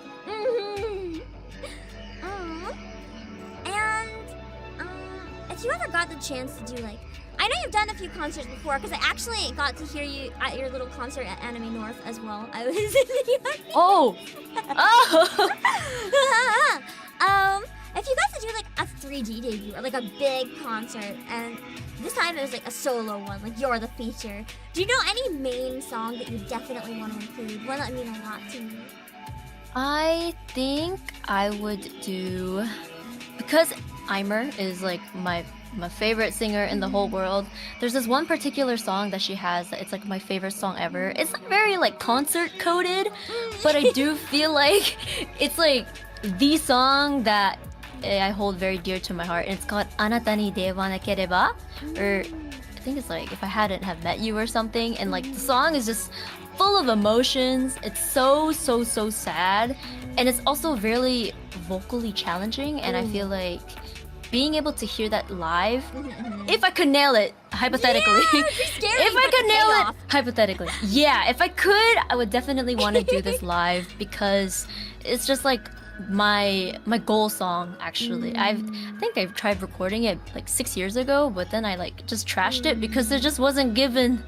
So yeah, I feel that. Maybe one day. It's nice to have goal songs that are like really hard and challenging to work towards, so it motivates you to keep improving, you know?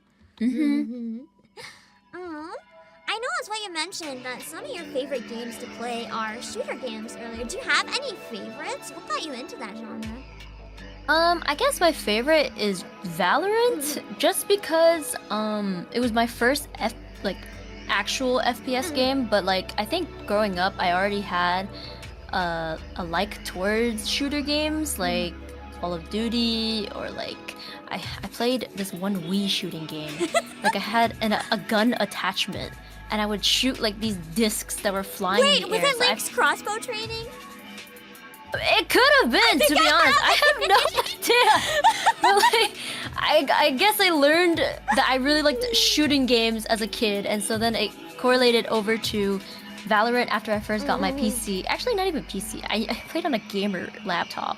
But yeah, it was Valorant, and then I guess after that is like. It's kind of meme games. Valorant's like the only legit one, because the other games that I play are like PUBG Mobile or like Roblox Arsenal. So I don't know if they really count, but like, I mean, I play them. Count. It's a variety, you know, you gotta keep it interesting. Yeah, and like, I kind of got into Valorant really weirdly because I didn't know anything about the game, but I just randomly downloaded it with a couple of my friends. And then we just played it as a joke, and then here I am, probably like thousands of dollars in debt to skins, but I mean, you know, the game just got you. It got you, and now you can't leave. It's pay to win, so I mean, it's fine. And I know as well, I noticed 2 of your TikToks I managed to reach like a huge audience. What did it feel like when you first noticed like one of them reaching 600,000? Honestly, I couldn't believe it, just because when I first originally downloaded TikTok and I made some content, like I was flopping hard. I was in like a big flop era because the algorithm yeah, no, because like I swear TikTok is like picky, and I don't know, because like I made similar singing content, but I also made Valorant content. Maybe the real reason why I didn't pop off is because I'm not good enough at Valorant. But nothing popped off. Like, I struggled to get really any views, which was like fine because I wasn't really going into it with anything like particularly special. But then I think a year later, I just randomly wanted to post a TikTok for some reason. And then I think I woke up the next morning and it was zooming the numbers. And I was like, what the hell's going on, man? Like, I didn't do anything special, and then I just posted it randomly, and then yeah, I just couldn't believe it, and yeah. I think that's kinda what crazy. Honestly it is for so many people as creators too. Like, no matter how much people want to say like work hard, it really does at the end of the day come down to luck as well. So when you finally hit that moment of luck, it's very nice. Yeah, it was like really nice because I was just like, whoa, this is kind of crazy. Like, I've been trying to post content out and like it just nothing would stick, and then all of a sudden after I take a year off, no content, randomly I post something, and then all of a sudden like boom, The fresh start was all you needed. I guess so. But it was really a really nice feeling, you know, just being recognized and like seen by people finally. Yeah, it was nice. And I know you've already done a bunch of cool stuff, like 1, get that TikTok that went viral, and 2, getting to sing a song for— oh my god, that was bad. What's a speaking typo? It's fine, I get that all the time. Getting to like sing a song for Demo and stuff. Is there any future goals that you'd love to accomplish someday, or that you're working towards? So I have a few. I think the most realistic one for me right now is to release an original song. But because I'm like such a picky person, I really don't want to release an original song unless like I know it reflects me as a person and me as a singer. And so maybe I'll never post an original song because I'm so picky. But it's a goal. It's definitely a goal. And then for something more far-fetched, maybe sing for like an anime. I don't know how it's gonna happen. You never know. That's true. Maybe if I manifest that one too. I'm being greedy this year. You could sing for the Demo anime. 2 for 1. Oh, I'm so down. Hey, Demo, hey, it's me, the boss fight girl, you know? Yeah, you want to animate the boss fight? You know where to go. Yeah, but yeah, anime or just sing for more, not for my original songs, for maybe like other people's original songs, because I feel like it's such a it's a really nice feeling that somebody reaches out to you to sing for their original song because they're like, oh, I'm looking for a voice and you're what I'm looking for. It's kind of like, whoa, choose me, pick me, love me. That's kind of crazy. Oh my god, I'm being chosen. It's my moment. Yeah, like there's so many singers, there's so many different types of voices, and you want mine? That's crazy. But yeah, I think those are right now my goals. Nice, nice. I hope those are able to come true for you. And, Thank you. Yeah. And on an ending note as well, can you my words again? Sorry. On an ending note, can you tell my viewers why they should subscribe to you right now? So if you guys enjoy ballads, rock ballads, throwback Vocaloid songs, occasional Valorant streams where I mod and I rage quit into karaoke, sometimes even a surprise art stream. But it's just a karaoke stream in disguise. If you like that and you like good vibes and going off on tangents and good music, follow me on Twitch.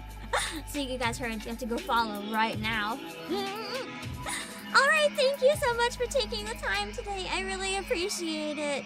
Yeah, thank you for having me. Of course. Thank you so much for doing this and for singing as well. I will see you at the concert. Bye-bye. Bye-bye. Hello, everyone. Welcome to this episode of Pam Sessions. And today we are here with... Risa Forte. All right. And can you tell us a tiny bit about yourself for viewers who might not know who you are? Of course. Always your Alice, I am Risa Forte. I am a virtual idol who likes to play Nintendo games sometimes. I currently have over 25 covers out right now. I think as of release it'll be 28 covers. And so yeah, on YouTube I like to put all of my music, and on Twitch I like to play my games. So yeah. Nice. And you're into music, but how did you end up getting into music in the first place? Was there something that really sparked your interest in it? Honestly, I think it was probably Disney movies. That's so fair. That's good music. I like really got obsessed with like all the Disney stuff as a little kid because I went to Disney World for the first time when I was pretty young. I think for the first time I was like 4 or 5 because my brother was like a baby. So I got exposed to all of that really early, and it was all the old ones. What's funny is I don't really have memories of like Tarzan or like Hercules, which would be closer to when I was born because I'm 1999. But I grew up with like Snow White and Cinderella and Sleeping Beauty and Beauty and the Beast and stuff like that. So those movies would just be on all the time, and so I would listen to that stuff. And I later got into theater and would do musicals. So yeah, that's kind of how I first got into it. And then it just kind of snowballed, and I discovered pop music and all this stuff, and I was like, now that's where it's really at. You mentioned that you used to do musicals and stuff. If you could cast yourself in any one musical, do you have like a favorite that would be like a dream character to play? Oh, man, I'm like not into musicals anymore, which is so funny.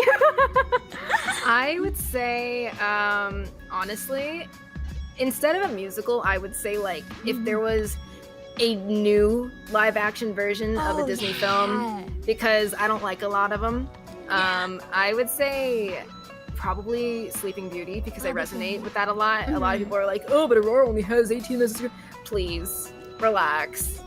Like, she spends most of the film sleeping, and honestly, That's me too. the ideal. You don't have a lot of lines to memorize. You just sleep. She sleeps, she has a good song, and then, you know, wakes up and is like, oh my god, there's a handsome man. What is there to complain about? But otherwise, for sure Tangled. For yeah, my favorite hands down. Absolutely.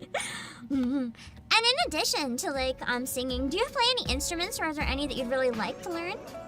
Yeah, so I took guitar lessons a couple years ago, but I had to stop because it was hurting my fingies too much. Because you have to build calluses on your fingers, not even to strum, but just to like hold a note down. And it was hurting for me, so I had to stop. So I have this beautiful guitar that's just in a case, but it's like cherry red and it's really cool. And hopefully I can try to pick it up again sometime. But otherwise, I can play piano by ear, but only one hand at a time. I'm not able to like play chords and melodies at the same time. It's gotta be like one at a time, but I can do it. So yeah. That's understandable. It takes like a lot of coordination. I actually stopped playing piano for the same reason. Doing two hands, I could. It was too much. Like, it's only fun, I think, if you have big hands. If you have little hands, I think it's really hard. Yeah. But In addition to music, because you upload a lot of your covers as a VTuber, how did you end up falling into the rabbit hole? What got you into VTubing? yeah, I got into VTubing because my friends were doing it. My friend Lunaria Ayaren started VTubing in, I think, like 2018, 2019. Whoa, She that's was so pretty, early. She was pretty early. Because me, her, and Haruka Karibu all came from the MMD community. So that's where we all met. And so, like, Luna really kind of took the jump from MMD to, like, VTubing. And so I started seeing it from her, and then Haruka started doing it in 2020, and it really, like, that's when the boom kind of happened.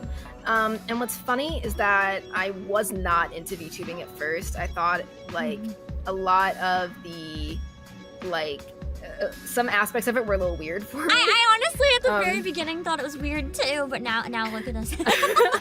Like, it was, like, just, sometimes, like, the way that people treat it felt, like, weird for me, because I was a college student at the time, and I was like, you know, a lot of this doesn't seem very mature, you know, like, but, you know, after, you know, I was, like, ending my first semester of my senior year of college, and I was like, I'm not, like, talking to any people because it was COVID, and I was at home, and I'm like, I have no friends. So I was like, I'm gonna, like, try to do this, because I tried being a Untitled 3 times. The first time was when I was, like, 12, so that was doomed to fail. The second time was when I was, like, sophomore in high school, and I quit because I just stopped being active. And then the last time was when I was a senior in high school, and that also fell off. So I was like, okay, if I'm gonna try to, like, be a singer, this is my last try to do it. This is it. I'm gonna try it this way because I've never done it in this way before. So I'm gonna try to just give it a shot this way, and so far it's been really fun. So I'm very glad that I decided to fall down the rabbit hole, you know, as you will, and be your Alice. So I'm glad that you decided to.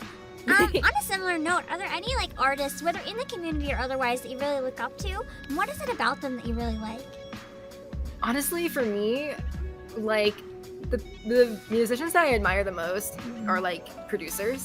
That's so fair. So it's like all of my dream collabs have to do with producers. So for me, it's like Kairiki Bear, Teddy Lloyd, Siodo, Giga, Hitoshizuku Yamapi, even though, my like, favorite, Hitoshizuku Yamapi! Let's go! Like, even All though the they creepy do stuff. like, even though they do, like, really theatrical stuff, honestly, going back to the theater thing, if I could be cast as Miku in a performance of Bad at Night, that is it for me. That is it for me. But, like, yeah, I would say, like, producers are definitely the top for me, because those feel like, as I am right now, it just feels really, like, you know, big dream. Like, I'll know that I've made it if I get to be in a studio actually working with a producer on an original song. So I think that, like, those are my dream musical collabs for sure. Just, like, getting to work with producers whose music that I really admire. So yeah, I would say that's the dream. That's so fair. I feel like one thing too with the Vocaloid community in general, like, I remember a long time ago there was, like, online debates of, are Vocaloids going to steal jobs from real singers and all this stuff, but I feel like it's so the opposite, because I feel like just the fact that producers could use these songs to, like, it's almost like a template to inspire so many singers. The amount of singers who started off doing Vocaloid covers and are now, like, super famous, it's amazing. I mean, yeah, have you heard of Mafu Mafu? Yeah! And, like, Adol, like, so many, man, like, there's so many. Because it's so nice that Vocaloid producers are so encouraging of fans, like, you know, making their own versions of their work, because the unique thing about the Vocaloid community, as opposed to a lot of more mainstream music, is that most songs receive official instrumental releases. Yeah, it's huge! So that means that we have full permission to upload covers to YouTube. Monetizing and Spotify, that's a different conversation. But at least that's very different. At least for uploading to YouTube, like that's encouraged behavior. So it's just a very special thing. Like I personally don't record any covers and publish them if they don't receive official instrumentals, because to me, I'm like, oh, that's too nerve-wracking of a thing to do, you know, because I haven't commissioned any instrumentals. That is expensive to do. It's so expensive. So I'm like, I'll pass for now. But yeah, it's so awesome to see how many people have like really grown from that. So yeah, I wouldn't say that it's taken anything away. It's really, honestly, I feel like the VTubing community wouldn't be what it is without Lloyd as well. Miku walked so we could run. So true. I mean, let's think about it. Like, we see all these agencies have 3D concerts, and it's like, who did it first? Miku. No, someone else probably True, did. probably. But Miku popularized the way that we see it today. Yeah. I really hope that someday VTubers can have like Hololive does it to an extent in like the same way, but like a literal hologram concert. That would be so cool. Like the 3D I would love models, to be an but as opener for holograms. someone. I know! That'd be so cool. Like we saw Mika go on tour with like Lady Gaga and stuff. That'd be so cool if VTubers start doing similar.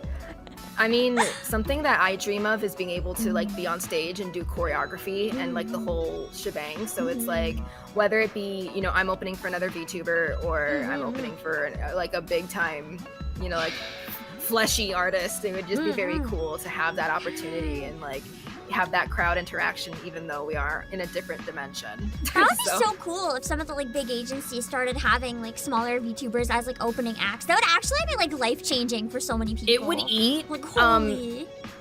Yeah, any big agencies hearing this? you heard our idea. Feel free to steal it. Please reach out to my contact email. Thank you. During your journey as like a VTuber and a singer, it could also be before then if it's something like a childhood memory. Do you have any moments that are just like really memorable? Something that you remember fondly? Can I share like a funny story? Yes, please. So the first musical I ever did was a stage production of Cinderella. I was cast as one of the mice. I was like 5. So cute! And I think her name was Susie. I don't know if that's a real character or not, but I was on stage and, you know, I had like a full costume and stuff and I had a mic pack. And during one of the like dances, it started to like get loose. And then we got into like a regular scene where I had to speak and stuff. And the mic pack was like sliding slowly down my leg. Oh, no. And I would like, I think I like stuck my hand into my pants to like yank it back up. And it literally looked like I like pooped myself on stage. It was horrible. It was horrible. And so I just think about that, like the bright lights. I can remember I was literally like stage left. It was horrible. So that's honestly my most defining performance moment ever. I peaked at 5 years old. If you survived that, you can survive anything. You got this for the So rest of your true. life. So true. And honestly, you know what? I'd do it again. I'd do it again. That's one thing I kind of love about VTubing, to be honest. Like, scuff is kind of inevitable, so when it happens, it kind of makes, like, mistakes and stuff feel a little less daunting, almost, because you're just like, yeah, I've messed up before. It's like, if I mess up again, no one's gonna really care. It feels kind of more approachable than a lot of other, like, entertainment forms in that way. Mistakes are just not as bad of a thing. It's cool. Not just that, but, like, I feel like, in a way, they're, like, encouraged. Like, obviously nobody wants you to, like, mess up something important, but it's, like, usually audiences respond very positively to scuff, you know, like people will like clip it and make it like a funny moment instead of it being like a, hey, look at this idiot. She was trying to say positive and said positive. You know, like It's gonna get clipped now, you're doomed. Positive? It's just nice. And I know you mentioned like doing the 3D as an opening act would be nice. I have one question. If you did have the chance to do like one song as an opening act for like a really big concert, do you have any songs in mind that you feel like would really represent you well? Oh man, I mean obviously I'd want to do an original, but I do not have an original at this moment in time.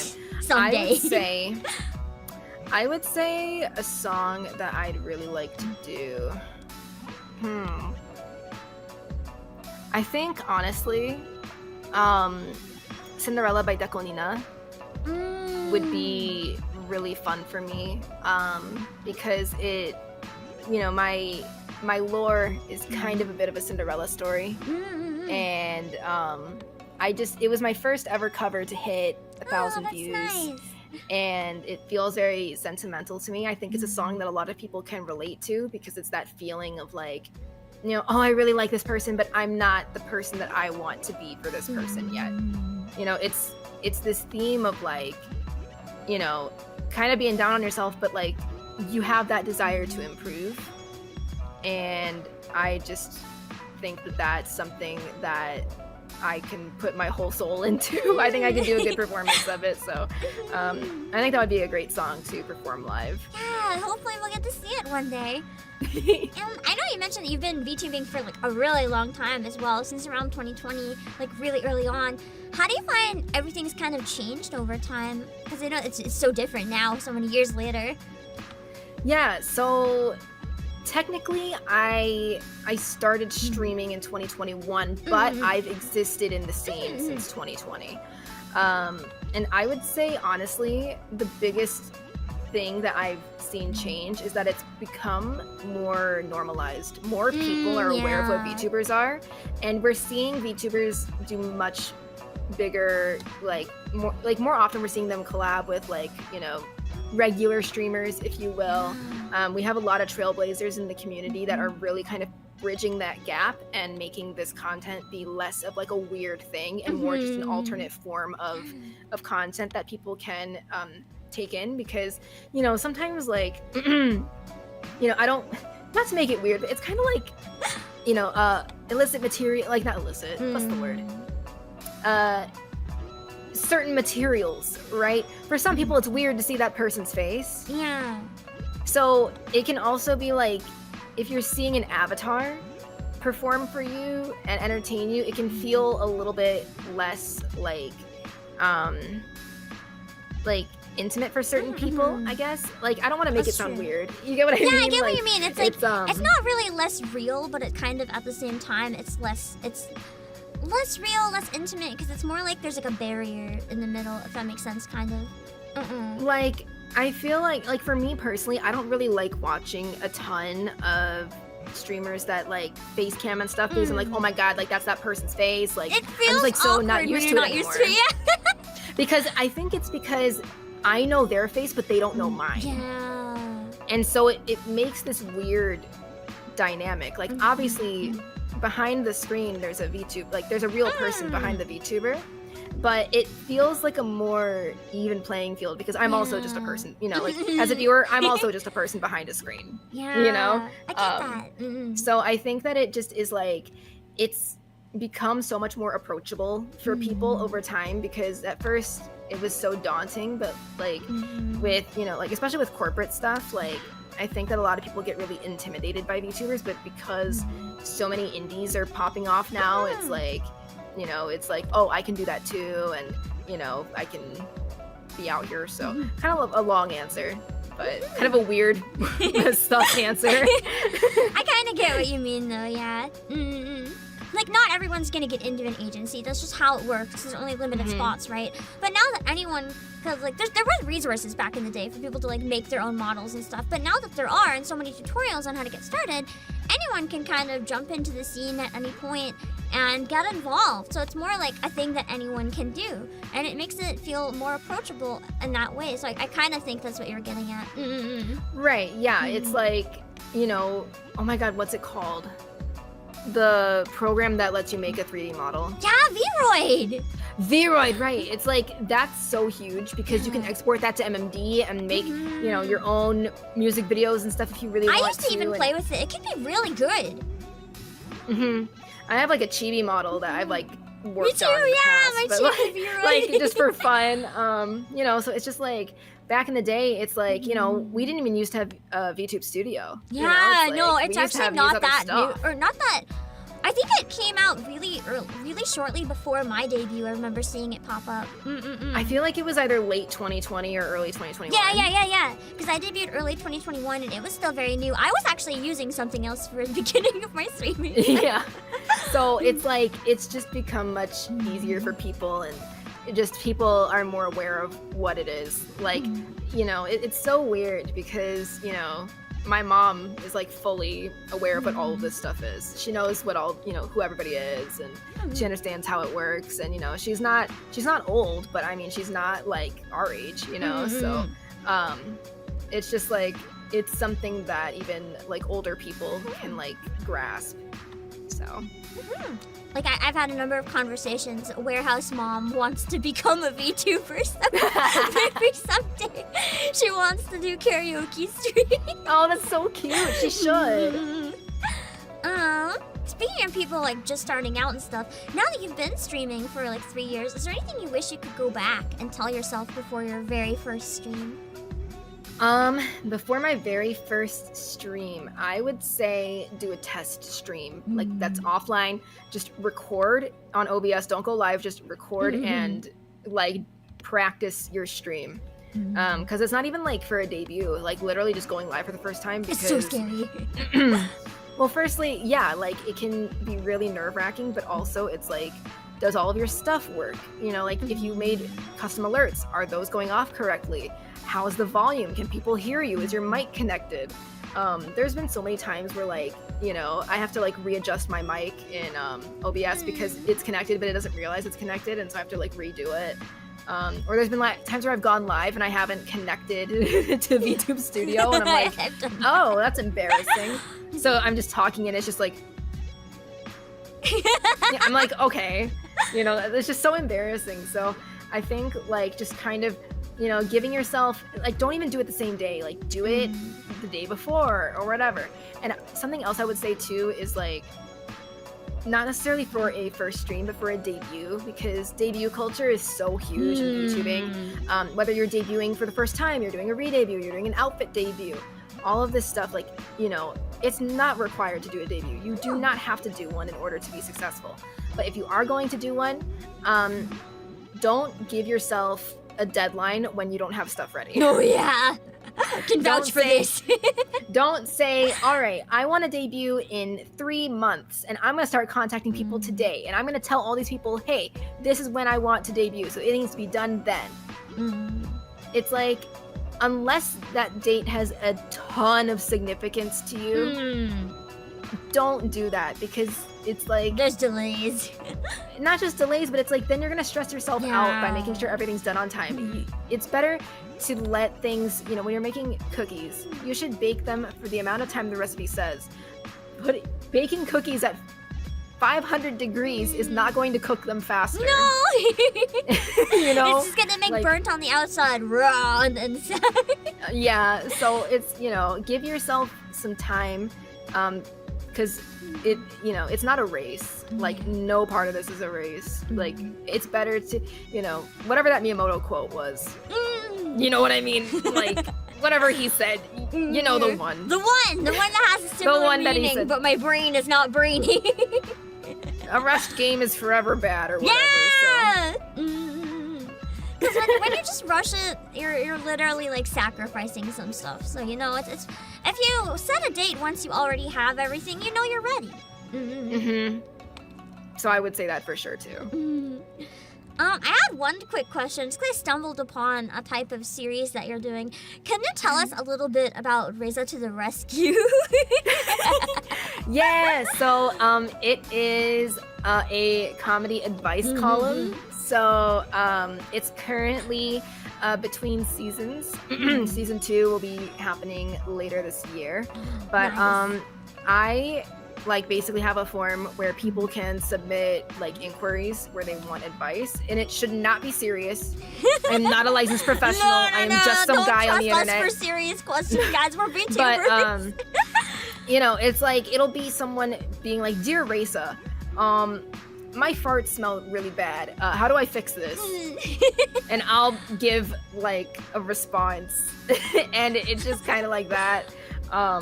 you know, or like how do I get my waifu to notice me, you know, stuff like that, and then I'll give my response. So they're usually like edited down episodes that are like roughly 5 minutes. I did one stream for it that was like dedicated to music stuff, but otherwise it's mostly like an edited down type of thing. Oh, fun. I remember tuning into like one, and all I remember is there was some weird stuff about a bear, and I was like, what is this video? This is great. Thank you. One of my favorites was the Sock Society one. Oh no, I don't think I saw that one. Oh my god, someone had a question that was like, you know, I think my socks are having a party. How do I find out? Is that why some keep going missing? That's the thing. Oh. Yeah, I think so. They just party I said, too you gotta hard. infiltrate. yeah, they're just heading out. And I'm saying, listen, if you want to know, you gotta be a sock yourself. You gotta shrink down. Put on a little sock outfit. Only way to understand, become a sock. Find out where they're going. And as a VTuber as well, do you have any major goals that you really want to achieve someday? Oh boy, I mean, definitely perform on stage. I would say my top goal would be to do that, and then also perform an original song. Honestly, like just have my own full concert would be so cool, and have like special guests. It would be just really, really special. So yeah, and just like an original song that like is a banger. I don't want to have an original song just for the sake of having an original song. No, yeah, you want one that I really love. I've had people say like, oh, like, you know, when are you gonna release an album? I'm like, hello? It's like one song at a time, please. I'm like, I am not ready for this yet. I want to release a song when I'm ready, and I'd love to have merch someday too, but I'm not at a point where I want to invest in that because I don't think people realize that merch is an investment on the person too. So I'm like, not yet, but someday I would love to do that. I would love to honestly, I don't know if I can because my cat's name is a Zelda character's name, but I would love to like make merchandise with her. So cute. Like if I could have like a Midna plushie, it would be so fun. I mean, I'm sure it's a real name outside of it as well. It's probably fine. I don't know. If you Google Midna, you just see for now the imp. Cats in the for now, future. so true. So true. But I think, yeah, just like being able to do that. Honestly, you know what? A really weird dream, a weird goal. I don't know if this is possible. I know that there are some VTubers that have like done collaborations with certain designers. I would love to have like a virtual collab with like a luxury designer. That'd be so cool. Like a high-end thing, you know, not to say anything like about other designers, but you get what I mean. I'm saying like, you know, Louis Vuitton, Gucci. Yeah, just imagine like the JoJo fashion. Oh my god. Like I just would love to be able to like do like a digital ad or something and like be a digital ambassador. I think that like that would just be so cool because I feel like there was like a digital influencer a couple years ago that like kind of did do stuff like that. Yeah, I don't remember who it was, but there's definitely been a number of those things over the years. Yeah, so I think doing something like that would be really, really cool. That's like a you know, really difficult thing to do because I don't think, as far as I'm aware, nobody's really done that. So I would not be the first if I get to do that, but it would be really cool to have that opportunity someday and work with people and stuff like that because I think fashion's really cool. Yeah, and it makes sense for VTubers as well because we always have like really flashy outfits and stuff. It would make sense for like a VTuber collab. I think so. I mean, Tiffany and Co just did a collab with Pokemon, which you Yeah! wouldn't expect. So I'm like, okay. Pokemon's not You real. know. You can collab with us too, you know? So Pokemon's not real. I mean, what? Oh my god. Okay, really, really quickly, let's on to the final question. Let's change the subject. So, what would you tell my viewers right now to make sure that they subscribe to you? I'm fighting back a burp. Okay. You already got them all subbed. They all subbed right now. Okay.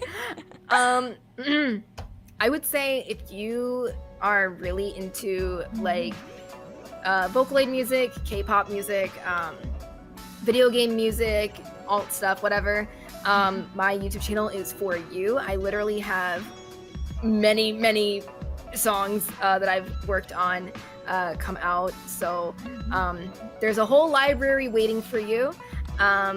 So yeah, and I hope to do even more in the future. Music is something that is very important to me, and it is my top passion. Like, I love streaming too.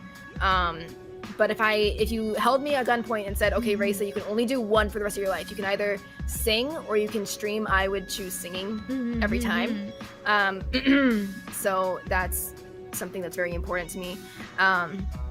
But also, like, for Twitch, like, if you're really into Nintendo stuff and you like people without, like, absolutely outrageous, insane thoughts, like, if you're looking for someone to play Mario Galaxy and just say the most absolutely unexpected, horrifying thing on planet Earth, I'm that person. Amazing.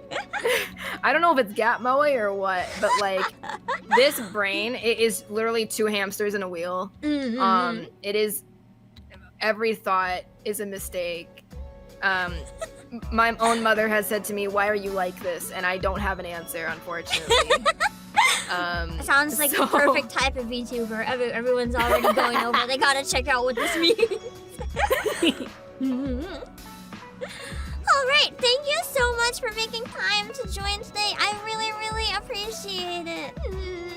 Thank you for inviting me, Pam. It was awesome to be here. I'm so glad. We'll see you all later. All right, bye everyone. Bye. Bye. Welcome everyone to the latest episode of Pam Sessions. And today we are here with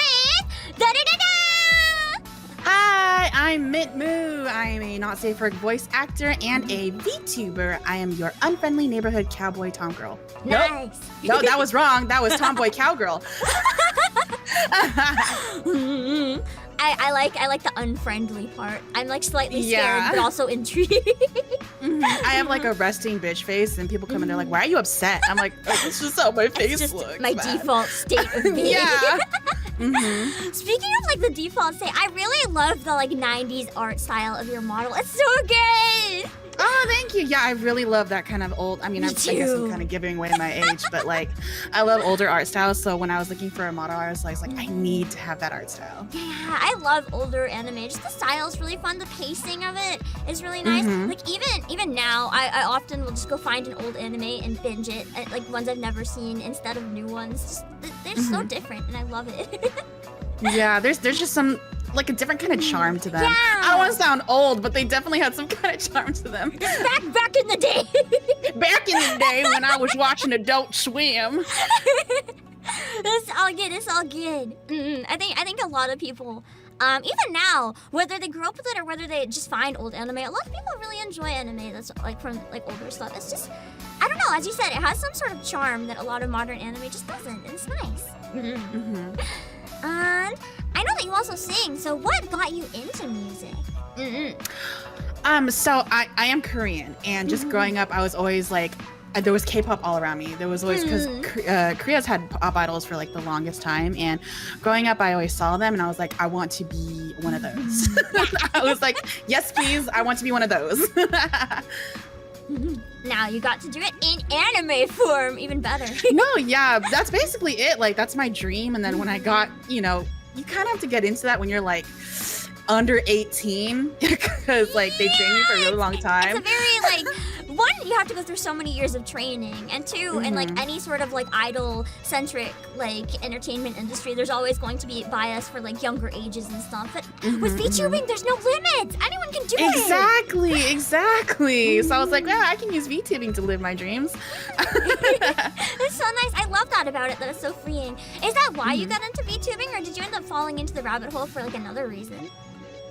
I did somewhat fall into the rabbit hole because I was doing not safe for work voice acting first.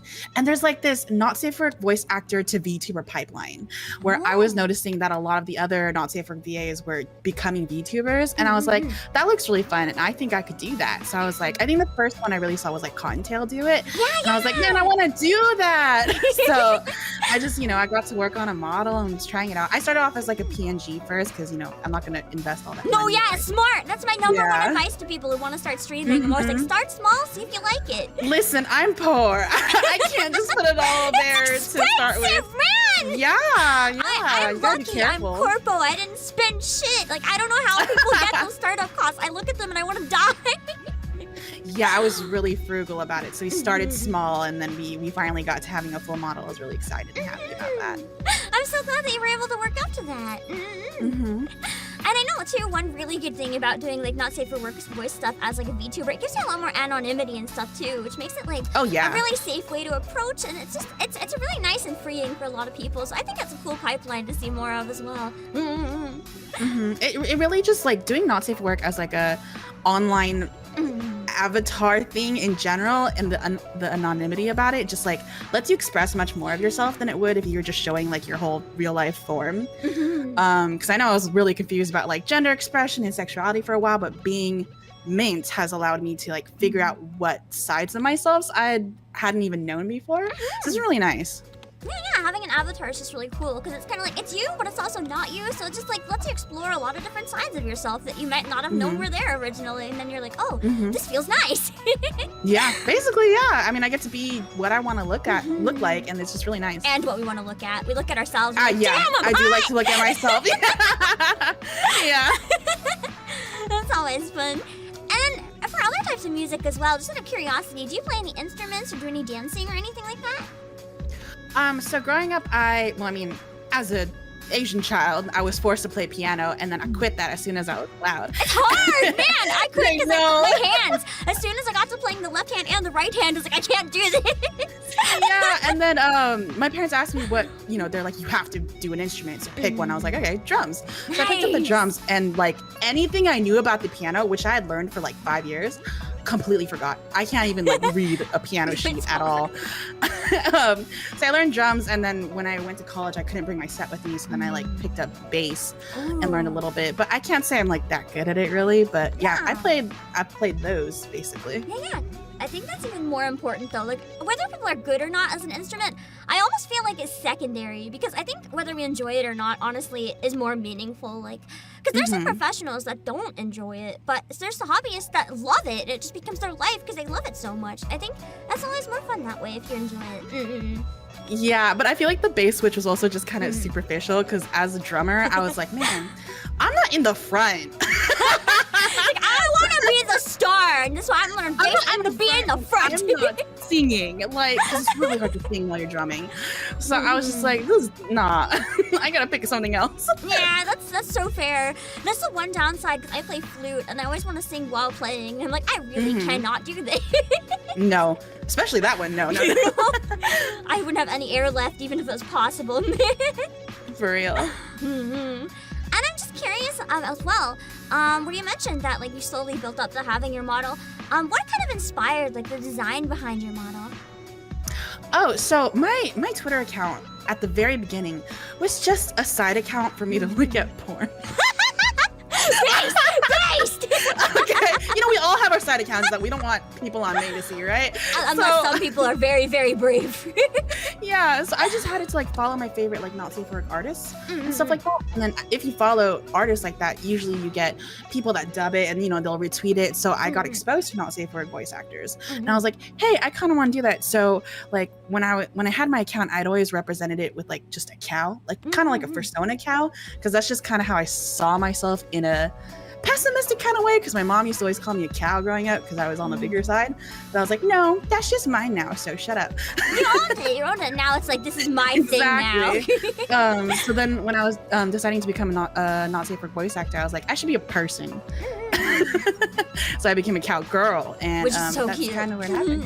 Yeah, and I was already named Mint, so I was like, I'll just pick the colors off that. And I really like simplicity in designs, so we just made up whatever the most basic thing I could find, but I just really like how she looks in general. It's so cute. I love the glasses too. It's like This is just an add-on. They're not part of it. It looks so good. I hadn't seen them before when I was looking at your stuff, so I was like, are these new? I've just been admiring them because they look so good with like the 90s eyes. It's like the big glasses. Exactly the glasses I wanted. When I saw these, I forget the artist. I don't have it on hand right now. They put these out and they're like a live TDI. I'm like, they move? Oh yeah, I'm gonna buy these. Good choice. It looks so good.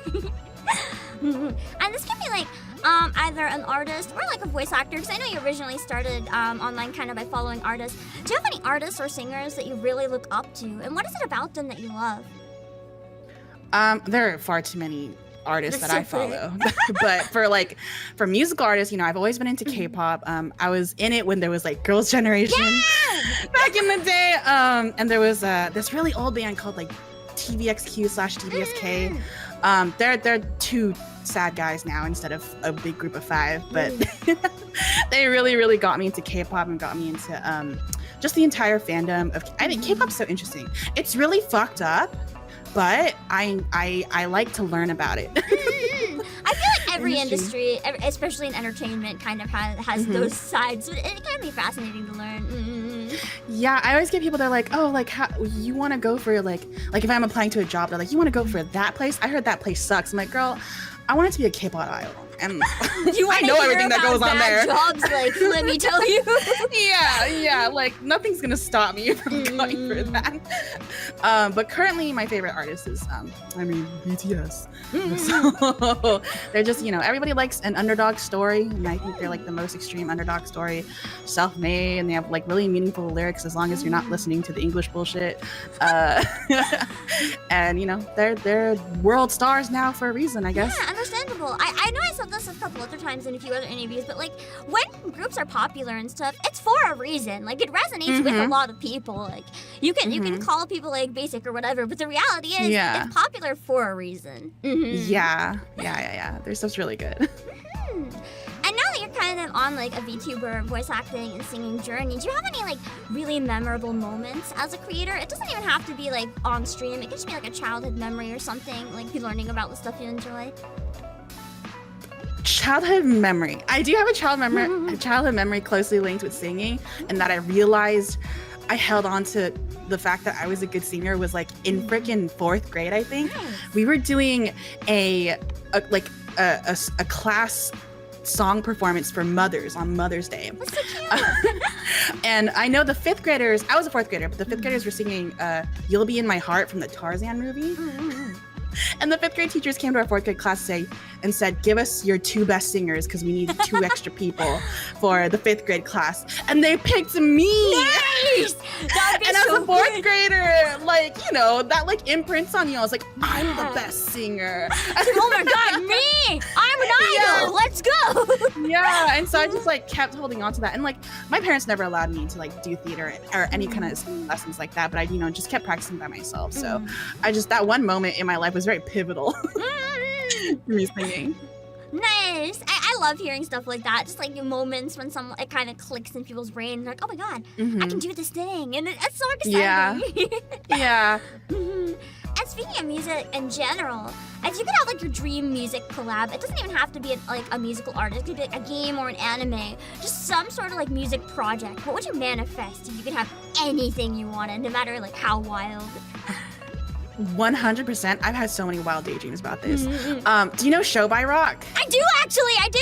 I fucking love Show by Rock so much. If I could play a character that's like the lead singer of their band in Show by Rock, that would be like the best thing ever. That would be pretty cool. I love having like so cool. dreams like that. Even if it's something that's like a long shot. Sometimes a long shot can keep you going even longer because it's something you can continuously work towards. You never know someday if you might end up there. I mean, they haven't had a new season in forever, but Okay, but everything keeps getting all these reboots. What if? That's true. Yeah. Someday you never know. And kind of related, but like if you got to like open for a K-pop band or whatever, like on a stage, like at a real concert hall, you got to do one song as a VTuber, what song would you end up going with to represent yourself? I think I would choose Cruel Angel's Thesis. Yeah! That's I think everybody knows that. It's such a banger. You can have a whole choir behind you, and like it'll just be like such an event. You know, like people are gonna hear that beginning note and they're just gonna start screaming. As soon and as they I hear just it, love they that know. song so much. Yeah, exactly. It's the freaking best. Yeah, that would be fun too if it was like the whole choir doing the chants. That would feel so powerful with like flames coming out of the stage. Such a good choice. And I know you've mentioned a few times as well that you also do voice acting work. Can you tell us a little bit about that? Just like, I know you mentioned that you got into it by doing art and stuff. Obviously, I can't go too much into detail with the NSFW, but a little bit about it is probably fine, because I do love to hear about stuff like that, as someone super interested in voice acting myself. Yeah, I mean, I don't want anyone to think like I force myself into. I really enjoy doing it. Like, not for content is just really fun. A lot of people really love but it. Yeah, and I basically, you know, was looking at the art and I saw these clips come in, and I would people would voice them, and having backgrounds in like trying to do covers and stuff, I already know how to use like recording programs and like add sound and mix audio basically, and I saw that and I was like, I could do that. So then I tried it for fun, and I showed an artist, you know, what I had done. They're like, hey, that was pretty good. You know, if you want to do my other animation, you can do that too. And I was like, okay. So like I kept doing it, and then one of them just happened to pop off really hard, and I was like, hey. As a millennial, everything I do, well, I have to monetize. So I mean, why not? Get that money. You might as well if you're good at it, you enjoy it. I was also unemployed, so That's so fair. That's so fair. Yeah. So I just started doing it for like commissions, and I just kept doing it. Not so much anymore because I do have a full-time job now, so I don't really have time for that. But yeah, it was really fun when I was doing it. Nice. And I know in addition, you do a lot of just chatting streams as well. Those are something that like I personally find I struggle with a bit more. Is there anything you like generally do to like prepare before those streams, or just kind of jump into it? I'm still not great at them. The thing is, so hard. I know I'm good at talking, and I love talking, and I can talk forever. But obviously, you know, you need people to talk back to you. So you know, it's harder when there's not as many people speaking back, because then I just have to like think of something off the top of my head. That's my nightmare. Talking about. Exactly. You're just chatting, and then chat goes silent. You're like, what do I do? Exactly. And you know, that's why I always have music playing too, because I like to sing along to whatever music I'm playing, which is really helpful. But yeah, I just really like talking. I'm very introverted, but for some reason when I'm talking to people through a screen, it doesn't feel as energy sapping, and it's fun. So it lets me get that socialness I need without having to like actually go outside. The amount of YouTubers who we just like we're hikikomori and we never go anywhere. We look so social online, but like if you even look at us in person, we will die. We will just cease. We will perish. It's true. Like I could talk to chat forever as long as they keep talking to me. But if I have to go outside, even with my my dear friends who I love, I can't talk to them for more than like 2 hours. And after that, it's just like I'm actually like phasing out of existence. I'm turning to dust. Can I leave? That's so true. I'm curious as well. Do you have any like major goals that you'd love to someday achieve as a VTuber? I don't know how much of a realistic goal, but this is like my dream, wilder, my the number more one fun. dream. My number one dream is just having like a 3D concert, like a full 3D concert, because like being able to like perform on stage, even if it's virtual, like that means enough to me to know that like people show up, they're cheering for you, and you're just like singing to your heart's content. That's just the coolest thing ever, and I would love to be a part of that one day. I almost feel like virtual is even more meaningful personally, because it's like, you know, there's so many VTubers out there. No one's gonna, at the end of the day, show up just for a model. So if they do show up, it's because they genuinely like you. It has nothing to do with like our appearance or anything at the end of the day. Like that might get people to look, but it doesn't get people to stay. So if people are watching our concerts, like they genuinely enjoy what we're doing. They're there for our talent, and it feels really good. Yeah, I also just like when things are more accessible, because you know, if it's online, then a lot of people can watch it. It's not like gate-kept like Broadway. And it's not like $1 million, so anyone who can afford it can just Broadway. watch it. Me, every time I go anywhere and I'm like, oh my god, there's cool musicals on, and I look at the price and I'm like, Yeah, I haven't watched so many just because I can't afford it. Yeah, I've been to like a few in my entire life, just on occasion. Usually like small indie productions. Yeah. They're a little bit easier. And one final thing that I do want to ask as well. Can you tell my viewers why they should subscribe to you right now? You should sub to me if you like mean tomboys who are also hot and will give you unfiltered takes while also yelling at you and making you feel like dirt. Mean tomboys, let's go! Yeah. I will shove you into a locker. Oh, don't tempt them more. They're just gonna sub on every alt.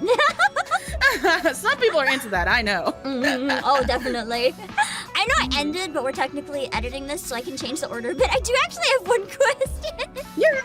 I know that you said you followed a lot of like K-pop groups and stuff. I'm curious how you think like the VTuber fandom kind of compares to the K-pop fandom. Just because it's not something I'm very familiar with. I'm kind of curious. K-pop fandoms are the most organized and passionate and delusional. Oh no. I honestly don't think the fandoms can really compare.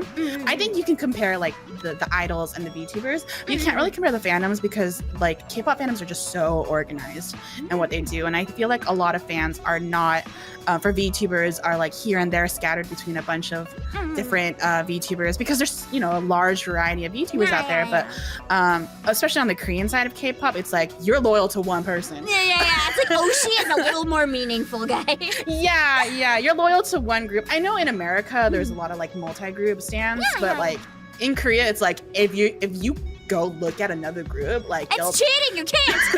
Yeah, they'll put you to the stake, man. Oh dang, that sounds scary. Yeah, no, it's really intense, and the amount of like passion that.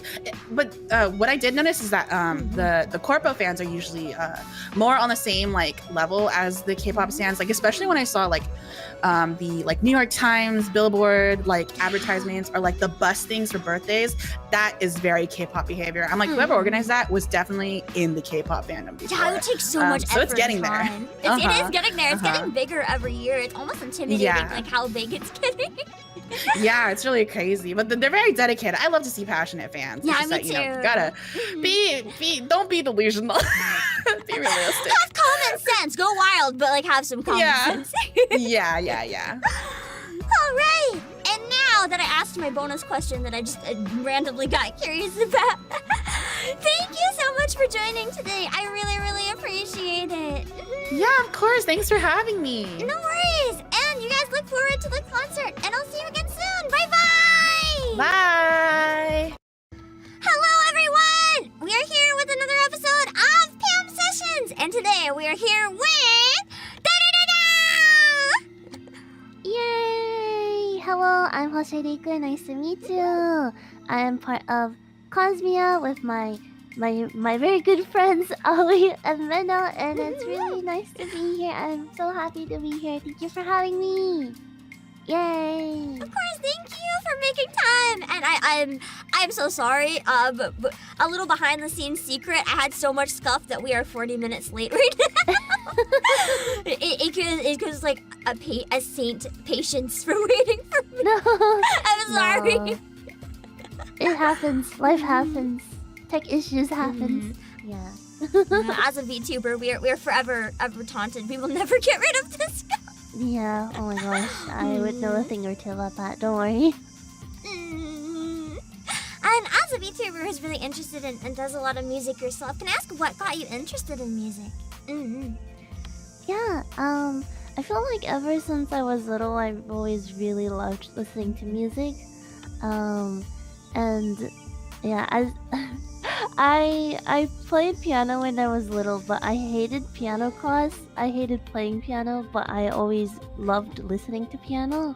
That was definitely my favorite instrument. Yeah.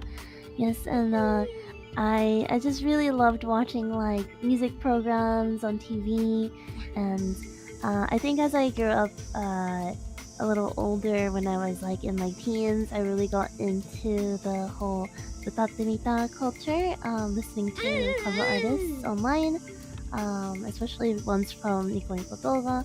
And yeah, and I started experimenting with that genre myself, and I also had a lot of friends who were into it as well, and yeah, I really carried that with me into my VTubing activities. So yeah, and now I like really enjoy writing lyrics as well. That's an aspect of music that I really enjoy, and yeah, this is how I got here, I guess. It's so rare to see people who do like their own lyrics too, so it's always really exciting. I was gonna say too, it's really cool. Like a lot of the artists who started on like Nico Nico Doga and stuff, so many have become huge now. Like global superstars and stuff. It's so amazing and so motivating to see.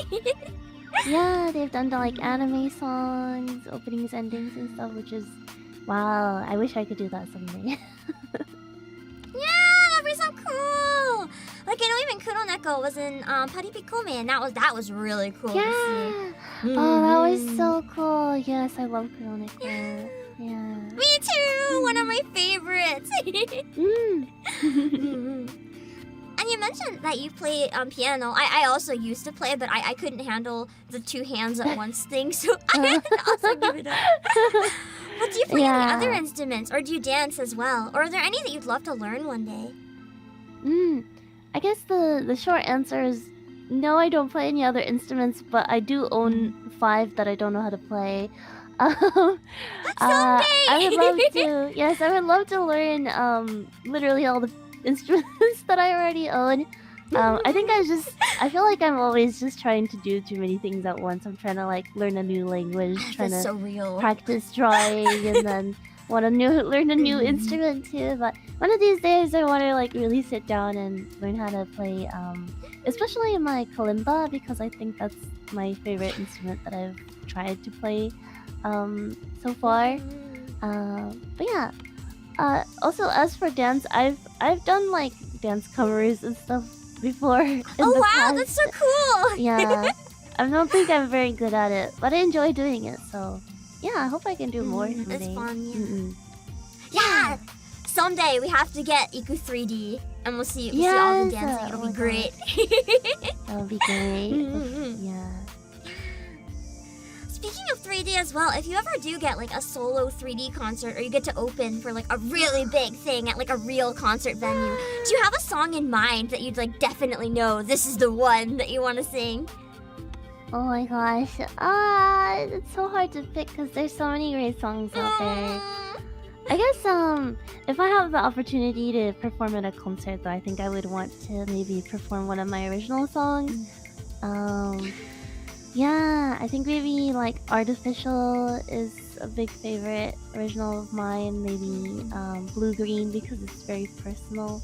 But yeah, something from something that I've made in the past would be really amazing. Yeah. That would be so nice, because then it's like, I know that technically as a VTuber, like you've already had your debut, but it kind of feels like the big stage debut with your own music. That would be so cool. Oh my god, yes, for sure. Oh, that would be such a dream come true. Someday, it'll happen, definitely. And just speaking of like VTubing in general, how did you end up getting into it? Like, what kind of sparked your interest in VTubing? Oh my gosh. Funny enough, I wasn't like super like well informed on VTubers when I became one. I kind of only knew about it casually. But at that time in my life, I had just moved overseas, and I had just gotten out of a really crappy job. And we were in the middle of lockdown. Yeah, so I don't know. It was in the middle of the panini, as we say it, and I just wanted to do something that looked really fun and that I could do remotely, and that might, give me like a community, maybe some coworkers that I can get along with. So I applied to this cool little agency called Prison Project, and that's how I became Iku. But yeah, that's nice. After joining Prison Project is when I really started to appreciate the whole VTuber industry and community. And yeah, I wouldn't have it any other way. Nice. I'm glad it's been a good time. And as someone who's been doing it for a while as well, do you have any, it doesn't have to be a VTuber, it could be like a singer or just kind of anyone in the community. Are there any artists that you like really look up to? And what is it about them that makes you look up to them? Oh my gosh. Yeah, I mean, there's a lot of VTubers that I look up to. There's a lot of artists that I look up to. I think I'll have to say though, someone who has been like a hero to me ever since I was little is Utada Hikaru. Yeah, she's singer. like godly. Yeah, yeah. I think I look up to her a lot because I grew up with two cultures in my home and two languages in my home, and I feel like she was one of the very first artists that was very popular internationally, both in the English-speaking community and the Japanese-speaking community. Yeah, she also grew up overseas, and she also speaks English and Japanese. She's also bilingual, and yeah, and she was not only was she like one of the first J-pop artists to be very popular overseas, but also she was part of like the anime and game community, which was something that I really enjoyed ever since I was little. So yeah, and she's still very popular to this day. She still has she's still releasing really amazing music. So yeah, I really admire and look up to her. Good choice. I really appreciate her skills too, and like some of her songs. I know my two favorites are definitely Flavor of Life and oh, what's the other one? Shoot, Prisoner of Love. I really like as well. Those two make me cry. Oh man, Heart Station is a really good album.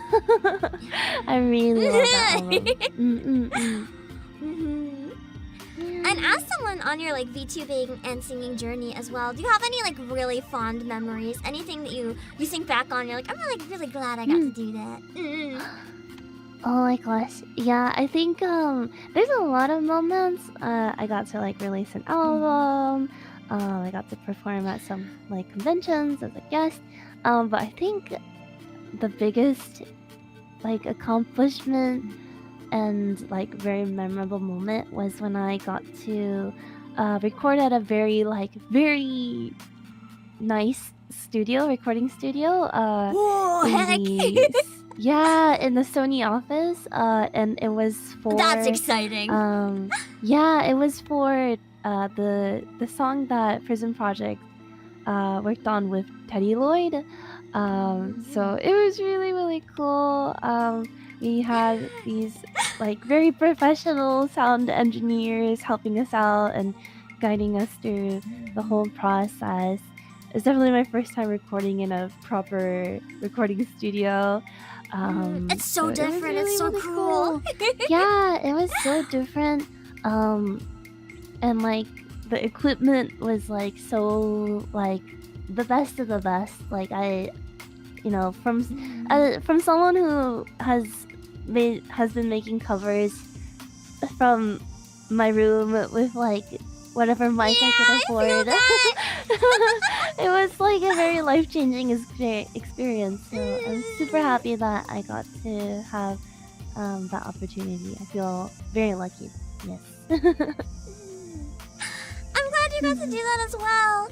Speaking of opportunities as well, out of curiosity, it doesn't have to be a musician. It could be like a composer or even an anime or a game. But if you could manifest like any one dream musical collaboration and just like it would happen, what would you want to do? Oh my gosh. I've technically already had my dream music collab before. So good. I got to, of course, collab with Teddy Lloyd, but I also got to produce or release a song with Circus P, who is one of my favorite vocalized producers of all time. But if I'm allowed to dream again, I would really love to work with Circus P again. And also some other vocaloid producers that I really love, like Harumaki Gohan, Mikito P. Oh my gosh, I can list so many producers. I have so many favorites. But yes, I would love to collab with producers that I really look up to. I think it's always okay to dream again, because like it's not just like our life's over once we get one dream. It's always okay to dream bigger once we accomplish something, because you never know. It could be a step to something even bigger. Only the future knows. True. And,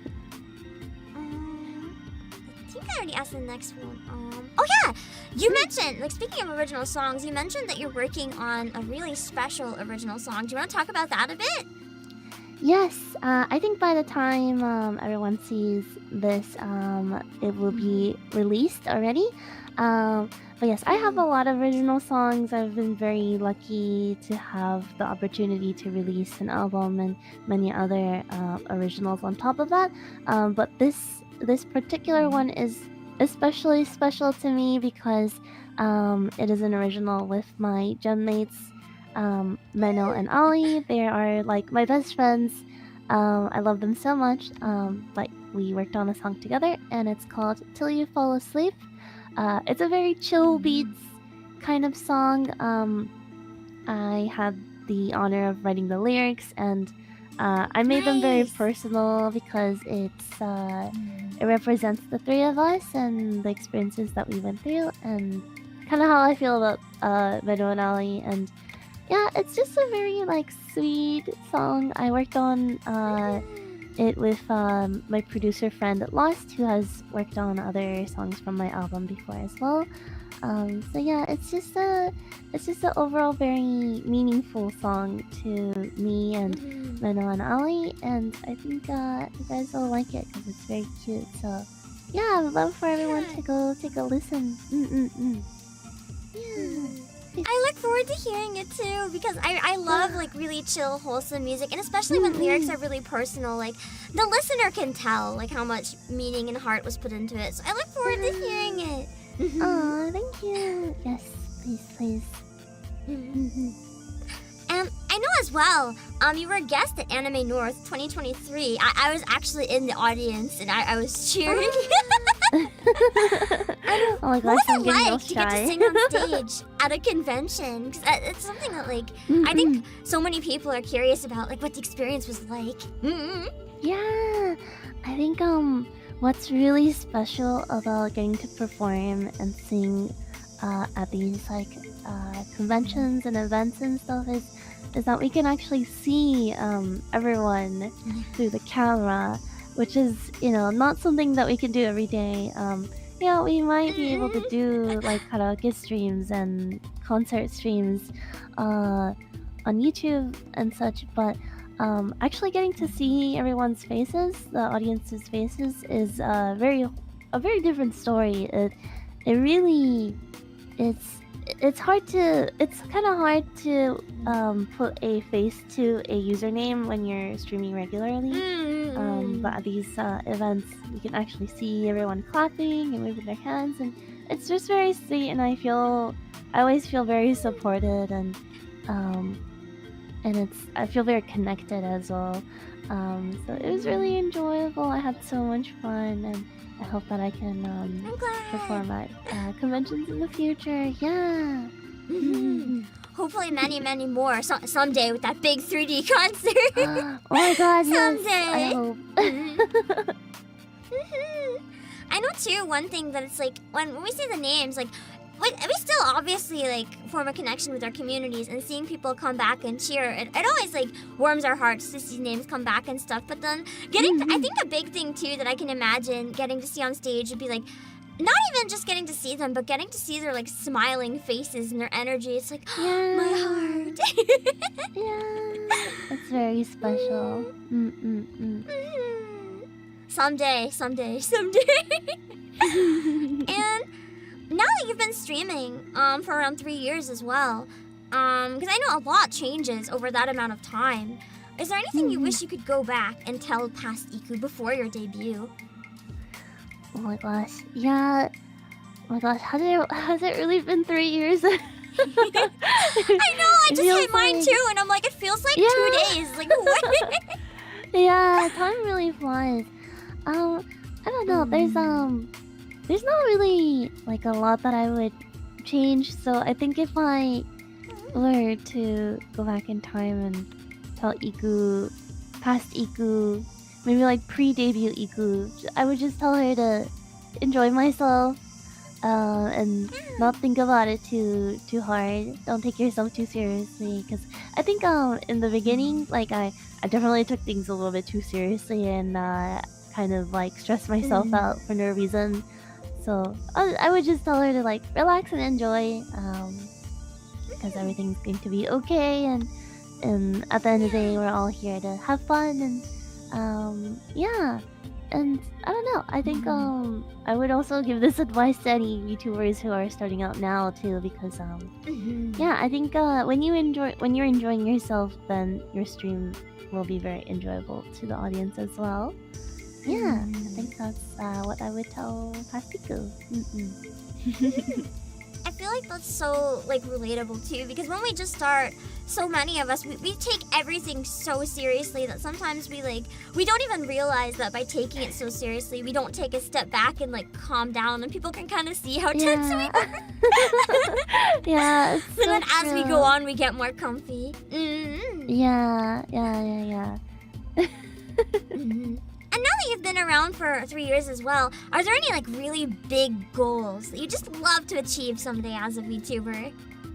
Oh gosh, definitely 3D. I know we've been touching on that subject already. But yeah, having my 3D debut would be like the ultimate like goal. Yeah. Someday, I hope. Someday, I'm crossing my fingers. I really hope. For sure. Yeah, because 3D, it opens up so much like so many, what's the word, opportunities for like new content that I haven't been able to do before. Yeah. I really hope someday 3D. Yeah. Someday, I look forward to it. We will get to see it. We will. Yeah, I promised Ikumin, my fans, that I would do a cartwheel if I ever get 3D. So Nice! I think I would die if I even tried. I look forward. You can do it. You got this. I do have one final question to ask as well. For my viewers watching right now, what can you say to them to make them subscribe to you right now? Oh my gosh. First of all, you don't have to, but if you like, You have to. I'm if you ordering like. you. But if you would be ever so kind to subscribe to me, you can expect to see a lot of comfy streams. I think I'm often told I'm comfy, chaotic, mostly comfy and relaxed, but sometimes I have my chaotic moments. But mainly I do a lot of music content, a lot of crafting, creative content, and I am newly. At the time of this concert, I am newly indie. So yeah, if you'd like to support an indie VTuber, we definitely us talents from Prison Project, we need your support more than ever. So yes, if you'd like to come join our comfy vibe sessions, please, yeah, come over and play. Yeah. All right. Thank you again so much for joining, especially despite all the stuff I had today. I really appreciate you taking your time. No worries. Thank you so much for having me for this interview and for the concert. I'm really looking forward to it. I look forward to it, and I'll see you guys all soon. Bye bye. Hello everyone. Welcome to this episode of Pam Sessions, and today we are here with It's me. Hi, I'm Rachie, better known as Splendid Rachie on the internet. I'm a Hikini Tuni idol. I've been doing Vocaloid covers since 2011, and now I'm also a VTuber and V-singer. Nice to meet everyone! Woo! And as someone who's been doing covers around for such a long time, what is it that originally got you inspired into music and to like start doing covers? Oh my goodness. Do you want like the real answer or the answer that I usually give everyone on the internet? Whichever you prefer to give me. Well, what I usually tell people is that I was really bored during, I've been doing music since before, and I've always really wanted to do covers online. And the thing that really pushed me into doing it was I was really bored studying for a physics exam one day in 8th grade. And I was just like, let's just do covers so I don't have to study for this exam. And so that's what I did. I made my first cover, I posted it on YouTube. And yeah, it was fun. I don't know why I did what I did. It was just sort of like on a whim. And then I realized that I liked it, and so I kept going with it. that's some of the Yeah. best ways, honestly, to fall into it just by accident and then realizing, wait, I actually really love this thing. Yeah. But the reality of it wasn't actually as pure. I've been in the community for a while before that, just as a listener, and I heard somebody made an English cover of a song that I really liked, and I thought that she was shit. You're like, I'm gonna do it better. Yeah, it's out of spite. It's just like, you know what? I like that answer because I've never really shared them, but I have written English lyrics for songs for the same reason. Yeah, right? I feel that. It is what it is. You know what? It got me here to this point. I started out of spite. I'm still here, partially out of spite as well, just because, like, I don't know. Some of these kids, you know? Yeah, the kids these back days. in our day, I don't know. It's all good. It's all good. You know, VTubers, we're eternal kids now. We've done this to ourselves. We have done this to ourselves. I'm finally living out my childhood dreams, and I will not stop until, like, never. I get my money's worth. Yeah, true. It's expensive. People underestimate the costs of VTubing. Like, holy moly. I wonder if they underestimate her. They just don't want to, like, acknowledge it at Don't some want to point, accept you know? the reality, no. Yeah. I saw a few posts by a number of like VTubers before, and like indie VTubers are being like, "So when do you start making money?" And everyone just replies, "Never." Oh, you sweet summer child. So expensive. Like even a lot of people who get a lot of money, like a lot of it goes back into models and stuff. You guys have no idea. It really does. Like, a lot of it just goes back into, like, improving your streams, making new content, It's expensive. Yeah. It's expensive, yeah. In addition to singing as well, do you do any instruments or any dancing? Oh, I can't dance. Me neither. High five. Oh, okay. Oh, great. Yeah. I do play instruments. I play the violin. I played a lot of orchestra stuff. I play the piano and like guitar as well, but that was mostly before, and now I just jam out whenever I can, you know? Yeah. Do you play any instruments? Is there a reason you asked that? I do, so I'm You always do? curious if other people do. I play very Wait, are you in bad that- ukulele, very bad piano, Hell yeah, girl. and slightly Hell yeah, less girl. bad flute and penny whistle. Only slightly. That's so interesting. Did you audition for that VTuber orchestra thing? Oh, I'm part of it actually. I was in their first song. Oh my god! Oh, that's amazing. Yeah, There we go. they're really, really sweet. I love them to bits. Oh, that's so cool. Are you guys planning to do any live concerts? Or is it all just Live, recording 'cause so far? I think delay doesn't really work that way. Yeah, it really doesn't. It would That'll be be cool though. though. Maybe one day. Yeah, if we figured it out, it'd be really epic someday. I really want Yeah. to do like in the same vein a really big like chorus, like a Nico Nico chorus style, but live. Like we all actually sing it live. Oh my god, that would be insane. Yeah. Like, do you know Hitoshizuku Yama P? Like they do a lot of the like. Yeah. I really want to do a whole concert with like all of their songs, but it's actually live with like a group of 10 people. Wait, that would be so cool. That would be so cool. And you can end it with Tower of I or something. Yes! The best one. I will call dibs on Miku, though I'm sorry to everyone else in existence. I love that part too much.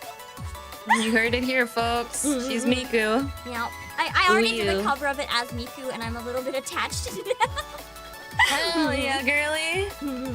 Oh, that's so exciting. And in addition, because I know you started by doing covers, but now you're also a VTuber. What inspired kind Yeah. of like the shift from just recording song covers into streaming as well? Well, all my friends sort of left me, and I was also in 2020. So I decided to really like go all into it. But I've actually been streaming before that as well. I don't know if you remember, but like there used to be a website called livestream.com back in the day where everyone used to live stream there before it became like a commercial use only thing. Oh god. And a lot of people would be live streaming there. A lot of utaites and stuff. And so I started then, and then sorry, that was my dog. And then we had a thing on I had a thing on Justin TV as well before it became Twitch, I guess. Wow, I didn't even know Twitch was something before Twitch. I didn't follow Yeah. live streaming early on. You know what? It's really interesting because Justin TV was made because I think it was the founder wanted to just like live stream for like a week or something like that. It was just like a little personal project that's, you know, became the multi-million-dollar company it is today that's bought up by Amazon. So That's kind of cool. thanks, how this Bezos. grew. Yeah. Thanks, my dude. Thanks, my dude. Yeah, it's really interesting. Do you enjoy streaming more or like music more? Because I see that you do both a lot. I have to say, my honest answer is like I enjoy both at the same time. Probably my favorite is like music, but live. I would say that's my favorite. Yeah, that is your thing. Which one do you prefer out of the two, or do you kind of love both as well? Oh, I definitely prefer singing. That's Definitely fair. prefer music more. Yeah, but streaming is fun just because like I know my whole shtick is being like a hikikomori, like a shut-in, but I genuinely am. I don't do things Me on the too, weekends. IRL so- hikikomori Oh, for okay. real. Yay! This is a common thread among VTubers. It really is. We all have no life IRL, so we became famous online. It's great. It's great. You know, just imagine what you can do, fellow viewer, if you had enough time on your hands and no friends. That's how we're able to put all the work in, because VTubing is so much work. We just don't have a life. We just don't have a life, and it's great. It's a blessing and it's a curse. Very much both. And then I'm curious as well. It could be like a Untitled or a VTuber. Are there any artists that you like, really look up to? And what is it about them that you love? Oh God, you're putting me on the spot now. Well, the artists that really got me into like singing and utaite stuff was probably Hanatan. Me I too, don't know if actually. you- Yeah, Literally. okay, sounds good. Yes, okay, great. Yes, Hanatan's my one true love. I love her. She was my vocal crush. He has the goddess god tier vocals for like in anyone. She is actually. Fun fact: she was like one of the original like quote unquote VTubers because she used to have like a 3D model that she used to have during her live concerts. I never knew that. Yeah, when she would perform in. Do you know that one concert hall in Japan that they show on Nico Nico Doga a bunch that has like screens on all sides? Yeah, when she performed there for her Flower Drops concert, she had like a 3D model that she used. So that's so cool. I thought it was. I know, it's so cool. I love her. She's been like pioneering in the space for ages. Oh yeah, she's Love how she's still doing stuff. Even on Nico Nico, she was like one of the early singers, one of the early powerhouses. So to see she's still around, it's really nice.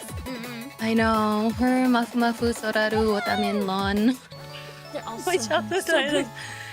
So good. Yeah, I looked up to a lot of people on the Nico Nico Doga side. I don't know. I just love how they just unapologetically them. They just sort of do their own thing. They stay in their own lane.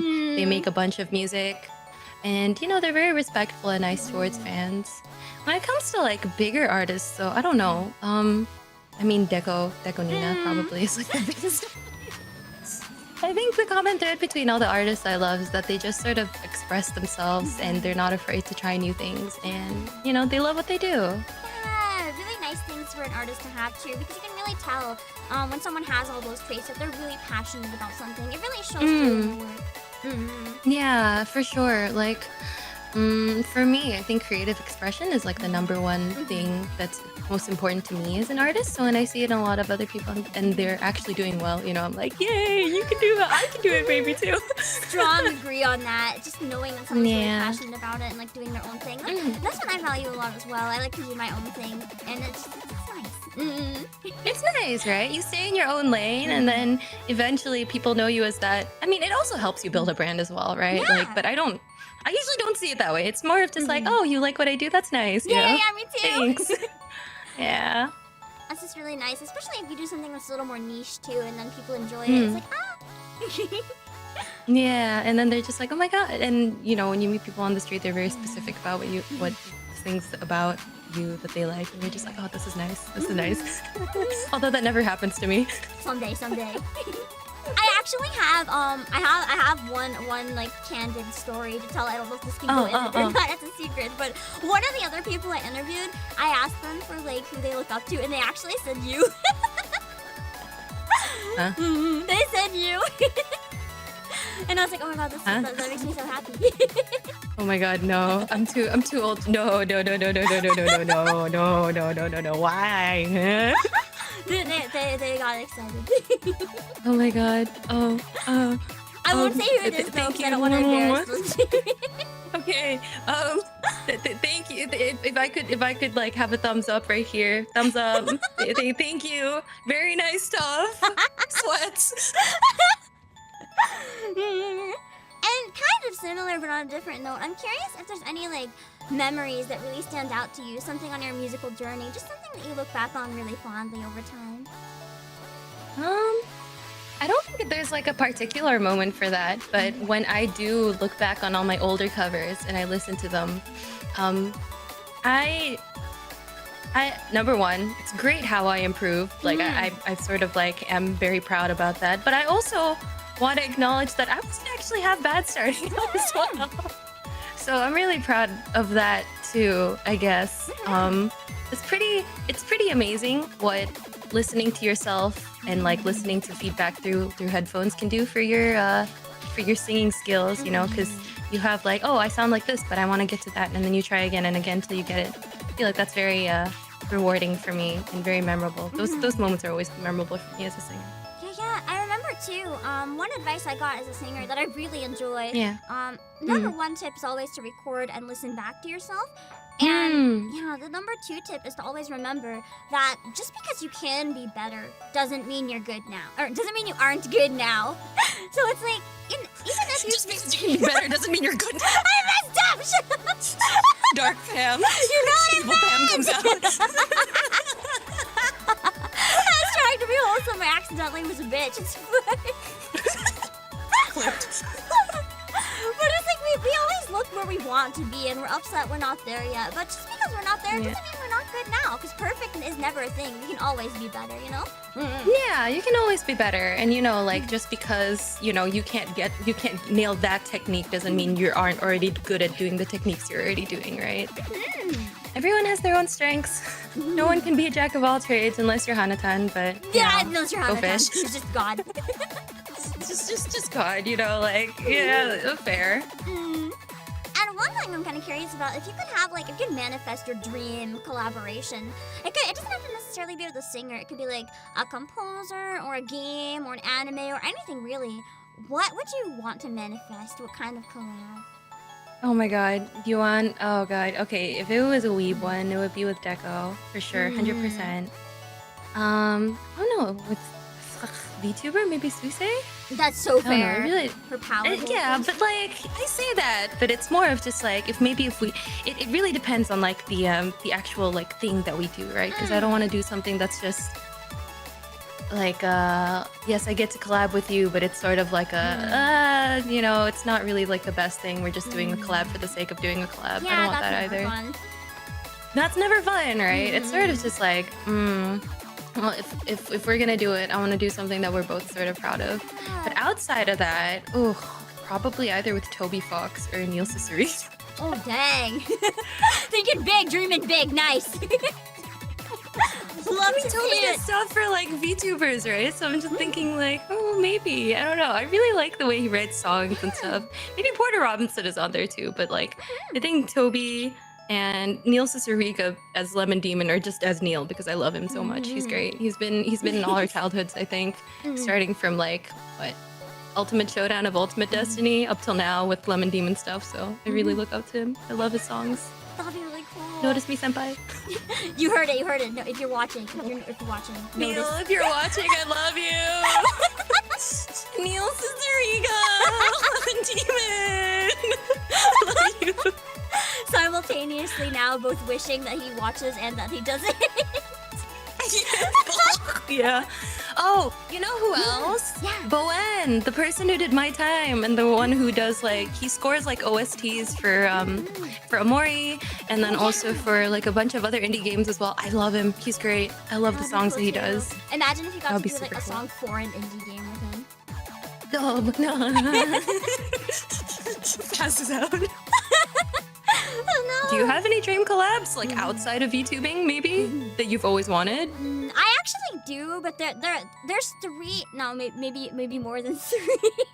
There's a few musicians I would really love to work with to make an original. It'll never happen, but I can dream.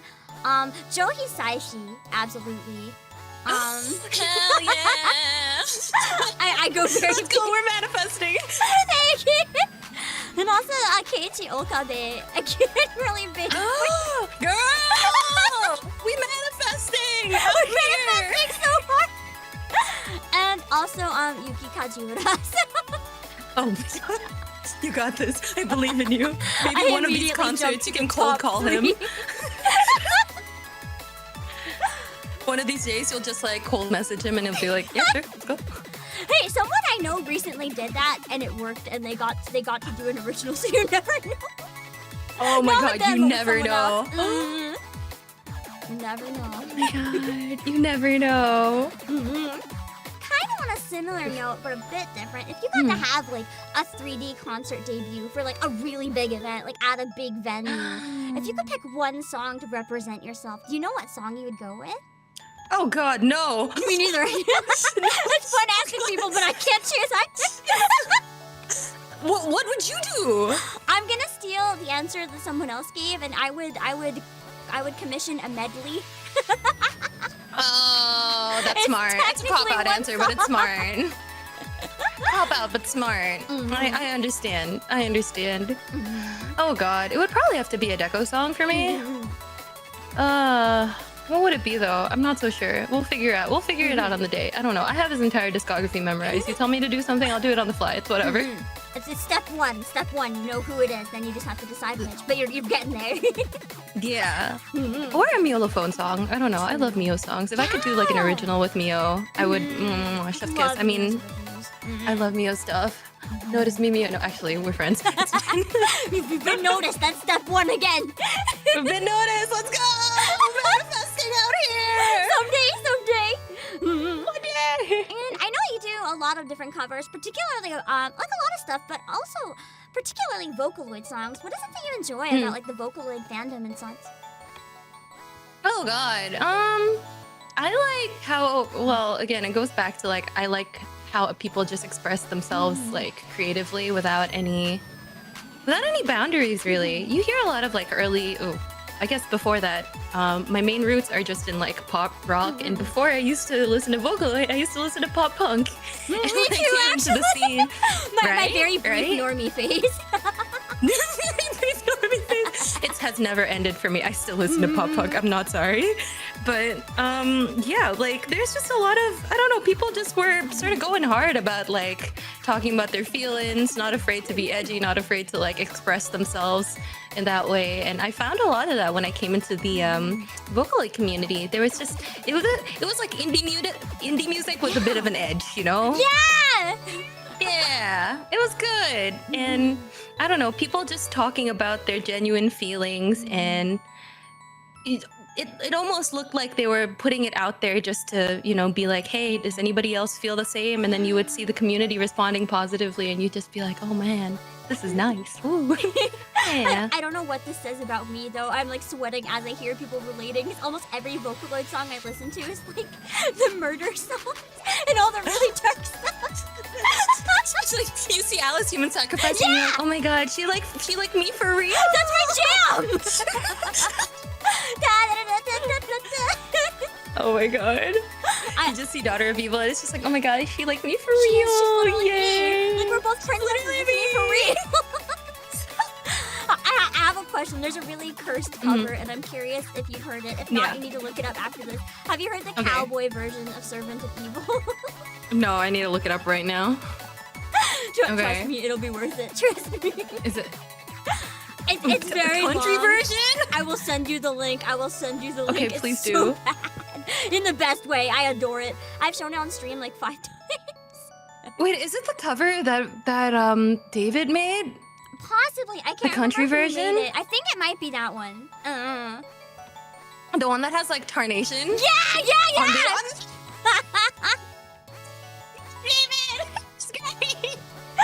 It's so good! It's so good. This is the guy that makes lyrics for Will Stetson, by the way. Yeah! For anybody out there who doesn't know. I was so impressed. Yeah. That's so cool. He's amazing. He's like a true artist. Using his power for evil. I love it. Evil? Excuse me. This is like Vocaloid PG Ram Ranch. It is amazing. It's amazing. It really is. And I know too, you do a lot of your covers in English as well. I know you Yeah. mentioned a little bit about it, at least the first one. What made you want to keep doing songs in English? And are there any like particular challenges when it comes to like creating trance lyrics and doing covers in English?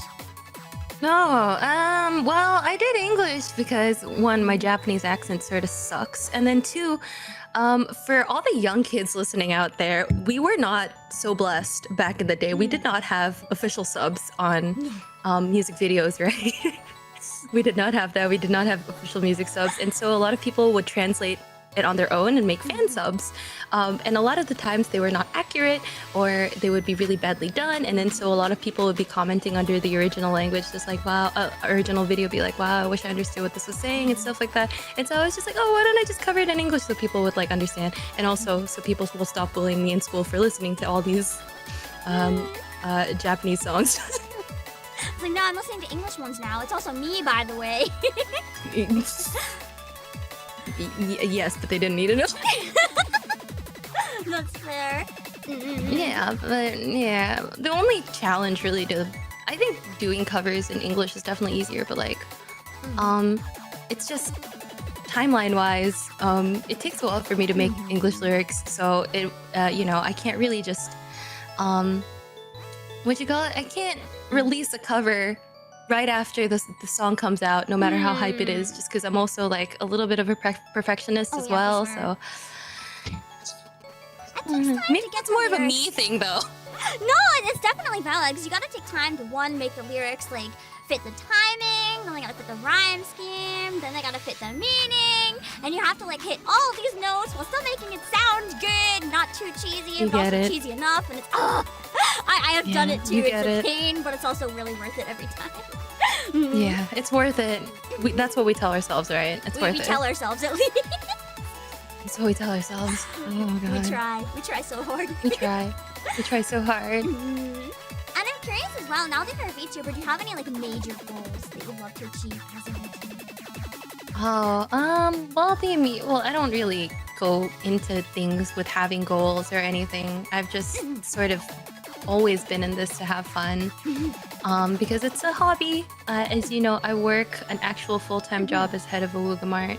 And so, this thing is always supposed to be something that brings me joy. Although my next immediate goal would probably be to have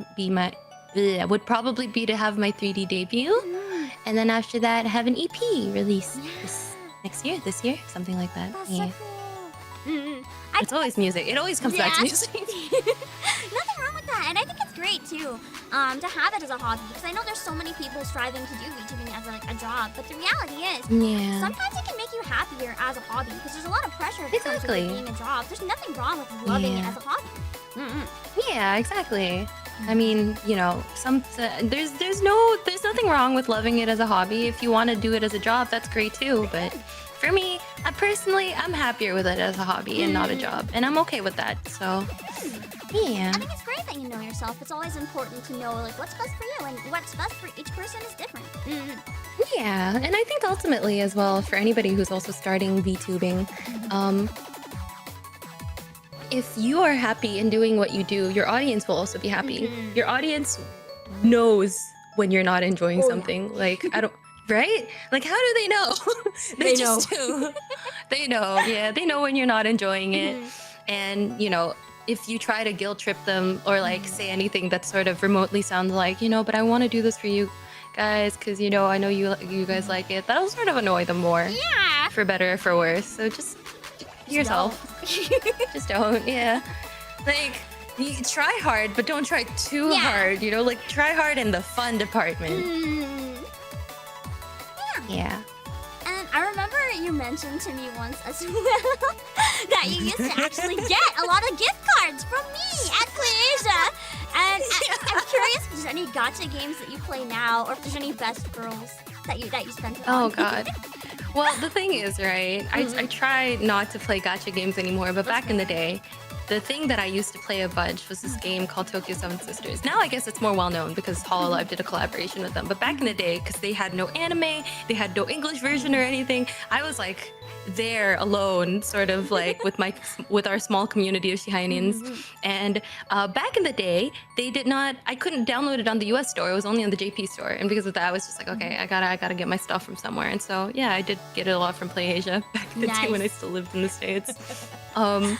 Now I think I only play Reverse 1999. Me too, but I even love then, it so much. I actually was so excited when I saw your cover of the Regulus. I was like, oh my god. Thank you. Yeah, I played it. I don't know what came first. Either they reached out to me or I played it first. It happened around the same time, but like I was really happy to work with them. I think the only other one I play is Memento Mori, but even then I don't really play it as much. I only play it because I did one of the English songs for Cordy, and so out of obligation I gotta pull for my girl, you know. Yeah, for sure. You need to get your girl. I need to get my girl, yeah. In the same way as like Amelie like pulls for her girl, I pull for my girl too. This could be like a cover or an original song. Just out of curiosity, are there any songs or covers in particular you worked on that are like especially memorable to you?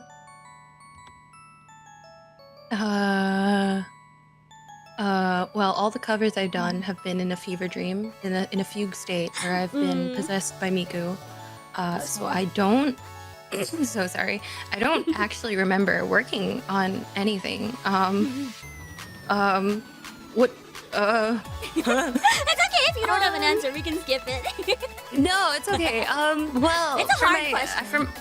It's Especially hard, when you yeah. have just so 'cause, many. like, yeah, like we've been doing this for a while now, right? And so,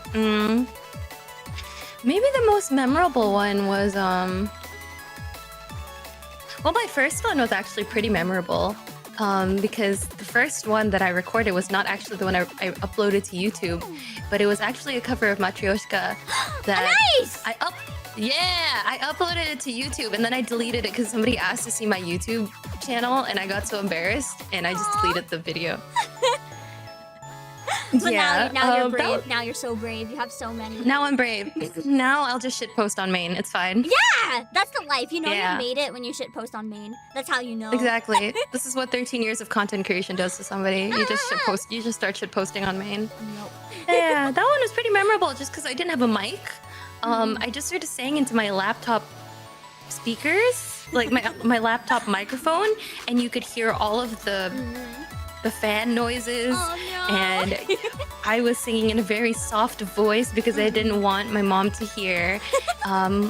And it was in a very high range. And like Matryoshka used to be too high for me. Yeah, it used to be too high for me. And so I was like, it was so sad. It was such a sad cover. I think everyone's first cover ends up being kind of like that, though. It's just kind of sad. You're figuring it out. Yeah, you know, we're it's sort of sad, but you're learning. It's all good.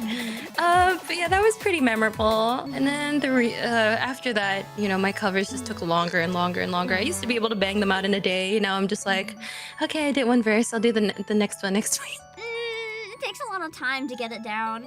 Especially, too, I Takes feel a lot like of energy. the major change in the community over the years is like Mm. the entry-level bar has gone so high. Like, you used to be able to just record for fun, like a shit post, and everyone would love it. And now it's like Yeah. they want professional every time. You're like, why?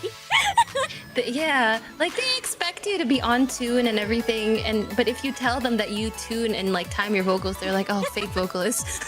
It's like, bruh, what do you want you from do me? better than Yeah, what do you want from me? I'm sorry. On the same vein, I'm getting a lot more like comments that are just like, especially recently with Rabbit Hole like sort of blowing up. I've been getting more and more like comments of people going, these aren't the original lyrics. These aren't the right lyrics. You're not singing the right lyrics. I'm just like, bro. Then go listen to the Japanese. No, they're saying these aren't like, you're not singing the correct English lyrics. And I'm just like, are you talking about the translation? You want me to sing the translation? The translation doesn't work. You try singing that complicated timing with the translation. Bro. The songs are really complicated because, like, you do have to end up taking a bit more liberty with them at the end of the day just to make the timing work even. It's, like, impossible to get it exact. Yeah. And I feel like every lyricist also has a different style of which they're going for. You know, some people will be a little bit more localize it more, and some people will, like, stick to the original meaning and try to get it as accurate as possible. And both are fine. Both are fine. But- If you don't like one, just don't listen to it. No one's, like, forcing you to. Yeah. But like a very accurate trans lyric would be. Do you know that one Lost One's Weeping English cover that's going around? The one that's I like math and science. I don't think I've heard that one. I need to link it to you because it's literally hilarious. I But need to listen. yeah. But that's what happens when you sing it. If it's too accurate, then you sort of sacrifice the essence of the song itself. Yeah, that's how I try to describe it when I talk to people about doing trans lyrics and stuff myself. It's like you have to kind of strike a balance because sometimes having an exact translation of the words actually does a disservice to the original song because you might have the exact meaning, but you don't have the vibe. You've lost the entire vibe of the song, and that really is important. It's so important, and so yeah. I mean, it is what it is, right?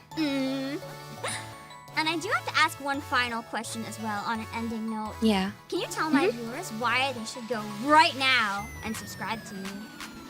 Oh God. If you like Vocaloid and you like the English language, consider subscribing. I don't know why you should subscribe to me. You can subscribe to me if you want, but I think you guys should be subscribing to Pam instead if you haven't. Did you know that like 90% of YouTube viewers do not subscribe to like the channel itself? So make sure you ring that bell. You hit that subscribe, you ring that bell, hit that like button, comment down below. All the algorithms, do everything. Yeah, what should they comment so that to tell you that they got to the end of the video? What should they be commenting? Comment that you subscribed to Raichi. Yeah! People are gonna be so confused. Comment readers are gonna be so confused. They're just like, what is going on? That's okay, it's great. I'm usually chaos here, so you know, they're used to it. It's fine. Okay. I get it. It's the chaos vibes. Yeah. Alright, I won't keep you any longer, but thank you so much for joining today. I really appreciate it. No, thank you for having me. I really appreciate it. This was fun. It's nice talking to you, girly. I'm glad. Alright, we will see you guys later. Bye-bye. See you later. Bye-bye. Welcome to today's episode of Pam Sessions. Today, we are joined by... Yay! Yay! Yes, you told me this 5 seconds ago. I am Judy Excel Codex's first generation. I am their in-house academic. I do musical analysis. I make graphs and plots, and I also like playing games, particularly Tetris. That's a lot of fun. Nice. And as I know you do a lot of music stuff, music analysis, and also singing and playing. What is it that got you into music? Is there anything that kind of stands out? I mean, it's kind of just been part of my life the whole time. So, like, growing up, I've played piano, but it wasn't until college where I really started realizing what it can do. So even like in my musical writing journey, it was like, oh, we can be really showy with how we play piano. But I stopped taking lessons, and at one point in college, I was a music composition chemistry double major on a pre-dental track. That's a lot. And then I was told, yeah, you know, liberal arts. But then I transferred schools, and I was told to go do something more practical. And so at that point in my life was the first time like I wasn't taking formal lessons anymore, but like just trying to find other pockets. So like I joined an a cappella group, and then in graduate school, I started just doing gigs on my own and performances. Like I may or may not have a TED Talk that involves piano and stuff. Nice. It's pretty doxing if I go into it. So I won't go too much into it. Don't have to share anything you're not comfortable. Okay.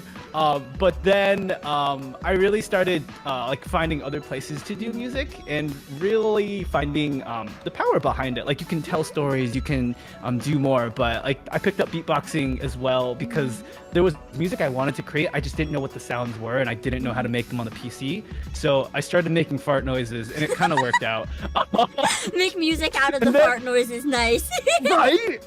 And then I picked up like an actual DAW, like a DAW stands for a digital audio workstation.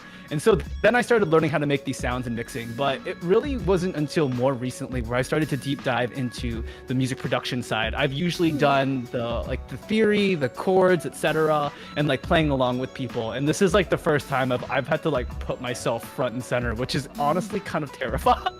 Yeah. Out of curiosity, how did you fall into the VTuber rabbit hole? So I'll just say the question so it's some continuity. So the question you asked was, how did you get into VTubing? So the way I fell into it was I had a friend of a friend who was into it, and I started watching their stream, and they were more of like lewd ASMR tuber, and I was super curious as to why people were watching this in the first place. As like someone who comes from academia, who finds normal social instances very fascinating to study, and to apply frameworks to, this is really interesting to me. Why not just like watch other kinds of content? I won't say what kinds of content, but like what draws you to particularly like an anime girl on a screen? Is there something like special or unique about the experience? But more broadly, like why are people drawn to just like an anime character or a animated figure on a screen who has some kind of persona? But also there's a lot of other pieces that go behind it. Like why are people choosing to do this? And so a lot of these questions arose, and also my own interest in, I kind of want to keep like doing vocal work, and I want to see what it's like to be on the like quote unquote front and center. So I auditioned for Next Stage, and things worked out, and I am now in it, and I have a much better understanding of why people continue to do this. I've learned so much more about the history of VTubing and how it came about. I've actually found some papers, and I want to do a stream. Yeah, there are papers that are studying VTubers, not very many, but I've been trying to plan a stream where I just do I go through my lit review on what led to VTubers in the first place, what kind of technologies had to happen, and how do VTubers challenge social identity frameworks, and even building a social identity through a VTuber. I think there was a paper that I found from like 2012 about like an ethnographer who did work on how like hidden personas, like how people with hidden personas should not be something of the completely out there, but it should be ingrained into the frameworks that we have when we're analyzing social identity. So that's how I fell into Nice! But I found a lot of joy in the music production side. That's fascinating too, because I'd always been curious, like, about, is it something that people study in schools and stuff now, where it's gone so big? So it's cool to know that it is something that is being kind of like written about and studied and stuff. Yeah, and there's like a handful of academic VTubers as well. Like I'm sure someone's going to be writing about us, so they're out there. But they're not published journals; they're conference papers right now. But I'm sure it'll happen soon. Yeah. I'm curious as well. Since you've gotten into it now, and you're also a musician, are there any like artists or VTubers that you really look up to? And what is it about them that makes you look up to them? Yeah, so I don't, unlike the typical VTuber fan, I don't pick like the big like HoloLive. No, me neither. So it's all good. Yeah. I do like some of them. I though, love some of them, but some of my biggest role models are like small creators. Yeah, like I feel like we should so much more respect to them. Also, if I have to pick one of them, like Suisei right now, it's like her music is really well written. She's really creative with how she does her music. Also, she just seems like a lot of fun. She plays Mario Kart. She plays Tetris. Like also things in my book. It's the Tetris. The Tetris is what got you. But like for people that I look up to, like this is probably a cliched statement, but I actually do look up to Isla a lot. Isla's really passionate about what she does, and quite honestly, like I'm just here to like support Isla and make sure that she can achieve her goals. But also, I actually do, such as yourself as well, like you do a lot to bring folks into the VTuber community, to cultivate the VTuber community and create opportunities for new content creators, and I really respect that a lot. So, cliched as well, but you do a really great job doing that and providing opportunities. And then I would also say Apollo. Anytime he raids, I go on this thing, but like Apollo's a really strong vocalist. For He's also a very fun personality, and he continues to push and strive for his dreams. Like doing vocal work and like voicing games, like I've done that once. It's hard. I'm sorry, I voiced a really cursed game with Apollo. So no, I love them. It's so good. Every time I hear about Apollo and voice acting, I'm just like, sorry, Apollo. Oh my gosh, do not apologize. I try to stop in whenever I can. Like if I'm working in the evening, it's like, we'll just slap this on. This is a good story to listen to. But sometimes I have to turn it off to like can't focus. So those are some of the folks. Yeah, all pretty good ones. And I have a question. This can be like as a VTuber or a musician. Do you have any like really memorable moments? It doesn't have to be related to stream necessarily. Just something that kind of stands out as like, ah, yes, I love doing this kind of thing. So as a vocalist, I was thinking about this question, and it's probably when I got my first callback. In high school, I auditioned for a musical, and it was the one time like I was going up against someone who's been in musical theater for a while, and I was just a band kid who was like, I enjoy the theater folks and like doing vocal work, so I didn't realize what the extent of my voice was, and I didn't know that I could sing. So I auditioned for a role in Aida, and I got a call back, and it's like, oh, I didn't expect to like actually be questionably competitive against this other vocalist. I didn't get the part, and I'm very glad I didn't, because it's a lot of things to memorize, and it's a lot of pressure. Scary.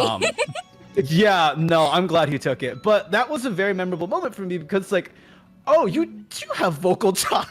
Yeah, even if you didn't get it, they saw potential. Otherwise, they wouldn't have given you a callback. Yeah, and so that's probably my most memorable vocal moment. And then from there, I just started singing on my own and trying to see what I can do. But you know, it was the start of something. That's exciting. And speaking of the start of something, if you could manifest like any one dream musical collab, it doesn't have to be like a singer or anything. It could be like a game or an anime or any kind of project. What would you like instantly like make happen? So my dream music collab would probably be very selfish. I want to learn how this person writes music. So I don't know how old Joe Hisaishi is, but I want to study Joe Hisaishi's work. Like, I selfishly want to study his work, but also if I get to pick who I'm working with, I'd like to bring up some of the smaller content creators that I've been working with, like Apollo, yourself, like people who just don't get the platform that they usually want, Isla, and see how I can fit those styles together. If Joe Hisaishi would be open to it, I'd like to see how he can put work. Like if he could get work with Suisei to see how she can, with basically it's two completely polar opposite writing styles, because Joe Hisaishi is very minimalist, but then Suisei literally tosses everything at a piece. So I'd like to see how they can reconcile something for a musical score. That'd be cool. And then of course with the folks that I would have, it's a very selfish, like I also just want to study what they do and how they write their music, what's their process, but provide a platform. So yeah. Nice. Someday, this has to happen now. Someday, Joe Hisaishi, if you're listening. I saw him in concert once live, and I felt so bad because he did a song. It was like called a Dreamscape or something like that. It was like a new thing, and it was like, I don't know what it was about the song. Like everyone in the audience, literally almost everyone fell asleep. But like not in a bad way. It was like so relaxing. We passed the heck out. And then we woke up and we're like, what? We were so upset that we slept through it. But like because the name was Dreamscape, I wondered after if maybe that was the intent. And then I was like, oh my god, this man's a genius. Yeah. No, I'll be seeing him in concert this summer, so I'm really excited. Hopefully he plays that, and I'll try my best to stay awake and report back. You got it. It'll be so cool. And I know that you recently just did your own 3D concert, but if you got to do like a concert, like say at like the size of HoloFest or something, like a giant 3D one at an actual venue, do you have any like one song that you can immediately think of that you'd want to represent yourself with? Ooh, I would probably end up writing and arranging another medley. The reason why I keep writing that is because I can't pick anything. That's so valid! I would probably want to do the same. I have like a list of so many where I'm just like, how do I pick one? Can I have a whole set list? Yeah.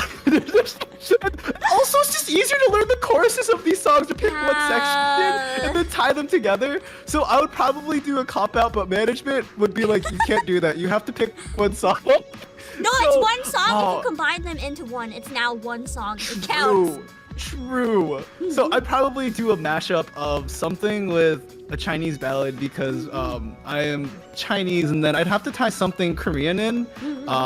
I'd probably tie in. So like I'd probably pick JJ Lin's ballad, something from a guy group. Although I don't know, like the girl groups are like they just fun music.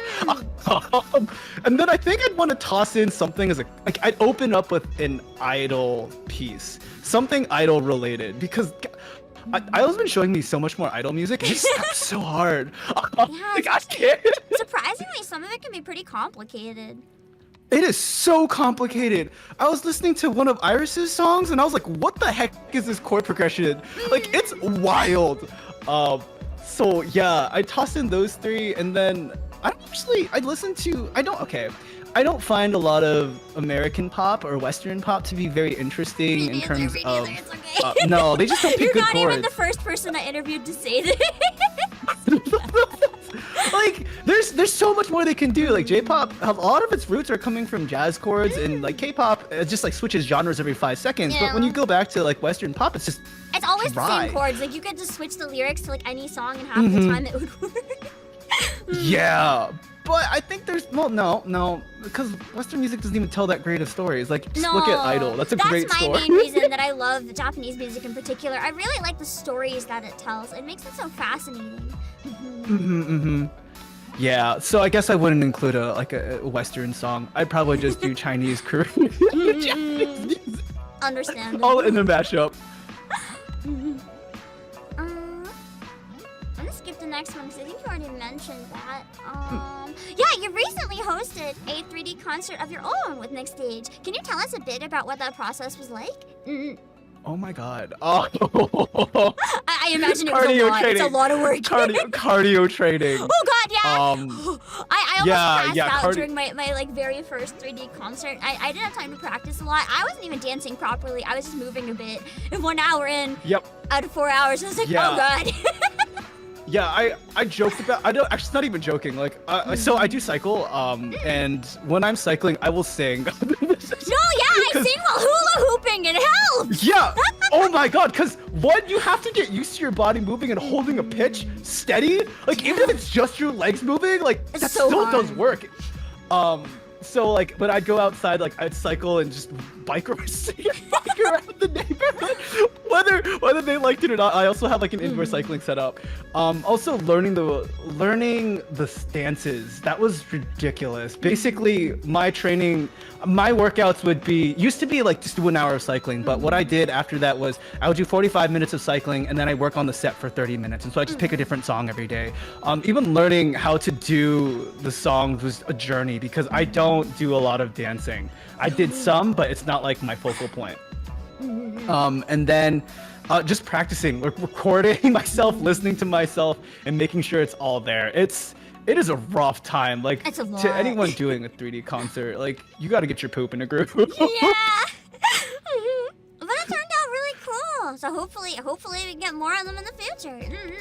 Hopefully, I would like to do more. I have stuff cooking with Isla. Nice. If we're there, we'll see where we get. We'll see when we get there. We'll see.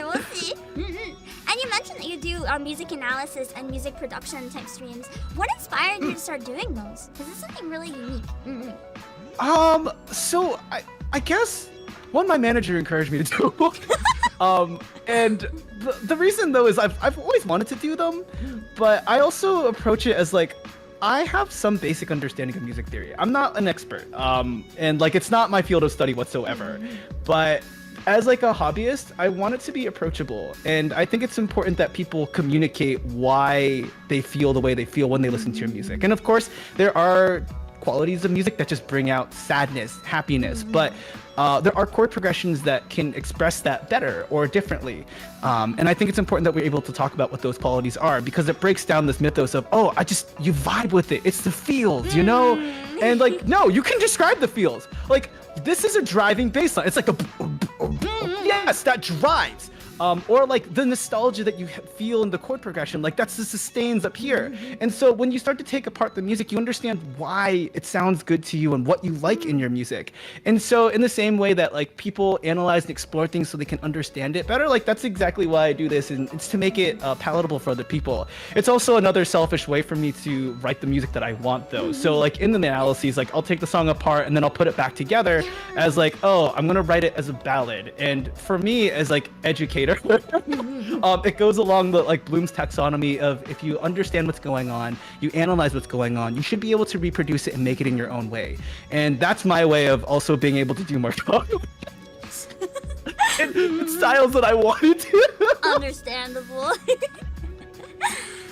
So you guys will have to go and check it out if you want to see some of those really cool like reconstructions of songs and stuff. And just as one final question for an ending note, tell my viewers why they should go and subscribe to you right now. Okay, so the thing that happens usually is like I can actually beatbox. Most VTubers are like, ha, I can beatbox. Actually, thank you for the so holy moly. Like, so if that's not enough, I really hope that you can come by, and if you want to learn something, but if anything, never apologize for being late. You are welcome here. We are glad to have you, and I appreciate your time and energy, even if you do not stop by or if you do stop by. Just appreciate being a part of the community. So yeah, fart noises and music. Fart noises and beatboxing composed into original songs. You know where to find it. You know where to go. Thank you again so much for your time, and thank you everyone for watching. I'll see you next time. Bye bye. Bye bye. Thank you for having me. I appreciate it.